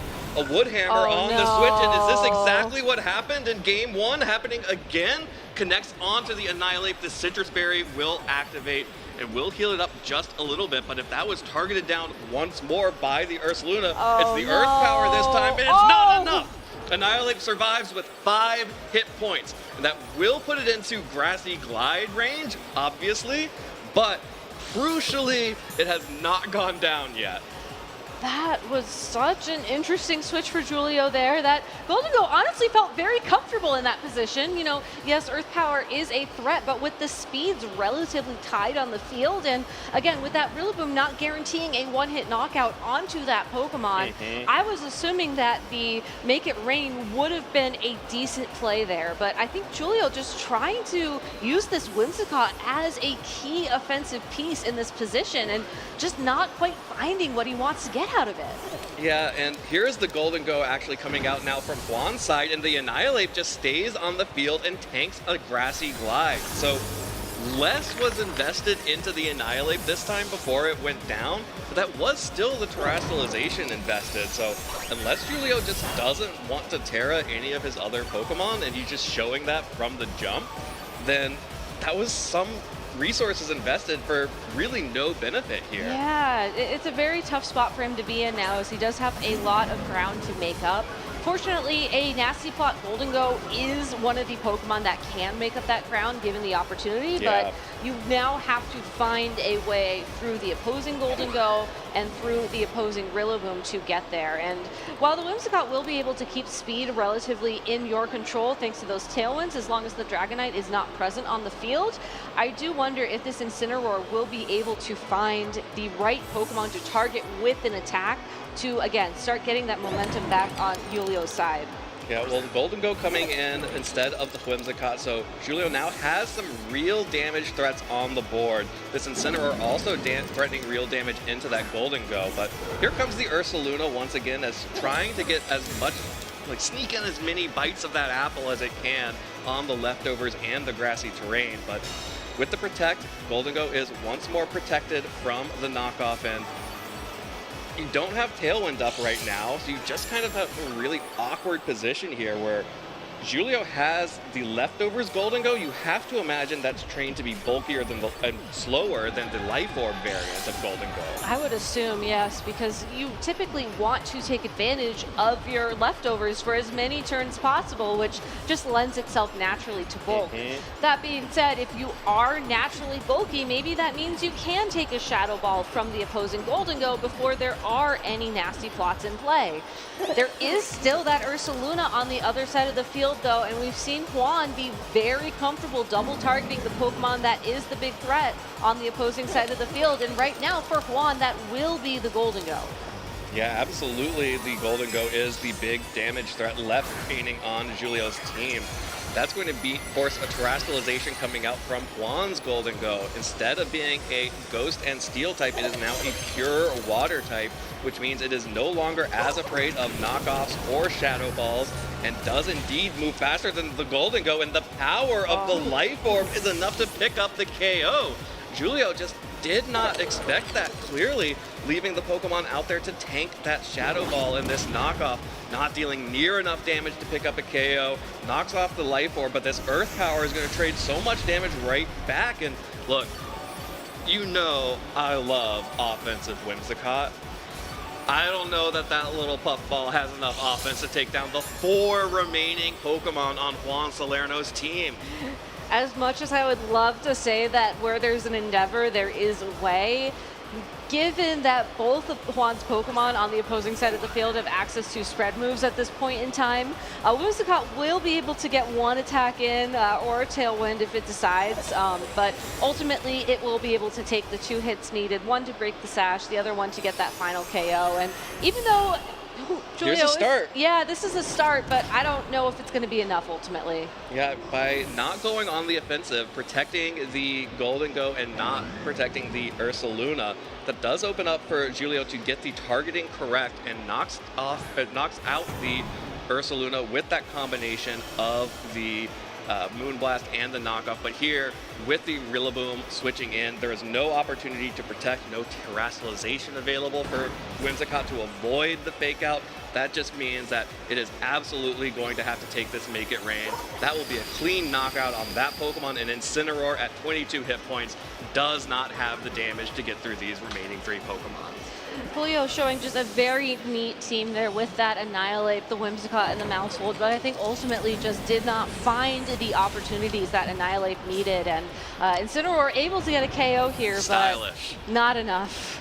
Yeah, the Flare Blitz KO into Rillaboom means that Incineroar goes down, but takes Rillaboom with it, and Juan Salerno in really dominant fashion here in our 6th round of Swiss is going to punch his ticket into Phase 2, going 6-0 in our first 6 rounds of Swiss. And really incredibly well played there, just making some amazing reads with his Pokemon, with that Ursaluna Blood Moon in particular, making sure those Blood Moon attacks just landed on the right target exactly when they needed to. And, you know, given that that attack is one of them where you can only use it once every other turn, and it's such a valuable resource in that regard, being able to confidently call your targets and being able to make sure that that damage not only just counts, but sticks is so important. Yeah, it not only counts and sticks, but also was picking up huge threats. They weren't going into the Mouseholds of the world, they were going into the Annihilate, which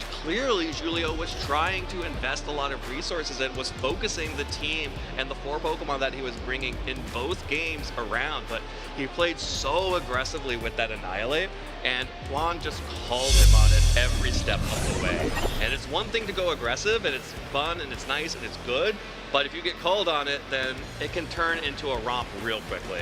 Yeah, it's such a delicate balance too, because I do think that Julio was in a position where he had to be aggressive. You know, he had just lost so much ground in game 1, and it was looking like a sort of a repeat for a while there in game 2. But unfortunately, Juan just one step ahead with the aggression, one step ahead with the damage trades, and ultimately able to lock in his position for phase 2. And you can see just why he's coming off of such a strong placement in Gdansk. Just very confident, very strong player, and I really hope we get to see him do well here this weekend. Absolutely. Well, we will definitely be seeing much more of him because he has now made it into phase 2 of our tournament. And, you know, I think what that really taught me is that all of our top players at this point, now at the sort of at the tail end of our second wave of Regulation H, Regulation F is coming soon, but Regulation H means that they have already thought about all of their lines into Mousehold and Annihilate. Oh yeah. This is a pair that has been there at the start of Scarlet and Violet and have became really prominent here in Regulation H. And if you have been playing since the start of Scarlet and Violet, you know how to play into Mousehold and Annihilate. And there were some cool techs here on Julio's team to get around that. I loved the addition of the Whimsicott, but just wasn't able to get around a player who knew exactly what he wanted to do in front of that combo. Yeah, and I really wish that there was more emphasis on the Whimsicott earlier on in that game 1, because I do think that if you're looking to take something familiar and kind of twist it around just a little bit, that is the adaptation to make. But, you know, maybe we'll have the opportunity to be creative like this in the future with Regulation H. Maybe you have a local this weekend that's tomorrow that you're preparing for. And there is still one more regional to take place after this in Europe, but right now this is where everyone's sort of putting out taking all the stops, right? Like if you're saving up your secret sauce for the regional and you're at the Latin American International Championships, I don't know what your planning is going on here. Well, I really want to win the league challenge that's happening next door. So. Oh, of course. Winning the league challenge is the most important piece. No, it's absolutely not. I think what the most important piece is that we have Juan Salerno standing by for an interview. So let's go ahead and hear it from himself.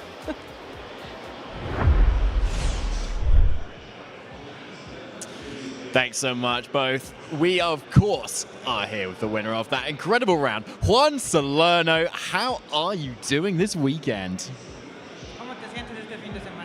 Me siento extremadamente confiado y sé que si sigo haciendo las cosas así tengo oportunidades de llevarme el campeonato.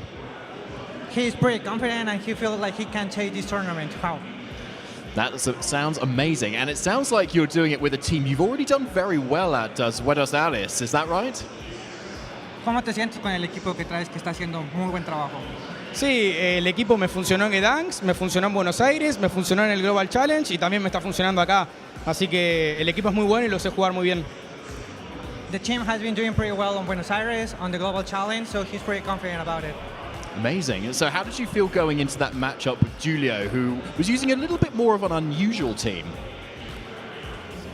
So, el equipo de Julio es un poco raro, pero aún así creo que entendí bien lo que mi equipo podía hacerle y eso es gracias a la gran práctica que tengo con el mismo. He has been practicing a lot with him, so he understands how his team is doing and he's able to play well with it. Fantastic, yeah, and it looks like a really strong and consistent team as well. So, into that matchup versus Annihilate specifically, with all of that support as well, was there anything that you were particularly worried about? La herramienta principal que tiene mi equipo creo que contra Annihilate es Sneasel, pero lo que cambió un poco mi manera de jugar es que su Annihilate era Tera Fairy. Entonces me di cuenta que si podía forzarle el Tera o el Dengo atrás era extremadamente bueno. He realized with the play and the team sheet that his Manipulate was easy to counter with his Terra, with his team, so he just tried to force it to be able to counter. Fantastic, thank you, good to know.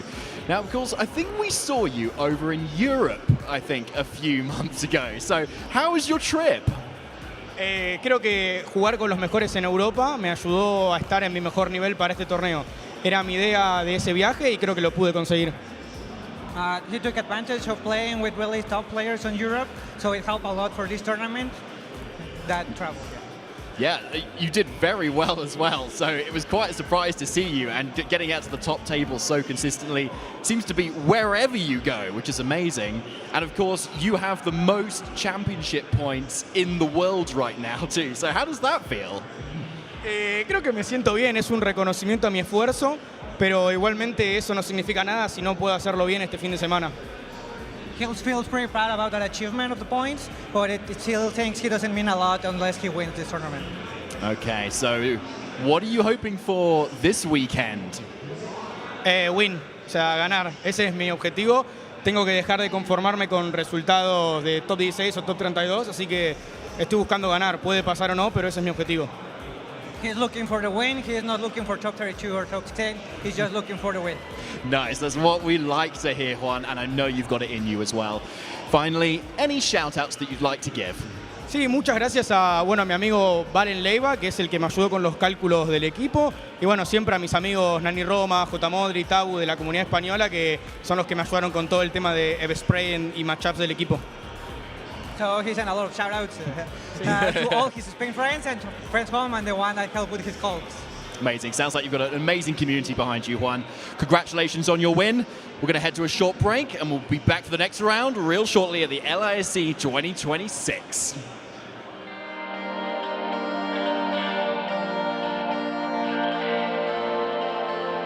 Hey there, Pokemon trainers. Gabby Snyder here at the 2026 Latin America International Championships. Now, while the main competition is going on and trainers are competing in the Pokemon trading card game, Pokemon video game, Pokemon Go, and Pokemon Unite, there are many side activities for our spectators to enjoy. Why don't we go take a look?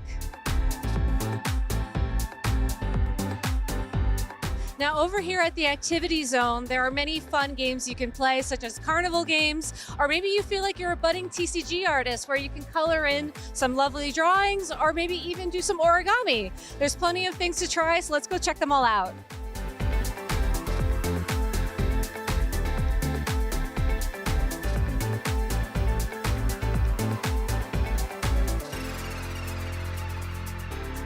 Now, I don't think my art's going to end up in the Hall of Fame. I think there's a lot of incredible artists here who deserve the recognition a little bit more.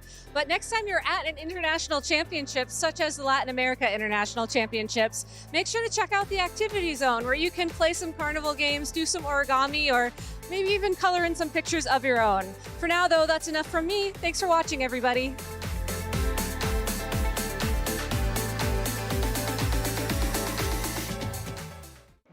Hey there, Pokemon trainers. Welcome back to the 2026 Latin America International Championships. I'm here with my very close friends, Evan, Costa, and David, and we're going to give you a quick recap of what's happened so far in the 2026 season.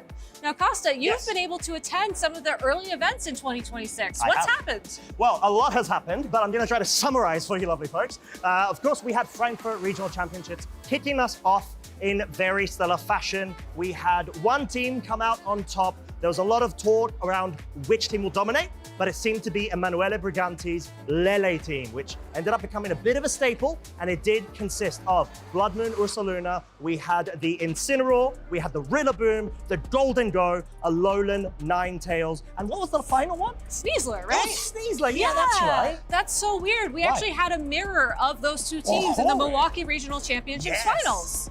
Yeah, I know, a bit strange, but then again, not so much because there's just so much going for it. And then, of course, the meta had to adapt. We saw Lille Regional Championships feature what was a very creative team piloted by Marco Silva. It was, of course, Coma O and Golden Go acting like the main offensive powerhouses, with the Ribombi actually going in, supporting, enabling speed control. You've got special defense drops, you name it, absolutely knocked it out of the park. Yeah, and the thing about busting a meta wide open, like our defending champion, Marco Silva did, is that it opens up so much additional room for other archetypes to come to the forefront. And that's exactly what we saw at the Brisbane Regional Championships not long after.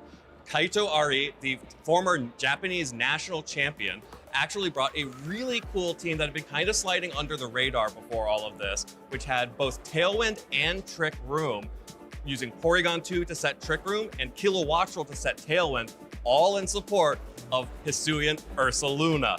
And he was able to take that over Yu Yatada, who was running an extremely heavy rain team. So Brisbane really showed that there could be a lot of different archetypes that could spring up after we saw Marco break the meta in Lille. Yeah, and concurrently, the same very weekend, we had another regional championships occurring in Europe, that being Gdansk Regionals. And there turned out that people thought, okay, Lele team kind of works, but something's missing. Simone actually had a thought of bringing a bit more spice to that Lele composition, brought the Volcarona over the Golden Go, and then brought the Basculegion male over the Sneasler in order to have a bit more of an offensive output, especially in the mirror. And it did a fantastic job there. And so, of course, again, the meta had to adapt. And only a couple of weeks ago in Buenos Aires, we had that just thing.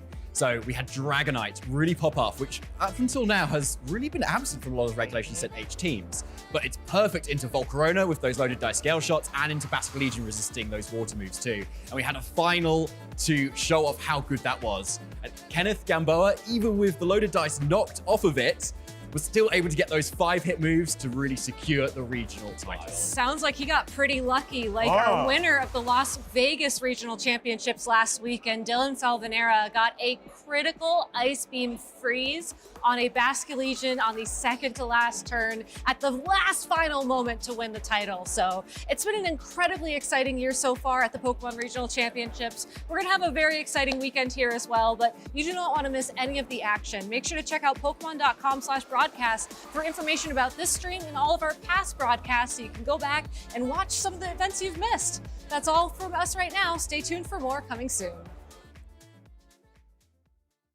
Hello, Pokemon fans. Juancho Sedano here, and we're live here at LAIC, and I'm joined by Pablo Meza, world finalist, IC finalist, multiple-time regional champion, multiple-time national champion, amazing caster, and popular content creator. So, he probably should know his cards. Wouldn't you say, Pablo?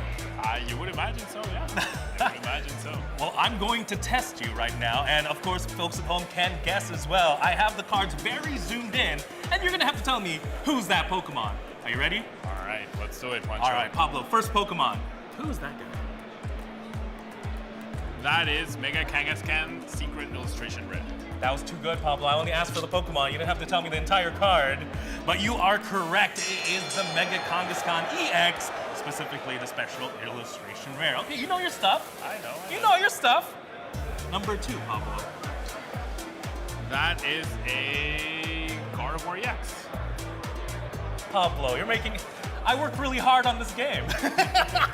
I'm here to put all the other casters to shame, Juancho. That is really good. That is Gardevoir EX. I chose the shiny version as well to throw you off, but not me. Not fooled at all. Not fooled at all. Okay. How about this one? That is Dragapult EX? You're too good, Pablo. That is Dragapult EX. I focused on Dreepy's eyeball, and you got it. Okay. Maybe I have to make this a little bit harder. How about this one? Ooh. I stumped him, guys. I stumped him. Is that Marty's Grisro? It is Marty's Grisro. It is? Yeah. Oh, wow. I was very unsure of that. It's literally his finger. Okay. I zoomed in on. I feel like it was the colors. I did not recognize the finger, but the colors of the card are pretty. You're too good, Pablo. Only, okay, a couple more. I'm gonna really try and stump you here. I'm up for a challenge. Who's this? Alistair Cloak. You sure it's not Dreepy? It's a Dreepy in the Cloak card. You're right. I tried to fake you out with that one. I can't get him. I can't get him. It is Dracloak, but it is zoomed in on Dreepy's face, which is also in the card. Yeah. All right, last one, Pablo. That is the Secret Illustration Rare Raging Bolt EX card. You're good, Pablo. Yeah. You're very, very good. good. He did not tell me the answers beforehand. This is not planned. I do know my card. Trust me, I was trying to stump him live, but Pablo Meza, ladies and gentlemen, really knows his cards. Thank you, Wancho. For that, thank you so much for playing. We're going to throw it back to more Pokemon action.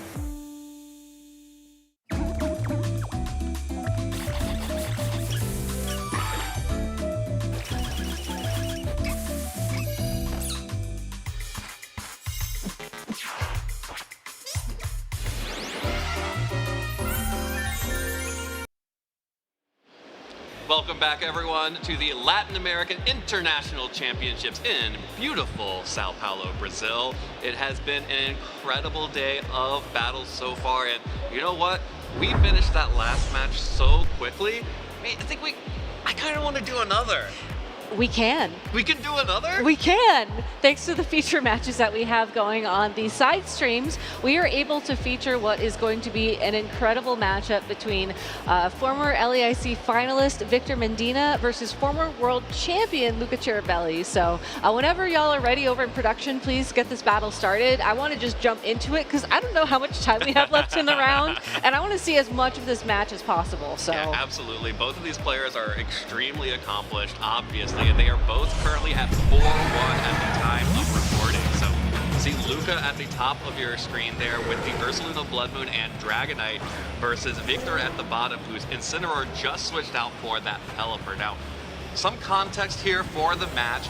Luca Cheribelli is running sort of a version of the Eruption team that we saw in Vegas and saw earlier on the stream with Yuma Kinugawa with that Manual Sun Whimsicott instead of the Torkoal. But obviously there are some different modes here from Luca, as we see the Blood Moon Ursaluna take that damage from the Basculegion and the Dragonite out instead. But unfortunately for Victor, when we saw this matchup previously on stream, it was this team that actually lost to the Manual Sun setting Whimsicott, and I think we saw a very similar strategy there where it was either the Ursaluna Blood Moon or the Hisuian Typhlosion that would terrastalize, go for one of these huge attacks. In this case, it's a Blood Moon to bring that Pelipper down to its Focus Sash. And then once there's enough, I call it chip damage, but it's really more significant than that. Chunk damage. Chunk damage on the field. The Hisuian Typhlosion can come in and clean up. Yeah, and the big thing here is that Luca Cheribelli is showing off another Tailwind user. So that Dragonite using the Tailwind is a different look at this Tailwind mode than the Whimsicott going for Tailwind. But still has that option available on both Pokemon, and that was really what took Victor over the edge against Yuma Kinugawa. Unfortunately, though, Dragonite does not have access to Sunny Day, so as long as the Dragonite is on the field, Rain is comfortably still going to be on the field. So this Archaludon can at least stick around for a couple of turns, go for some body presses, go for some electro shots, whatever it's comfortable with. Well, that is Whimsicott coming back in so that it can set the sun. It has been so bright and warm out here in Brazil. Not hot, but warm. And I think that's exactly what Whimsicott wants to make happen for the rest of this game. That being said, Victor is terrastalizing the Archaludon, which is something we didn't really see him do in that earlier set, but definitely needs to get rid of the weakness to the Earth power, but that does remove the resistance to this Hyper Voice. So that's a lot of damage being taken, but that is a boost to potential body presses if Victor is ever able to get one of those off. I think for now, though, boosting your special attack with the Electro Shot and dealing still probably a decent amount of damage to either the Ursaluna or at least, you know, breaking a potential Focus Sash on the opposing Whimsicott or just knocking out the Ursaluna, really, is a good trade. You know, knowing that the Body Press as a endgame scenario could not pick up any damage on the Hisuian Typhlosion, given that it will still be a Ghost type, there is no Terrestrialization available to it, I think does mean that boosting up your special attack and at least getting it so that the Snarls maybe do significant damage is a more consistent win con at that point.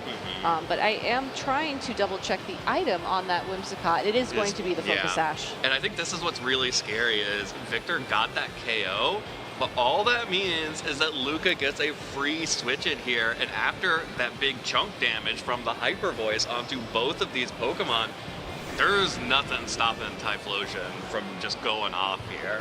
And that's what makes Typhlosion so scary. I think personally, I've relegated it to a best of one global challenge, grand challenge. You see it in team preview, you panic and realize you're in for a bad time Pokemon. But I love how a lot of our trainers now are showcasing that no, it's not just a best of one Pokemon. It can really shine in the best of 3 format when you run it in this mode where the goal is just to get everything down to that magical 50% number, and then Typhlosion just does what it does best. But you know what? I take it back because it's the Focus Sash Whimsicott and the Terrestrialization has already been used on the Blood Moon Ursaluna. There is an opportunity for this Incineroar to go for Fake Out and then prevent that Typhlosion from getting the huge damage, pivot in for the Basculegion instead. But there will be no Fake Out, but the Whimsicott is pressured out of the out of this match for the moment. Shadow Ball, though, doesn't pick up enough damage onto the Archaludon, but will prevent it from losing power to damage being dealt. And Dragonite actually took quite a bit from that Flash Cannon. I am curious how that is going to change the tide of the game, though, as now that the Typhlosion is locked into Shadow Ball, it will have to either switch out or just be stuck with that move for the rest of the game. And, you know, we have the benefit of seeing the back of Victor's party, and the Incineroar has already been on the field as well. That Shadow Ball is going to be dealing super effective damage to the Basculegion. It can't Terrestrialize away from that weakness. Definitely is capable of picking up the KO on the Archaludon, and honestly, possibly even that Incineroar at this point in time. So it's a bit of a different lock for that Pokemon, but it still might be capable of doing enough damage. Yeah, but I really love that play from Victor. The pressure of Fake Out pushing the Whimsicott out meant that, you know, he was able to get this Basculegion in and then would have threatened a one-hit KO onto the Typhlosion with that Aqua Jet had it connected in the rain. Previously, we'd seen Typhlosion surviving that with a decent chunk of health, but that was in the sun, and Whimsicott was just too scared of the Fake Out breaking its Focus Sash and then getting knocked out and being unable to set the sun, and then Typhlosion not dealing enough damage that, you know, Luca had to switch it out. And you know what? This feels like a moment where Victor's game against Yuma Kinugawa is paying dividends in this one against Luca. And that's what's really neat, honestly, about some of these Swiss format tournaments is when you do take an early loss, maybe to a team that you didn't practice against, or if you did, it's just being run in a way that maybe you didn't anticipate or just didn't have the line in the moment ready for you. You do sometimes get these opportunities to play the matchup back and apply what you've learned. And I 100% agree, you know, keeping the Fake Out pressure around, ensuring that the Whimsicott does not have time to do what it needs to do to set up the sunlight for that Typhlosion is giving Victor the time he needs to keep himself in the game. Yeah, and that was good damage on the Whimsicott, even with the Aqua Jet, because it's still in the rain and still has all of those boosts attached to it. Not enough to pick up the KO with the Fake Out, but Dragonite is not going to target down the Basculegion. Instead, will be targeting down the Incineroar. With the Scale Shot hitting only 3 times there, we'll pick up the KO onto the Incineroar and force Victor to bring in another Pokemon. But this Basculegion is still stuck out on the field and unfortunately is still slower than the Whimsicott. So if Luca really wants to, he can get the sun right back up. That is really unfortunate for that Basculegion, as has the rain been able to stay on the field, we would be looking at a completely different end game. It's possible that the Aqua Jet would have been able to KO the Whimsicott, then followed up with the Dragonite, then followed up with that Typhlosion, and been a much different end game. But this is the benefit of Manual Sun. You don't have to worry about switching Pokemon around. You don't have to worry about turn order necessarily. You can just go for Sunny Day in these situations and hope for the best. Now, Pelipper does still have a Tailwind of its own to offer here, and that could be an interesting option for in the future. Maybe Pelipper can sneak in a Weather Ball. A Fire-type Weather Ball could deal a little bit more damage if Sun is on the field. Certainly would guarantee the knockout against that Whimsicott, but for now it looks like Victor's just trying to see what exactly the Whimsicott is going to do, and also avoid an Extreme Speed. Okay, yeah, I think this makes a lot of sense here. Victor is, going to keep that Dragonite around because the Dragonite has the opportunity to miss with Scale Shot, right? So being able to, get that Aqua Jet off onto the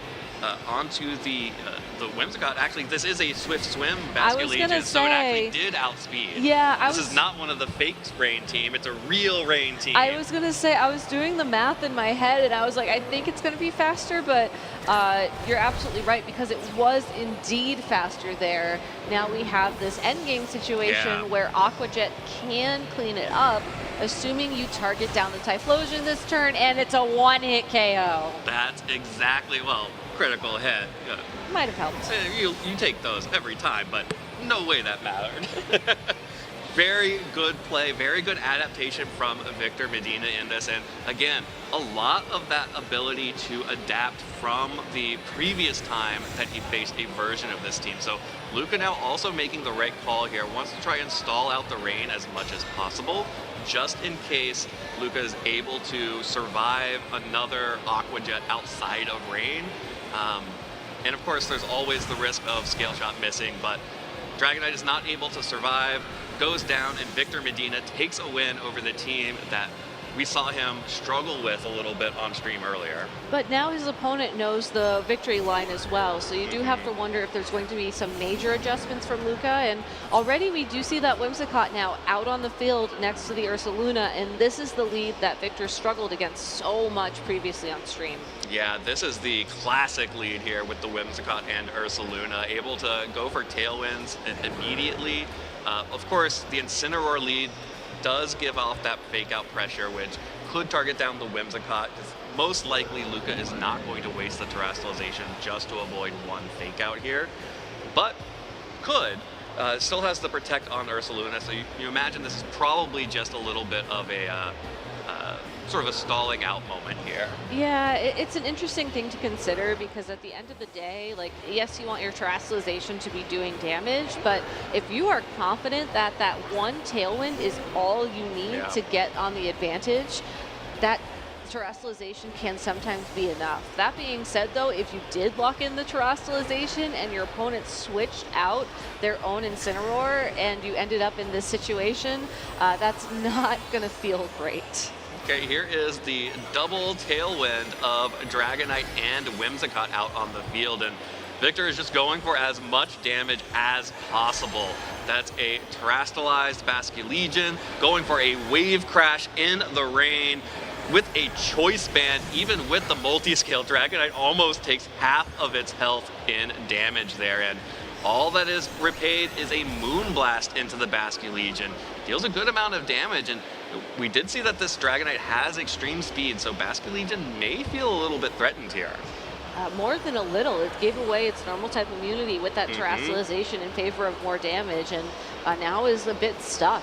Can just switch out. Obviously, we know the Incineroar is in the back, and an Intimidate against the Dragonite would be kind of nice, but if you do decide to switch out here, you're leaving your Pelipper quite vulnerable, and if you lose your Rain Setter, yes, the Whimsicott is going to be able to easily reset the weather, but if you are able to eventually remove that Whimsicott, then you're taking the rain away for good. So leaving the Pelipper on the field here is very risky for Victor. Well, Victor is just going to switch both Pokemon here, gets the Archaludon on the field to potentially tank a Scale Shot or an Extreme Speed from that Dragonite and reduce the damage even more with this Intimidate from Incineroar. That's going to allow this Archaludon to feel very comfortable against any damage coming out from Luca's side of the field. But with that sunny day, the weather has changed, and Luca did not fall for it. Instead, targeted down the Pelipper slot, so Incineroar takes the damage, not Archaludon, and Archaludon does not get those buffs. Exactly, recognizing that Pelipper was the Pokemon that needed to be removed first. You want to ensure that you win the weather war. As a result, you target down the Pelipper. That being said, with Sun on the field once more, Pelipper can always switch in and reset that, but probably not the biggest priority right now. Although Victor may want that Electro Shot active again. It's tough to say because the special attack boost would be really nice here. At the same time, you're going to be getting a lot of stamina boost if you're targeted down by a Scale Shot here, and that honestly might be better than getting the special attack boost. Yeah, probably. But Yeah. This is so fun to me to see the Whimsicott switch out and then the Dragonite go for Tailwind immediately. Usually when you switch out a Whimsicott, you're sacrificing Tailwind, but with these double Tailwind setters, Luca is able to maintain that advantage here. And that's going to be really important because Ursaluna took a lot of damage on the switch in there. It did, but critically, it can still attack once here, and with Life Orb Earth Power, we saw how much that did to Archaludon in previous games. It might be enough to threaten a one-hit KO and possibly even, guaranteed with the Scale Shot, assuming it lands enough times. Well, Dragonite is going to retreat as well here instead of going for the Scale Shot. That's going to be Typhlosion coming out. That is a dangerous switch in, but we did see that work for Kinugawa earlier on by sacrificing the Typhlosion and allowing the Blood Moon Ursaluna to start being the feature star of the team. But by taking out the Incineroar with that Blood Moon, instead Typhlosion just gets in for free. I think that's the trade you want to make there. That Ursaluna Blood Moon was already on its way out. It was going to be knocked out there either by an attack from the Archaludon or potentially another knockoff from that Incineroar. Getting in the Typhlosion there is critical because now you immediately pressure damage a second time. And I think more importantly, you're able to get the Whimsicott in alongside of the Typhlosion to guarantee weather as well. So now Victor has to find a way to deal damage to that Typhlosion despite the harsh sunlight. Now we know that Aqua Jet will do a little bit over or around 50% damage to that Typhlosion, which makes the eruptions less scary, but that Basculegion has already taken half of its health on its own, and that Archaludon as well is going to be very vulnerable to those fire type attacks. So you could consider switching in your Pelipper, but if Luca wants to play this super safe, which he is on the back foot here, I think he needs to, clicking Sunny Day, going for that fire type terrestrialization is your safest way into the end game. Yeah, my biggest question is, do you lock into Eruption, or seeing the Aqua Jet threat, are you going to go for the Heat Wave here? Just in case you're able to survive for another turn. But accuracy versus... Guaranteed damage. The Sunny Day, just in case Pelipper tried to switch in here and get the boost onto the Basculegion, takes Typhlosion down under 50%. That Eruption is going to be much, much weaker for it. Still has the opportunity to switch out after this turn, but Basculegion hangs on, and Archaludon takes that very well. Here comes the Flash Cannon from the Archaludon, does not pick up the KO onto Typhlosion, and has actually put it in the danger zone as that Typhlosion is blazing now. And unfortunately, though, I don't think that Blaze is going to make up for the loss of damage for that Eruption, but good thing to keep in mind for the future. It's so funny. The Blaze ability is one of those abilities that I remember thinking, oh, it's just the starter Pokemon that get that. It's not that great. The hidden abilities are so much better, but if you're able to get that Pokemon down into the red, switch it out so you can change the move and then maybe come back later when the conditions are a bit more favorable. Yeah, those Heat Waves are not going to be fun. Yeah, those Heat Waves are going to be very brutal to a Victor's team if they can land. What will land is a Moonblast into the Archaludon as Pelipper switches in to reset the weather and allow Basculegion to be safe for this turn. That's the Flash Cannon, connects onto Whimsicott, doesn't even break the Focus Sash, but doesn't really matter. You get the damage, and the Focus Sash doesn't even use up the Focus Sash, I should say, but you do break it. And now you have Dragonite and Whimsicott staring down the Pelipper and this Archaludon, and gotta start making some choices here if you're Luca. Do you prioritize the Whimsicott getting one last sunny day on the field, or do you try and take out the Pelipper with the combination of the Whimsicott and the Dragonite, as the Scale Shot on its own probably not going to be enough to pick up the KO onto that Pokemon? I believe we saw a Scale Shot into Pelipper not deal enough damage to it previously, so Yep. definitely something to worry about. Yeah, it's a tough call to make here. I like the Protect play from Dragonite here, but if it just means that Whimsicott gets knocked out here without resetting the weather, that could be a very tough turn for Luca. Archaludon sticking around one more turn with 8 hit points is very bad for Luca here, as that definitely means that Whimsicott is not going to be able to stick around for one more turn. And Typhlosion will be able to switch in after this and be able to launch a Heat Wave into both of these Pokemon, but it does have to hit both of them to get them where it needs to be, and it's in the rain. That may be really difficult for Luca. The saving grace here is that extreme speed on Dragonite to potentially outspeed an Aqua Jet from the Basculegion in the back. But you have to get the Basculegion out on the field first. So. Oh, and the Pelipper getting that Protect here, that definitely means that it's going to be out on the field alongside the Basculegion. Well, here's the first attack for that Heat Wave. Does look like it will connect with the Archaludon, so it looks the final two Pokemon will be Dragonite and the Hisuian Typhlosion versus the Pelipper and the Basculegion. Very curious how much that extreme speed is going to do, because I think it is going to come down to the priority attack showdown. Absolutely. This Typhlosion cannot be allowed to get another attack off, and the only thing that could stop it is the Basculegion's Aqua Jet. Now, the Basculegion is definitely going to go down to an extreme speed here at only 23 hit points, so this Pelipper is actually going to need to get KOs onto both Dragonite and Typhlosion, and it looks like Luca may have also figured out how Victor is playing this and may force this third game.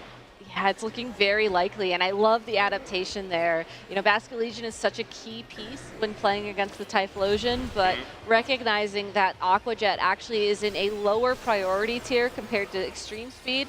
So regardless of Tailwind, regardless of any other speed priorities in play, Extreme Speed will always go first. So even if this Heat Wave is not the best, okay, that was actually a fantastic attack. Yeah, that's good damage. That exceeded expectations right there. Dragonite just barely hanging on. If that Dragonite had gone down, we would have been in a Heat Wave miss scenario, but Victor does not get in that situation. Luca Cherubelli survives and forces a Game 3. And here we go, another lead here with the Whimsicott and the Ursaluna next to the Basculegion and Incineroar. But now I think each of these trainers knows the end game.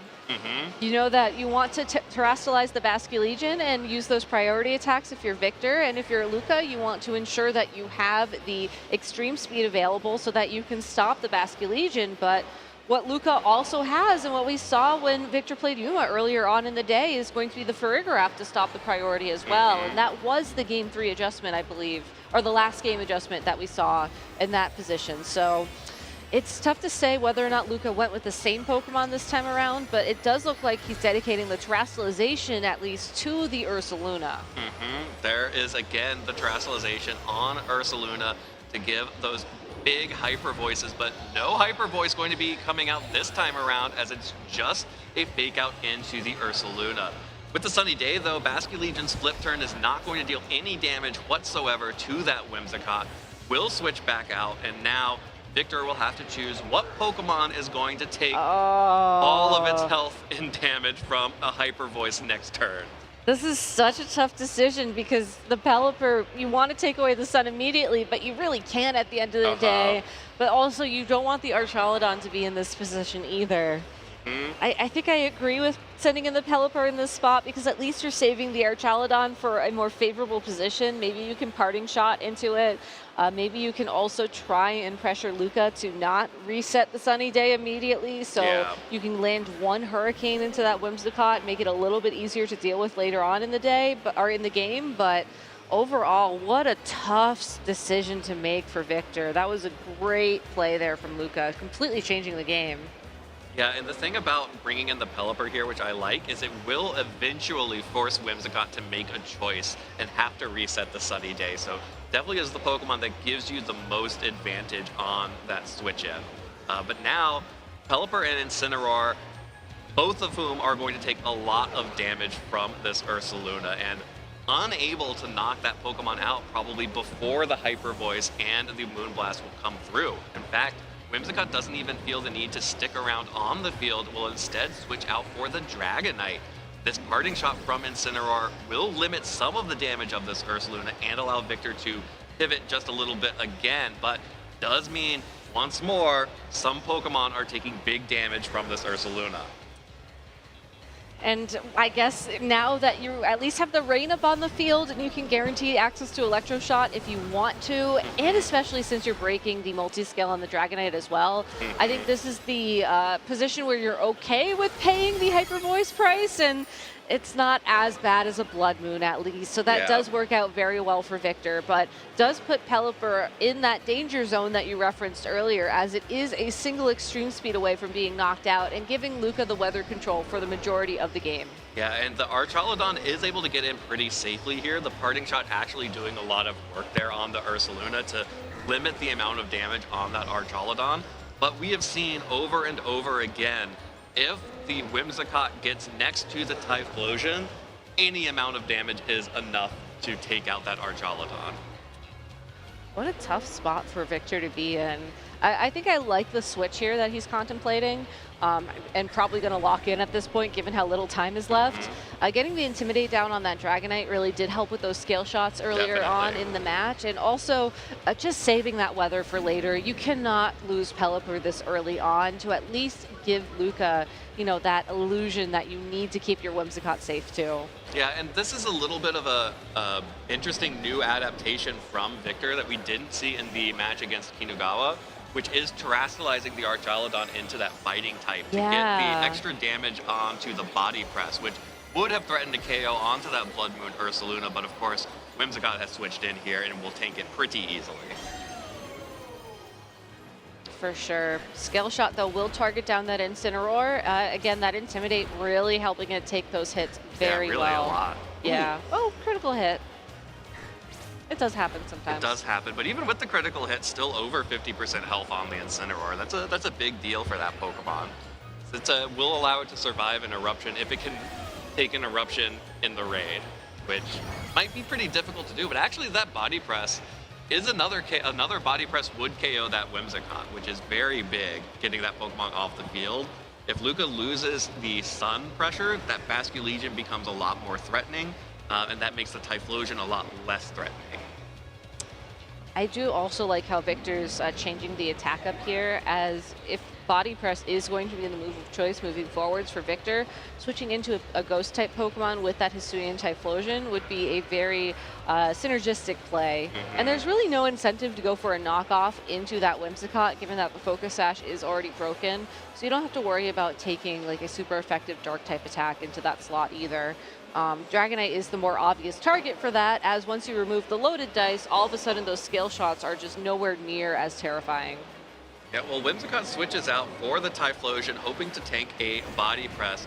Victor could just cover for that switch by double targeting into the Whimsicott, recognizing that there is the opportunity for Typhlosion to get in safely, but instead did target down the Dragonite. So Typhlosion actually will get in pretty safely if it had been the body press, and instead just taking a little bit of chip damage from that flash cannon instead.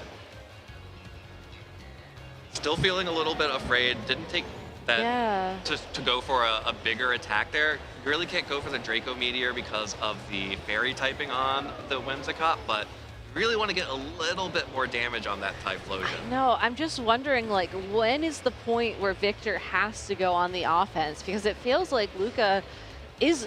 I mean, obviously, Luca has to go on the offense here as well, but given that Luca still has access to these heavy hitters, it does feel like it's on Victor to, like, you know, just go full offense here, you know, land the body press, land the Draco Meteor, because the scale shots are starting to add up, the Moonblast are starting to add up, and... 4 hits. 4 hits is going to do the job. Maybe. It's the Shadow Ball to clear it up. Yeah, just like before in the rain, going for the Shadow Ball. Yeah, by do the job, mind you, I meant put it within range of whatever Typhlosion was going to do, because Barring Yeah. like 4 or 5 critical hits, yeah. But the trade there for the Draco Meteor knockout on the Dragonite is good to at least keep the Pokemon count relatively even, but it also means a free switch now for Whimsicott while the Hisuian Typhlosion is still on the field.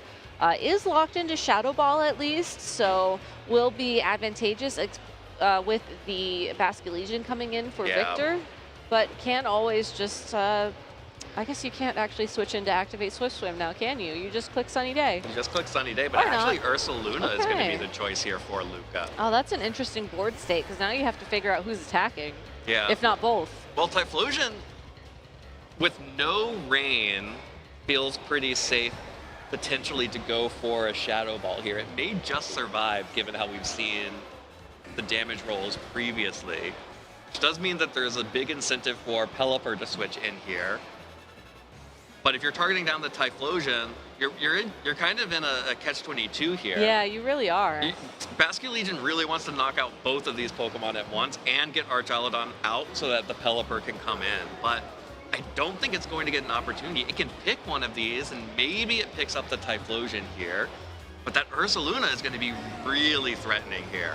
Well, it's not as threatening if it protects itself at least, so Victor might have found himself the opening play. Yeah, didn't want to take a big body press from that Archaludon, and actually the threat of that Terra-fighting Archaludon is enough to scare off the Ursaluna, and instead the Aqua Jet does pick up the KO on that Typhlosion outside of rain, and so Victor actually gets everything, gets the KO onto Typhlosion, and doesn't even need the rain to begin with. Yeah, so that Typhlosion then definitely needed the sun set up in that position to be able to survive the choice band Aqua Jet. So good information for later. You know, I think that learning these Typhlosion versus Basculegion calcs is going to be something to pay off for both Victor and for Luca moving forwards in this tournament, given what we've seen. For now, though, with weather off the board for Luca, I think Tailwind and then going for a big attack on this Ursaluna is now your out. You can think about resetting the weather if you want, but realistically speaking, Archaludon from this point on is going to be relying on body press to attack, so you can remove the rain and stop Electroshot, but it's not going to be the preferred mode of play. And even if that was like the thing you were aiming for this turn, you still have to contend with the Basculegion. Yeah, the thing that Victor does not want to have happen is for that Archaludon to take a Blood Moon from that Ursaluna. So bringing in the Pelipper protects it for this turn, but Luca actually calls it, just goes for the Hyper Voice, the Aqua Jet even in the rain, not enough to pick up the KO on the Whimsicott, meaning that Luca does have the ability to set up the Tailwind here, and now will be able to reset the weather and as Archaludon comes back in. All right, this might have actually opened the game up again for Luca now that he has the ability to take control of the speed, at least between the Ursaluna and the Archaludon. So there's the Sunny Day. We'll see the Aqua Jet follow up, and then how much damage can Ursaluna do to this Archaludon? It's really going to be on this Ursaluna to knock out the Archaludon in this moment, and then also be able to survive an Aqua Jet after. This Blood Moon coming through will deal good damage, but how much? It is enough to pick up the Archaludon. Right. The Terra Normal plus the Life Orb is enough. Blood Moon just hits so hard. And now that Blood Moon Ursaluna is so healthy. The Sun, Basculegion locked into Aqua Jet. Luca Terabelli should be able to take this one home. I think also the fact that Archaludon changed into that fighting typing paying off really well there for Luca. We'll take the opportunity to protect this turn just to ensure that, you know, maybe Blood Moon is available for that final attack if that is going to be the attack of choice. With how little health Basculegion has and with the accuracy of Hyper Voice being pretty close to always, if not always, I do think that the Blood Moon here is just a little bit of a flare to end the game. Absolutely. But very well played by both Luca and Victor. And honestly, seeing Victor's improvement with this matchup over the tournament was very rewarding to see as well. Yeah, but unfortunately, Luca Terabelli is also able to adapt and overcome. I think it actually ended up the same exact setup as the Yuma Kinagawa game, where Victor did take that first one and then lost the next two. And then here again, Victor took the first game, but then Luca was able to bounce back and do the reverse sweep there. And Gotta feel for Victor. He is undefeated in this tournament except against this Eruption team. But does still have the opportunity to make it into phase 2. Absolutely. And does still have the opportunity to, once in phase 2, go home and practice. Yeah. Which I do think that if this is the one team you're struggling against, probably the right idea. Yeah, absolutely. But clearly it's a difficult matchup It's for very- the team yeah, that Victor is running. But again, it's also kind of it's a very swingy matchup, I think. It is. I mean, we've seen it kind of swing both ways on both sides between the two games that we've featured with it as well. It feels like there's no guaranteed line into it because it really depends on how your opponent decides to play it. It's like if Ursaluna do this, if Typhlosion do this, if Ursaluna and Typhlosion first, maybe think about Arceus for a bit and then do this. Well, we have now seen 2 incredible matches from this 6th round of our Swiss tournament here in Sao Paulo. We have 2 more rounds remaining. When we come back, we'll be getting ready for our 7th round of Swiss. So do not go anywhere. There is so much more Pokemon left today, and these matches are only going to get better. Stay tuned. Welcome in everybody to the 2026 Pokemon Latin America International Championships. I'm here with Jake, the resident content cowboy. Yeehaw. That's the one. And we're going to be talking about a couple of Pokemon names in Portuguese here from Brazil and in English. So I'm going to go for an easy one. Gen 1 here, Charizard. Okay, sounds like Dodrio, but I'm going Charizard. Good one. Okay, Charizard. So you got it right. Good. Well, the second one, I feel like you're really going to enjoy this one. Hopipi. I do enjoy this one a lot. It is Hoppip. Okay, good. Right. Thank you so much for getting our next guest coming in here. We have Dube Snacks, and we're also going to the basics. Bulbasauro.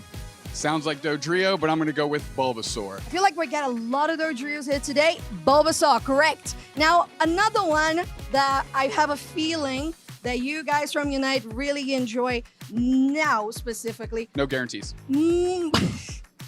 Magikipi. That's a solid one.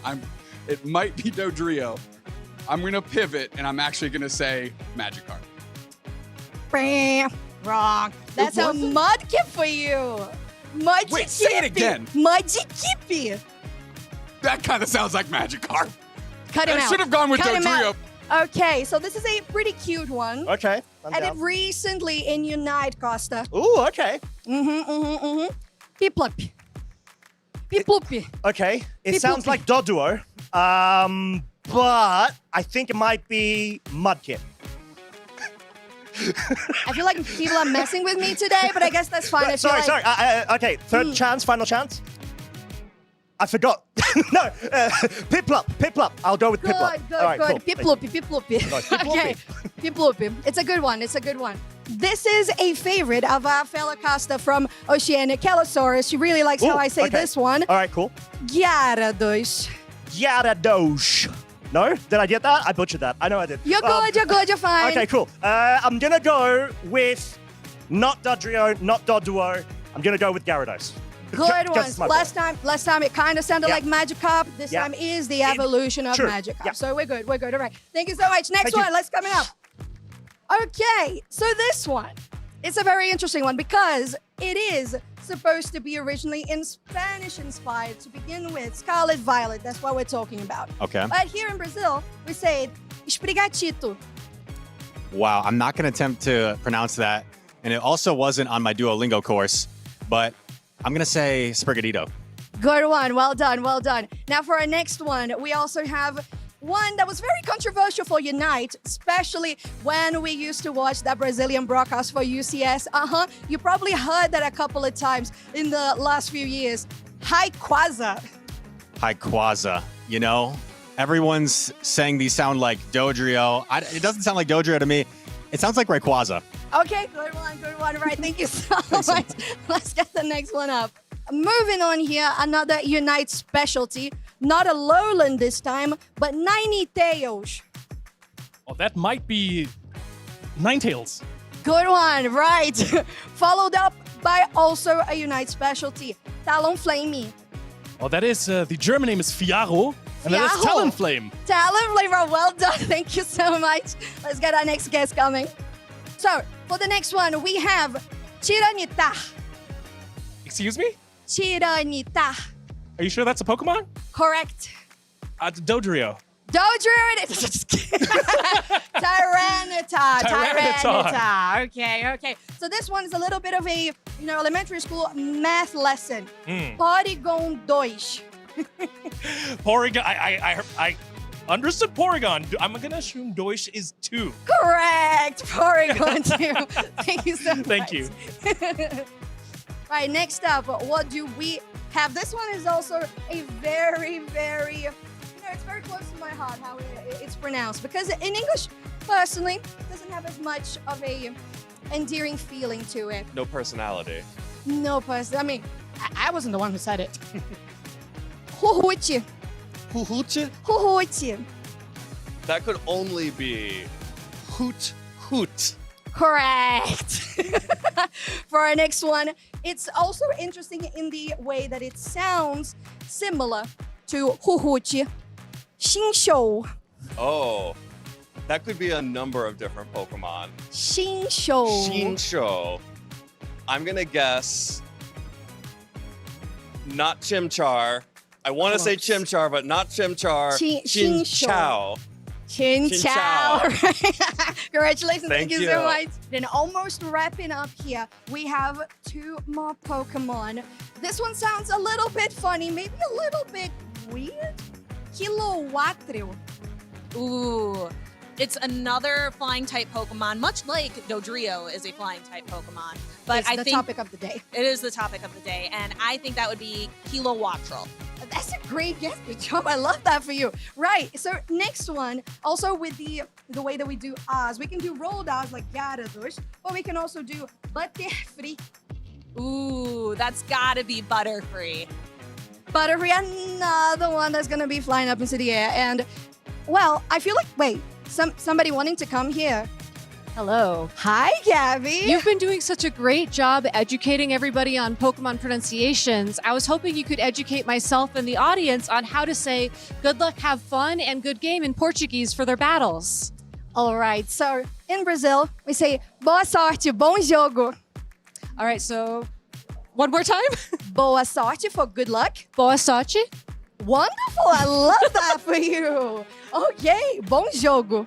Bom jogo. Bom jogo. Good game. Good luck. Have fun.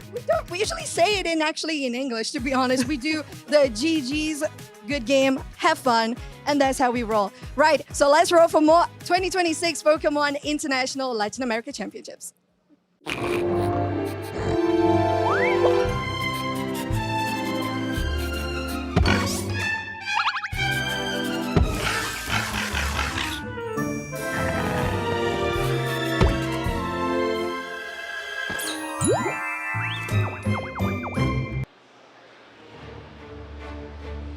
It has been 6 tantalizing Swiss rounds, now going on to number 7 here. Phase 1 of the 2026 Latin America International Championships in Sao Paulo, Brazil. And what a day it has been as well. Been full of intense matches, fun interactions, cool teams, but of course, top-notch situations with our trainers being able to come to the forefront of what is the end phase of regulation set H 2.0. I am Costa, this is David, and we're going to be bringing you some more VGC action. Yes, we are, Costa. Yeah, really excited, honestly. And we're really getting to the end of our phase 1 here, where we're really working out who has been doing consistently well with the team that they have really put so much effort into bringing and training up. So you can see on your screen there that of some of the really high up pairings that we've been getting at the moment, so who is undefeated and some of our top 5-1s as well. Yeah, exactly. And we've seen notable trainers, of course, but also trainers that have been rising in the rankings, especially a lot of representatives of the LATAM region. But then again, we've also got the other quote-unquote invaders from other regions that are trying to vie for the very top. We did see Giulio Tarlau as well previous round. Nicholas Khan from the Australian region doing a really good job, 5-1. And then, of course, we've got the NA representatives, Justin Tangs, the Joshua Lawseys that we've been able to feature so far. So there's a lot of action going on. Most of these names, in all honesty, I think are very, very recognizable. Yeah, they really are, honestly. We're getting to that point now, aren't we? Yeah, where like that consistency and that incredible ability to play this a beautiful game is really starting to pay off now. The more rounds you have, kind of rewards those players who know exactly what they're doing, or if their team has been suddenly incredible and really matched up with what everyone else is bringing too. Yeah, William Brown there also undefeated too. Was one of the, I think, #1 CP in the NA region as well. Correct. Doing fantastically, and you could see a few more here, and obviously our feature match at the top there too. Oh yeah, and we're going to be having Arath Vera versus Ali Datic, and they are both 6-0 Mexican representative versus a Brazilian representative. This is going to be a fire set up between both of them. However, we do still have a couple of notable trainers as well. Renzo Navarro we saw going and essentially performing to a great extent last season. I believe, if I'm not mistaken, was the last LATAM representative to be able to find their way through to top 8 and towards top 4. But then Giovanni Siske, our current reigning world champ, showing that, hey, even though, you know, he's quite, well, I'd say justified to just relax for the rest of the season, given he's already locked his World's Invitation, isn't holding back in terms of getting that form going, trying to target those travel awards and stipends, clearly. Yeah, 100% there. And also to note, Renzo Navarro there as well, the regional champion of Belo Horizonte Regional Championships, just, I think, a couple of months ago even, or if that, really. Several weeks, yeah. Yeah, several weeks ago, with a Volcarona sort of setup sort of team as well. Good to see that he's doing also really well there, and up against Rodrigo Sarrafim as well. So, yeah, like, so much to be had. But of course, not all of these players can make it to that phase 2. Yeah, exactly that, but we are going to be fine to see how they fare. Another couple of names, Gabriel Agach, multi-IC finalist, and, you know, no stranger to the stage. And then, of course, Christopher Hahn as well, another great representative from the NA region, 5-1, one of those trainers that really rise through the ranks from the senior division going into Masters, and clearly being able to translate that consistency to a stellar extent. Yeah, definitely has. Like, I'm really interested to see how this all kind of converts into phase 2, right? Because after phase 1, you've got so many players who know what the field is like already. Yeah. Already what has been popular, and whether that's matched up with their expectations to what they've kind of come into. Yeah, if you've prepped for lots of Volcarona, for instance, or if you've prepped for lots of Basque Legion, or if you've prepped for lots of, I don't know, Incineroar, which you really should do. Yeah, no, genuinely. Yes. Surprised if you haven't, actually. That'd be a bit concerning. Yes. Because of how prevalent it is. And, you know, the Blood Moon Ursalunas of the world, the Rillabooms, you've got the whole sort of band of familiar faces, especially because we know of, you know, how well, especially when it comes to the usage stats, they keep on consistently appearing. But, yeah, then again, that's sort of part of the element of this high-level performance. It certainly is. And, like, what stage to kind of be at as well here at LAIC, right? Like, the first international of the season is always where all the stops are kind of pulled out. Yes. Like, at the first instance in the season, right? So you suddenly know where all the top players are and where they're kind of establishing themselves in the season as an entirety, right? Yeah. Because they know they're kind of giving that World's Invite a big go if you're here, you know? And you've got so much opportunity for especially the LA region and the NA region as well to kind of come together at this really amazing event.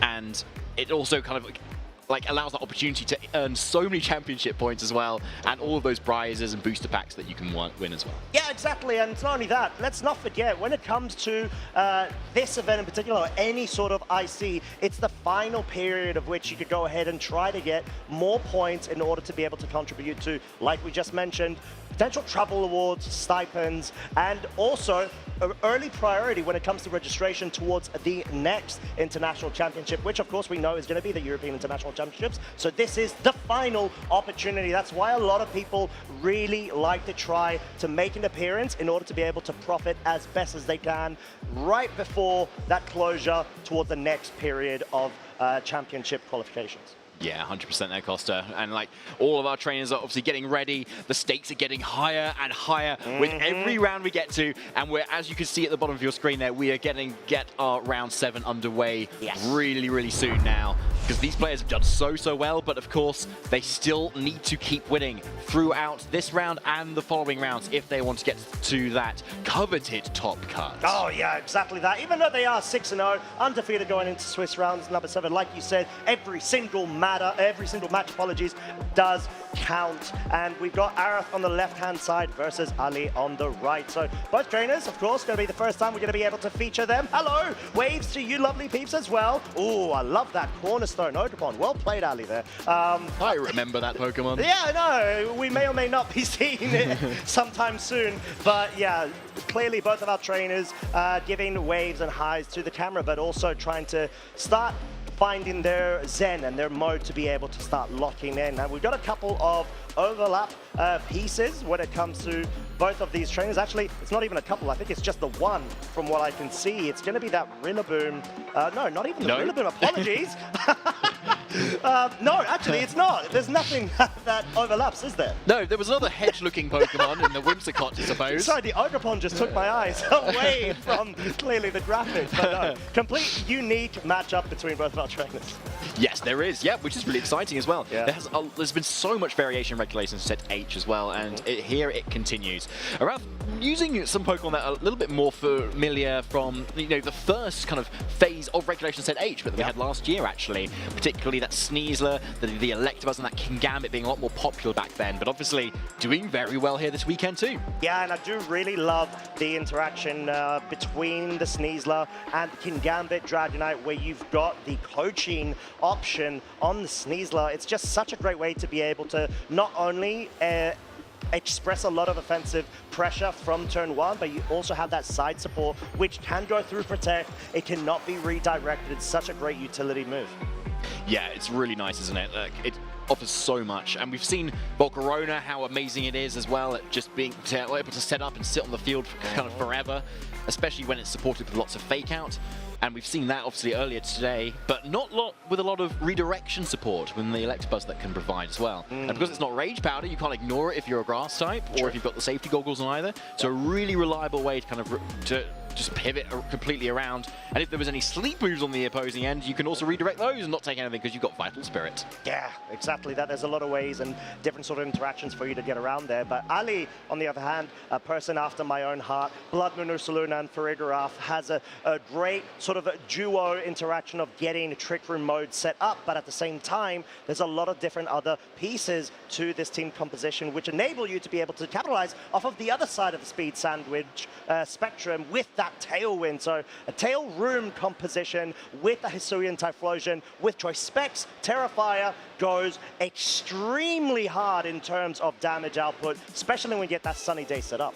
Yeah, and that looks really good into Arath's team, actually. There's not a lot of wide guard on the team. There's lots of redirection, which you don't really care about. And the only fire resist that I can see is that Dragonite, which is also Terra Steel. So yeah, that's like it's looking really strong here into this matchup as well. And Ali looks super focused and has maybe already figured that out as well. Oh, 100%. I mean, I wouldn't put it past them since they've been having such a great performance. But also, need to call out that Annihilate, or should I say the utility Annihilate. Safety goggles, no Protect, it's got Taunt, Final Gambit, and then of course that Rage Fist and Close Combat. If you want to be able to better position yourself against the Incineroars of your opponents, but also B, Rage Fist has some good ways of being able to absorb damage and deal even more base power outwards. However, we have got our leads between both of our trainers. Arath is going to be leading with the Dragonite and the Sneasler versus Ali's Annihilate and this Whimsicott, which I just need to call out, the Whimsicott does not have beat up, so it's not going to be trying to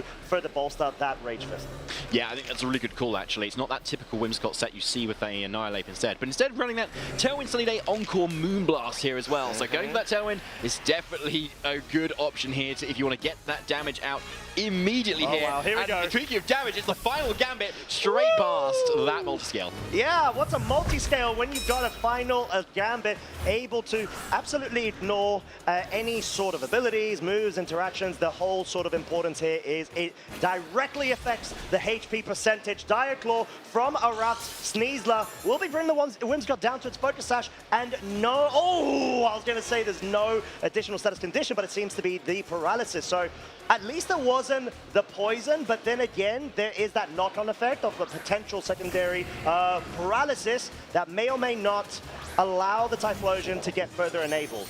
So yeah, you see how we saw that Dragonite was the only resist to fire? Well, Ali very much identified that, got rid of it with Final Gambit, and now here is Typhlosion to do exactly what it wants to do. So it's very much a sunny day plus Eruption, and see where things happen from there. Now you'll probably want to Terror this Typhlosion though, because you are facing down this King Gambit, which does have Sucker Punch, which most likely will take this Typhlosion down. So the question is, do you want to still lock into Eruption, because you still might be taken down by quite a lot of HP, or you might want to do a little bit more damage, assuming you get hit by Sucker Punch, and go for Heat Wave instead, which will still do a very decent amount of damage. Yeah, and clearly Ali wanting to go on the offensive. I think this is the prime position to be able to do so. Question is, will there be a sunny day that will further enable more multipliers to stack up for ridiculous amount of damage, as the King Gambit wants to make sure if forward goes, it's steel typing, at least in this situation, maybe survive if the sunny day does not get set up. But there's no actual prankster priority. The Heat Wave does miss the King Gambit.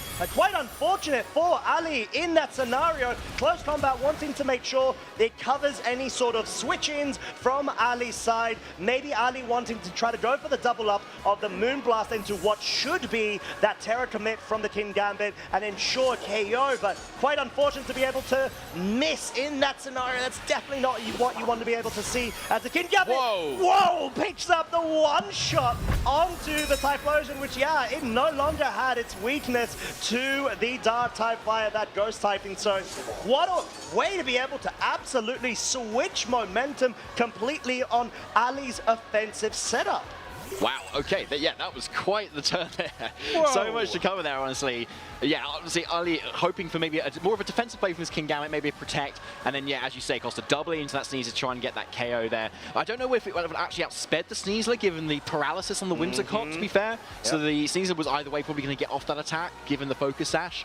But yeah, as you can see, Arath kind of maybe being a little bit scared of the Farigiraf potential switch in there and going for something a little bit more reliable in that Kowtow Cleave instead of that Sucker Punch. So a really good play to do that, but we don't know whether it would have actually survived if Ali had actually gone for that sunny day instead, boosting that damage up even higher, because this is not Saltfist King Gambit, this is just the black glasses, and it's got a little bit better defense rather than special defense, but obviously we don't know. Heatwave does miss, and it did here. Yeah, exactly, and at this point I think Ali's just having to try to buy a bit more time in order to evaluate their sort of strategy going into this game too. Is there a way to be able to not fall susceptible to so much more offensive damage coming up from the other side of the field and not have to rely on a Heat Wave in order to be able to force the board state more to your advantage? Because at this point, I'd say the Farigiraf, it's a great sort of bring to be able to maybe negate, I'd say, fake outs or even the Sucker Punches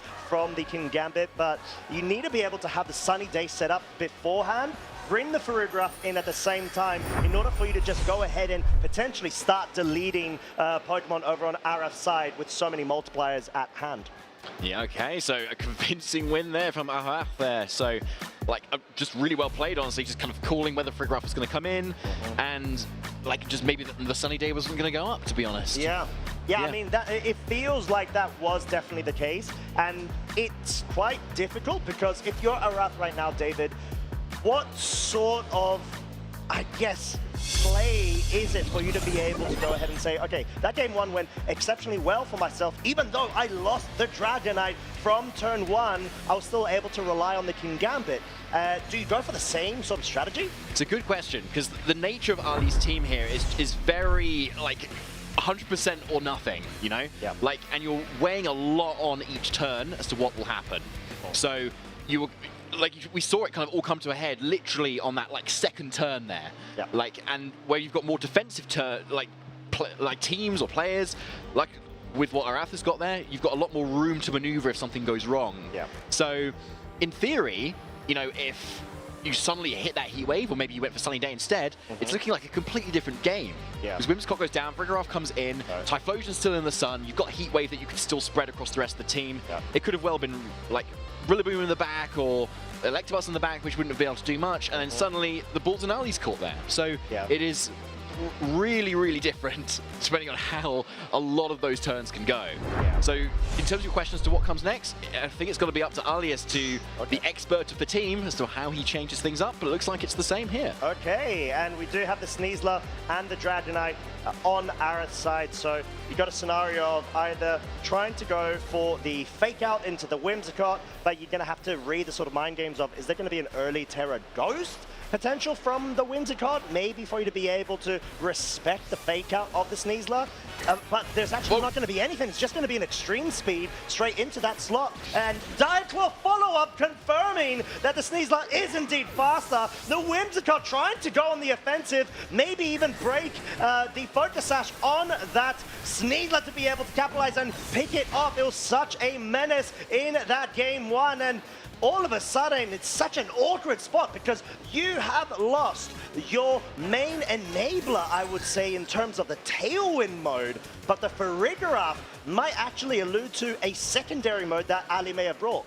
Yeah, I like that point there, Costa, honestly, because yeah, if you've got the Farigiraf there, yes, it was the same Pokemon that was brought in the last game as well. But yeah, if your Tailwind is denied at this point, you might want to hope at least that you've got Ursaluna in the back instead that you can set up Trick Room for. Yeah. Arath might be kind of prepared for this, but here we go. Diaclaw first of all. Is there a status? Yeah. Oh, it's going to be a paralysis, which means there is a chance that the Farigiraf may actually not be able to get a move off, and confirmation, of course, the Annihilate. They do tend to be very speedy with the final Gambit in order to be able to get the jump off of any sort of Dragonites that are not able to outspeed it, and absolutely deletes it from that slot. Farigiraf does unleash the Trick Room, which it's gonna have to suggest, David, we're gonna be seeing that Ursaluna Blood Moon. We certainly are, yeah. The skies are going to darken very soon.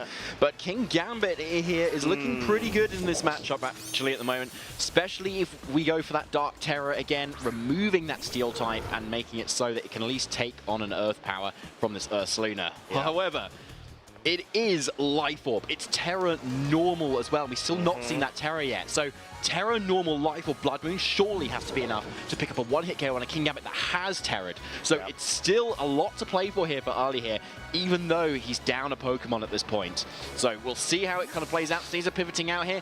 Maybe Arath trying to maybe slow things down with this Trick Room mode. Yeah, it's going to be quite awkward because at least some of these Blood Moon Ursalunas, when they're ran in the Tail Room compositions, they tend to be a bit faster, and the King Gambit of the composition that Arath run tend to not have a lot of speed invested. So there's going to be a potential chance for the King Gambit to actually underspeed the Blood Moon Ursaluna, as we've actually got a reveal of the Terra Fairy being unleashed, and the Pokemon Terra Choice followed by the King Gambit. At least with that interaction between the Farigiraf and the King Gambit, we know the Farigiraf is going to be moving first under Trick Room conditions. Certainly do. So Terra Dark on this King Gambit, which we've seen before, one hit KO just with a count-out cleave onto a non-super effective hit onto a Typhlosion. But first, there is that Psychic. Okay, that makes so much sense. You're going to be able to at least get some good damage. Reliable on the other side of the slot, but the count-out cleave does come out first before the Blood Moon Ursaluna because of the Terra Fairy. Of course, the Farigiraf is going to be able to survive, but the Blood Moon is going to be focusing down on the King Gambit. It picks up the KO,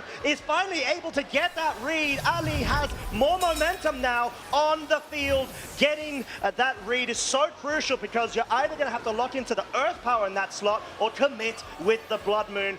It's sort of that point, David, where you feel, okay, is it a bit too obvious that I don't try to go for that read? I just stick with the Earth power, but no, Ali got that read so on point, which forces an awkward scenario for the Rillaboom, which surely will not be able to underspeed both Ali's Pokemon as well as get any priority Grassy Glides off because of the Farigiraf being on the field. Yes, exactly. So it can't like snipe anything really quickly at the moment. The Farigiraf is locking everything down here. It makes sense. You want to protect your Ursaluna, try and get that Blood Moon turned back that you can't use consecutively. Yeah, exactly. Psychic will mean that Sneasler has been knocked out. Rillaboom has been left on its own, but there is a good chance that the Rillaboom might actually just target the Farigiraf here in order to be able to pick up a KO, but no, it is definitely gonna be into the Ursaluna slot. It has been identified from Ara to be the main threat, so well played of a defensive switch up then. Full momentum swing from Ali's side. Yeah, it definitely was there. And I think we've got 2 more turns of Trick Room left as well. So it's looking pretty safe for this Ursaluna to do what it needs to do, especially into a Rillaboom that cannot protect. Yeah, and Psychic will be bringing the Rillaboom down to half its HP, escorted by the one, the only, Blood Moon KO, forcing this to a Game 3. You can see how much this means to Ali. It certainly can, yeah. Like, again, such a quick game, given the nature of Ali's team here. Like, it's Tailwind and go, Trick Room and go, and you just gotta hit all your moves. And that is what Ali did this time, and seems like what he's been doing all of today, given the fact he is undefeated. Yeah, exactly that, but up against a very in-form Araf there, and clearly, that's sort of the beauty of having these sort of tail room compositions. You want to try to like flip in terms of which mode to try to prioritize on, but at the same time, you've got the benefit, if you're going to lead the Whimsicott, to choose which mode to go to, because that's the really key thing about how you train your, for example, Blood Moon or Ursaluna. Do they have enough speed to be able to capitalize off of a Tailwind setup, but also still be slow enough to take advantage of Trick Room? Yeah, exactly. So we don't know exactly how many speed there is there. But typically you kind of want your Ursaluna to be able to outspeed some of the common threats that kind of hit around the mark of like max speed, Archaladon for instance. Yeah. So you can kind of get an Earth Power on that, for instance, or get out a Hyper Voice and be slow enough obviously to kind of underspeed some of the threats like Incineroar and Rillaboom that often don't run a lot of speed anyway. So it could be around that sort of point. But obviously heading into Game 3 here, like what is the play here at the moment? And again, I do not know. And it looks like a Farigiraf switch up for Ali. Yeah, clearly Ali, a big fan of that Trick Room mode, just leading with the Giraffe at this point, saying, right, I want to at least ensure that I can force a scenario, get Trick Room set up from the get-go a bit more quicker to be able to start sweeping a bit faster. But Araf does have still options to be able to reduce the amount of damage Final Gambit can deal. Yes, you definitely do, and that is the question. Does the Annihilate actually outspeed the Dragonite or not? We've not yet seen that ability, I don't think, as whether it kind of gets into that position.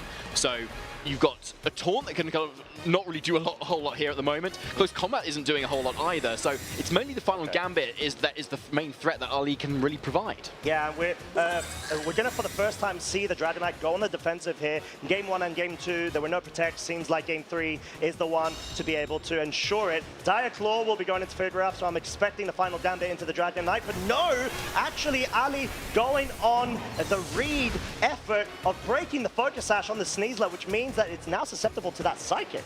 Yeah, a really good point, actually. You've broken that Focus Sash, so you're suddenly offering so much more offensive pressure here, even if Trick Room doesn't even go up at the moment. But you've got to think, though, if Farigiraf is here in the lead, you've got to expect Ursaluna to be in the back here. Ali was confident that worked for Game 2, so surely it will probably work for Game 3 here, especially if you kind of switch things up a little bit and put it in the lead instead as well, so you can absolutely go for it. And yeah, barring any Dire Claw shenanigans, I don't know what to say too much. Trick Room is not easy to stop here if you're Araf. No, but we're actually going to see the immediate switching of the Incineroar that's now been revealed to be brought in Game 3, reducing the attack output of both the Sneasler and the Dragonite, but most crucially, wanting to try to get that subsequent Fake Out available. The Dragonite tried to go for the double protect in order to survive against that Final Gambit, which did not come out. The paralysis yet again being dealt onto the Farigiraf, but for Ali's sake, has been able to get that Trick Room set up. Yeah, I think it's been 3 for 3 paralyses on Dire Claw. This is pretty funny, honestly. Wow. But yeah, Ali's still getting lucky, though, that they have not been getting fully paralyzed on the turns that it matters either. So yeah, a really nice position now. Incineroar also in, and also catching a double protect attempt on Dragonite, meaning it's just been doing nothing for 2 turns. Yeah, but then again, it's sort of at a point where it's probably not going to get KO'd to a double up from the Farigiraf and the Incineroar, so it could openly go for that scale shot at this point, as the King Gambit's going to be switched in here. So Ali going to have to see if they've committed to that read of the King Gambit being brought in. He was pointing, I think. Yeah, was it? Oh, well, there it is. There we go. Flare Blitz, not enough to pick up the KO. 10 hit point survival there, which is so key, especially because King Gambit is so vital against this Trick Room setup. The scale shot, on the other hand, getting a second critical hit at that point, going into just a total of 4, not picking up a KO, but the Furigraph, even though there's a chance for it to get fully paralyzed, because it's paralyzed now, it's had its speed reduced by half, which is what we saw in Game 2, and allowed it to underspeed the King Gambit. Yeah, that's a really good point, actually, because King Gambit does, I think, naturally underspeed the Furigraph as well. So yeah, as you see, it's just a really reliable psychic. Yeah, and deals so much damage. But wait, the Counter Cleave comes out. That's either going to be a Trick Room or a potential speed tie interaction between them, even after the paralysis. I'm not actually quite sure what that was, but I'll tell you what, that was yet another KO onto the King Gambit. And there's not even a Blood Moon Ursaluna that's been revealed as of yet, and the Trick Room mode is paying dividends for Ali's side, as Scale Shot will now successfully connect onto the Incineroar. This is an Assault Vest variant. It does not have a Citrus Berry for recovery straight after these hits. However, it's still going to be able to hang in there quite nicely. Yeah, it is, and that's what you want when you're Incineroar, because then you can go back out, and then you can come back in, and then you can Body Shot, and you can fake out, and you can go back out, and you can come back in, and you can fake out, and you can you all know the drill at home as well. But yeah, so Rillaboom is here though, but without that Furigraph for Ali, this Ursaluna is a little bit more open for any sort of fake outs and grassy glides as well. So even though it's been around from the back foot here, we're still 3-3. Incineroar's really low on health, and this Ursaluna is a little bit threatened at the moment. It's probably going to be forced to Terra at this point as well to try and deal with this Rillaboom. But first of all, Arath has the fake out pressure to slow down this Trick Room a little bit more and potentially switch out this Dragonite, getting Sneasler, or kind of protect that as well. You've got a lot of options to still try and slow things down. Yeah, I definitely agree that Furigraph is such a key piece when it comes to the Trick Room oppression in order to be able to forego those priority moves that clearly are the key to be able to slow down Trick Room turns, as the Terra Normal will be coming out from the Blood Moon Ursaluna. It's a good way to be able to resist any sort, or should I say, allow there not to be super effective grass type moves going into that slot, but followed suit by the Rillaboom. Terrifier means it's forcing Ali to try to make a read and maybe either go for the knockoff with that Incineroar or just commit with that Flare Blitz. But no, the knockoff is going to be safe and soundly into the Dragonite, which does not go for the Protect, leaving Arath now down to his final 2 Pokemon. However, Trick Room turns are now running out very swiftly, although Sneasler does still have the advantage in terms of speed tiering outside of Trick Room. Yes, that's true. And then, unusually, this Sneasler is not carrying Protect, which seems like a lot of Sneasler do now run at the moment. But there is another fake out. But yeah, you need to fake out something at this point. It's probably going to be the Ursaluna, and that frees up the Incineroar to go on the offensive at the moment. And that can still do a lot of damage here. We've seen the Flare Bits, we've seen the knockoff, and that is likely enough to kind of pick up the Sneasler. So either way, it's looking really good for Ali. Yeah, it's going to be dicey as well. Flare Blitz, is it enough to pick up the KO? The Sneasler, it is! And that does put Ali so ahead right now. You can see how happy and excited they are. They have got 3 Pokemon versus 1. The Trick Room will now have actually been expired, but we're going to have to see the high horsepower miss into the Incineroar. But the fact that you've got so much resource still available at your slot, you've been able to absolutely capitalize, even if the Ursaluna hasn't even moved onto Trick Room. Yeah, so it's still looking really strong. Ursaluna Blood Moon has so much physical bulk there as well, so I don't even know if a critical hit would still be enough to get rid of this Ursaluna. And then you still have the Incineroar to contend with, so there's the big hammer. It's a lot of damage, but it's not enough. Not enough, as we're going to have to see the Blood Moon, Terra Normal, Life Orb boosted, unleashed onto Rillaboom, letting Ali Dakik go straight through to day 2. Fantastically done from Ali Dakik there. Like, just putting on all the offense in that Ursaluna, just identifying in this meta what is strong, well, Eruption's strong with Sun, and Ursula Blood Moon is just an amazing Pokemon with that amazing attack. Yep. And I'm just going to put everything around it to support doing exactly that, and you can see how powerful that was. Congratulations to Ali. Yeah, huge congratulations. Of course, commiserations to Arab, but that doesn't mean that they're out for the count. They still have a good opportunity to be able to make their way through to Phase 2. And yeah, what a back and forth pendulum between both of these trainers. It just feels like Arab had that advantage going into the game one, being able to absolutely get rid of that Hisuian Typhlosion mode. And Ali just wanted to adapt, going for the Trick Room, which really paid dividends for themselves in Game 2 and 3. Yeah, it certainly did. And they're already doing incredibly well at the moment. I think Ali had got a top 128 at LAIC last year as well, being one of their most accomplishments that they've gotten so far. And given that they're undefeated now, I think they may even be in contention for that now as well, at least. Oh yeah, 100%. You are one win away from near guaranteeing a top cut, depending on how many more rounds we have got going into the Phase 2 scenario in case of this tournament. But yeah, what a way to go about it. Tail Room in a different sort of flavor to what we've been accustomed to, you know, with the P2, Kilowattrel, Ursaluna, Hisui compositions or modes versus this sort of different take of, hey, you know what? I'm going to bring back the Hisuian Typhlosion. It just has so much more room and damage output immediately. It's like burst damage potential is out of this world. And even though we saw the attempt of Game 1, wasn't really needed for that Game 2 and 3 since you were able to rely more on the Blood Moon. And in that Game 3, that Incineroar bring, most crucially, which, you know, as well, into the Kingambit switching, punishing the very immediate sort of switch up and saying, hey, I don't want to play passive from out of the side. I want to be able to take momentum back and just absolutely getting called out on that.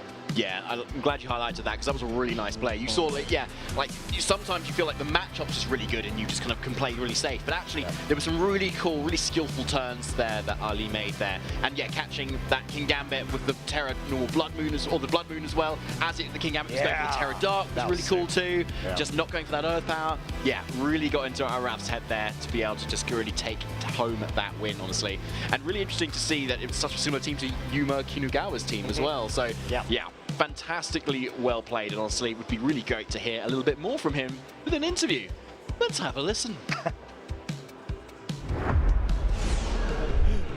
Thank you so much, y'all. I am here on stage with Ali Dakiki, who is now our 7-0 heading into Phase 2 of our tournament.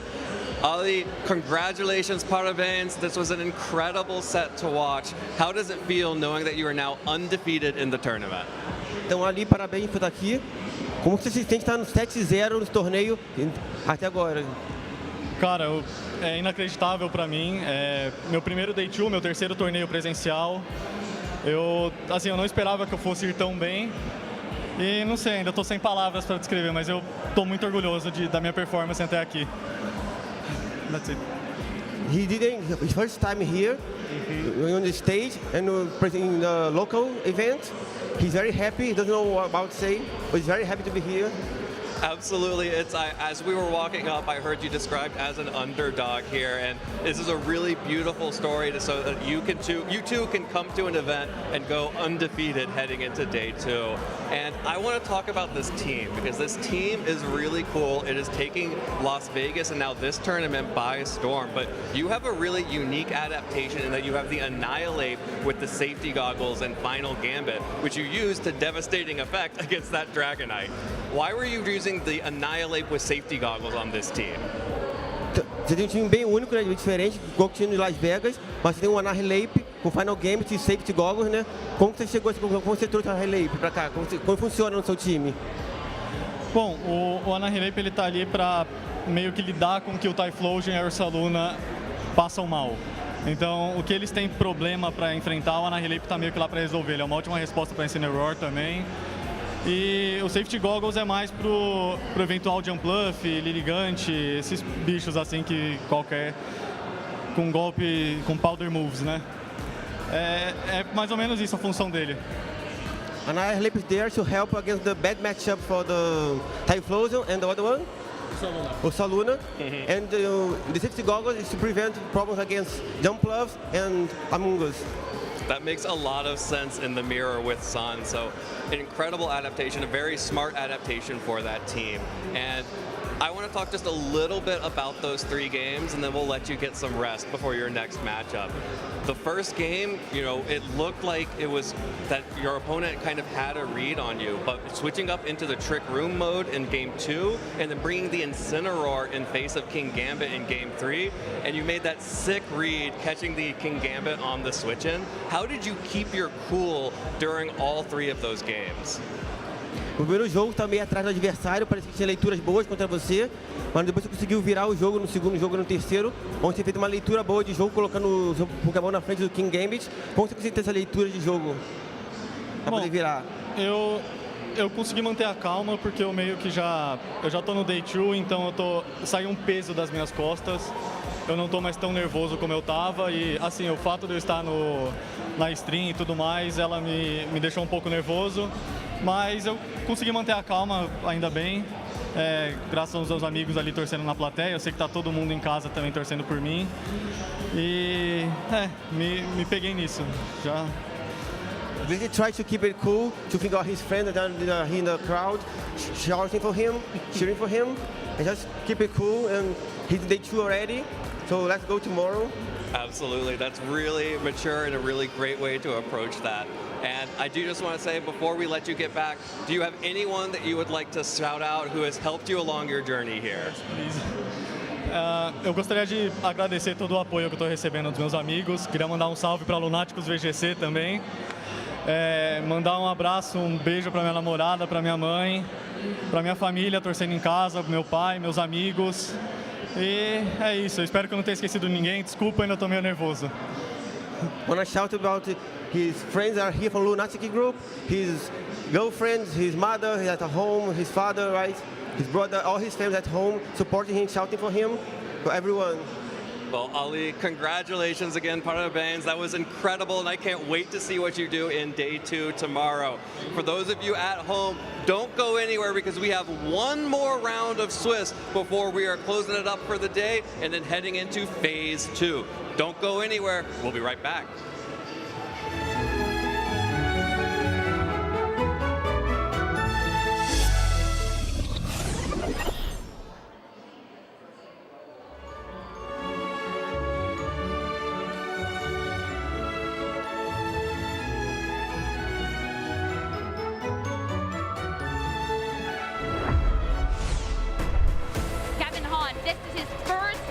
in the seniors division.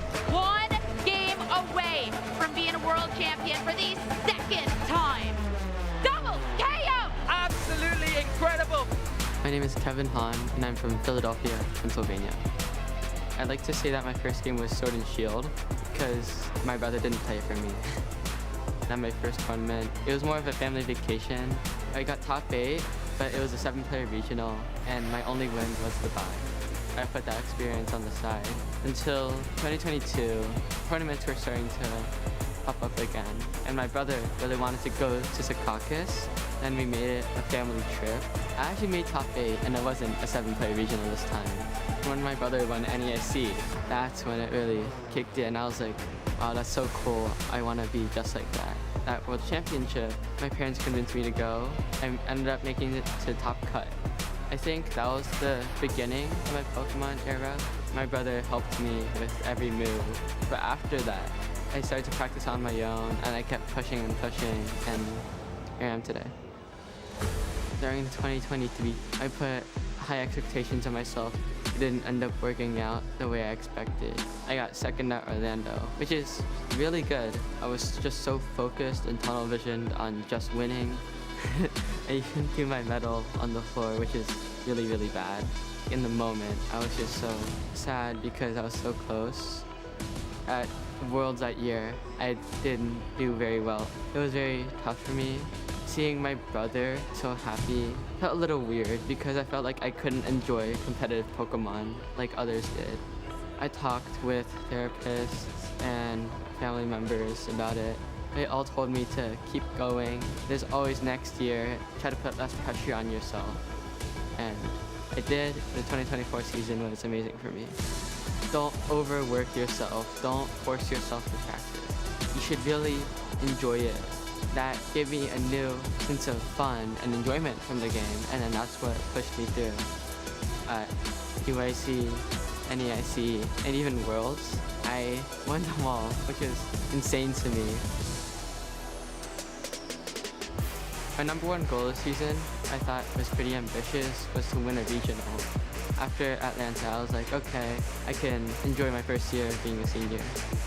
My team has not an amazing matchup spread into most of the field, but it gives you a lot of options, and there's never an unwinnable matchup. You have First Scarf Miraidon, which can make a sort of speed sandwich.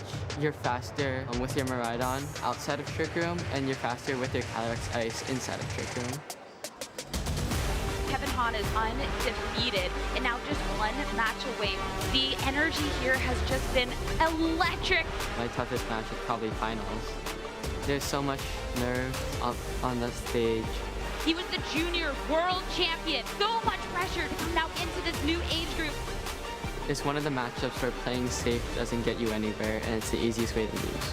I had to get a lot of predictions right, and whenever I practiced it with my friends and my brother's friends, I got destroyed. The most memorable moment was when Calyrex picked up the 2 KOs at the end.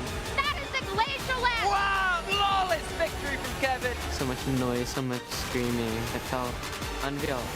I had done it. I had become a back-to-back world champion. It still hasn't sunk in, but I feel like I've done something amazing. Hello, Pokemon fans. Juancho Saldana here, and I'm joined by Pablo Meza. We're live here at LAIC, and I was lucky enough to walk around the city and, of course, find some Pokemon packs. These are a little bit different, though, Pablo. Yeah, these are the Mega Evolution set, but in Portuguese you pronounce that Mega Evolução. Yeah, the booster packs are a little bit different here. They contain 6 cards instead of the usual 10. So let's see if Juancho, let's see what he gets, and let's see if he can pronounce the differences in the attack names and the Pokemon names. Because there are a few subtle differences in the Pokemon names, but also the attack names, they're very different. Definitely. Pablo's here to help me out with that. They open just like American packs, though. Feels just as good. And of course, our first Pokemon is Grafaiai. I don't even know how to pronounce this in English. I think that's correct, yeah. Okay, and it sounds the same exactly? Yeah. Okay. Yeah. Let's do one attack here, and it is Tinta Miraculosa. Almost. Okay. Tinta Miraculosa. Perfect. All right, that's the first card here. We have Helioptile. Yeah. No, same thing. And its attack, Aranyao. Yeah, perfect. Actually. Duplo. Yeah, perfect. Oh, perfect. I'm doing pretty good. Okay. I mean, I'm not native Brazilian, but yeah, I feel like that's pretty good. All right. Pyro. Same thing. How would you pronounce it? Maybe Pyrori. Pyrori. Yeah, I like that. The last letters tend to have like that I emphasis or E emphasis. Yeah. All right, it does have an ability. Let's do the ability only. It is Presa Intimidadora. You're a natural, Juancho. You're an absolute natural. Okay, I can't believe I'm doing this right. Maybe I don't need you in this shot. Yeah, maybe. Not a kid, of course. How about Corfish? Corfishy. Maybe it's Corfishy. I'm not 100% sure on that one. Yeah. I like it. It's very cute. And its first attack is Agarramento Compressor. Juancho, you really don't need me. That's pretty good. Yeah, that's pretty good. I'm not gonna say flawless, but it's pretty good. All right, and of course our rare for the pack, and it is Xerneas, the legendary Pokemon. Ooh, if we've been playing some ZA, and its attack, Geoportal.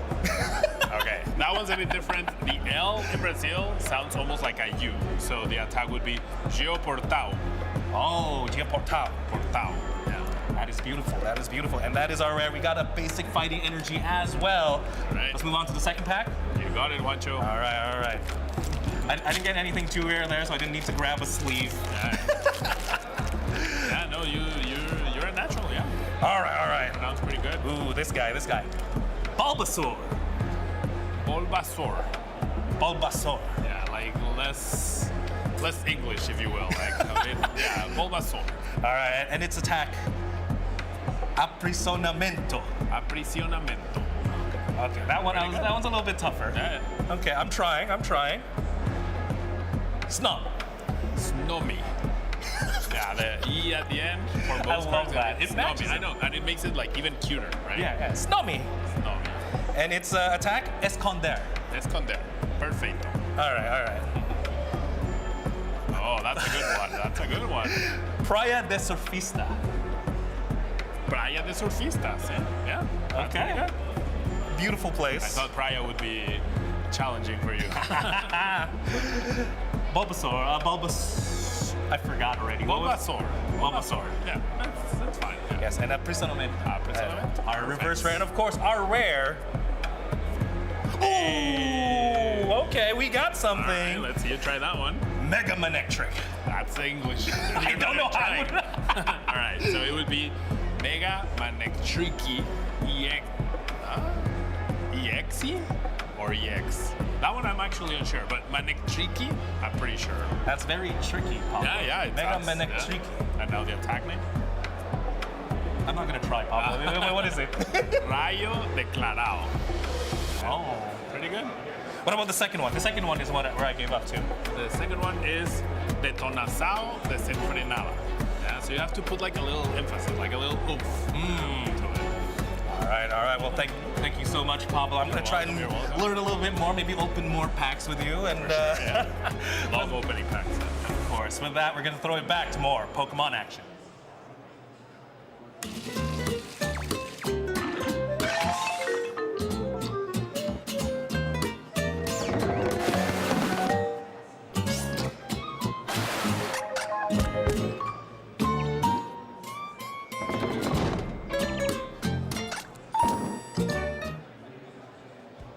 Hey everybody, welcome back to the Pokemon LAIC 2026 Championships. I've got Costa with me again. I know, who'd have thought? Lovely to meet you here, my friend. Lovely to see you again, Costa. And yeah, we are going to be shortly getting into round 8 here of our phase 1 of day 1 here at the LAIC. So yes, there is plenty of Pokemon action still to be had here, of course, for today and for tomorrow and Sunday, of course, for our Championship Sunday. And I am very excited to see who will be coming up soon. Yeah, exactly that. We are going ahead and getting everything ready for Swiss round number 8. But in the meantime, we have got a lovely little feature match available for you folks. Yes, confirmed that is yet another feature match. But now it's going to be of the previous round that we did feature. So Swiss round number 7. And it's going to be between Renzo Navarro and Rodrigo Serafin. 100% it is. And Renzo Navarro, who we talked a little bit about earlier as well, being the regional champion of Belo Horizonte. Horizonte? Horizonte? Horizonte? Belo Horizonte. Belo Horizonte, yes, exactly. With that really cool Volcarona team. And he is back as well and doing very well as well. So we're going to be featuring that match that they had earlier versus up against Rodrigo Serafim as well, who doesn't seem to have a lot of accomplishments to their name as of yet. As of, I mean, this already is.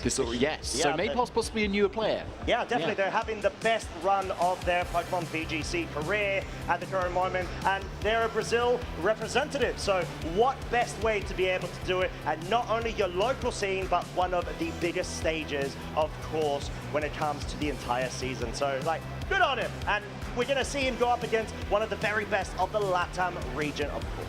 Yes, we certainly are. So yeah, not just a regional champion of that either, but plenty more to be had too. So LAIC top 4 last year as well that they got. The Players Cup 4 champion in 2021, and just generally a 5-time regional / special championship champion on top of that. So yeah, really up against the best of the best is Rodrigo here. So, but still doing very well, and all is still to play for. At the end of the day, it's 6 Pokemon versus 6 Pokemon. They're all level 50. So yeah, there's no other shenanigans going on there. No, not anymore.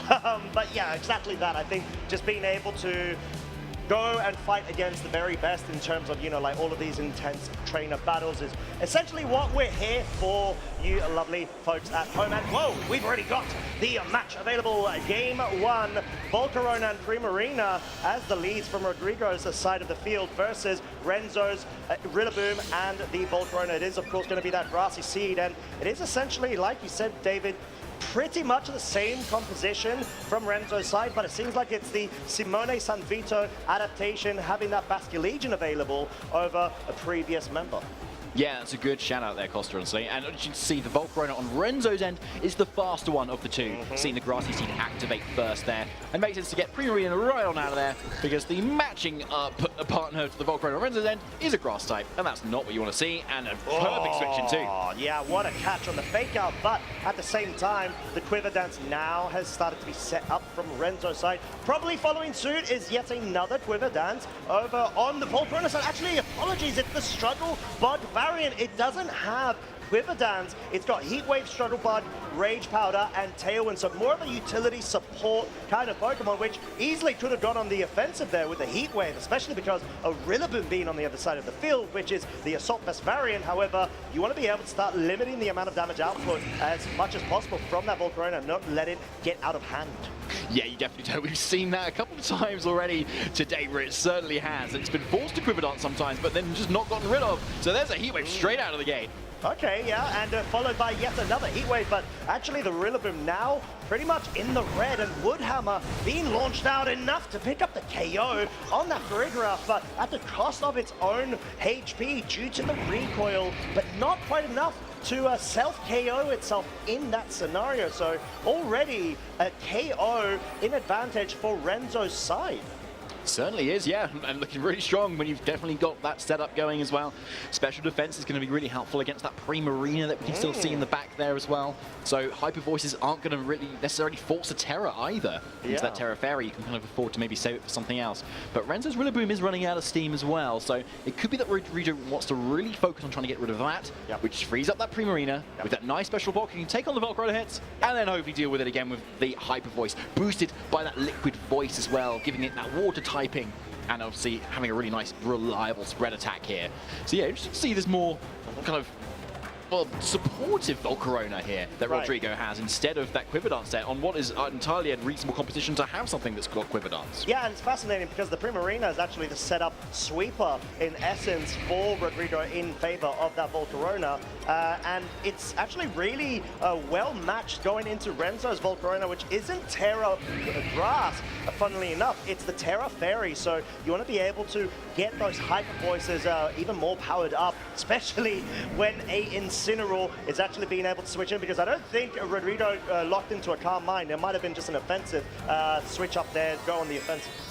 But first we're going to have a Terra instead, and it's going to be that Primarina wanting to take on what was that Rillaboom's attacks most likely here, but seems to be a little bit of a waste at the moment here, so really good call from Renzo to really kind of adapt and kind of cover for that Terra instead. Yeah, and even though there's going to be yet another Quiver Dance being set up from Renzo's side, it's got the advantage of now being +2 speed as well as special defense. It is being brought back down to neutral when it comes to its special attack, and that's because of the constant support of Rodrigo's utility support Volcarona. And there we go, we're starting to actually see the Calm Mind now being set up. If you want to be able to start essentially sweeping through Renzo's team, this is the best opportunity to be able to do so. But at the same point, the special defensive bulk that's being built up by Renzo's Volcarona is something that needs to be addressed. Yeah, exactly, and it really can't be addressed, honestly, with what Rodrigo's got left, other than just consistently trying to do as much damage as you can, maybe hoping for that critical hit as well.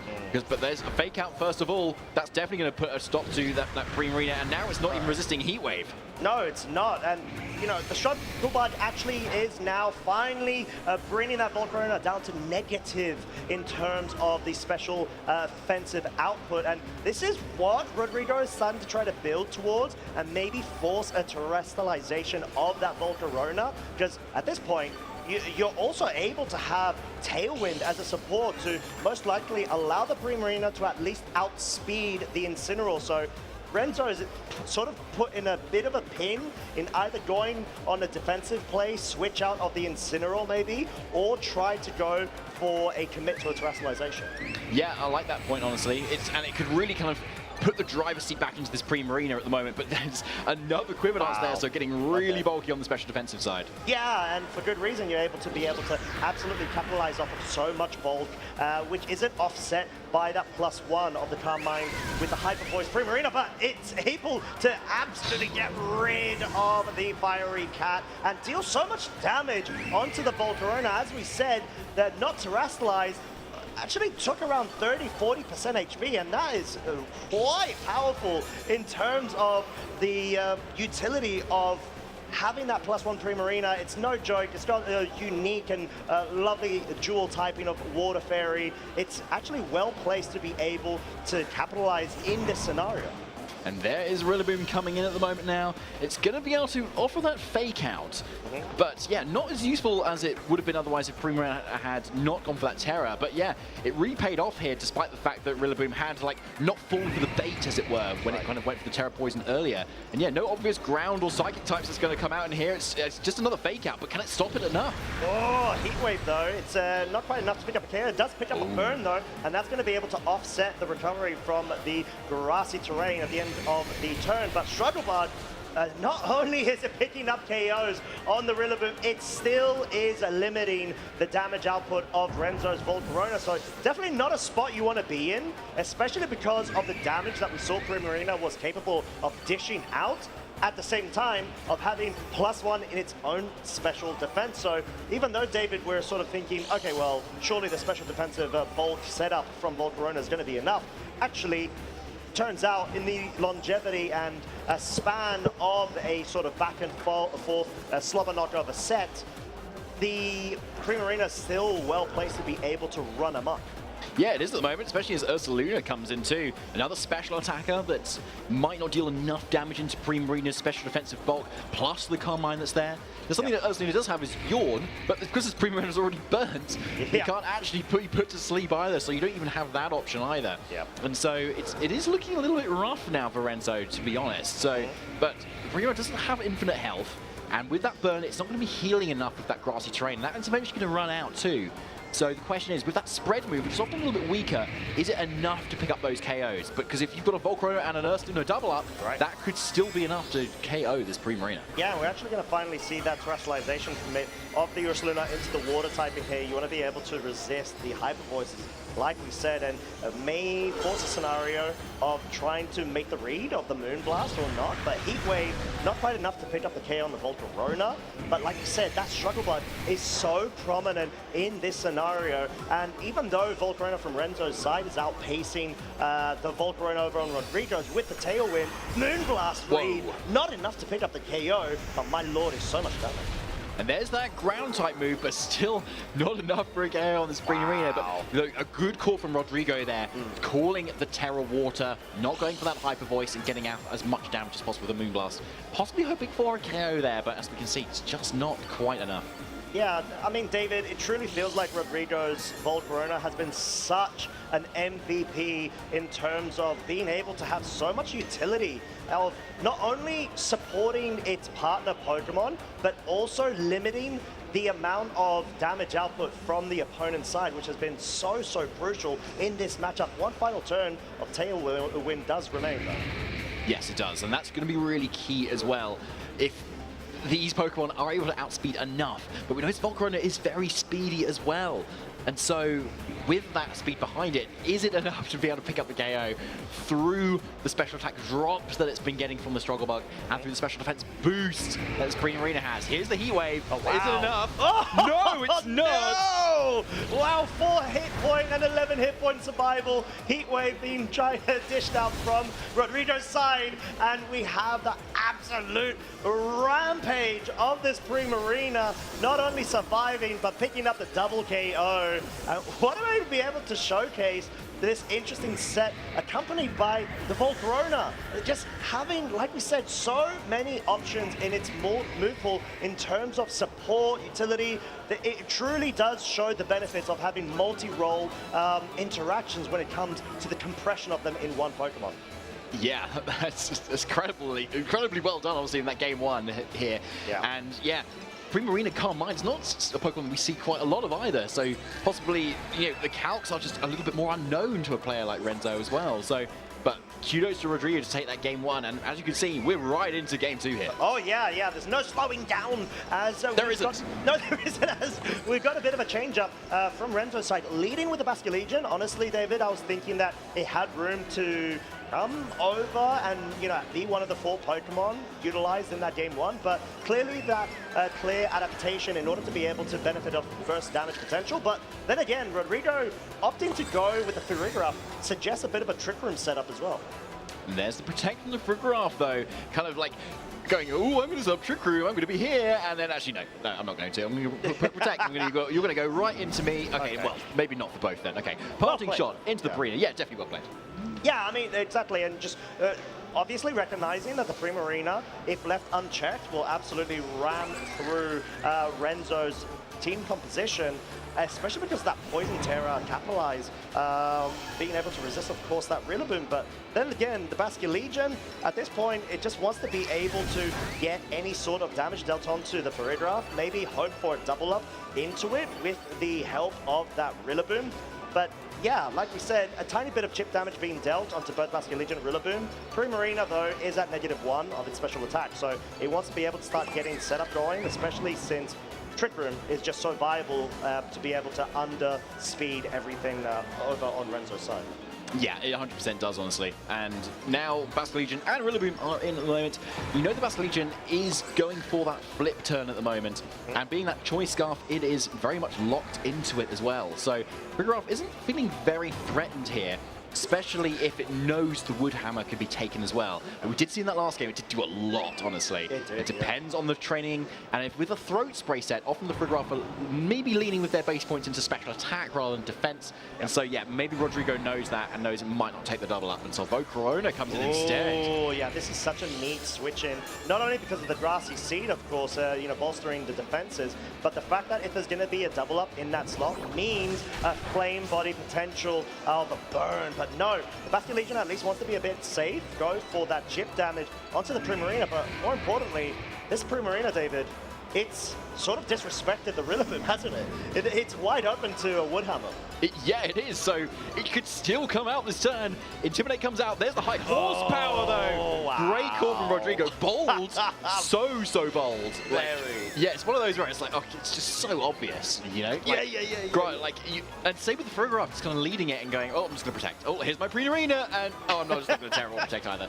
And so yeah, it just paid off really well. And when you're 1 game up, you can afford to make those sort of plays. If you just going off vibe, you're just not going to do it. You're 1 game down. You need to make a few kind of risky plays here, and I'm going to go 1 better on top of you. Go for the triple bluff and just leave my Primarina there. Yeah, I mean, Rodrigo playing so well, and actually interesting to see that the Volcarona was brought in the back just in case the Trick Room mode sort of didn't get set up initially or just didn't have a lot of traction, and say, okay, well, I'm going to switch it up. I'm going to go for Tailwind right now and go on the offensive, at least in terms of positive speed. So a really good way to be able to display the speed sandwich scenarios, especially going up against a team like Renzo's, where there's no direct means of speed control, not even on the Ninetales, which doesn't even have the Icy Wind option. And there's the Wood Hammer into the Primarina, which protected. Yeah. So yeah, another really good play from Rodrigo here instead. The Basculegion, though, is back in. And Basculegion is a good Pokemon, especially into this Volcarona, right? But Terra still on the board, especially for this Volcarona, which is that Terra Fairy. Yeah. So, and it's not choice banned on this Basculegion either. So given the defensive training and the grass you see on this Volcarona, it can most likely take an attack if it spends that Terra here. The question is, does it survive the double up? Because Volcarona just doesn't have Protect either, so it's left wide open. So Renzo could cover, say, Wave Crash Wood Hammer into Volcarona, know that either way, Terra or no Terra, you're going to get that KO, depending on the bulk, of course, and this training. Something I don't know for sure. Maybe Rodrigo does, maybe Renzo does, but this turn we're probably going to find out. It's so interesting because it's sort of the point where Renzo is trying to force Rodrigo's hand in terms of choosing which Pokemon to Terrasilize, because you could easily have gone for Terra Fairy, a Rage Powder into the Volcarona, but it's going to be the Poison, of course, taking that Grassy Glide and being able to dispatch of the Heat Wave. But yeah, we're going to have to see how this may unfold. We are going to be going ahead and cutting this preview of the feature match very shortly. So make sure if you want to continue checking it out, make sure to follow on with our side stream availables where they're able to go ahead and give it all the justice in terms of all the highlights profited off it. But we have been told that our trainers for the main stage match final round of phase 1 are getting prepared. Yes, they are. So let's just have a quick look at our Swiss rankings here at the end of round 7 as we head into round 8. Justin Tang is still undefeated, having featured him in round 1. Very impressive to kind of be continuing that journey. Yeah, and what a way to be able to do it. We had a chat with Justin earlier, and he was just saying, I'm just trying to go off of vibes right now. And you know, he's doing it to such an exceptional degree. He was able to just bring a bit of that Las Vegas energy and spirit from last weekend going into this, clearly doing so well. But then Ali Dakit, which we did feature just prior, 7-0, of course, doing such an exceptional job, being the most highly rated Brazilian representative right now.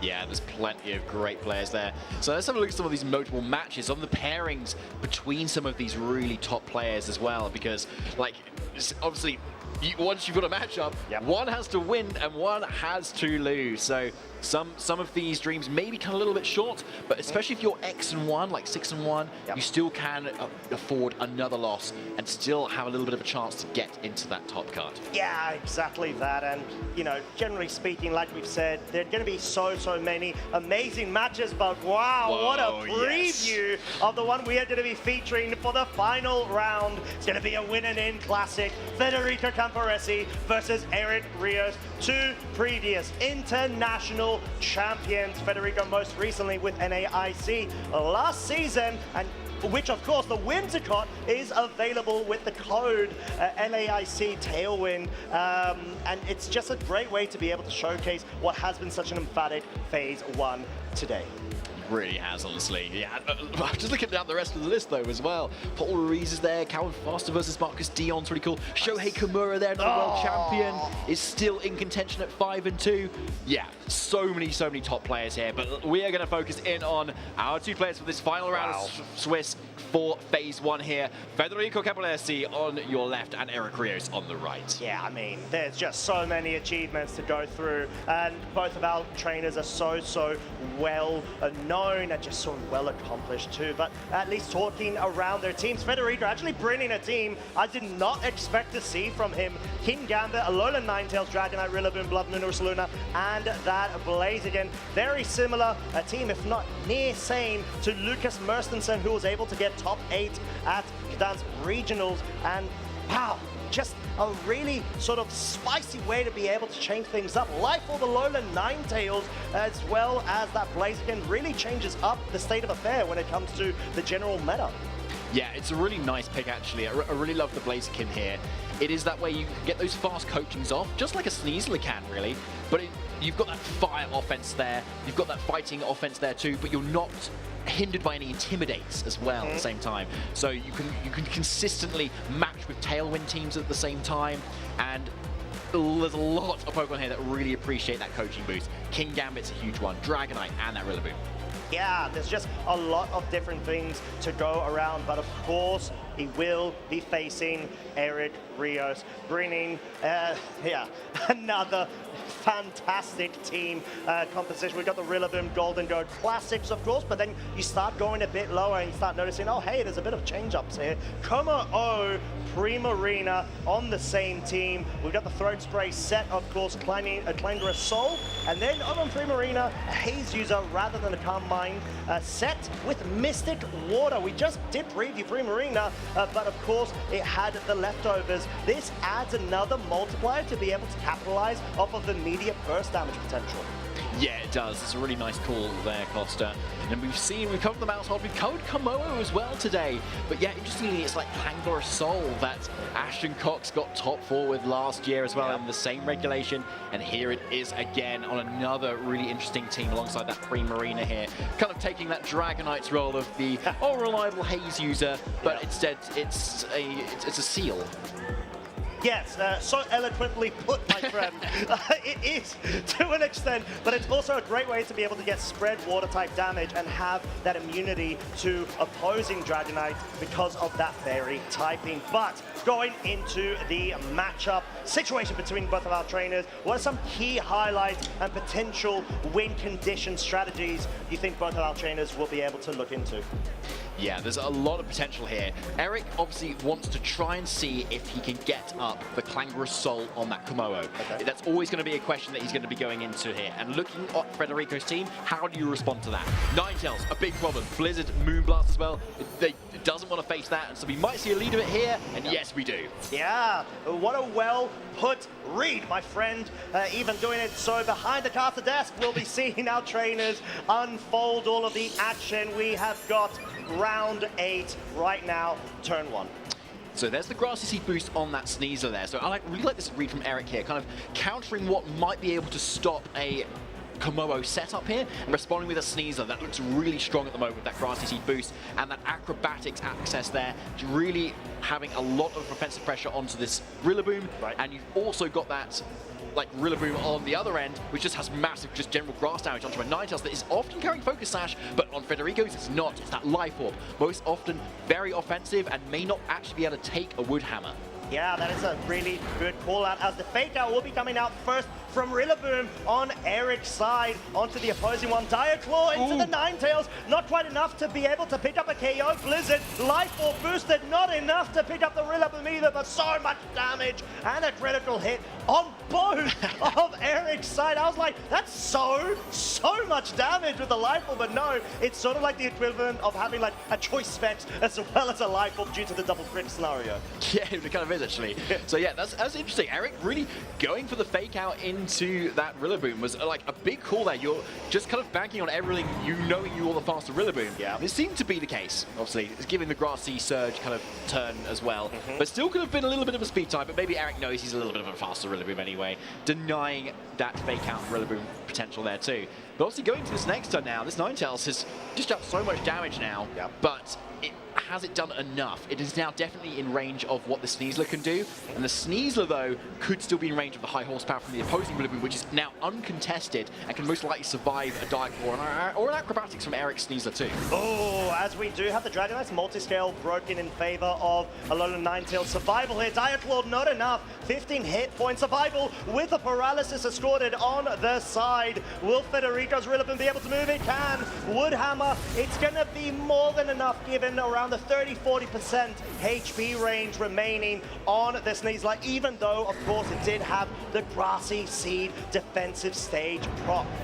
And that recall is now enough to actually KO that Rillaboom itself, rather than say a high horsepower, which would have kept that Rillaboom around. However, you at that point, a paralyzed Rillaboom versus another Rillaboom at Eric's end, you probably actually wanted to go down at that point, so you can bring in something nice and fresh to support this Dragonite here, because at the moment this Rillaboom's not doing a whole lot. It's not got its fake out turn on the board. Yeah. So the question is, what has Eric brought in the back? Do we have that Komodo there or not? I want to say yes, but I think it's a really good call that Federico has preserved that Ninetales. He knows he wants to preserve it just in case a Komodo is coming out there, because it's such a win condition and such a threat as soon as a Clangorous Soul gets set up. Wow. I'm seeing the Primarina, David, and I feel like this is such a big thorn in Federico's side, given the Dragonite on the field as well as that Blaziken. Both are susceptible to super effective damage from the Primarina, whilst the Dragonite can't even deal its main source of damage via that scale shot. It's going to have to be forced, if it wants to go on the offensive, to go for the extreme speed. Yeah, it's a really good point. So maybe Eric wasn't setting up for that Komodo, he was setting up for the Primarina.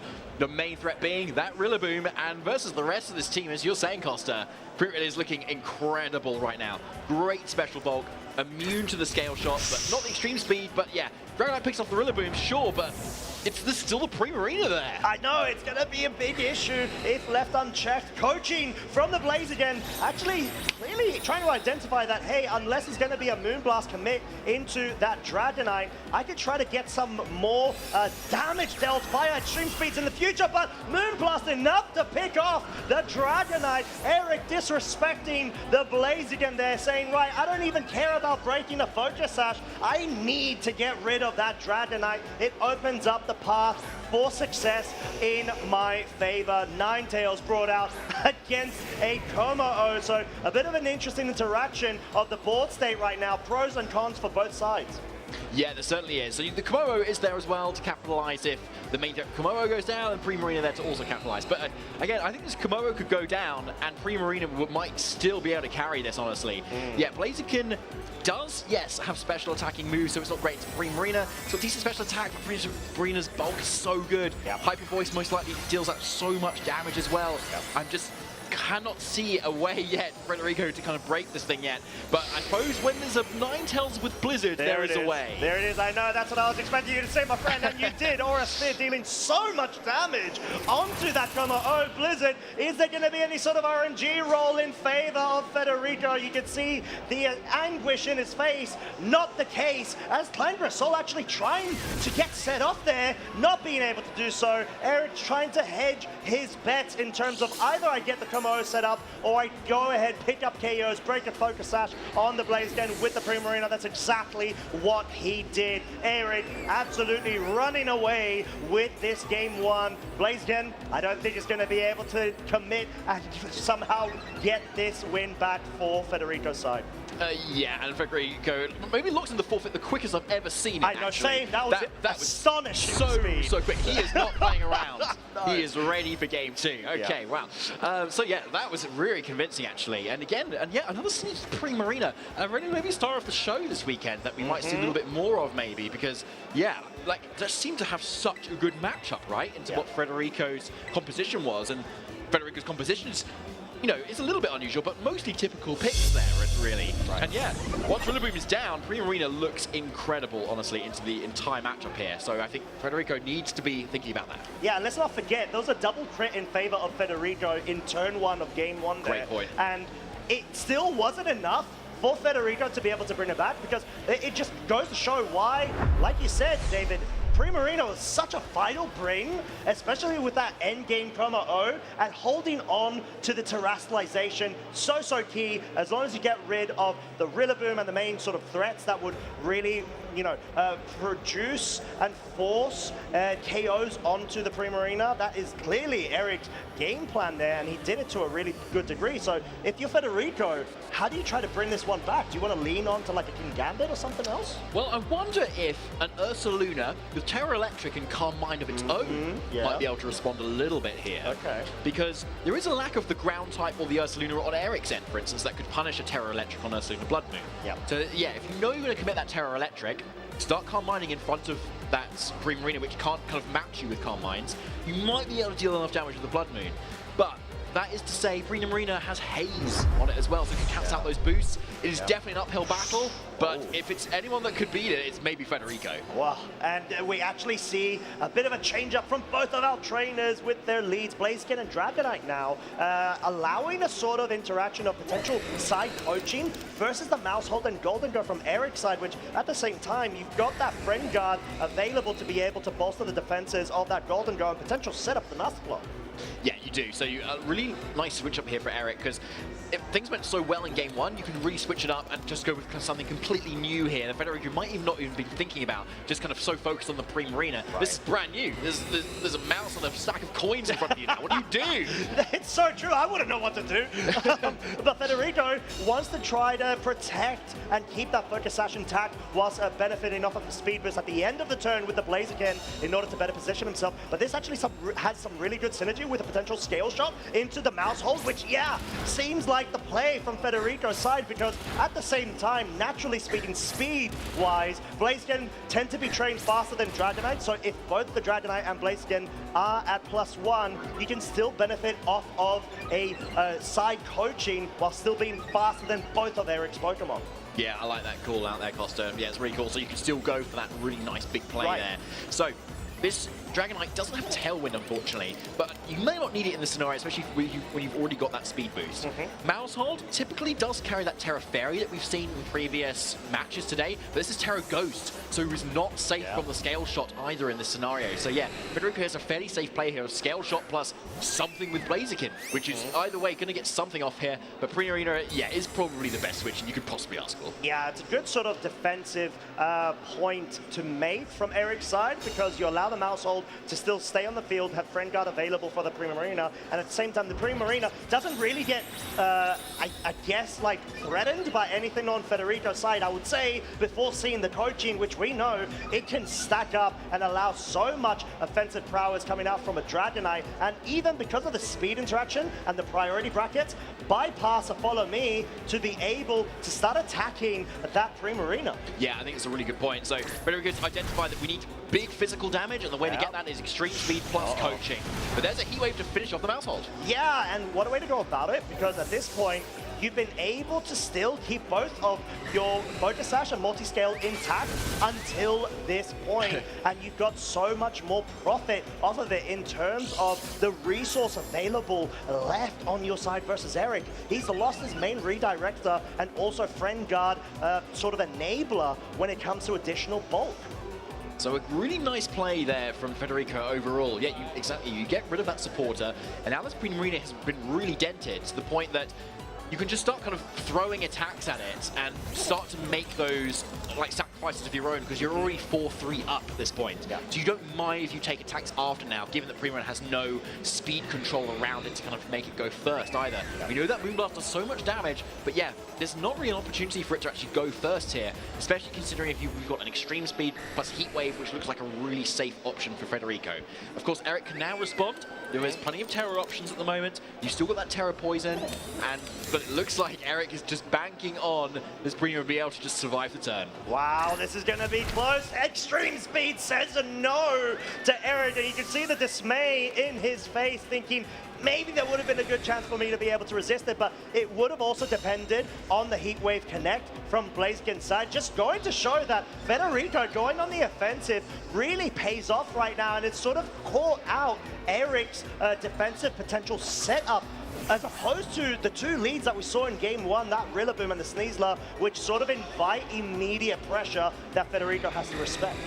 Yeah, it does. So, yeah, Eric unfortunately not getting the turn that he wanted at this point. Sneasler, though, is on the field, and when there's a Sneasler, there's a way. That's true. Yeah, with a lot of diagonal potential. However, there is no Grassy Seed activation yet, so Eric has to bank on Federico bringing their own Rillaboom in if you want to access that defense boost and that unburdened double speed. And at the moment, Federico's team is so fast. Oh, and there's a Heat Wave, a miss on the Golden Go, which is definitely what you want to be able to target and start whittle away its HP remaining. But the Scale Shot, of course, more than enough just with a two-shot to be able to pick up the KO, further bolstering the speed of this Dragonite. Super speedy right now. Some would say extremely speedy. I would. Oh, yeah, you would. But at this point, the Golden Go, it's left on its own. Sure, it could potentially pick up a KO here if there's a crit on the Dragonite, but no, there is not. But then again, Federico has another two Pokemon full HP-wise and available in the back for that free switching into Blaziken's slot. Yeah, I'm trying to think if there's anything that could be brought in that Eric will be happy to see. And yeah, honestly, the Rillaboom is probably best case scenario. But I think Federico doesn't want to reveal anything that's in the back that he may think is a little bit more of an unusual choice. Whereas Rillaboom is a nice supporter. You don't have an Incineroar on the team, so it makes sense to bring Fake out. So Rillaboom's a little bit more of a usual choice there. So I think a good bring in here. And there's not a lot this Golden Go can do other than maybe hope for a lot of missing moves. So yeah, because High Horsepower can miss, Scale Shot can miss, and unless Rillaboom goes for grass moves, then the Exposer is away there.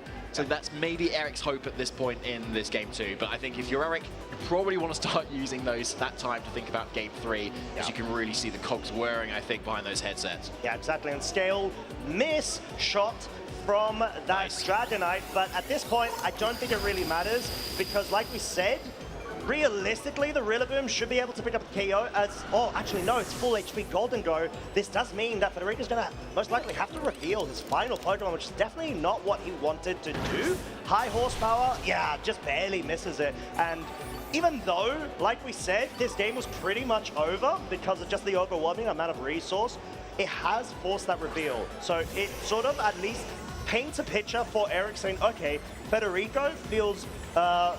more reliant to bring that Rillaboom and Alolan Ninetales, so at least let me try to find a way to be able to reposition what sort of preference of lead he can take, knowing that those two Pokemon are most likely always going to be on the quartet.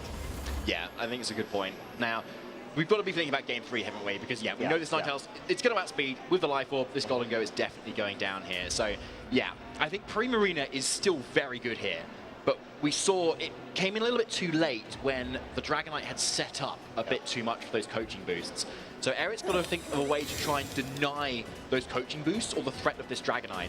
Because at the moment, Primarina is the answer to Dragonite, right? With that Moonblast. So we've got to look for other ways to be able to deal with it. Golden Go is a really nice way to do it, and hence the lead there too. But it was obviously pressured a little bit too much, at least Eric found from Federico's end. But maybe he needs to go a little bit more aggressive here, play a little bit less safe, start maybe using Maltod for a follow me support, and just to go straight on that offense and get rid of it as fast as possible. Give Federico no room to set up those coaching. Yeah, I think that's a really good call, because at this point, you're welcome, because at this point, genuinely, I think that's sort of what's been lacking from this adaptation from Eric's side in Game 2, that immediate pressure. And even though this Sneasler doesn't have Sword Stance, which is what we're so used to seeing when it's a Grassy Seed set accompanied by the Rillaboom, it's got the close combat, Diaclaw, acrobatics, and protect sort of 4 move set.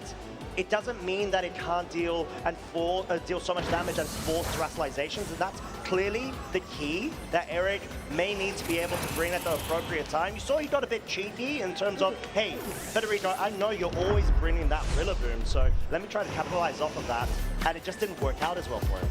No, it didn't. So, yeah, back to the drawing boards somewhat here. So really well played from Federico, just really showing what a great player he is. Like, that, like, looking at that Primarina Game 1, it just seemed impossible for Federico to break it without a Rillaboom. But this time, it was just completely doable. Even without the Rillaboom being on the field in the first place. I know, right? Yeah, so completely turned it around there. And really not underestimating the power of extreme speed on Dragonite as well, where often we see Tailwind over that slot too. So Game 3, we're already here. No, not just yet, David. Don't get too excited, my friend. But yeah, I think given the fact that we had the Blaziken and Dragonite lead, do you feel like it's appropriate for Eric to lead with the Primarina? Or will you expect Federico to anticipate that adaptation, make an adaptation of his own, and not lead with Blaziken Dragonite again? Well, I expect Federico to think that Eric might expect that, that he could bring Primarina in the back. But whether Federico expects Eric to expect Federico expects that, that's another question entirely. But I definitely expect you to expect that Federico might expect it. But you may have lost me. But it sounded like you knew exactly what you were talking about. Oh, so yeah, please, definitely. Please keep it going, my friend. Basically, I've got no idea, mate. Hey! No, I just think that it's a good case. Primarina maybe opted in from Eric's side, but I think it's just around if it's too obvious of a situation where you bring your own Rillaboom to directly threaten it as a lead, and that's the situation we exactly see. There it is. There it is, Federico bringing the Rillaboom, anticipating the Primarina bring on the other side of the field, but then again, Eric goes a level deeper, brings Sneasler to proc the Grassy Seed and Unburden. Oh my lord, both of these trainers are absolutely out of their minds. Look at all the bindings. We're so deep in now, Costa. This is like, oh my goodness, I don't know what, we might be on just like layer 1, but layer 2 to 3. Layer 2 to 3. Yeah, I don't know. So right, impressive. It is impressive. Now, Sneasler is in. Oh, straight up Grassy. Whoa! Whoa! Nearly Damage. picking up the KO! My lord, is there going to be a double up? Diaclaw into the Rillaboom deals so much and causes a sleep as well. This could be so crucial in the subsequent turn. Blaziken Heatwave, is it enough to pick up the Primarina? It is enough, Primarina. The key that we were saying to Eric's strategy already out of Game 3 and this set. This is such a setback from Eric's side. Wow, okay, yeah, that was an explosive turn there. Yeah, really nicely called here. I think Eric had been playing so defensive a lot of the time. Maybe Federico, expecting Eric to play a little bit more on the offensive there, go a little bit more aggressive, leading the Primarina open, as we saw had been done in our previous feature match as well. And yeah, really came back to fight him. Oh, Diaclaw now going into the ring again! We've got a second sleep, folks! Federico not happy! I don't blame him! Eric going ahead and just getting rid of the availability from Federico's actions, allowing a very clean, clangerous soul being set up right there, and all of a sudden, this game has once again been so explosive, completely changed and tipped over its head. We got Komo-O Omni boosted and at +2 special attack. Wow, okay, yeah, that's pretty huge, honestly, there. There's the first guaranteed time of sleep on this Rillaboom as well, so it can wake up next turn. But yeah, that's exactly what Eric needed here in this match. Now, to be fair, it was looking pretty nice into Blaziken plus Rillaboom anyway, to be fair. But it's just obviously very nice for no damage to come out of either of these targets so that this Komo-O can really have a lot of room to then take on hits later on in this game. So yeah, now Eric can really unleash this Komo-O and start firing out those attacks. And yeah, another turn of sleep for Blaziken is not what you want to see for Federico. Yeah, Federico needs to force a turn 1 wake from both of his Pokemon, which say, no, I want to snooze. Let me hit a snooze on that alarm clock, because Blaziken is out, not even being able to get the utility that Federico saw in that game 2. Flamethrower picks up a KO on the Rillaboom. It is a 3 versus 2 scenario. So much setup on Eric's side. You've got that Unburden, you've got a super speedy Sneasler, and then a super speedy Komo-O that bolstered a plus special attack of 2 stages. This is not what you want as Federico, and honestly, all the momentum in Eric's favor right now.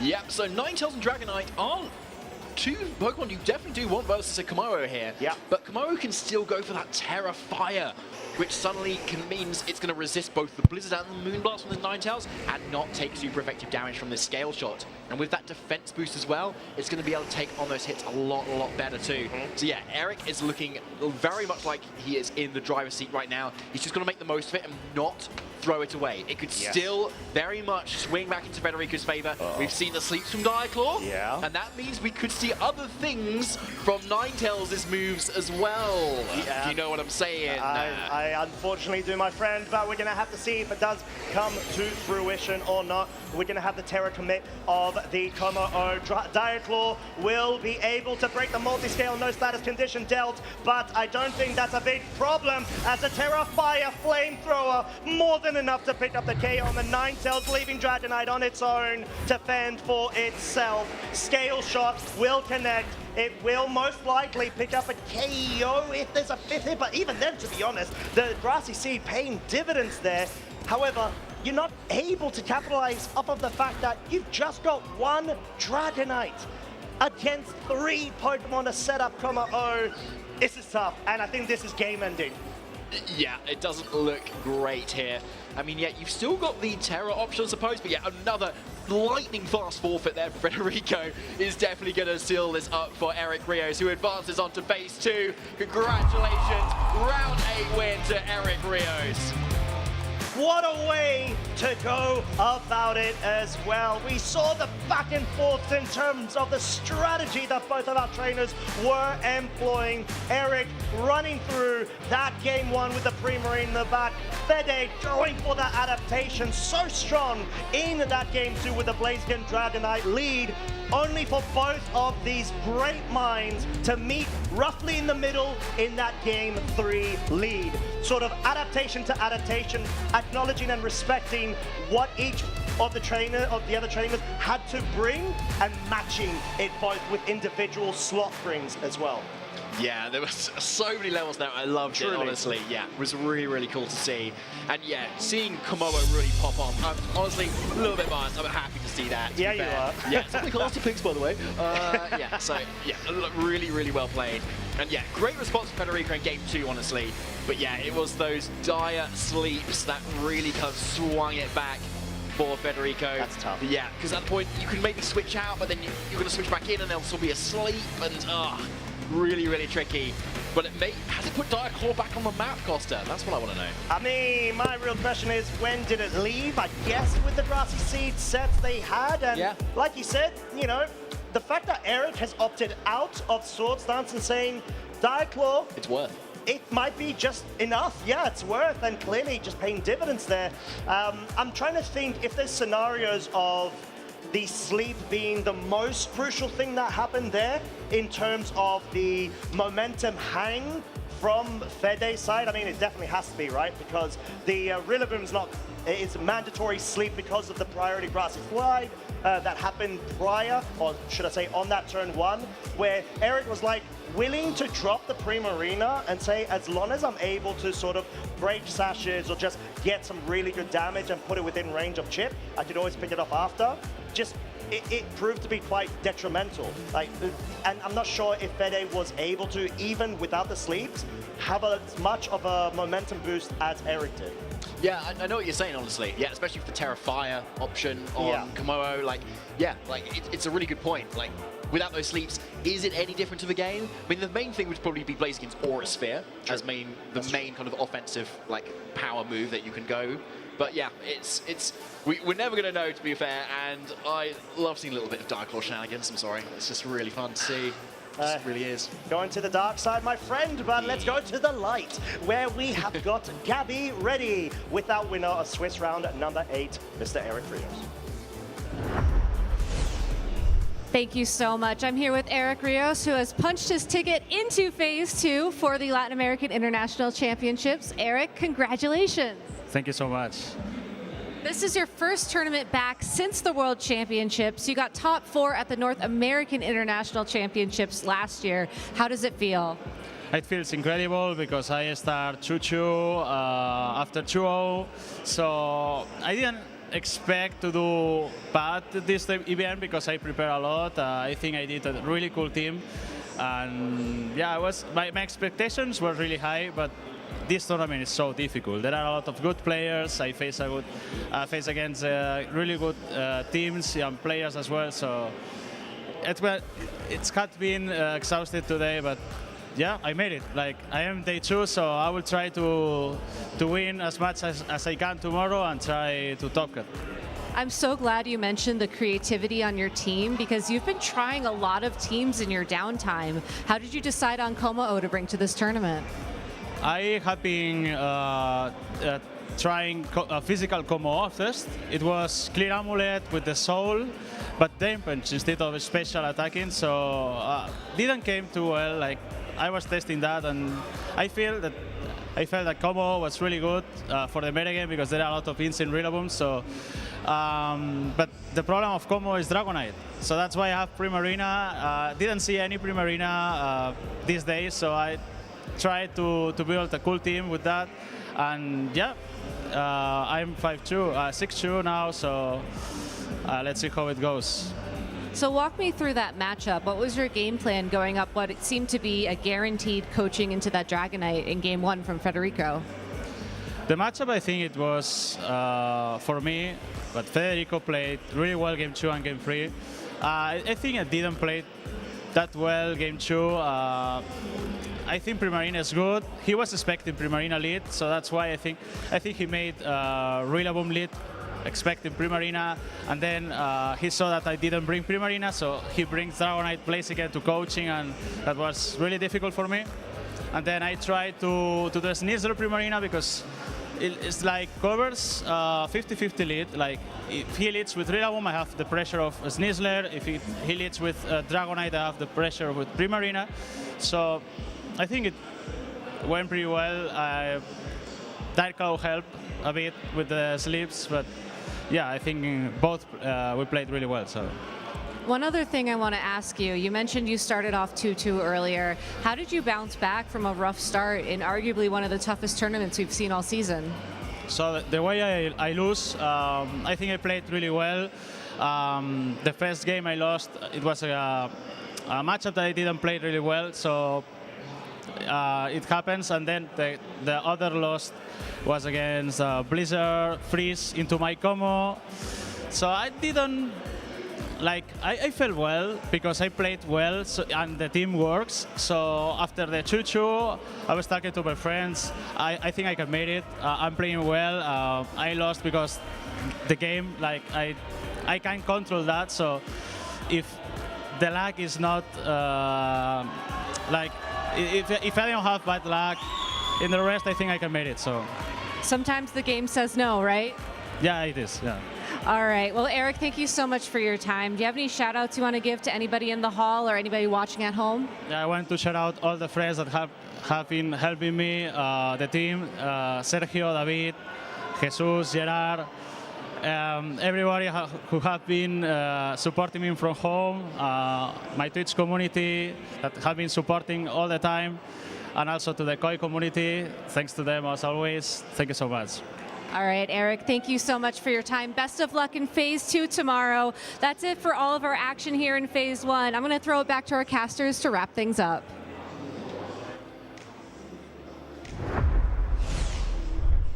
Great to hear from our previous EUIC champion of 2022, if I'm not mistaken. Some strong, firm words in terms of inspirations when it comes to, you know, what has proven to be quite a tough regulation set to be able to sort of not only adapt your own playstyle to, but the variety of meta choices and valid sort of compositions that are going around. So tough to be able to sort of counter, but Eric Rios, one of the very best, giving some wise words there. Yeah, and he is a wise man, honestly. Like he's been around the block and had so many championships under his belt as well. So, and often is very consistent at the international level as well, and no stranger to LAIC particularly too. So, not surprised to see him this far, but obviously he cannot afford another loss. Yeah, exactly that. But like we said, that's been most of the action that we've been able to feature today. However, it is not all over, my friends, because we have got Phase 2. That, of course, will be coming up. We've got some start time availability for you all. We've been absolutely excited to go ahead and show all of the action that we have got going on. But yeah, tune in tomorrow, of course, as we've got day 2, starting up bright and early, 9 a.m. local time and 12 p.m. if I'm not mistaken, UTC. And of course, please make sure to be following our social channels as well. Yes, exactly. On Instagram, YouTube, and X as well. And use that hashtag Pokemon LAIC to let us know what you're up to, where you're watching from, who you're watching with, and any art or drawings that you've got as well, and we might be able to feature them at some point this weekend too. Yes, exactly that. But we do have our Phase 2 players revealed on this lovely little graphic. Frederick Nielsen, Justin Tang, Keelan Van Severen. We've got so many representatives from so many different regions as well.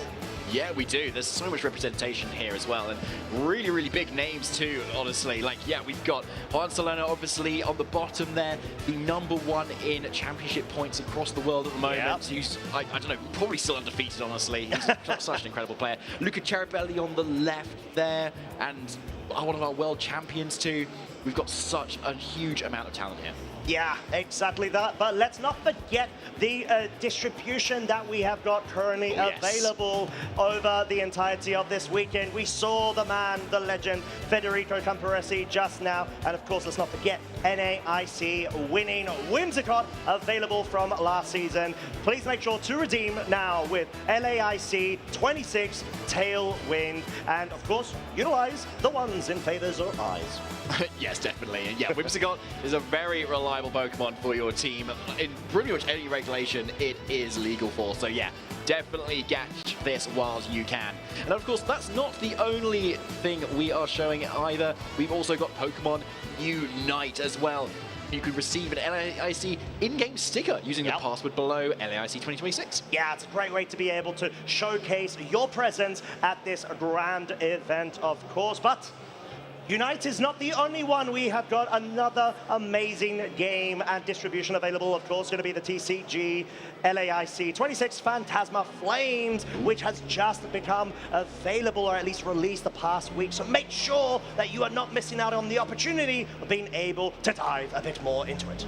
Yes, using that trading card game live app there to kind of redeem those really cool packs, and just seeing the animation of what you get as well is just so gorgeous. Truly. Especially, yeah. And of course, finally, we've got Pokemon Go as well, and the gifts that we're kind of bringing in from there as well, assuming you have been tuning in and using that code too. Yeah, I believe it was the Arachnid that's available, as well as some additional rewards that we've got for you lovely folks. Make sure to not miss out from any of these distributions that we've got across all of our 4 featured games. There you have it, of course, inspired by its Accent's NAIC winning team.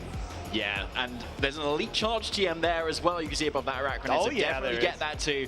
Very valuable piece of item there to be able to change that charge move so you can get exactly what you need, especially if you've been missing out on some of those community days there. Arachne is just a cool Pokemon as well, by the way. It truly is. Has a lot of, viability when it comes to certain formats in our own VGC game. But yeah, with that being said, I think there's just been so much action going on across all of our games this weekend. And of course, we've got so much more in store for you lovely folks tomorrow, unfortunately, but we are looking to meet you bright and early. So make sure that you are tuning in, of course, getting your refreshments, and we'll be catching you tomorrow. Adventure is in the air, and the journey